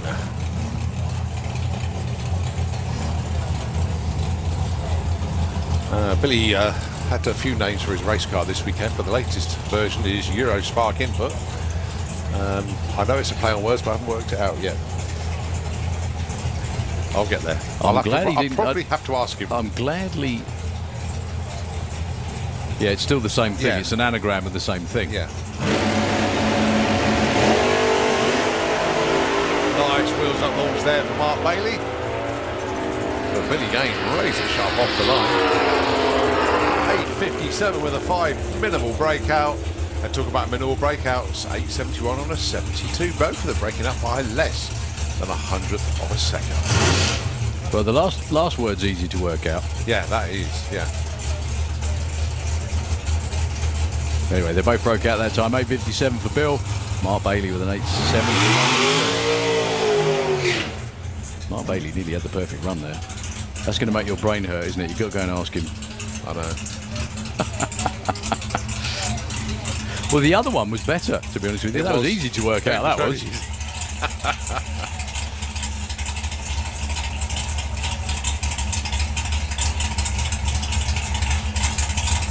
Oh, Joe Kellett. Where's Joe at the moment? Number 14. So we're about to go back into Comp Eliminator Q3. This will be the last pair, I think.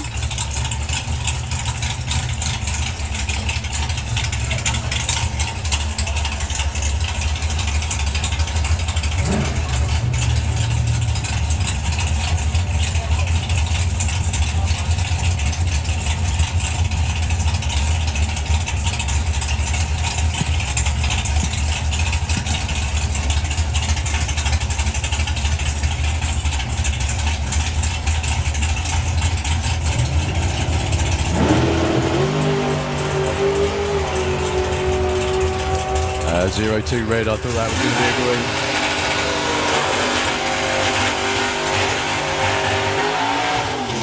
one. 81, no improvement for Joe Kellett. Well, it's Ashley Bell, the last to run. AC was due to run in Pro ET this weekend, but in testing yesterday, unfortunately, broke the transmission and out for the weekend. So great shame for them. Unless they've managed to magic one up today, but I don't think so. Yeah, shame for AC. Yeah, those are expensive. But when obviously you've raced and had your car for a bit now, don't you marvel at people that manage to nail it back together the same weekend now? Yeah, incredibly so. Yeah, incredibly so. It's, you know, it really is amazing. So Ashley Bell pointing slightly left, but I'm sure he can sort that out with a bit of right hand down on the green.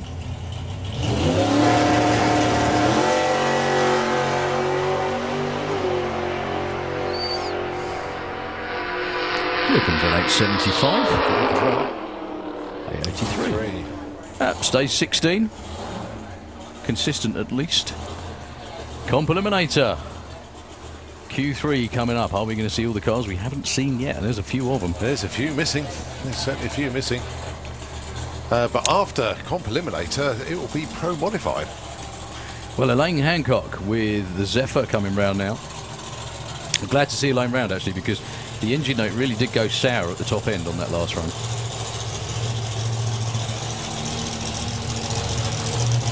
Don't forget to pop in and see the Crazy Lady Racing team. Get their new team t-shirts.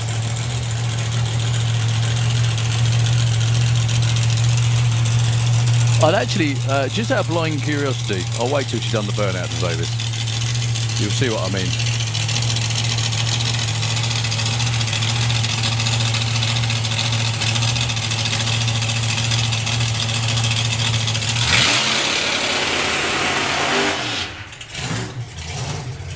I'd love to see that car without the wing on, because it would look so different, wouldn't it? I was standing down there on the start line looking at it. If you imagine what it would look like, well, it is the complete shape of a Zephyr, isn't it? It is.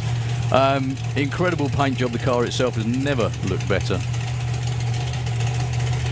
I don't want to say it's consistent because that will screw things up, but there we go.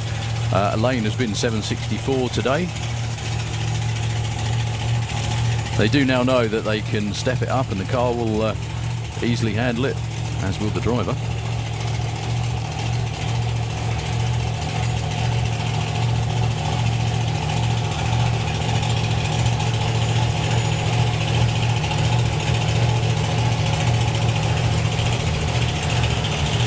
So 7.13 is the O'Blown Altered Index for Elaine.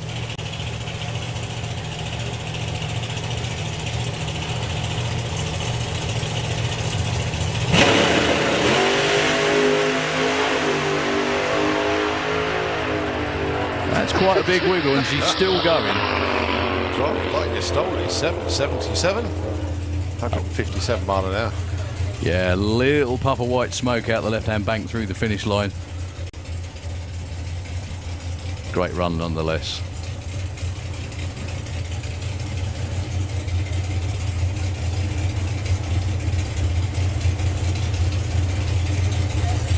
The track crew just going to have a little look. Elaine just taking the turn at the top end.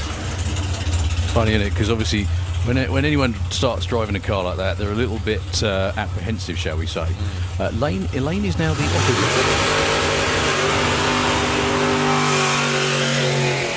What's the opposite of apprehensive? That's what Elaine is. Comprehensive. Very good. I would say gung-ho, but, you know, Yeah. I don't think it's that.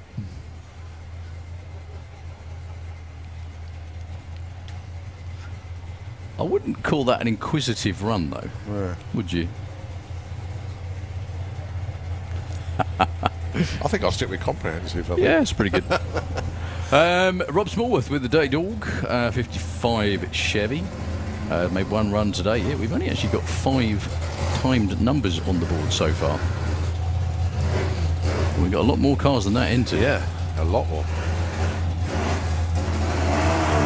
Well, I haven't seen any of the Williams lads today, have we? Is the Copo entered this week? No, Copo is missing a crank. Oh. And it's... hopefully just how been... can I put this? It's on back order. Should have been a 4-week delivery. It's now changed to 12 to 14. So did it need a new crank, or was that precautionary? No, he just wants to make it go quicker. Like you do. Yeah. Well, he's... yeah, just wants So to go buys a hopped up factory car and goes, I know what, I can do that. Yeah.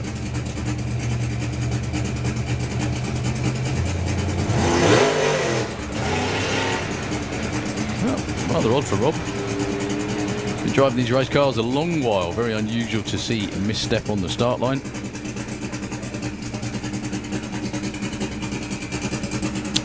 Not going to be a representative for Rob Smallworth. He's been down in 7 wars already in that car.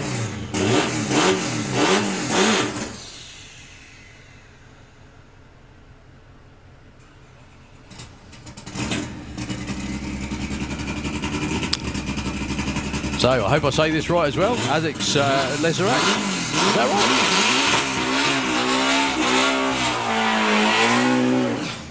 right? With the second coming single cab. Built by Robinson Race Cars. Alex is very candid about his adventures with this this machine. Oh, another one we haven't seen so far. Kev Jenkins rolling around there. The fraudster. Yeah, so Alex is chipping away at it. Personal best after personal best. Earlier on today, went 9.51, knocking on the door of the index for this class.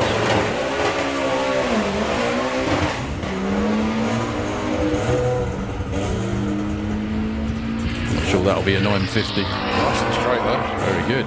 964 still, with an only a 1.46 60 foot. Yeah, Still. a lot more cars making the call this time in comp. I can see both Williams Brothers cars that haven't run today. Obviously, we've got Kev Jenkins with the frauds down here as well. Who hasn't run yet? So that's another 3 that will be putting numbers on the board. That will make it 8. Still more to come. So Kev with the 7-second fraudster.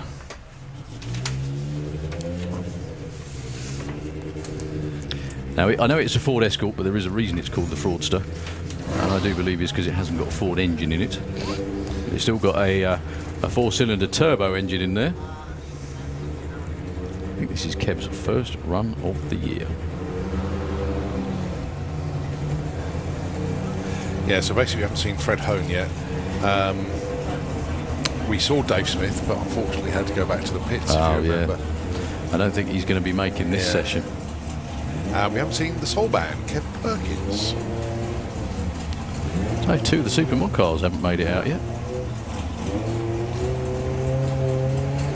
Here goes Kev Jenkins.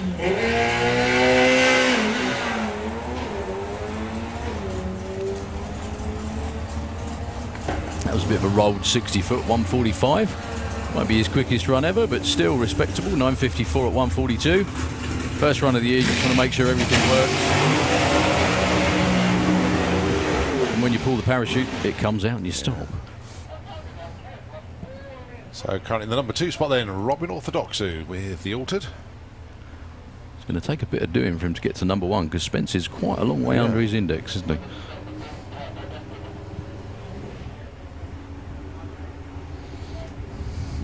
Great atmospheric conditions for anything with the supercharger, with the blower, just everything, full stop, really. So big thanks to Trackworks for the class sponsorship this season. And of course all the extra money going into the class this weekend, absolutely staggering. Williams Brothers putting in 150 for the win, and number 1 qualifier gets a 50 quid bonus. Engine data analysis, 80 quid addition for the winner. Runner-up gets 40. BSI Transport, a Northamptonshire-based transport logistics company, £150 for the winner, 50 for the runner-up. And Pro Race Engineering, 50 for the winner. But how about this? Championship winner gets £600 voucher to spend with Pro Race Engineering. Nice fund. Do they sell beer? Just a thought. It's very good to see lots of people jumping on with comp. So Robin has run 7.06 earlier. No tyre shake at all. Hardly we get to say that for Robin. 7.02 at 187. Pretty happy with that. 106 to 60 foot. I can't remember the last time I saw that car do that. Like no tyre shake at all, nothing. Exceptional fellas, well done. First run of the weekend for Dan Williams with the Chevelle. Wow, who'd you bribe to wear a Bruce shirt? Yeah, Swedish George. Thanks, George. Is it? Yeah. He lives about, what, 3/4 mile from the end of Tierp's shutdown area. So you're bribing him with the Bruce t-shirt, so you've got something to stay when you go to Sweden. Yeah. So Dan Williams, 1061 is the index of the A-Stock Automatic Chevelle. Whoa. 0-2 light.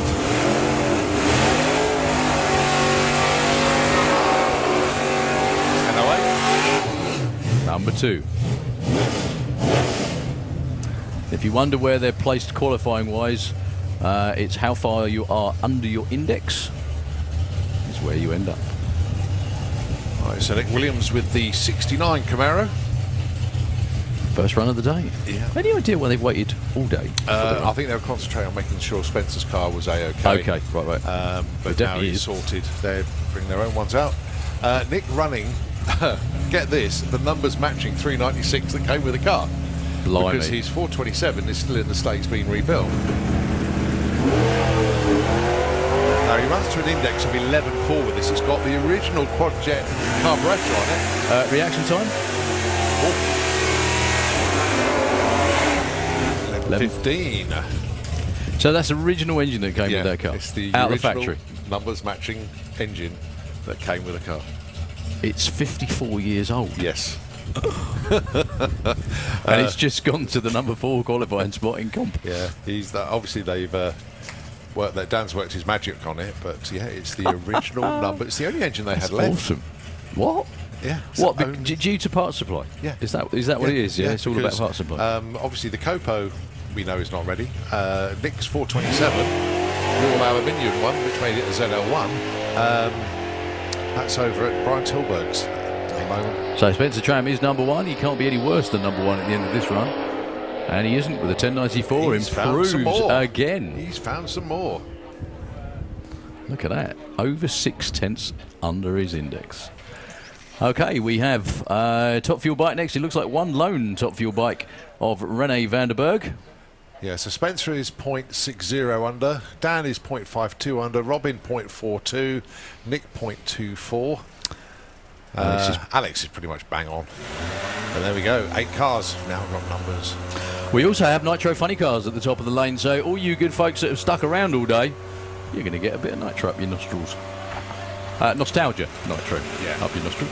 Are they on the run order for today? Because I don't think you said they were. Are they? No. Well, they were there, They're not now. but they're not here. Okay. Well, Tim Garlick's over there. I saw Tony Betts strolling around in his fire suit, unless it's checkout passes.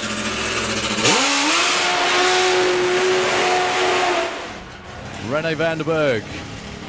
In the immortal words of Mr. Victor Bray, there's no way he's going to be trying to go any slower on this one than what he's already run, which is a 6:23. He hasn't got to pick up much to take the number 1 spot from Al Smith. Al, number 1 with 6:19. That is one stout Top Fuel bike field already. Do you know what? If Steve Woolett makes a representative run, Yeah. that is some serious company at the top of that It field. is. Well, they're all in the 6s already. First event of the year with 2 sessions done. And the most consistent bike hasn't run all the way under power to the finish line yet. Which in itself is unusual.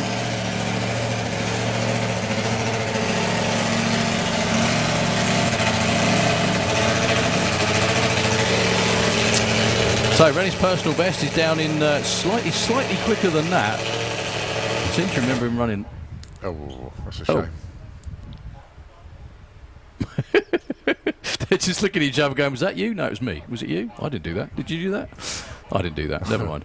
So, Rene throws his hands up. He's been away from this racetrack for far too long for his liking. It's good to see him back here and running quickly as well. Give him a round of applause, ladies and gentlemen. Put your hands together. It's a long way to come from the Netherlands. And he's had 2 exceptional runs already this weekend. Well done, Rene. Not sure what that was. That moment was quite comical, actually, where they both looked at each other and went, Did you do that? I didn't do I'm not sure that. if the lanyard popped out. I don't know. Yeah, it killed it instantly, Yeah. didn't it? So it could well be. I think Rene was the I only... think it did because it's on that side. Yeah, Rene's the only bike down for this session. And mind, he's still got 2 more tomorrow? Yeah. Maybe 3? 2 more. Sorry, let's have a look at the run order. That's the easiest way to find out.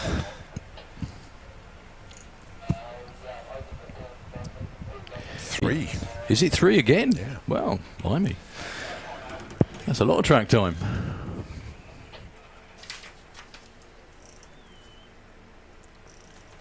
So it should be Pro Mods next. It's Wayne Nicholson by the looks of it. Wayne, if you can just get past 60 foot. Looking forward to seeing what the new supercharger setup on the Lucky Devil will be. Wayne's such a nice chap. You never want any bad luck to happen to anyone, especially not Wayne. Unfortunate to see both Bobby and Annie down here watching. Hope whatever the issue is, they can sort it out for the rest of the weekend. So racing with Lucas Oils is Wayne Nicholson.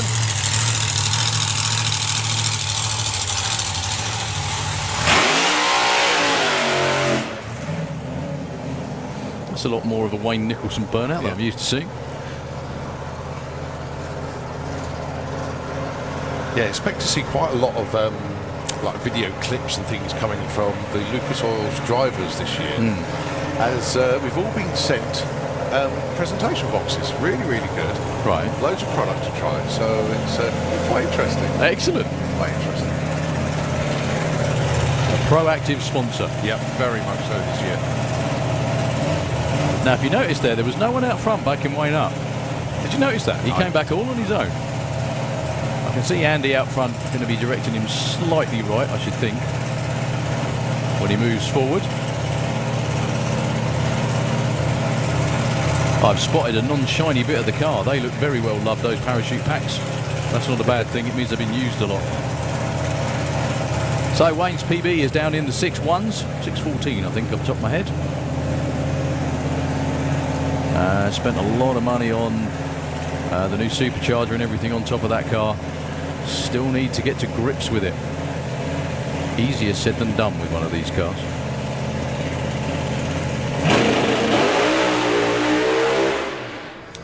Well, rolled the beams, unfortunately, 135 to 60. Got further out before it shook the tyres, but still not quite where they want it to be. Belinda looks... I think they're smiling deep down. I was going to say, he's not in trouble for that. Yeah. I think that was a well held, to be honest with you. Cruises off with 11.69. He's still on the qualified sheets and will get to run on race day. However, not with the number that he wants. Good 5.5 seconds needs to come off that. Okay, Kev Slyfield. Coming up now with the Blown Bird. I'm going to have a chat with Woody later on and find out that part, if it was his or not. Well, it's always better to be safe than sorry, because you know, if it was yours and something's come off that you needed,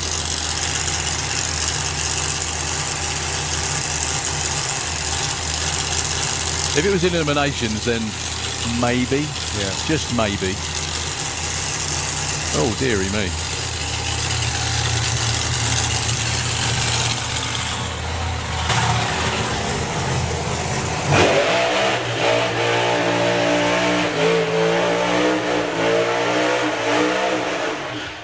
It didn't put him off doing a burnout like that, whatever it was.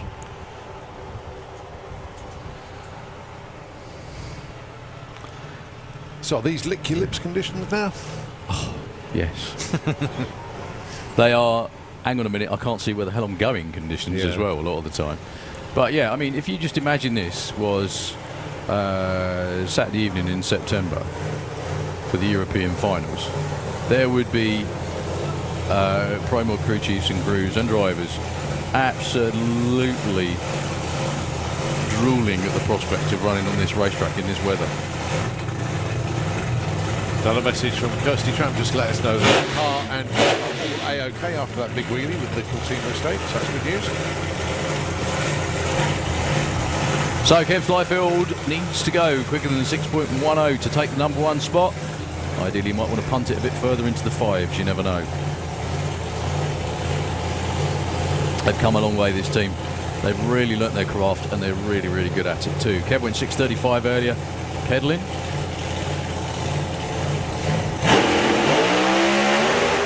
That won't be an improvement. 101 to 60 foot, but he was shaking and spinning before he got to the 60 foot mark. Unfortunately for the team, did the wise thing, backed out of it.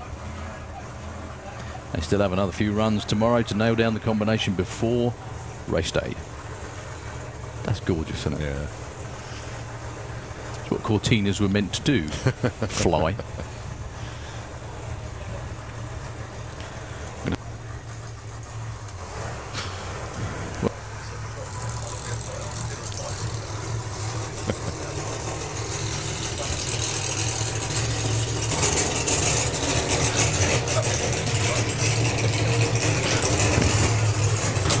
So, Andy Robinson, the Anger Management Camaro. A rolling work of art dedicated by the dedicated team of himself, his son, and the whole fabrication shop down there in Hampshire.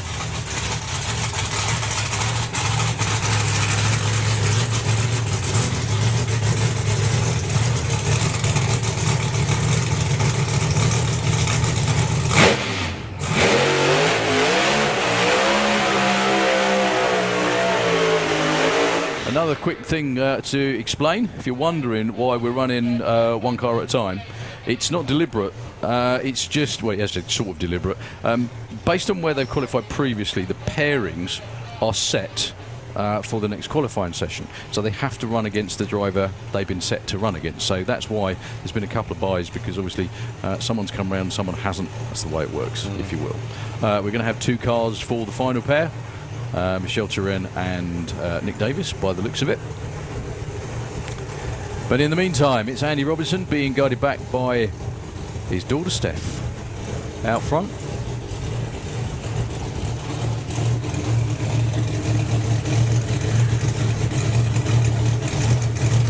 That whole car is brand spanking new,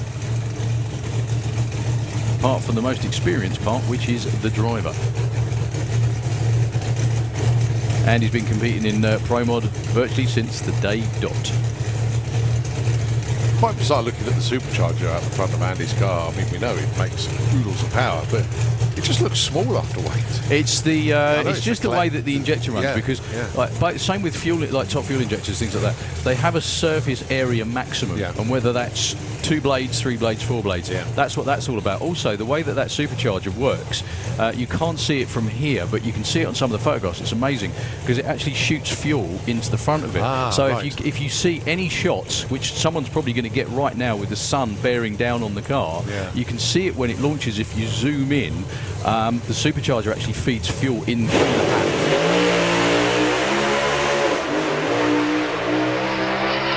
That was a lot of yes/no moments, wasn't it? 6:28, good speed, 2:41. Probably a clip around here from Steph when he gets back. That was a 996 to 60 foot, 418 at 179 for the 8th. By then he probably pedalled 3 times. Oh, looks like Dave's doing a bit of repair. Look, we've look, something you're not used to seeing. That's probably the other reasons why we're only running one lane then. Could be. Oh, is it the glass in the floodlight? Stones hit the floodlight. It is the floodlight. Right. That was it then. Stones hit one of the floodlights. That's why you don't have to stand behind race cars when they do burnouts, kids. Stone has hit one of the floodlights and shattered the glass. And that's what Dave's up there on the cherry picker sorting out. Not something we haven't had happen before. But again, I love the barn as much as the next man. Give the Robinson team a big cheer. That was worth waiting for. Dad on and off the throttle like a fiddler's elbow. Those of you tuned into the live stream, you can actually see the cherry Dave. picker doing the work. Exactly.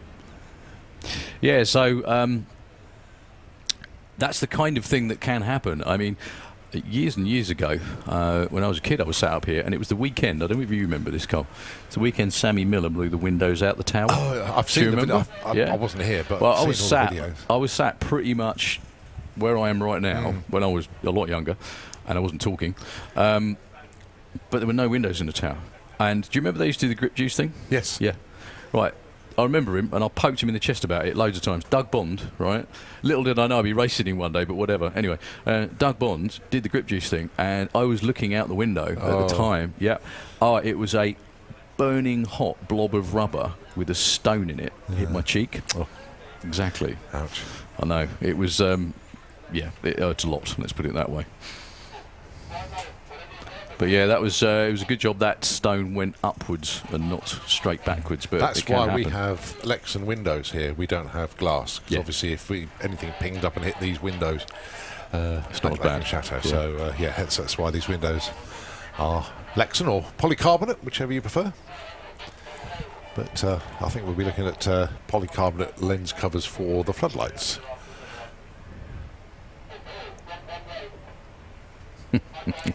Hi to Dick Costa, who says he's still here. Of course you are, Dick. It's Pro Mod qualifying on. There we go. Got to size up the competition.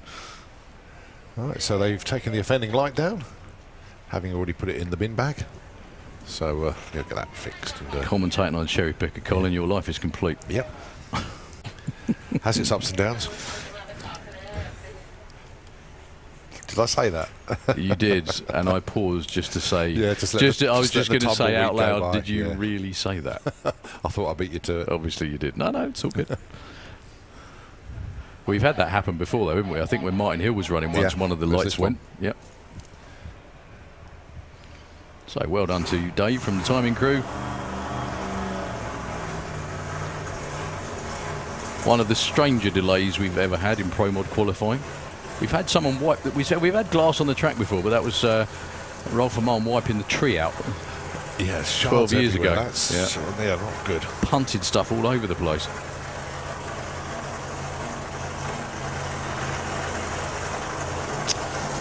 So it's going to be Michel Turenne with the Pro Dutch Cuda. I think Nick Davis is not going to be alongside him. It's going to be another solo run.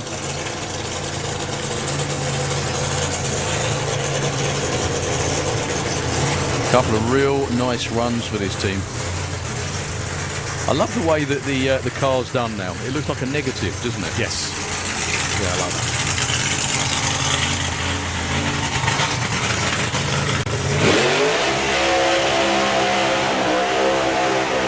I'm sure this time round they're going to try and step it up. The car's been a little lazy all the way down the racetrack. He's still number one qualifier though. As rude as I just sounded, with a 6.10. There's so much more in that car than that. Yeah. Top of the line equipment all the way through. Michel really has matured as into a great Pro Mod driver. I think he's running the fives a couple of times already. Looking to get further in the fives, I'm sure. We also really appreciate the effort, got to say it again, all of our European teams coming over here for this event, hoping lots more will be doing the same in just over a month's time for the main event at the end of May. Can't wait to see all the Pro Mod cars and everything back over here from Europe. I know a number of them are just itching to get back out here. Well, we got want to three- see them the week before as well, though, don't we? Yeah, exactly. Oh, sorry. Yeah, don't forget to stop in the week before for the door slammers as well. Yeah. Some serious money up for grabs this year. I think we got three from. So we got 3 cars coming from Holland, 3 from Switzerland, and I hope a whole bunch of our Scandinavian races as well.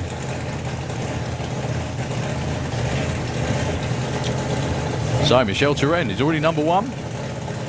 Can he improve? Whoa. Quickest 60-foot of the weekend with a .98. Unfortunately, started rattling the tyres past 60 foot. It's such a delicate balance between turning the tyres a little bit to stop them from shaking and turning them too much so they spin. So that's Michel's first busted run of the weekend, unfortunately. Still got a few more to go.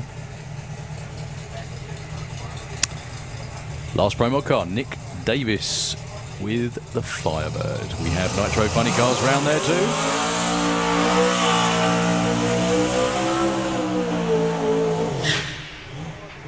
What a gorgeous noise that is on its own. Yeah. Isn't it lovely? So, Hall of Fame tuner Rob Loring.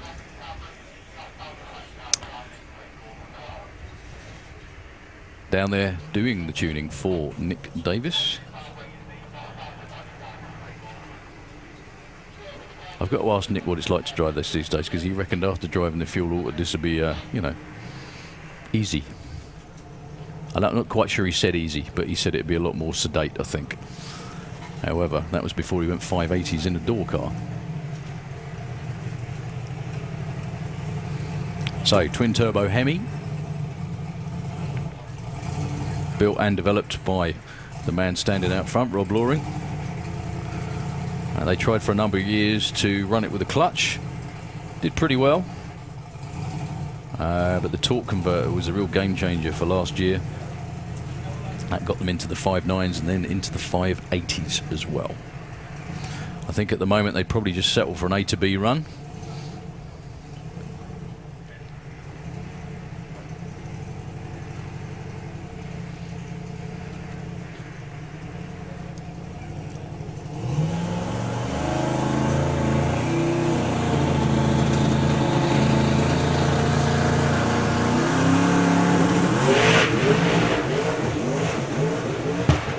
Whoa, a flaming turbo car. Nick double stepped it off the start line. 109 to 60 foot, no improvement I don't think with a 934. Yeah, he's already been 656. And we have fuel cars fired up round the back of the tower. Funny enough, a car that Rob Loring built at Ice Automotive. That is Tim Garlick with the Apache.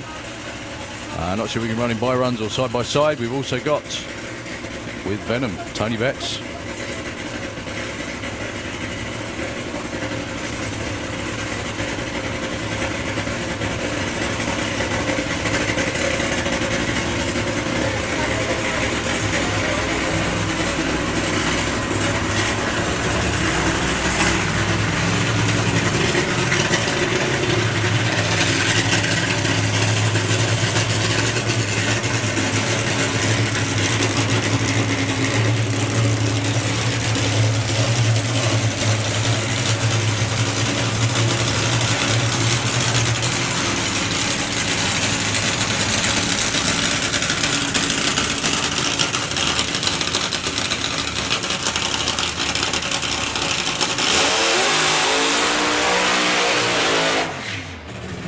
Rather sedate burnout for Tim. Europe's quickest Nostalgia Nitro funny car. Run a few 5-second runs. Got a new engine for this year. Yeah. The old one had seen a sterling amount of service over the years. I think he debuted this car in 2013. He had the same engine in the car for 8-9 years, something like that. Amazing, really. Yeah. In this day and age. Especially with the fuel engine, the beating that they take.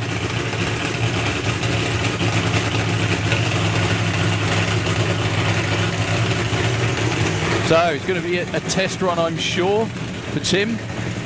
There are 4 Nostalgia Nitro funny cars here this weekend. They have eliminations in the championship this summer. Do hope that some of our Scandinavian friends are going to be joining us at some point this year. See what Timmy can do.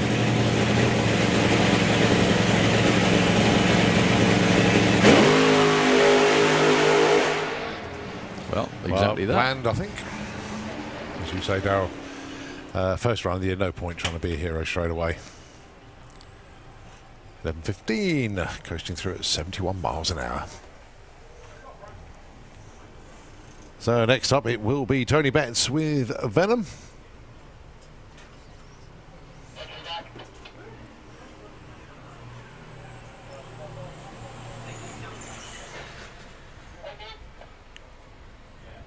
Spotters just checking the auto glim lane.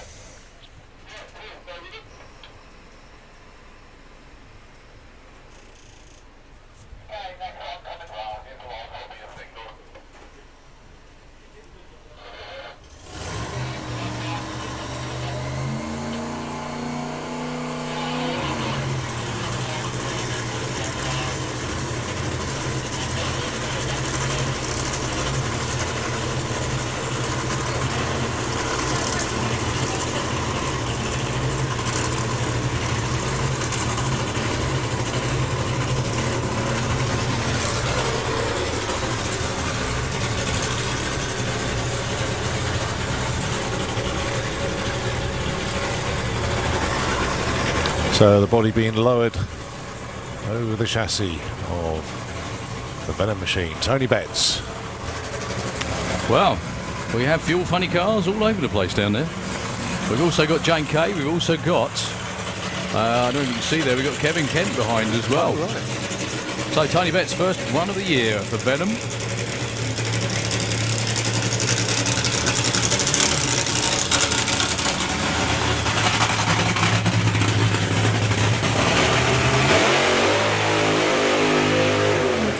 I don't know.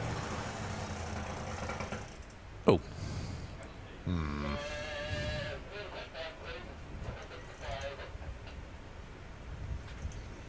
Well, that won't be Tony's first run of the year, unfortunately. Lost fire just as he came down off the tyres. And I don't think he's going to coast to the finish line. He's going to literally stop at half track. Bang on it, I think, by the look of that. Yeah, maybe a bit further forward. So quad comes from the top end to attach a tow rope, and he's still rolling a little bit. Oh, mind you, that's slightly time delayed. Yeah, he's going to have to get a little bit of help from the quad, unfortunately.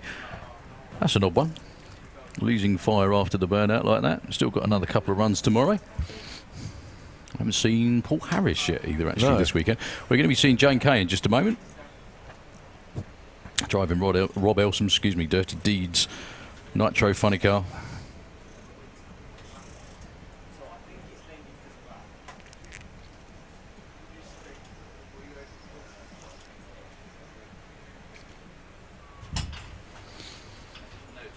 So Tony's getting hooked up to the quad, and they'll be off up the other end. One thing I just want to explain as well, a lot of people think that drag racers are rich. They're probably not rich because they're drag racers, frankly, as we all know.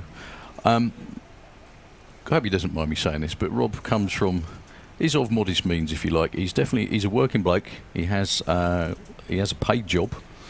He lives in a house in Mansfield. What I loved about when he debuted this car, or the first photographs were released, just rolled it out of his garage onto the road with a bunch of semi-detached houses in the background and took a photograph on the street and then rolled it back in again. You know, there's a lot of people like that, and it's really good to see. I think somebody once described it as drag racing is ordinary men and women playing with fire and thunder, and that's exactly what it is, and it's good fun. Yeah, you're showing off a bit, really, because you've got a house. Lots of them haven't. Did you know that? When I was driving a fuel car, I didn't have a house. I didn't have a flat. I didn't have anything. Yeah, well, I've never driven a fuel car. I'm never likely to. So. Yeah, unfortunately, I'm ruined forever. So Jane Kay strapped into the Nostalgia Camaro funny car, being given the thumbs up by the crew down on the start line. They're ready to go.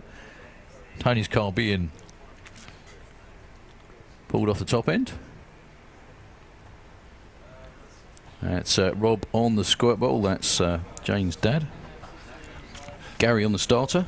If you could drive any car now in Europe. Any car. Any car. If I could pick one. Yeah. Probably Anita's car. Yeah. I thought you'd say a fuel car. I'd have to sort of, I mean, sorry, Anita, but yes, that. Absolutely that. The way that car runs is just mind-blowing. Not to say that Runa's cars aren't, or any, I drive one of Runa's, any of them. Any of them. I'd also love to get back in a blown alcohol car again. That'd be so much fun. And I wouldn't mind having a go in one of these too. Yeah.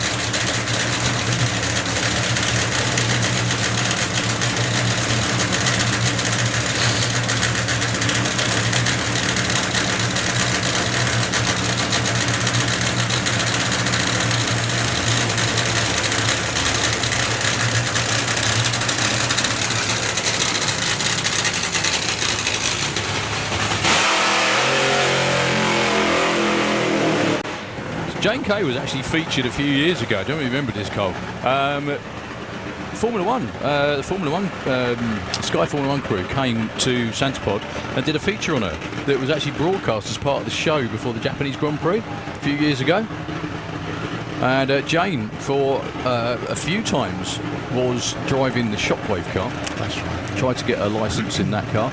She used to drive a funny car for a number of years in Super Pro and was very successful with it as well. Yeah. So she's very, very at home in the enclosed space of a Nitro funny car.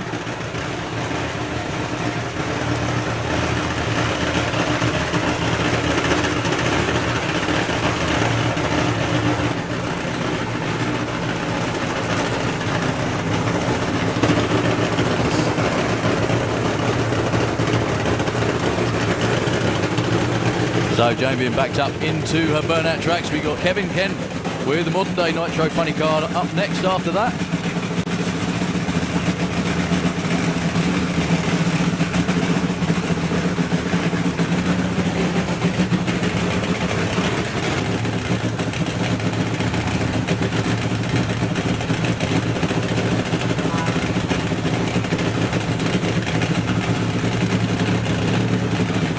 So the first run was a textbook 60-foot launch for Jane. All being well, I'm sure if Rob's happy with everything, he'll give it the okay to take it a bit further. Best guess will be about 330.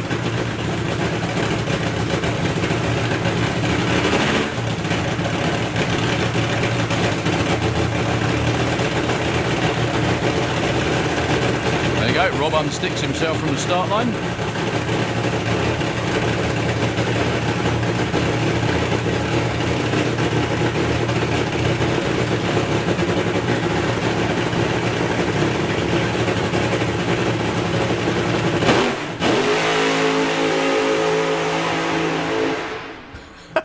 I don't think the double step on the start line made a blind bit of difference. Just nailed it again and kept on going. This time, that was supposed to be a half-track run. It was part of the licensing process, and she got to half-track and pulled the chutes. That's what that was all about. Well done, Jane. Everybody down there pretty happy. Well done, Rob. Well done, everybody on the team. Nicely done. Nice when a plan comes together. Yeah. Yeah, that wasn't a 1.54 60 foot, but whatever. No. She composed herself well enough to stand on it again. That young lady will go a long way in Nitro Funny Car Racing. So we have the full-on big show funny car of Kevin Kent lined up behind the tower. Then it's jet time after that. Yep. Street Eliminator by the looks of it. All sorts of stuff. We are nudging towards 7:30, so we're nudging towards 8 o'clock. It's just whether we're done at 8. We're done at 8. We saw, I've seen Colin Miller walking around down there, and he's an Outlaw Anglia. So it'll be Street Eliminator Super Street by Outlaw Anglia. And I've got a funny feeling that might be it. We'll see. Mm-hmm.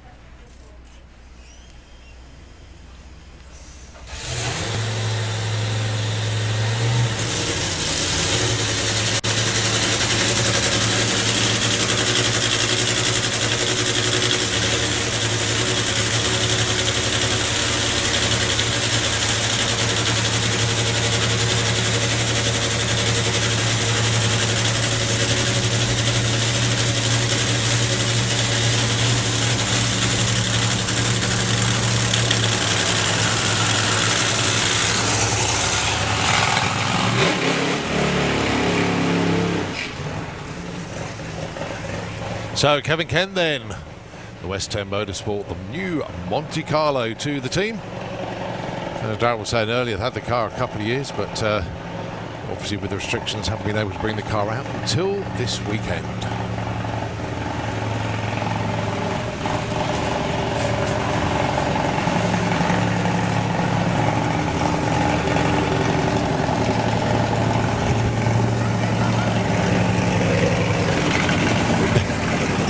Well, if the tower came with a Roma Vision, I don't know if it's the Nitro from Kevin Kent or what's been this way. Darryl, thank you very much indeed. Very nice.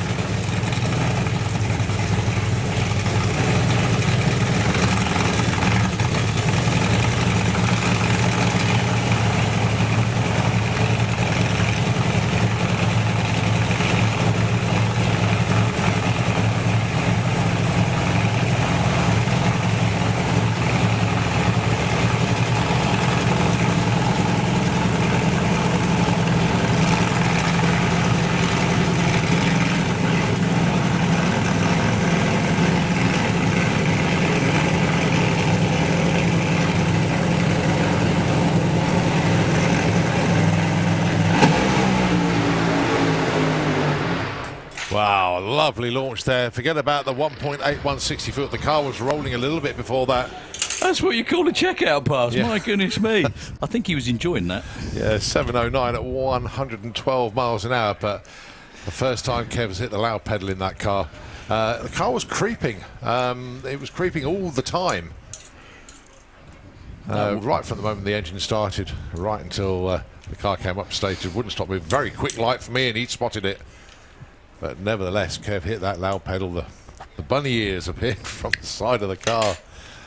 And oh boy, that was good. Well done, Kev. As first launches in a cargo, That wasn't bad. that was badass, that Yeah, was. that wasn't I think bad that's at the all. phrase, isn't it, these days? That was awesome to see. Well done, Kevin. Well done to the whole team.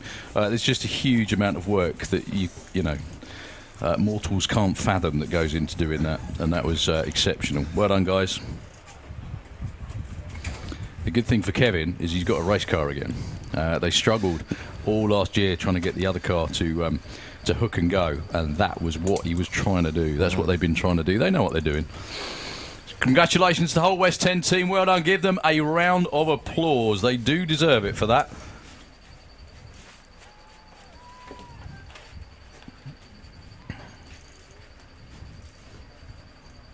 So next up then is Fire Force 3 with Martin Hill. Then tucked round the corner, it'll be Firestorm taking on split second. So Jet Dragster taking on Jet Funny Car to 1,000 feet. After that, it'll be Top Speed Automotive Street Eliminator. How far down the order are we? Oh, there. And then possibly Super Street Bike and Outer Anglia. I can't see it going further than that because the huge amount of Pro ET cars. Curfew. Yeah, I think that's the one. 8 o'clock will have been and gone by then. So basically got about half an hour left, but some very entertaining stuff still to come your way. You bet. Well, it's been a proper full-on day. It has. Excellent day. You bet. I'm just going to Highlights? Just been able to be here at Easter again. Yeah. To be honest with you. It's April, we've started the season. I think that'll do, really. I think 220 mile an hour in Super Street Bike Yeah, that was was pretty quite epic. exceptional. No. There's lots of good run There was stuff. some Don't excellent get me stuff, wrong. yeah. However, the fact that we're actually back, doing this yeah. again, I think, is, for me, anyway. I totally agree with you.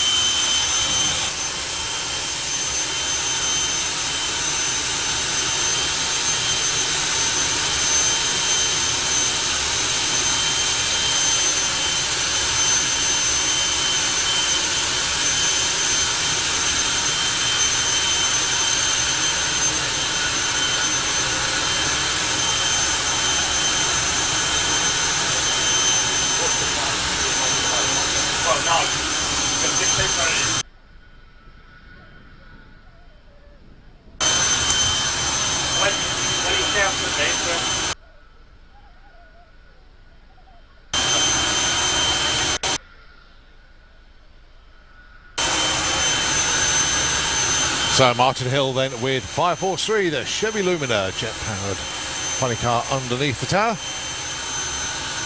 And the great thing in with it, getting just that little bit darker. It's going to be a very entertaining flame and fire show coming up for you.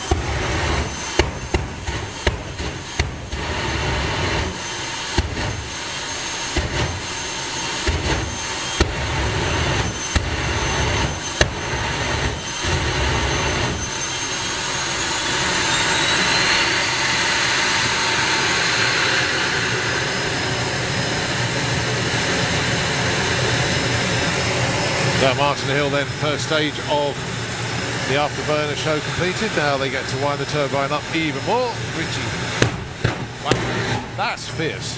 That is very fierce.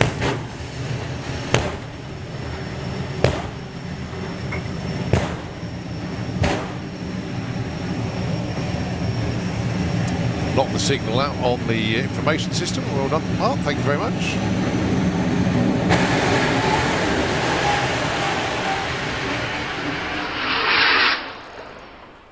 5:95, 234 miles an hour for Martin Hill with Fire Force. Cracking run.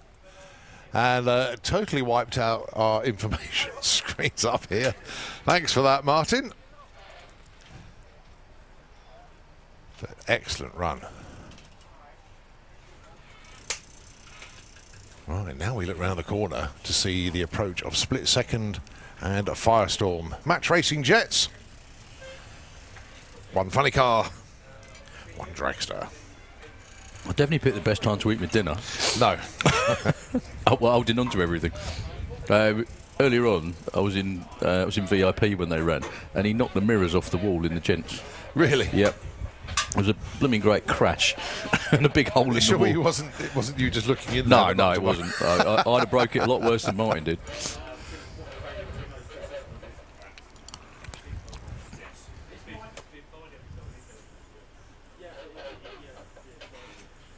So, Match Racing Jets in the twilight here at Santipod. One of the highlights of the year. Yeah. Definitely. See Outlaw Anglia just moving up in the lanes as well. And a Street Eliminator are down there. That could be it after Yeah. that. We'll wait to find out anyway. And Super Street Biker in the lanes. I can see Ven down there. So, yeah, we think that will just be the last three classes, but we will wait and see.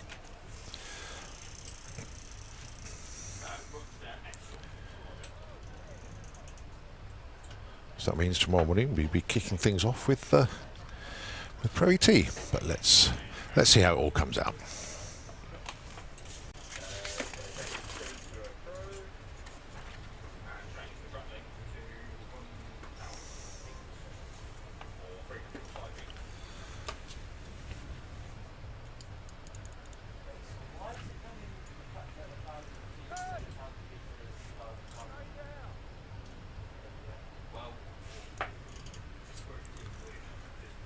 So just getting both jets into position.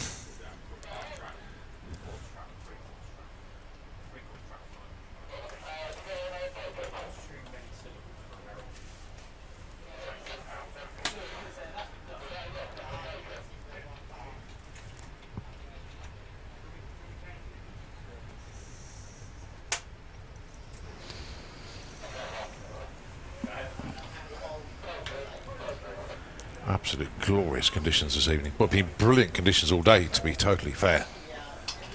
But I think the guys in the pairing lanes are chomping at the bit, literally, to get down the track. Absolutely itching. You remember that analogy I gave you earlier of an alcoholic sitting in the pub? Yeah. Right, Jed Guy's standing over there, and Outlaw Anglia are about to run. Can't get much worse than that, especially when you know you've got your car at home Yeah. in bits. And you've got a 6-second car at home in bits as well. Well, you've got two cars in the 7.0s getting ready to run. It'll be Street Eliminator before them.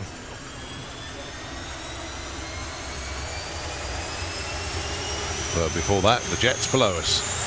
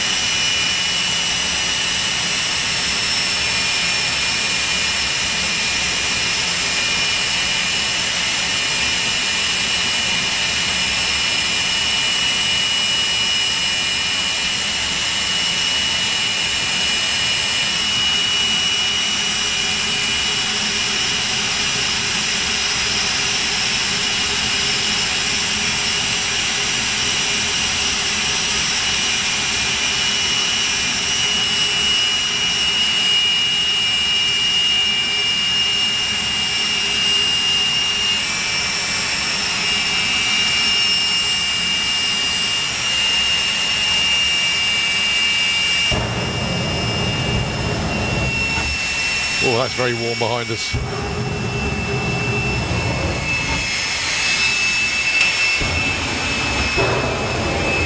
Frankly, I don't know why I bothered with the microwave. But he just put it out the window.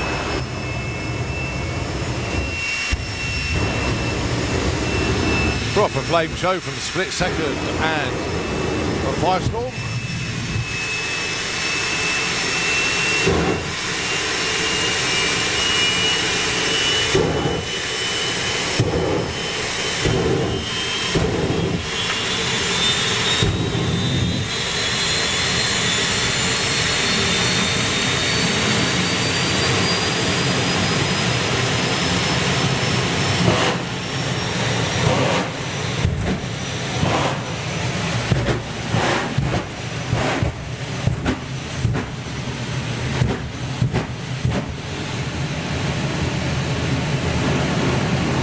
Both cars coming up to the line then. Rog has gone straight into stage. Here comes Julian. Julian gets the jump. Big hole shot. Will it be enough? I don't think it's going to be. It's the funny car at the stripe with a 523 at 235. Good shout, though. Good effort. Real good effort. Julian Webb. 577 at 209. Nicely done. Just a quarter of a second between them at the finish line at 1,000 feet. That was a good show.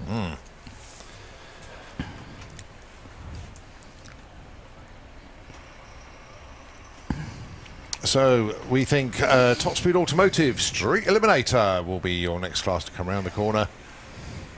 I'm pretty sure Super Street Bike are tucked in down there because I've seen a couple of the riders down there. And Outlaw Anglia are in the lanes as well.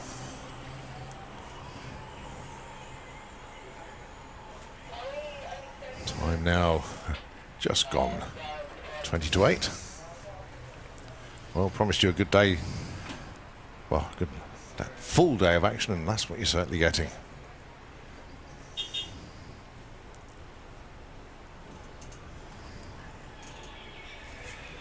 So the Bluebird just going out to give some extra purchase for the cars to get hold of. John Webster just checking out proceedings. 101.60 in Outlaw Anglia today. And a 102, and that's 7.0. Yeah. Exceptional. Colin Miller also in the 7.0s today.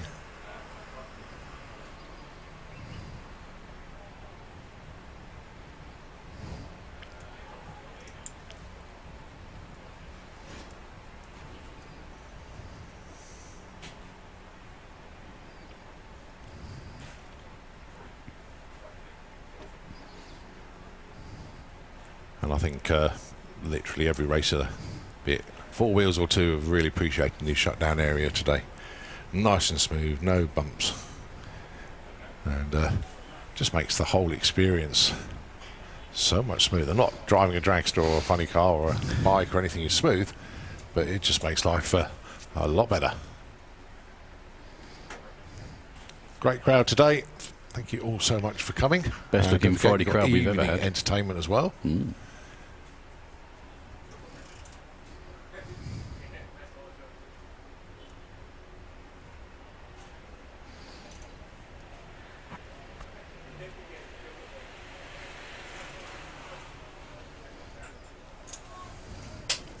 So just looking at tomorrow's run order, obviously that's going to shop around a little bit because we need to finish off Q3 tomorrow morning.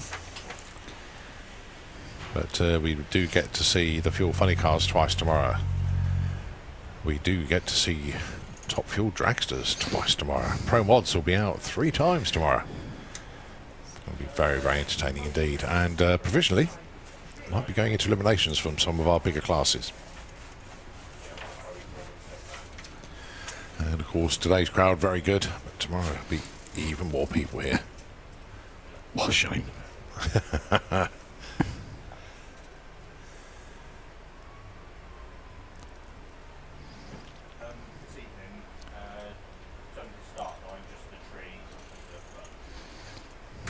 I'll tell you what, whilst the Bluebird's out there, a couple of messages from Nitro FM instead of dead silence from the tower, and we'll take it back in a moment when we get the next cars round the corner.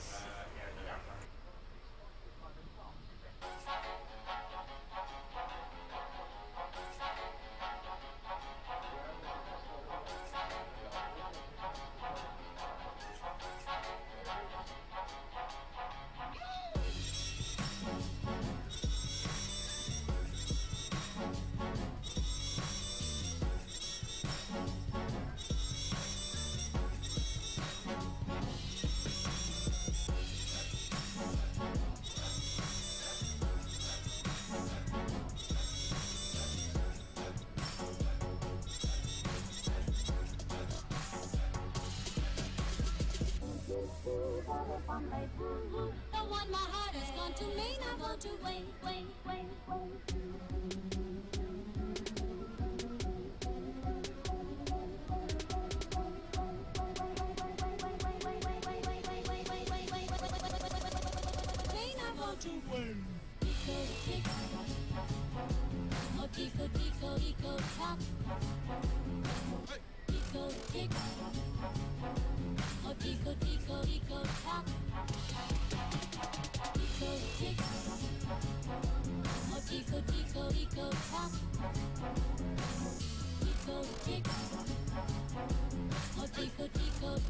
This Tico Tico, he's a cuckoo in my car.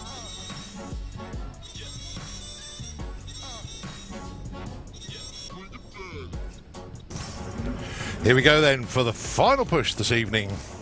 It is Top Speed Automotive Street Eliminator, and first up, Mortified. Looks absolutely brilliant, that car.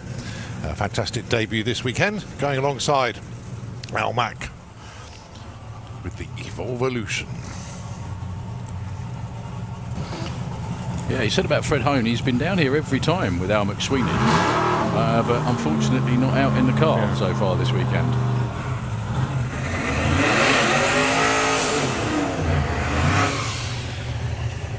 So you're saying about them going over and him and Paul Mander going over and doing the sick week. Yeah. But, well, they managed it, didn't they? They did. They made it. It's organised by Tom Bailey down in Florida, I think, wasn't it? Yeah. Mostly. Going from track to track. Something to do in the winter. So, Paul Morton didn't make a second run earlier. Al Mack went 8:39, but that was with a couple of pedals, I think that was.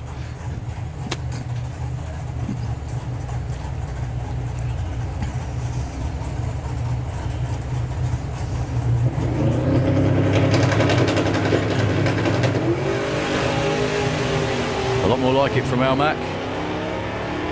Yeah, 4 seconds, 60 foot for Paul Morton, unfortunately. Oh, wow! Al Mack with a 7.72 at 178, one of his quickest runs ever. Well done, sir. 120 to 60 foot. Yeah, Paul Morton, that wasn't a 15-second run. Wow.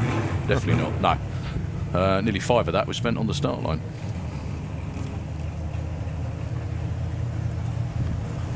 Okay. The hero of the Transit Brigade, Ashley Cooper.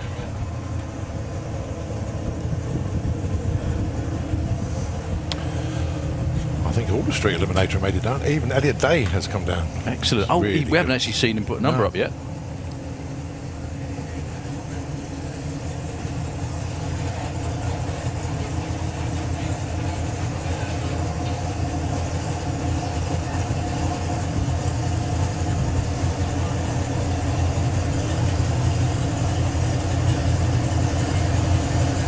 So Nick Hale already pre-staged.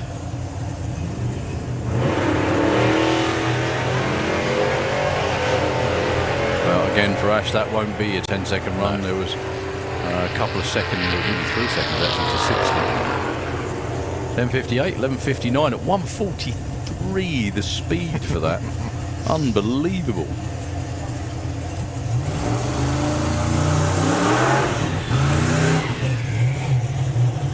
So Mark Sheridan with the jaw-droppingly beautiful Barracuda.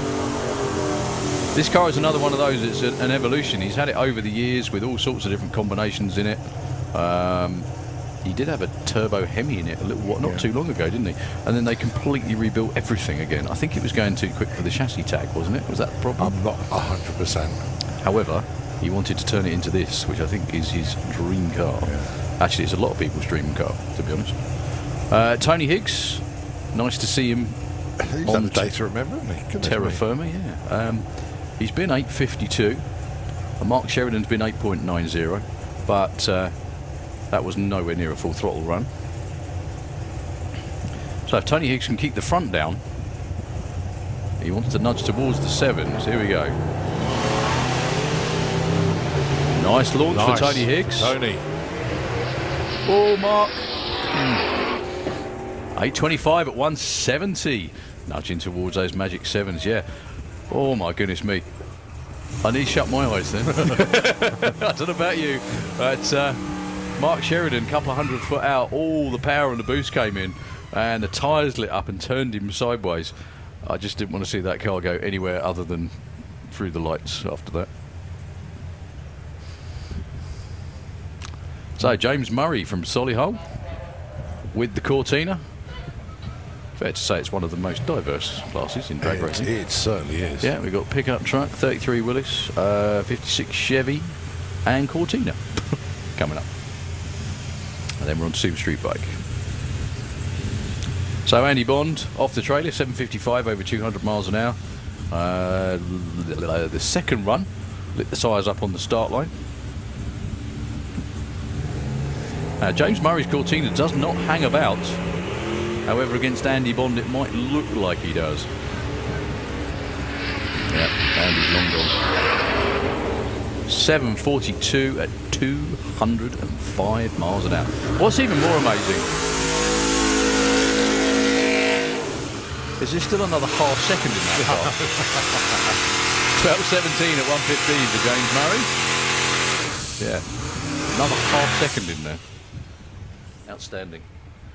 Well, we could see the Super Street Bike session of the decade coming up in a minute.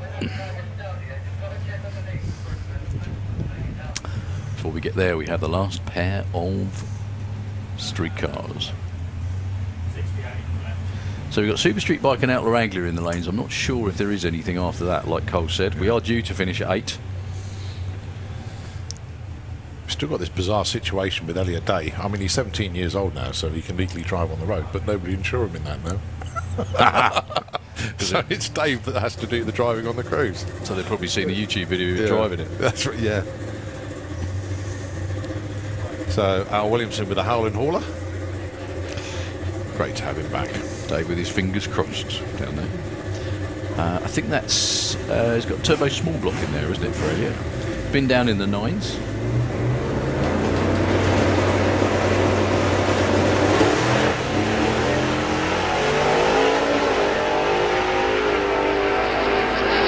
Great looking run for Al. That was good. 884, 165. They're very happy with that. 1088, 123 for Elliot. Nice A to B run. Al Williamson, number 4. Elliot Day goes into number 8.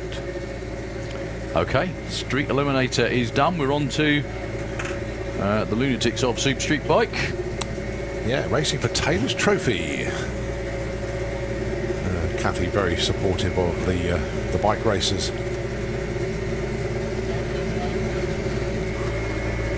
But 2 runs already in the 6s. We've had 220 miles an hour earlier on today. That in itself is just...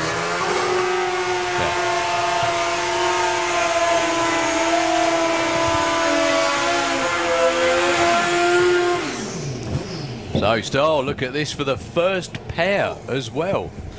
Steve Venables taking on Daniel Lentz, number 1 and 2 qualifier. Daniel has been 220 miles an hour in the Kestrel lane. Steve Venables went 217, I think it was earlier, something like that. Both in the 6s. The record is 6.80. Daniel needs to go about 220 to back up that speed. Well, it won't be Steve's record. What can Daniel do? The answer is 6.77, 220 miles an hour. The first 6.7 second Super Street Bike run in Europe. And he did it against Ven and backed up the speed record. Wow. Outstanding. Ven was trying to run him down, look, 7.55 at 2.14. Well, I'll be honest with you, for the longest time we all thought it was nailed on that Steve Venables was going to be the first in the 6.7s. I did tell you that guy would be good this summer, didn't I? You did. Goodness me. Wow. Well, he's gone too quick to back up his own ET record. Because the 85 won't back up to 77. No. I don't think he gives a monkey's to me. But the speed record stands at 220 point something. Yeah, 220.37. I don't know what he ran earlier, but I think close to that. 220.37. Oh, they've just cleared the scenes. I wanted to run through the numbers like the 60 foot and stuff like that, but I'm sure that will be gone over again and again. Enormous congratulations to Daniel Lentz on raising the bar once again. Yeah, 220.04 earlier on. That was 2:20.34. That was. So that's the record. Yeah. That is the speed record. He's gone too quick to back up. He's gone too quick for his own backup, I think. Yeah, well, he's got 2 more days to... Oh, whatever. Yeah. Wow. I'll be honest with you. He could pack up and go home now, and he probably wouldn't care. That is exceptional. Absolutely exceptional. What was quite funny was a few years ago, I go at the top end, do interviews and stuff, and Super Street Bike were running. And I hope they don't mind me sharing this, but Steve Venables was up there and he just ran 680. And Daniel came round the corner and he was so happy because he'd just run his first legal, he'd run it in testing, he'd run a 6 in testing, but he'd run his first legal FIM 6. I think he went 694 or something like that, and he came round the corner and Steve said, right, now you've done that, I'm not helping you anymore. But I'm sure they'll both be delighted for each other at the top end, especially Daniel Lentz, when he ran that 6, was overjoyed. Now, being the quickest and fastest in Europe and the pride of Hungary. Yeah. I'm sure there's a lot of people out there in Hungary absolutely doing handstands at the moment, watching the live stream. If you are, we'd love to hear from you. We hope you enjoyed it.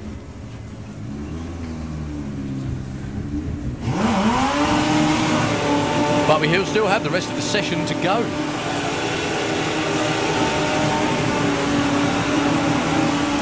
It is one thing to have a bike that's capable of doing that. It is a completely different thing to actually do it.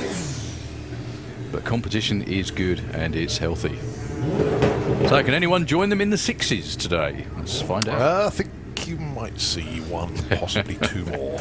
Mark Dainty and Ross Morrison. Mark is number 4 with a 7:13. Ross Morrison at the moment on the outside looking in with a 9.63.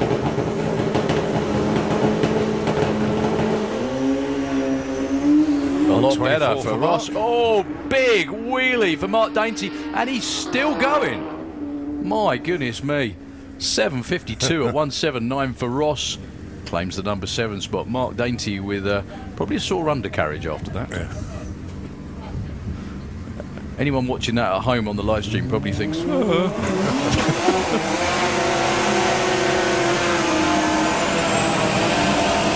Reminds me of one of my favourite ever Super Street bike stories years ago with Mark Watkins with the Terminator bike. It was the final Super Street and it came up and down and up and down and up and down, kept slamming him back into the tank, and there was a delay, and I remember John and Graham really carefully explaining what had happened, and basically the fact his gentleman's area had been slammed into the tank so many times. On the run, adrenaline kept him going because he wanted to win. As soon as he got off the bike, he just collapsed. Surprised. Deary me. So Margot Schmidt and Steve Mead, both of these two aren't qualified at the moment. Margot looking for a decent A to B run from the Netherlands in the Kestrel Lane, as is Steve Mead. It's a 7-second bikes, both of these.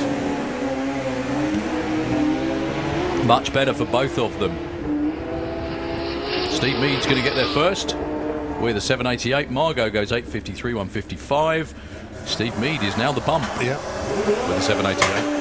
Margot is now number 9 with an 8:53 at 1:55.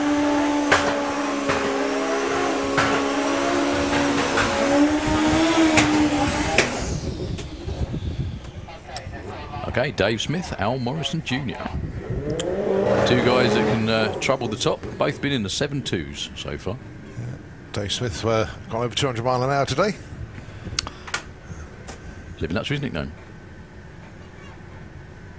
Alice Morrison just having a conflab.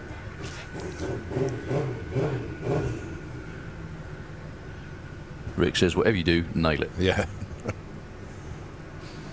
It would be funny to listen to those conversations. I've been part of a few of them, but they are quite funny. Great launches for both of them. 1:21.60 for Al Morrison Jr. Straight and true. 7:10 at 2:06. Looked quicker. Well, that gets him the number 4 spot. No improvement for Dave Smith with an 8:86. Still a standout qualifying session for Super Street Bike. I did say we might remember it when it happened. Well, we've still got Jake Michelle to come. Yeah, I mean, I'm sure you've had the same thing, but driving one of these cars, I'm sure some of the conversations, there's been times in the car where I'm absolutely wetting myself, and I shouldn't be because I'd be concentrating on what I'm supposed to do, but you just can't help it.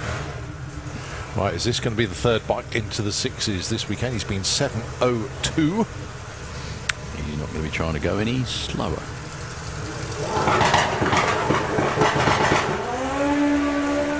Good chance with that. 127 to 60. Probably would have liked a little more. Great run though. Close. 7 flat at 204. Just arrow straight.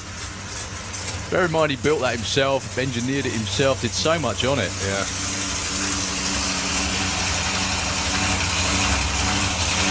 All right, we think last clash.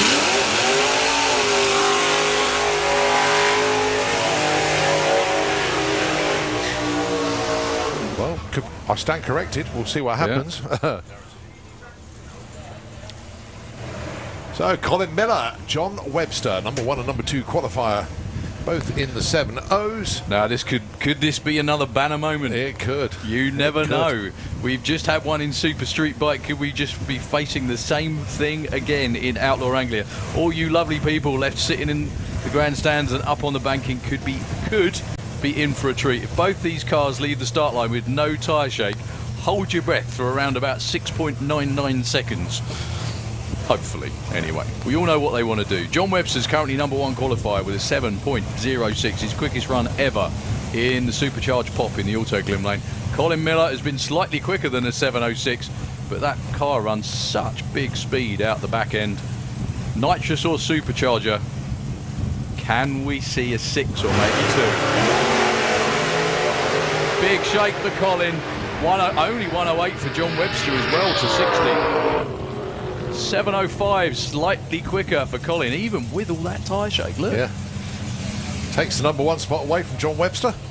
John was weaving around a little bit. 108 to 60 foot for both of them. But Colin Miller takes the number 1 spot back. Do you know something? Colin Miller is the sort of guy that's buzzing when he gets out of bed. Imagine what he's like after that. Into the dark, into the gloom at 192 miles an hour in a full pop. No need to answer that one. We know the answer. All right, Dougie McClure and Wayne Power, your next pair. Currently number 7. Dougie's not moving forward. Oh, isn't he? Oh. Is he there? I thought he was there. I thought he was. I saw the car. Yeah.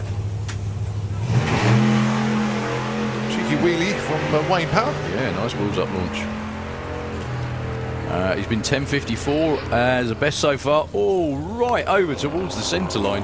But at the top end still goes 10.88 at 104. That was a little more wayward than he would have liked. Yeah, unfortunately, Dougie has just been pushed back. You can see him now. Last pair, I think, for this session of Outlaw Anglia. Mick Taylor and Barry Woodford.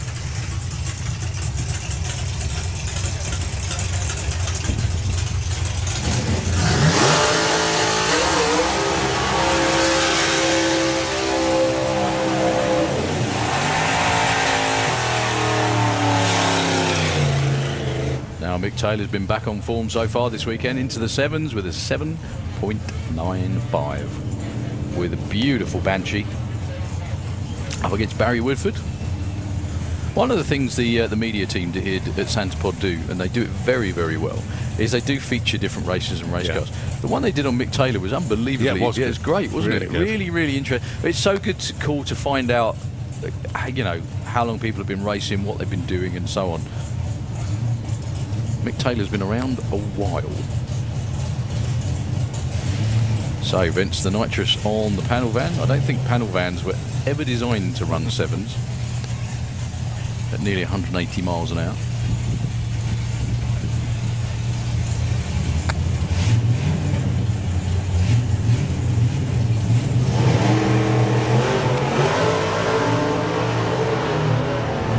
Little bit of a double step for Mick that time. Good run. 8.07 at 169. Barry Woodford goes 10.47 at 128.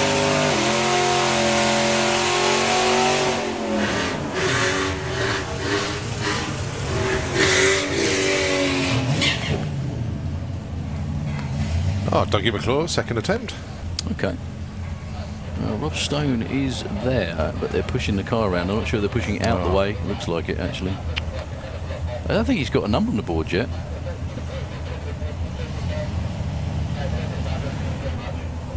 So if Ben Kennedy can keep it pointed straight this time, that would be good. Still got Perry Lane's chock-a-block of race machinery. Excellent.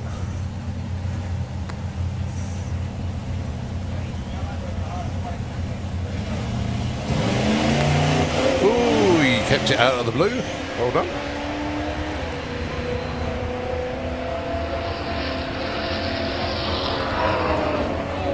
$10.79 at 122 there for Doug. Nicely done, sir. Not bad at all. Yeah, so Ben Kennedy all the way back. And Looks here we like go with Pro ET. Hey. Qualifying session number 3. Although you would be forgiven for thinking it's Outlaw Anglia. Yeah. Well, first round. Yeah. Is he double entered or not? No, No, single no. class.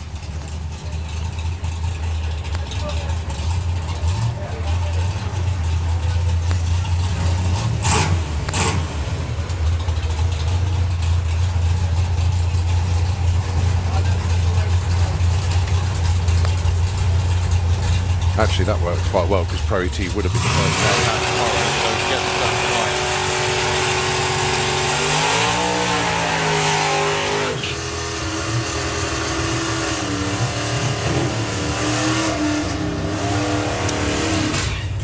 Well, a bit of 150 mile an hour evening entertainment on Good Friday. Daniel Fulton. So, the relation to the Brother. Fulton boys. Another brother. Yep. Well, they've roped him in quite well. Have you look at the cubes on that? 632 cubic inches. Dale's 1025. Done very well so far. Currently Yeah. number 9 qualifier. On his first race weekend. Is that right? Yep. Yeah. Ronnie Mercer, number 7, looking for 885 with Annie. It was his first weekend in Pro ET. He bought the car last year, or could he be the year before? Actually?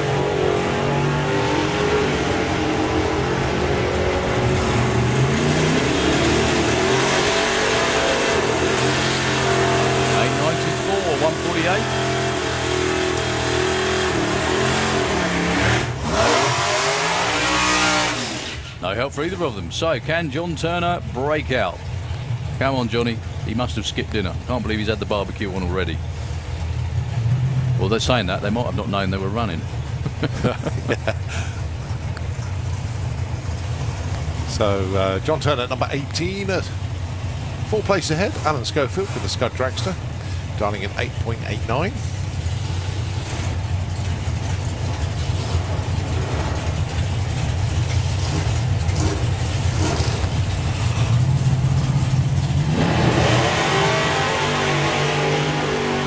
Alan Schofield welded to the tree.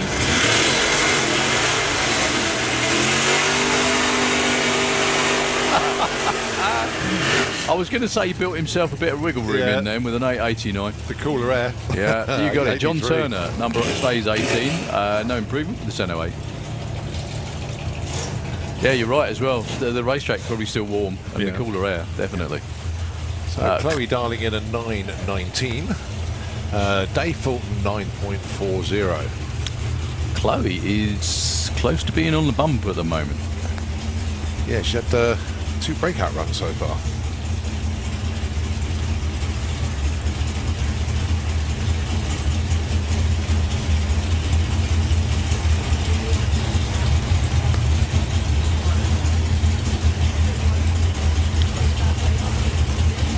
So if Chloe breaks out again, it'll be another personal best. Dave Fulton looking for 940. Neither of these two, as I mentioned before, are on the front page of the qualified order. And they both go red.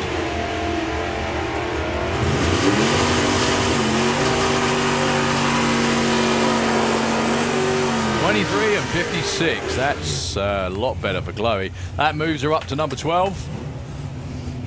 And that bumps Dave Fulton back a one. Yeah. So the person on, or one of the people on the outside looking in at the moment is Laura with a Capri. Looking for 1020. Well, Bob Bolden's not He's exactly not far secure, off, is he? yeah. Bob looking for 949 again, like you said, Colin. Cooler air. Yeah. He did run 949 earlier.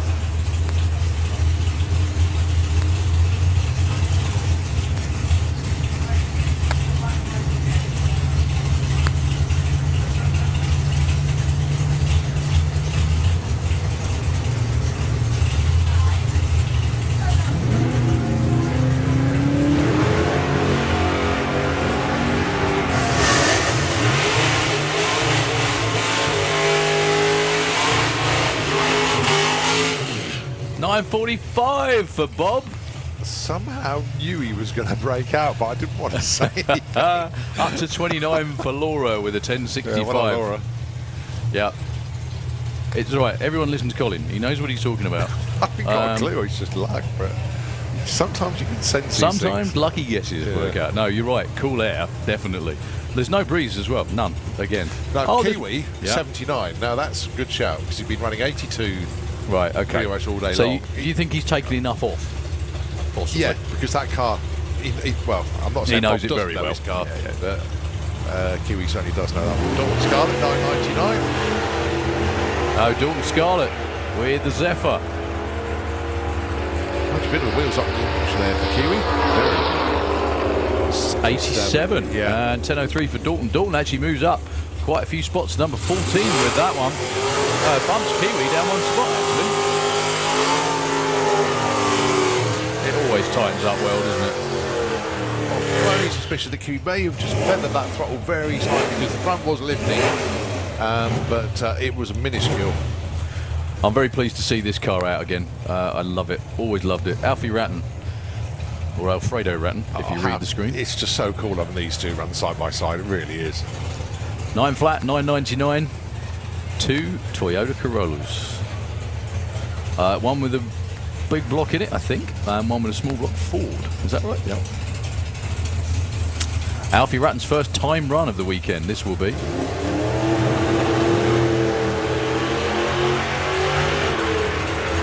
He's looking for a 9.00. 9.63, 10.03. Alfie gets in at number 30. Mark Huxley stays number 3. That puts Bob on the bottom spot then. It's going to be tight down there, isn't it? very It really tight. is. Haley Ashdown having a very good... So they got 2 or 3 runs tomorrow, do you know? 2 and then eliminations. Fair enough. Because there's a Or lot 2 of and them. they go into eliminations. Whether they get that first round eliminations tomorrow night, we have to Okay, wait and see. Adrian Portelli and Bailey Ashdown, number 2 qualifier at the moment. Adrian Portelli is one of those not in, surprisingly, look. 1070 the dial for the big Dodge.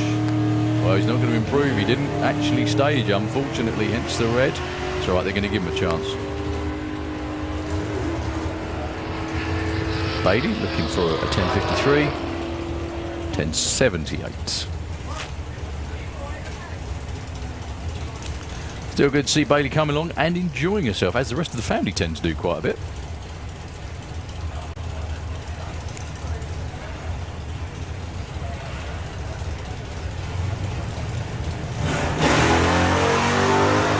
So Adrian Porter shooting for a 1070.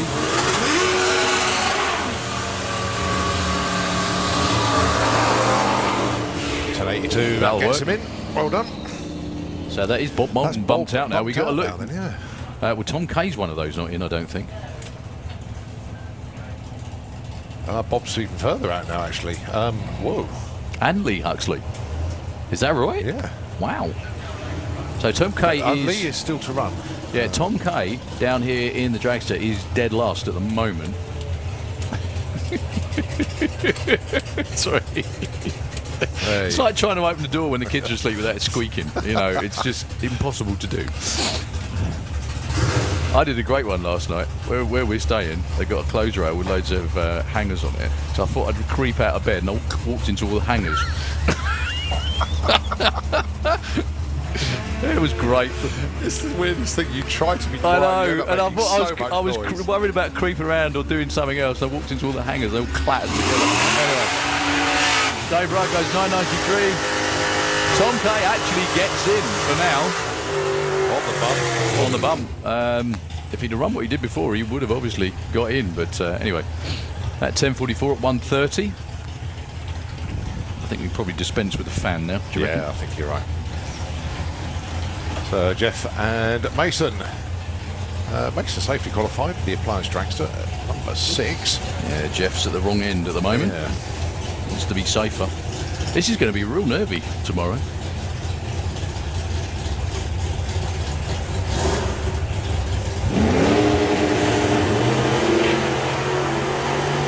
Well, nothing wrong with their reaction times.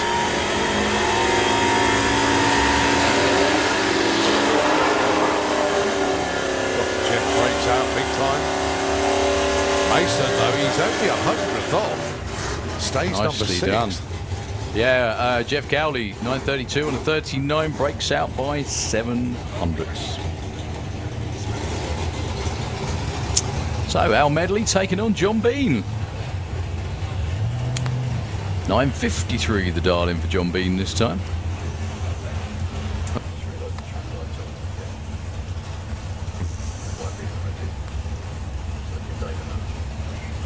I think this is our last class, and there's not many of them left. Yeah.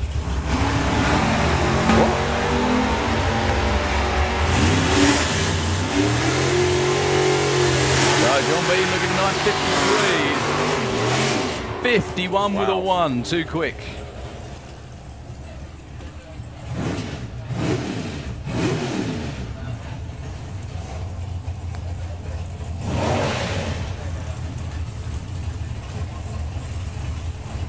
All right, Marie Mills and Simon Goff, your next pair. Marie currently in the number 13 spot. She dials a 10.48. And the package with Simon Goff, 8.59. The target number for him.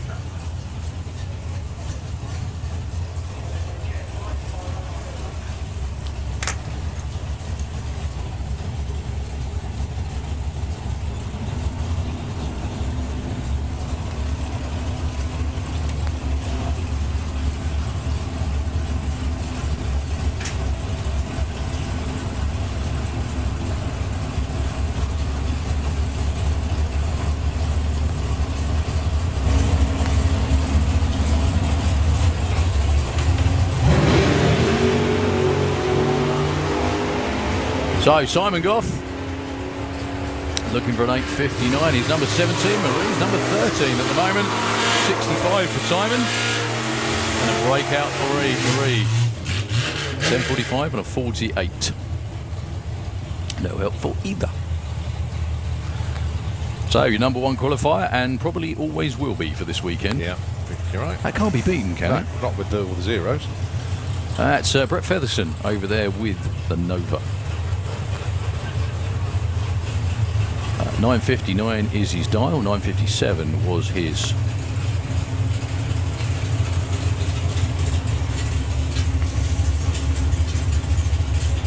First qualifying session number.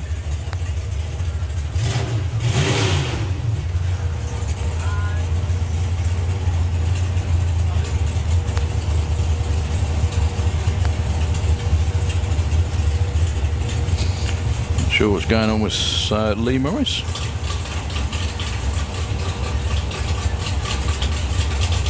Looks like it's driver adjustment, not car adjustment. There we go, all done.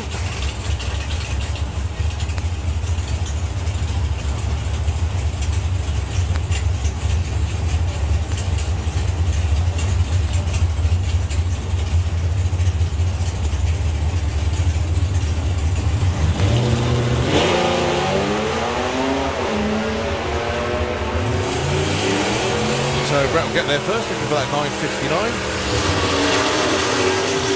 Goes to 55, breaks out, 10, 10, 10, 11. Lee Morris on that 10-10 dialing, he moves up from 19 to number 5. Right, one of them on the outside looking in is this man, Lee Huxley. Needs to get a good run in here.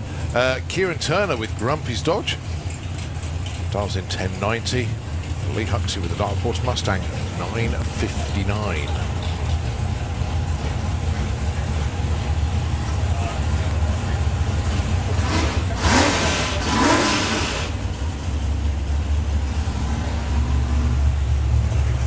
Oh yeah, at the moment, Lee is number 34. I can only presume that because he's broken out a couple of times, is it? Is that right? I think so.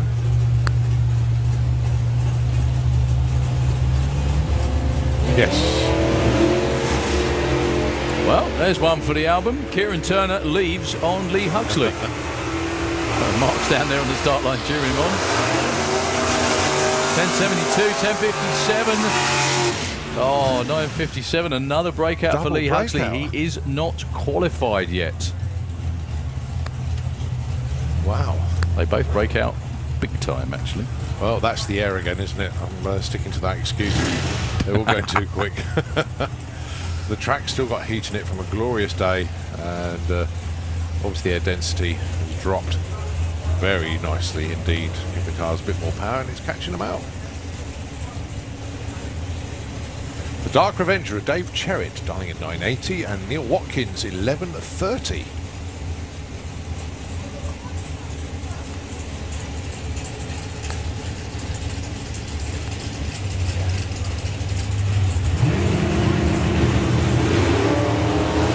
You could tell Dave Cherritt was on time then. 002.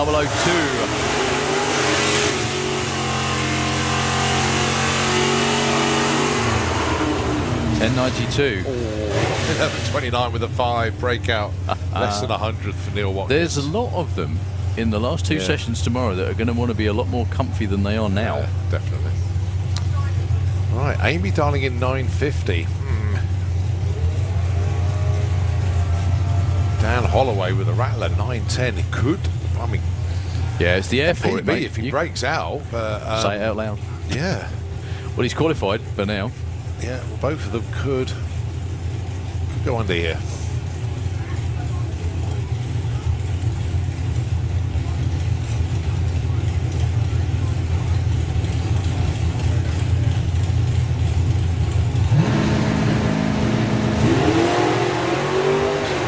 Both away very nicely indeed. Danny's quite a way out in front. Dan goes 9.04 at 1:43. Massive improvement. Amy got the right side. Well done, Amy. She moves up from 23 to 10. But Dan Holloway, 9.04. He's not going to get better conditions like that this weekend, that's for Nah, sure. definitely not. 143 miles an hour. Knocking on the door of the 8s. How much fun's this going to be for Pete Dobb with the headlights blazing into the distance? Yeah. Although they're going to be lighting up nothing but sky in just a minute. So what's Pete dialing in? 8.99. Whoa. Ah, good shout, actually. Car's done it a number of times. Yeah.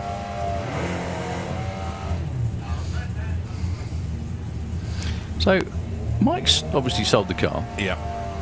What's Mike going to race? Ah. No, it's just that I'm just thinking out loud. Nothing That's at all. the moment. Very unlike Michael, just to, you know.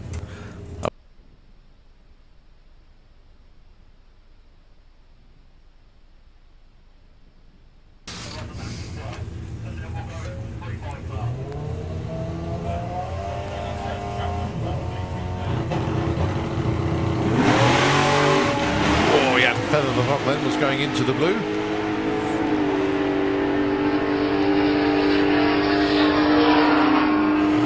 $9.59, $9.93 for Will Clark, stays put at number 6, and Pete stays at number 20.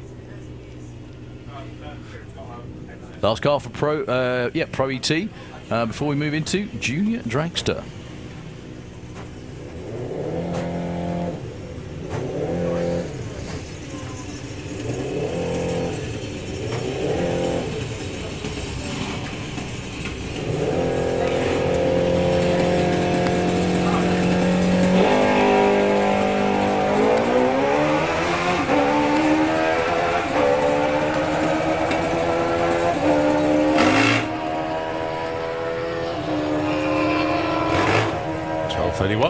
Actually moves up from 33 to 30 with that one. So who's he just bumped out?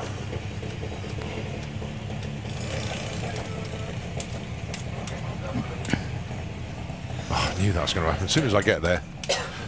Oh yeah, screen clears because we're on to another class. That's right. Okay, so Junior Dragster. Still the hits keep coming. Lola Bell Kent, currently number 21. Ellie Brown, the Mystic Junior Machine, currently number 7. You need to go quicker than .082 on your reaction time to make the top 16. And the number 1 is a 007 from Katie Ellis. Night Racing Junior Dragsters. Oh, there we go. Ellie Brown goes 08. Not going to help. She's already had an 05. Lola Bell actually moves up one spot from 21 to 20. Nicely done. It's good to see Dad down on the start line as well, actually. And Kevin He's normally up to his elbows in everything with the funny car. I've just seen little bikes down there as well. Goodness me. Yeah. Yeah.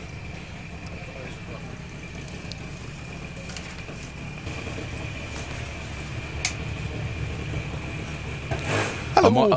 No, I better not do that. Sorry, hi folks. This is where we hide.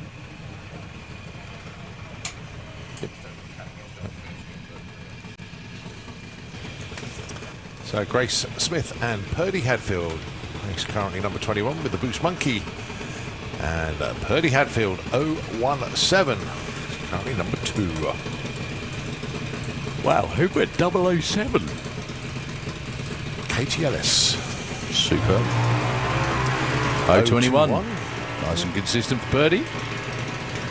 Tom on crew chief duties, doing his job. G'ing up the driver. And a 33.33 for Grace. No improvement. So, Teddy Howe and Luke Fulton. Now then, you remember, obviously we've seen James Forster up here earlier on. And James was always sponsored by ML Howe Fencing. Is that his lad? That's his lad. Excellent. Yes. I thought that could be the connection, That's especially the connection. the fact that Teddy comes from Rushton. Yeah. And it does help that Teddy's dad has got an ML Howe Fencing T-shirt on, which I was just spot earlier on. There we go. That's the connection. Do you know what? That's very similar to my most ever successful ever sponsorship pitch. Derek Flynn. Yeah. Yeah. Came up, enjoyed it so much, ended up raising himself. That's fine.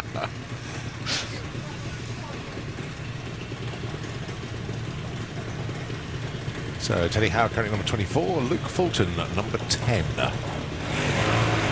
And Luke's going to move on up to number 4 here. Well done, Luke. 0-2. Quite a big red light for Teddy with a 0.2 red. Well, big in drag racing, 0.2 of a second. Yeah, so Luke Fulton number 4.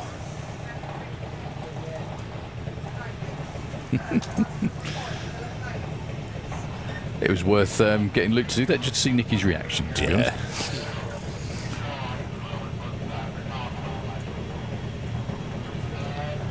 So, Mackenzie Love from Bristol with the Mad Max car. He's been dropped back 1 spot due to Luke's improvement. And Chevrolet, check it. I hope that both Emma and Letty are in the grandstand still. I'm sure they will be. Although Letty must be up way past her bedtime if she is. Oh, 027. Yeah. Well, improves, but doesn't move up. Yeah, Big Sis went 0.12 red for the Check It family.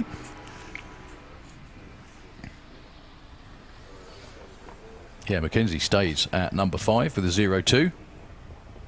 The other thing, I don't know if you've... do you play with practice trees and stuff much? No, we do. I do what Mackenzie does, actually. We play Door Slammers 2 online. Fair enough. Well, I haven't been on there for ages, but Mackenzie does play that quite a lot. The funny thing is that when I was teaching myself to leave on time, because I've never driven anything before, I'd do that. I'd sit at home and on a reaction time thing and be like nice and consistent the whole time, and then I'd turn the light off and I'd red light every time. Oh, right. It's just because your eyes... Yeah, your eyes adjust. There's a lot of drivers that do things like stage a bit shallower when they're, when Do you it's ever drive dark. at night? Unfortunately not. I Never was got to scheduled do it. to, but it never Right, happened. Okay. I drove at dusk once. Yeah. That was nice. That was very I nice. did a passenger run for Cars Other Half, Nicky Birkinshaw. Okay. That was in the dark. Is that right? Yeah. Yeah. Wow. Well, it wasn't scheduled to be that late, but I thought that's what it turned that into. hearing Nicky screaming in the dark was only Cole's job. Yeah, I'm sure it was Nicky that was in the car when we did that run. I'm sure it's different. Yeah. I mean, that was a Saturday night special, I think, going way back when.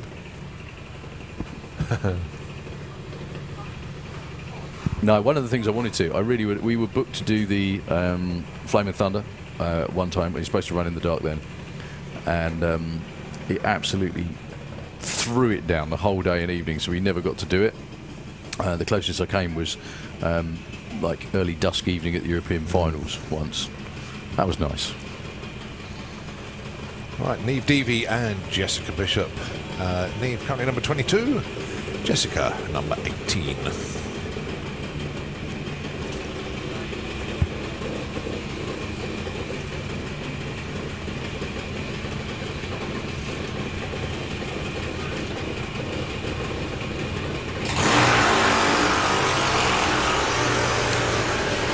No help for either, I don't think that's going to be. Jessica might a little bit, actually.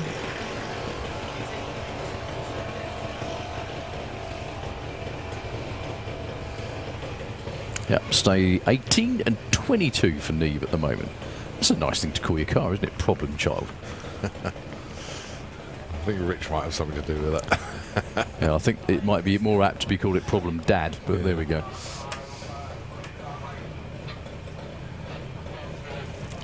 So, Luke Muggeridge and the number 1 qualifier at the moment, Katie Ellis.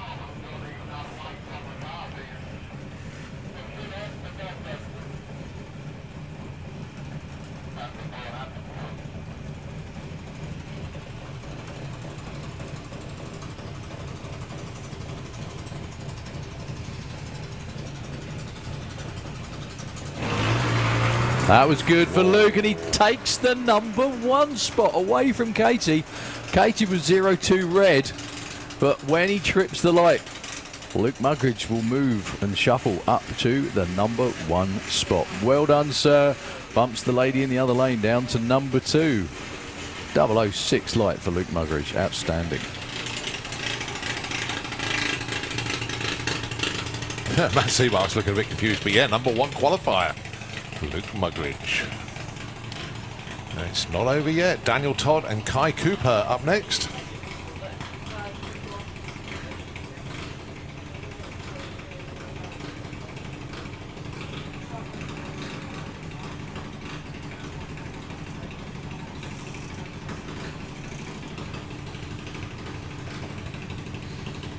So Daniel 17, Kai number 10. Kai with 0-6. That's very doable for a number of, well, just about everybody, I think. And Daniel's done it. There you go. As if by magic. He's nicked his number 10 spot. He has, actually. Although Daniel's sort of crawling along out there at the moment. Hasn't got a light flashing on the back either, but yeah, you're right. Takes that number 10. Still going, sort of nearly 30 miles an hour. But he does take the number 10 spot away from the man in the other lane.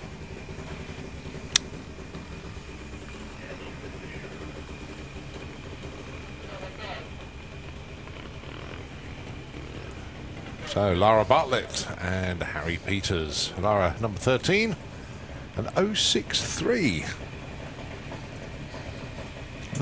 But they are, yeah, they're bunching well. 071 for number 16 spot.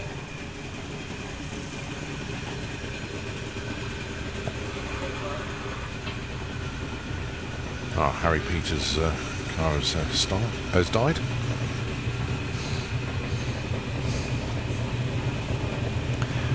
Good to see the car out being used again. Still emblazoned with the rough diamond livery.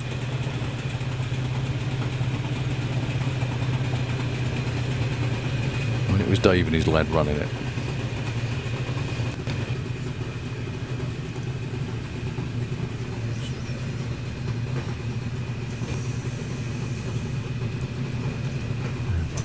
Can we please have Paul Marston? Can you come down to the shakedown area to collect your car? How long ago that was, I don't know, but we'll clear that message. So, Lara Bartlett for Slick Chicks Racing is going to improve. Well, they go number 8 with that one. Up from 13, Harry Peters, no improvement, 0.5. Still his first time in the car, though. Yeah, nicely done, Lara. 13 to 8. All right, let's see how Jacqueline gets on. Actually, Lara just nipped in front of Jacqueline then. So they are now 8 and 9. Harley Coursell is managing to stay on the front page at the moment. He's in the number 16 spot.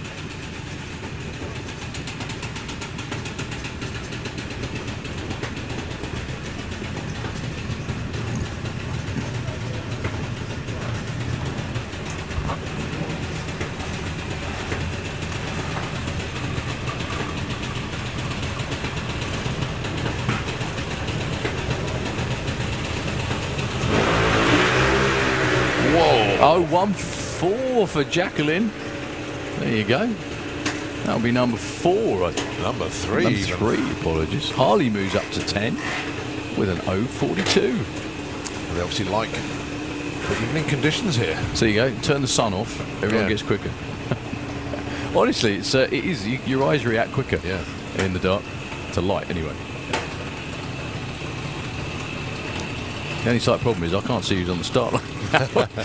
Liam McDonald and Teddy Sullivan up next. Liam all the way to the left-hand side.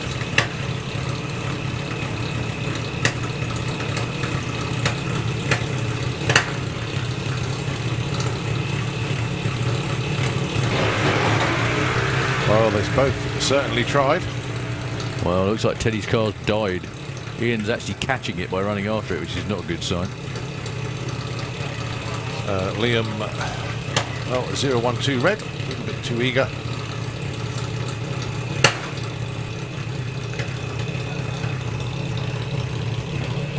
So, side-by-side red shawls, Harry and Damien. Harry in the Autoglym lane, it'll be Damien in the Kestrel lane. The Redshaw boys regularly travel. Dad Chris drives them all over the place. They go and race in France quite often as well, don't they?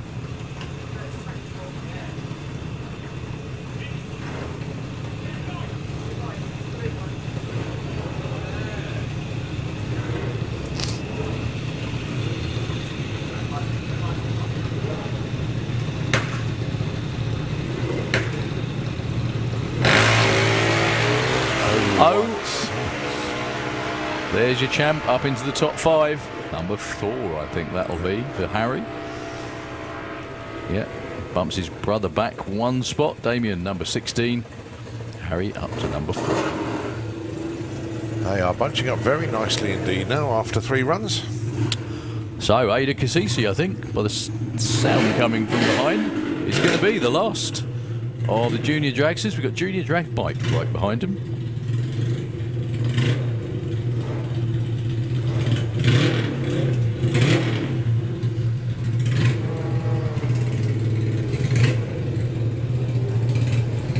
Ada is number 18 at the moment.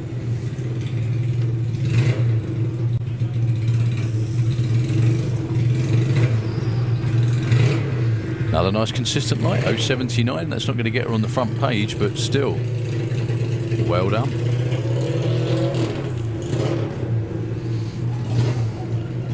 Remind me what ages you have to be for each. I think you can start. You start at age 8. Yeah. For junior stock, at age 11, you move up to junior modified, and age 14, you move to JMA. So we must be on supersonic class at our age then. Yeah. Something like that. So junior drag bike. Anouk Bergering from the Netherlands on the Yamaha in the Kestrel lane. And Meggie Talbot. This is a dial-in class, so Anouk dials in a 13 flat. Meg 898. Another new experience, I should think, riding in the dark.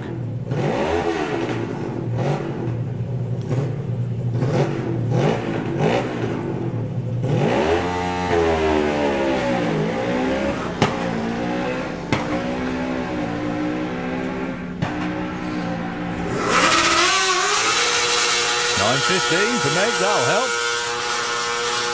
And Anouk looking for a 13 flat. Best 14.09. Meg up to number 2.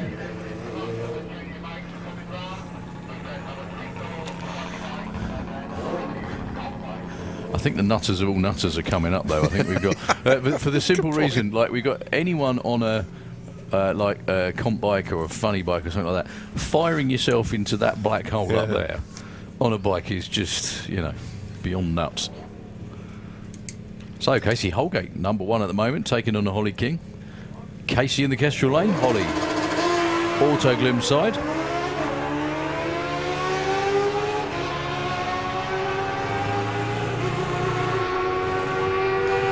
$8.44, that's why Casey's number 1 and stays number 1. Holly breaks out. Only by 600, so not far off at all. A bit of a bigger dinner would have done that. It would have done, wouldn't it, you know? So Maggie Smallman, Kestrel Lane and Lara Humber, your last pair.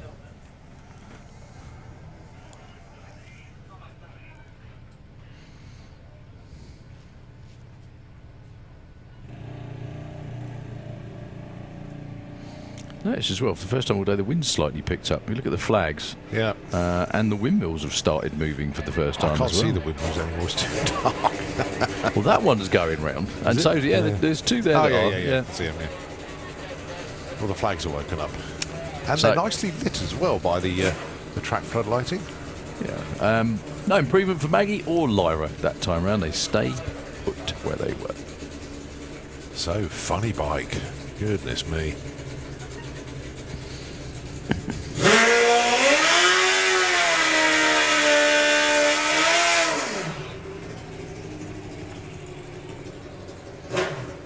Someone told me at 8:45 in the evening on a Good Friday at Easter we'd still be running without a tube pump. And funny I'm bike. staggered.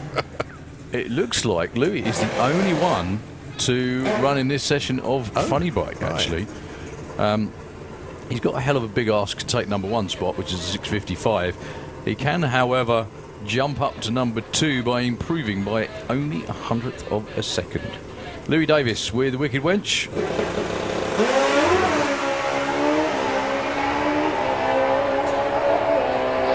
That's a lot of smoke for Louis, even in the dark. 7:25, almost matched his number from earlier, actually. Improves it slightly by a few thou. That's what I mean. Anyone on a bike that fires himself into Yeah. that black hole. Yeah, Respect. yeah. I don't You mind reckon doing that was it in the a only cage. funny bike then, yeah? It is, yeah. was, Only yeah. one funny bike. Yeah, I don't mind doing it in a cage, but you know, I think other funny bikes were there a little while ago, but I think they all decided against strike the bug out. doing what it's just done. Okay, on bike Q3. We have a bump spot of 9.79. We didn't see Sean Buttgeek for that second session earlier, No. did we? We are getting you this time. He's around the back of the tower. What's interesting is the legal Super Street bike has gone quicker than the... Don't say illegal, but I know what you mean. No, yeah, yeah. but it's a different tyre, different It is, turbo, yeah. everything else as well. Yeah, like you said, longer chassis, stuff like that. Chris Neary, Len Padgett, I think.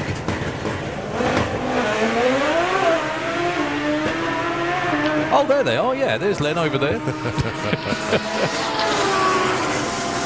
770, slight improvement for Len. Chris Neary doesn't improve with 795.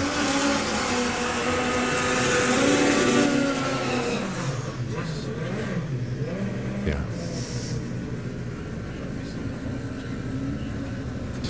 Leo Lester.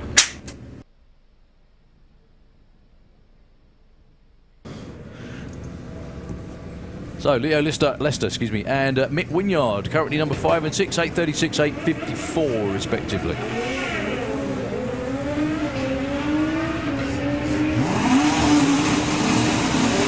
Well, Mick Wynyard is out in front and goes 807. Doesn't improve his position anyway, 179 miles an hour. Again, would you fancy, you know, barreling into that at 180? Not without any headlights on your bike, no. I'm not sure the headlight do a lot of No, good, true. though. Jordan Kenway and Dave Thomas next. Jordan, number 7, looks to be safely in with an 862. However, Dave Thomas, the bike in the Kestrel Lane, the Kawasaki has been down in the 7s on numerous occasions. Now would be a good time. No. Problems again for Dave Thomas. Just doesn't leave the start line. He's still got the power. Jordan goes 9.13. Yeah, look, Dave Thomas, 161 miles an hour, but only 11.01. Just looking at the live feed coverage, actually, and although it looks dark from here, if you look on the TV screens, all the floodlights in the shutdown area is actually quite good, so well done to them. So let's see what Sean can do this time then.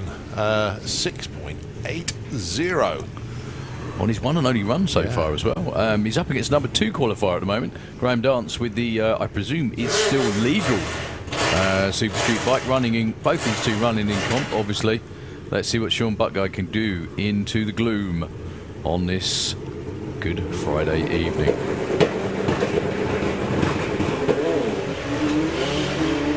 Wow, look at that, 116 to 60 foot.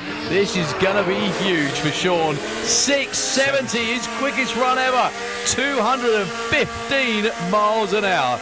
Congratulations. Well done, all the way from Malta, and they've made it worthwhile. Nice run on the other lane for Graham Dance at 787, 194, but as I may have said before, almost by comparison, looks like he left the handbrake on. You can see the difference of where, because that looks like a slick bike. Right. 116 60 foot is that Super Street bikes don't get in that realm, do they? And if you look at the top speed, they get there. So that's the difference. That's where the difference in lap time's made up.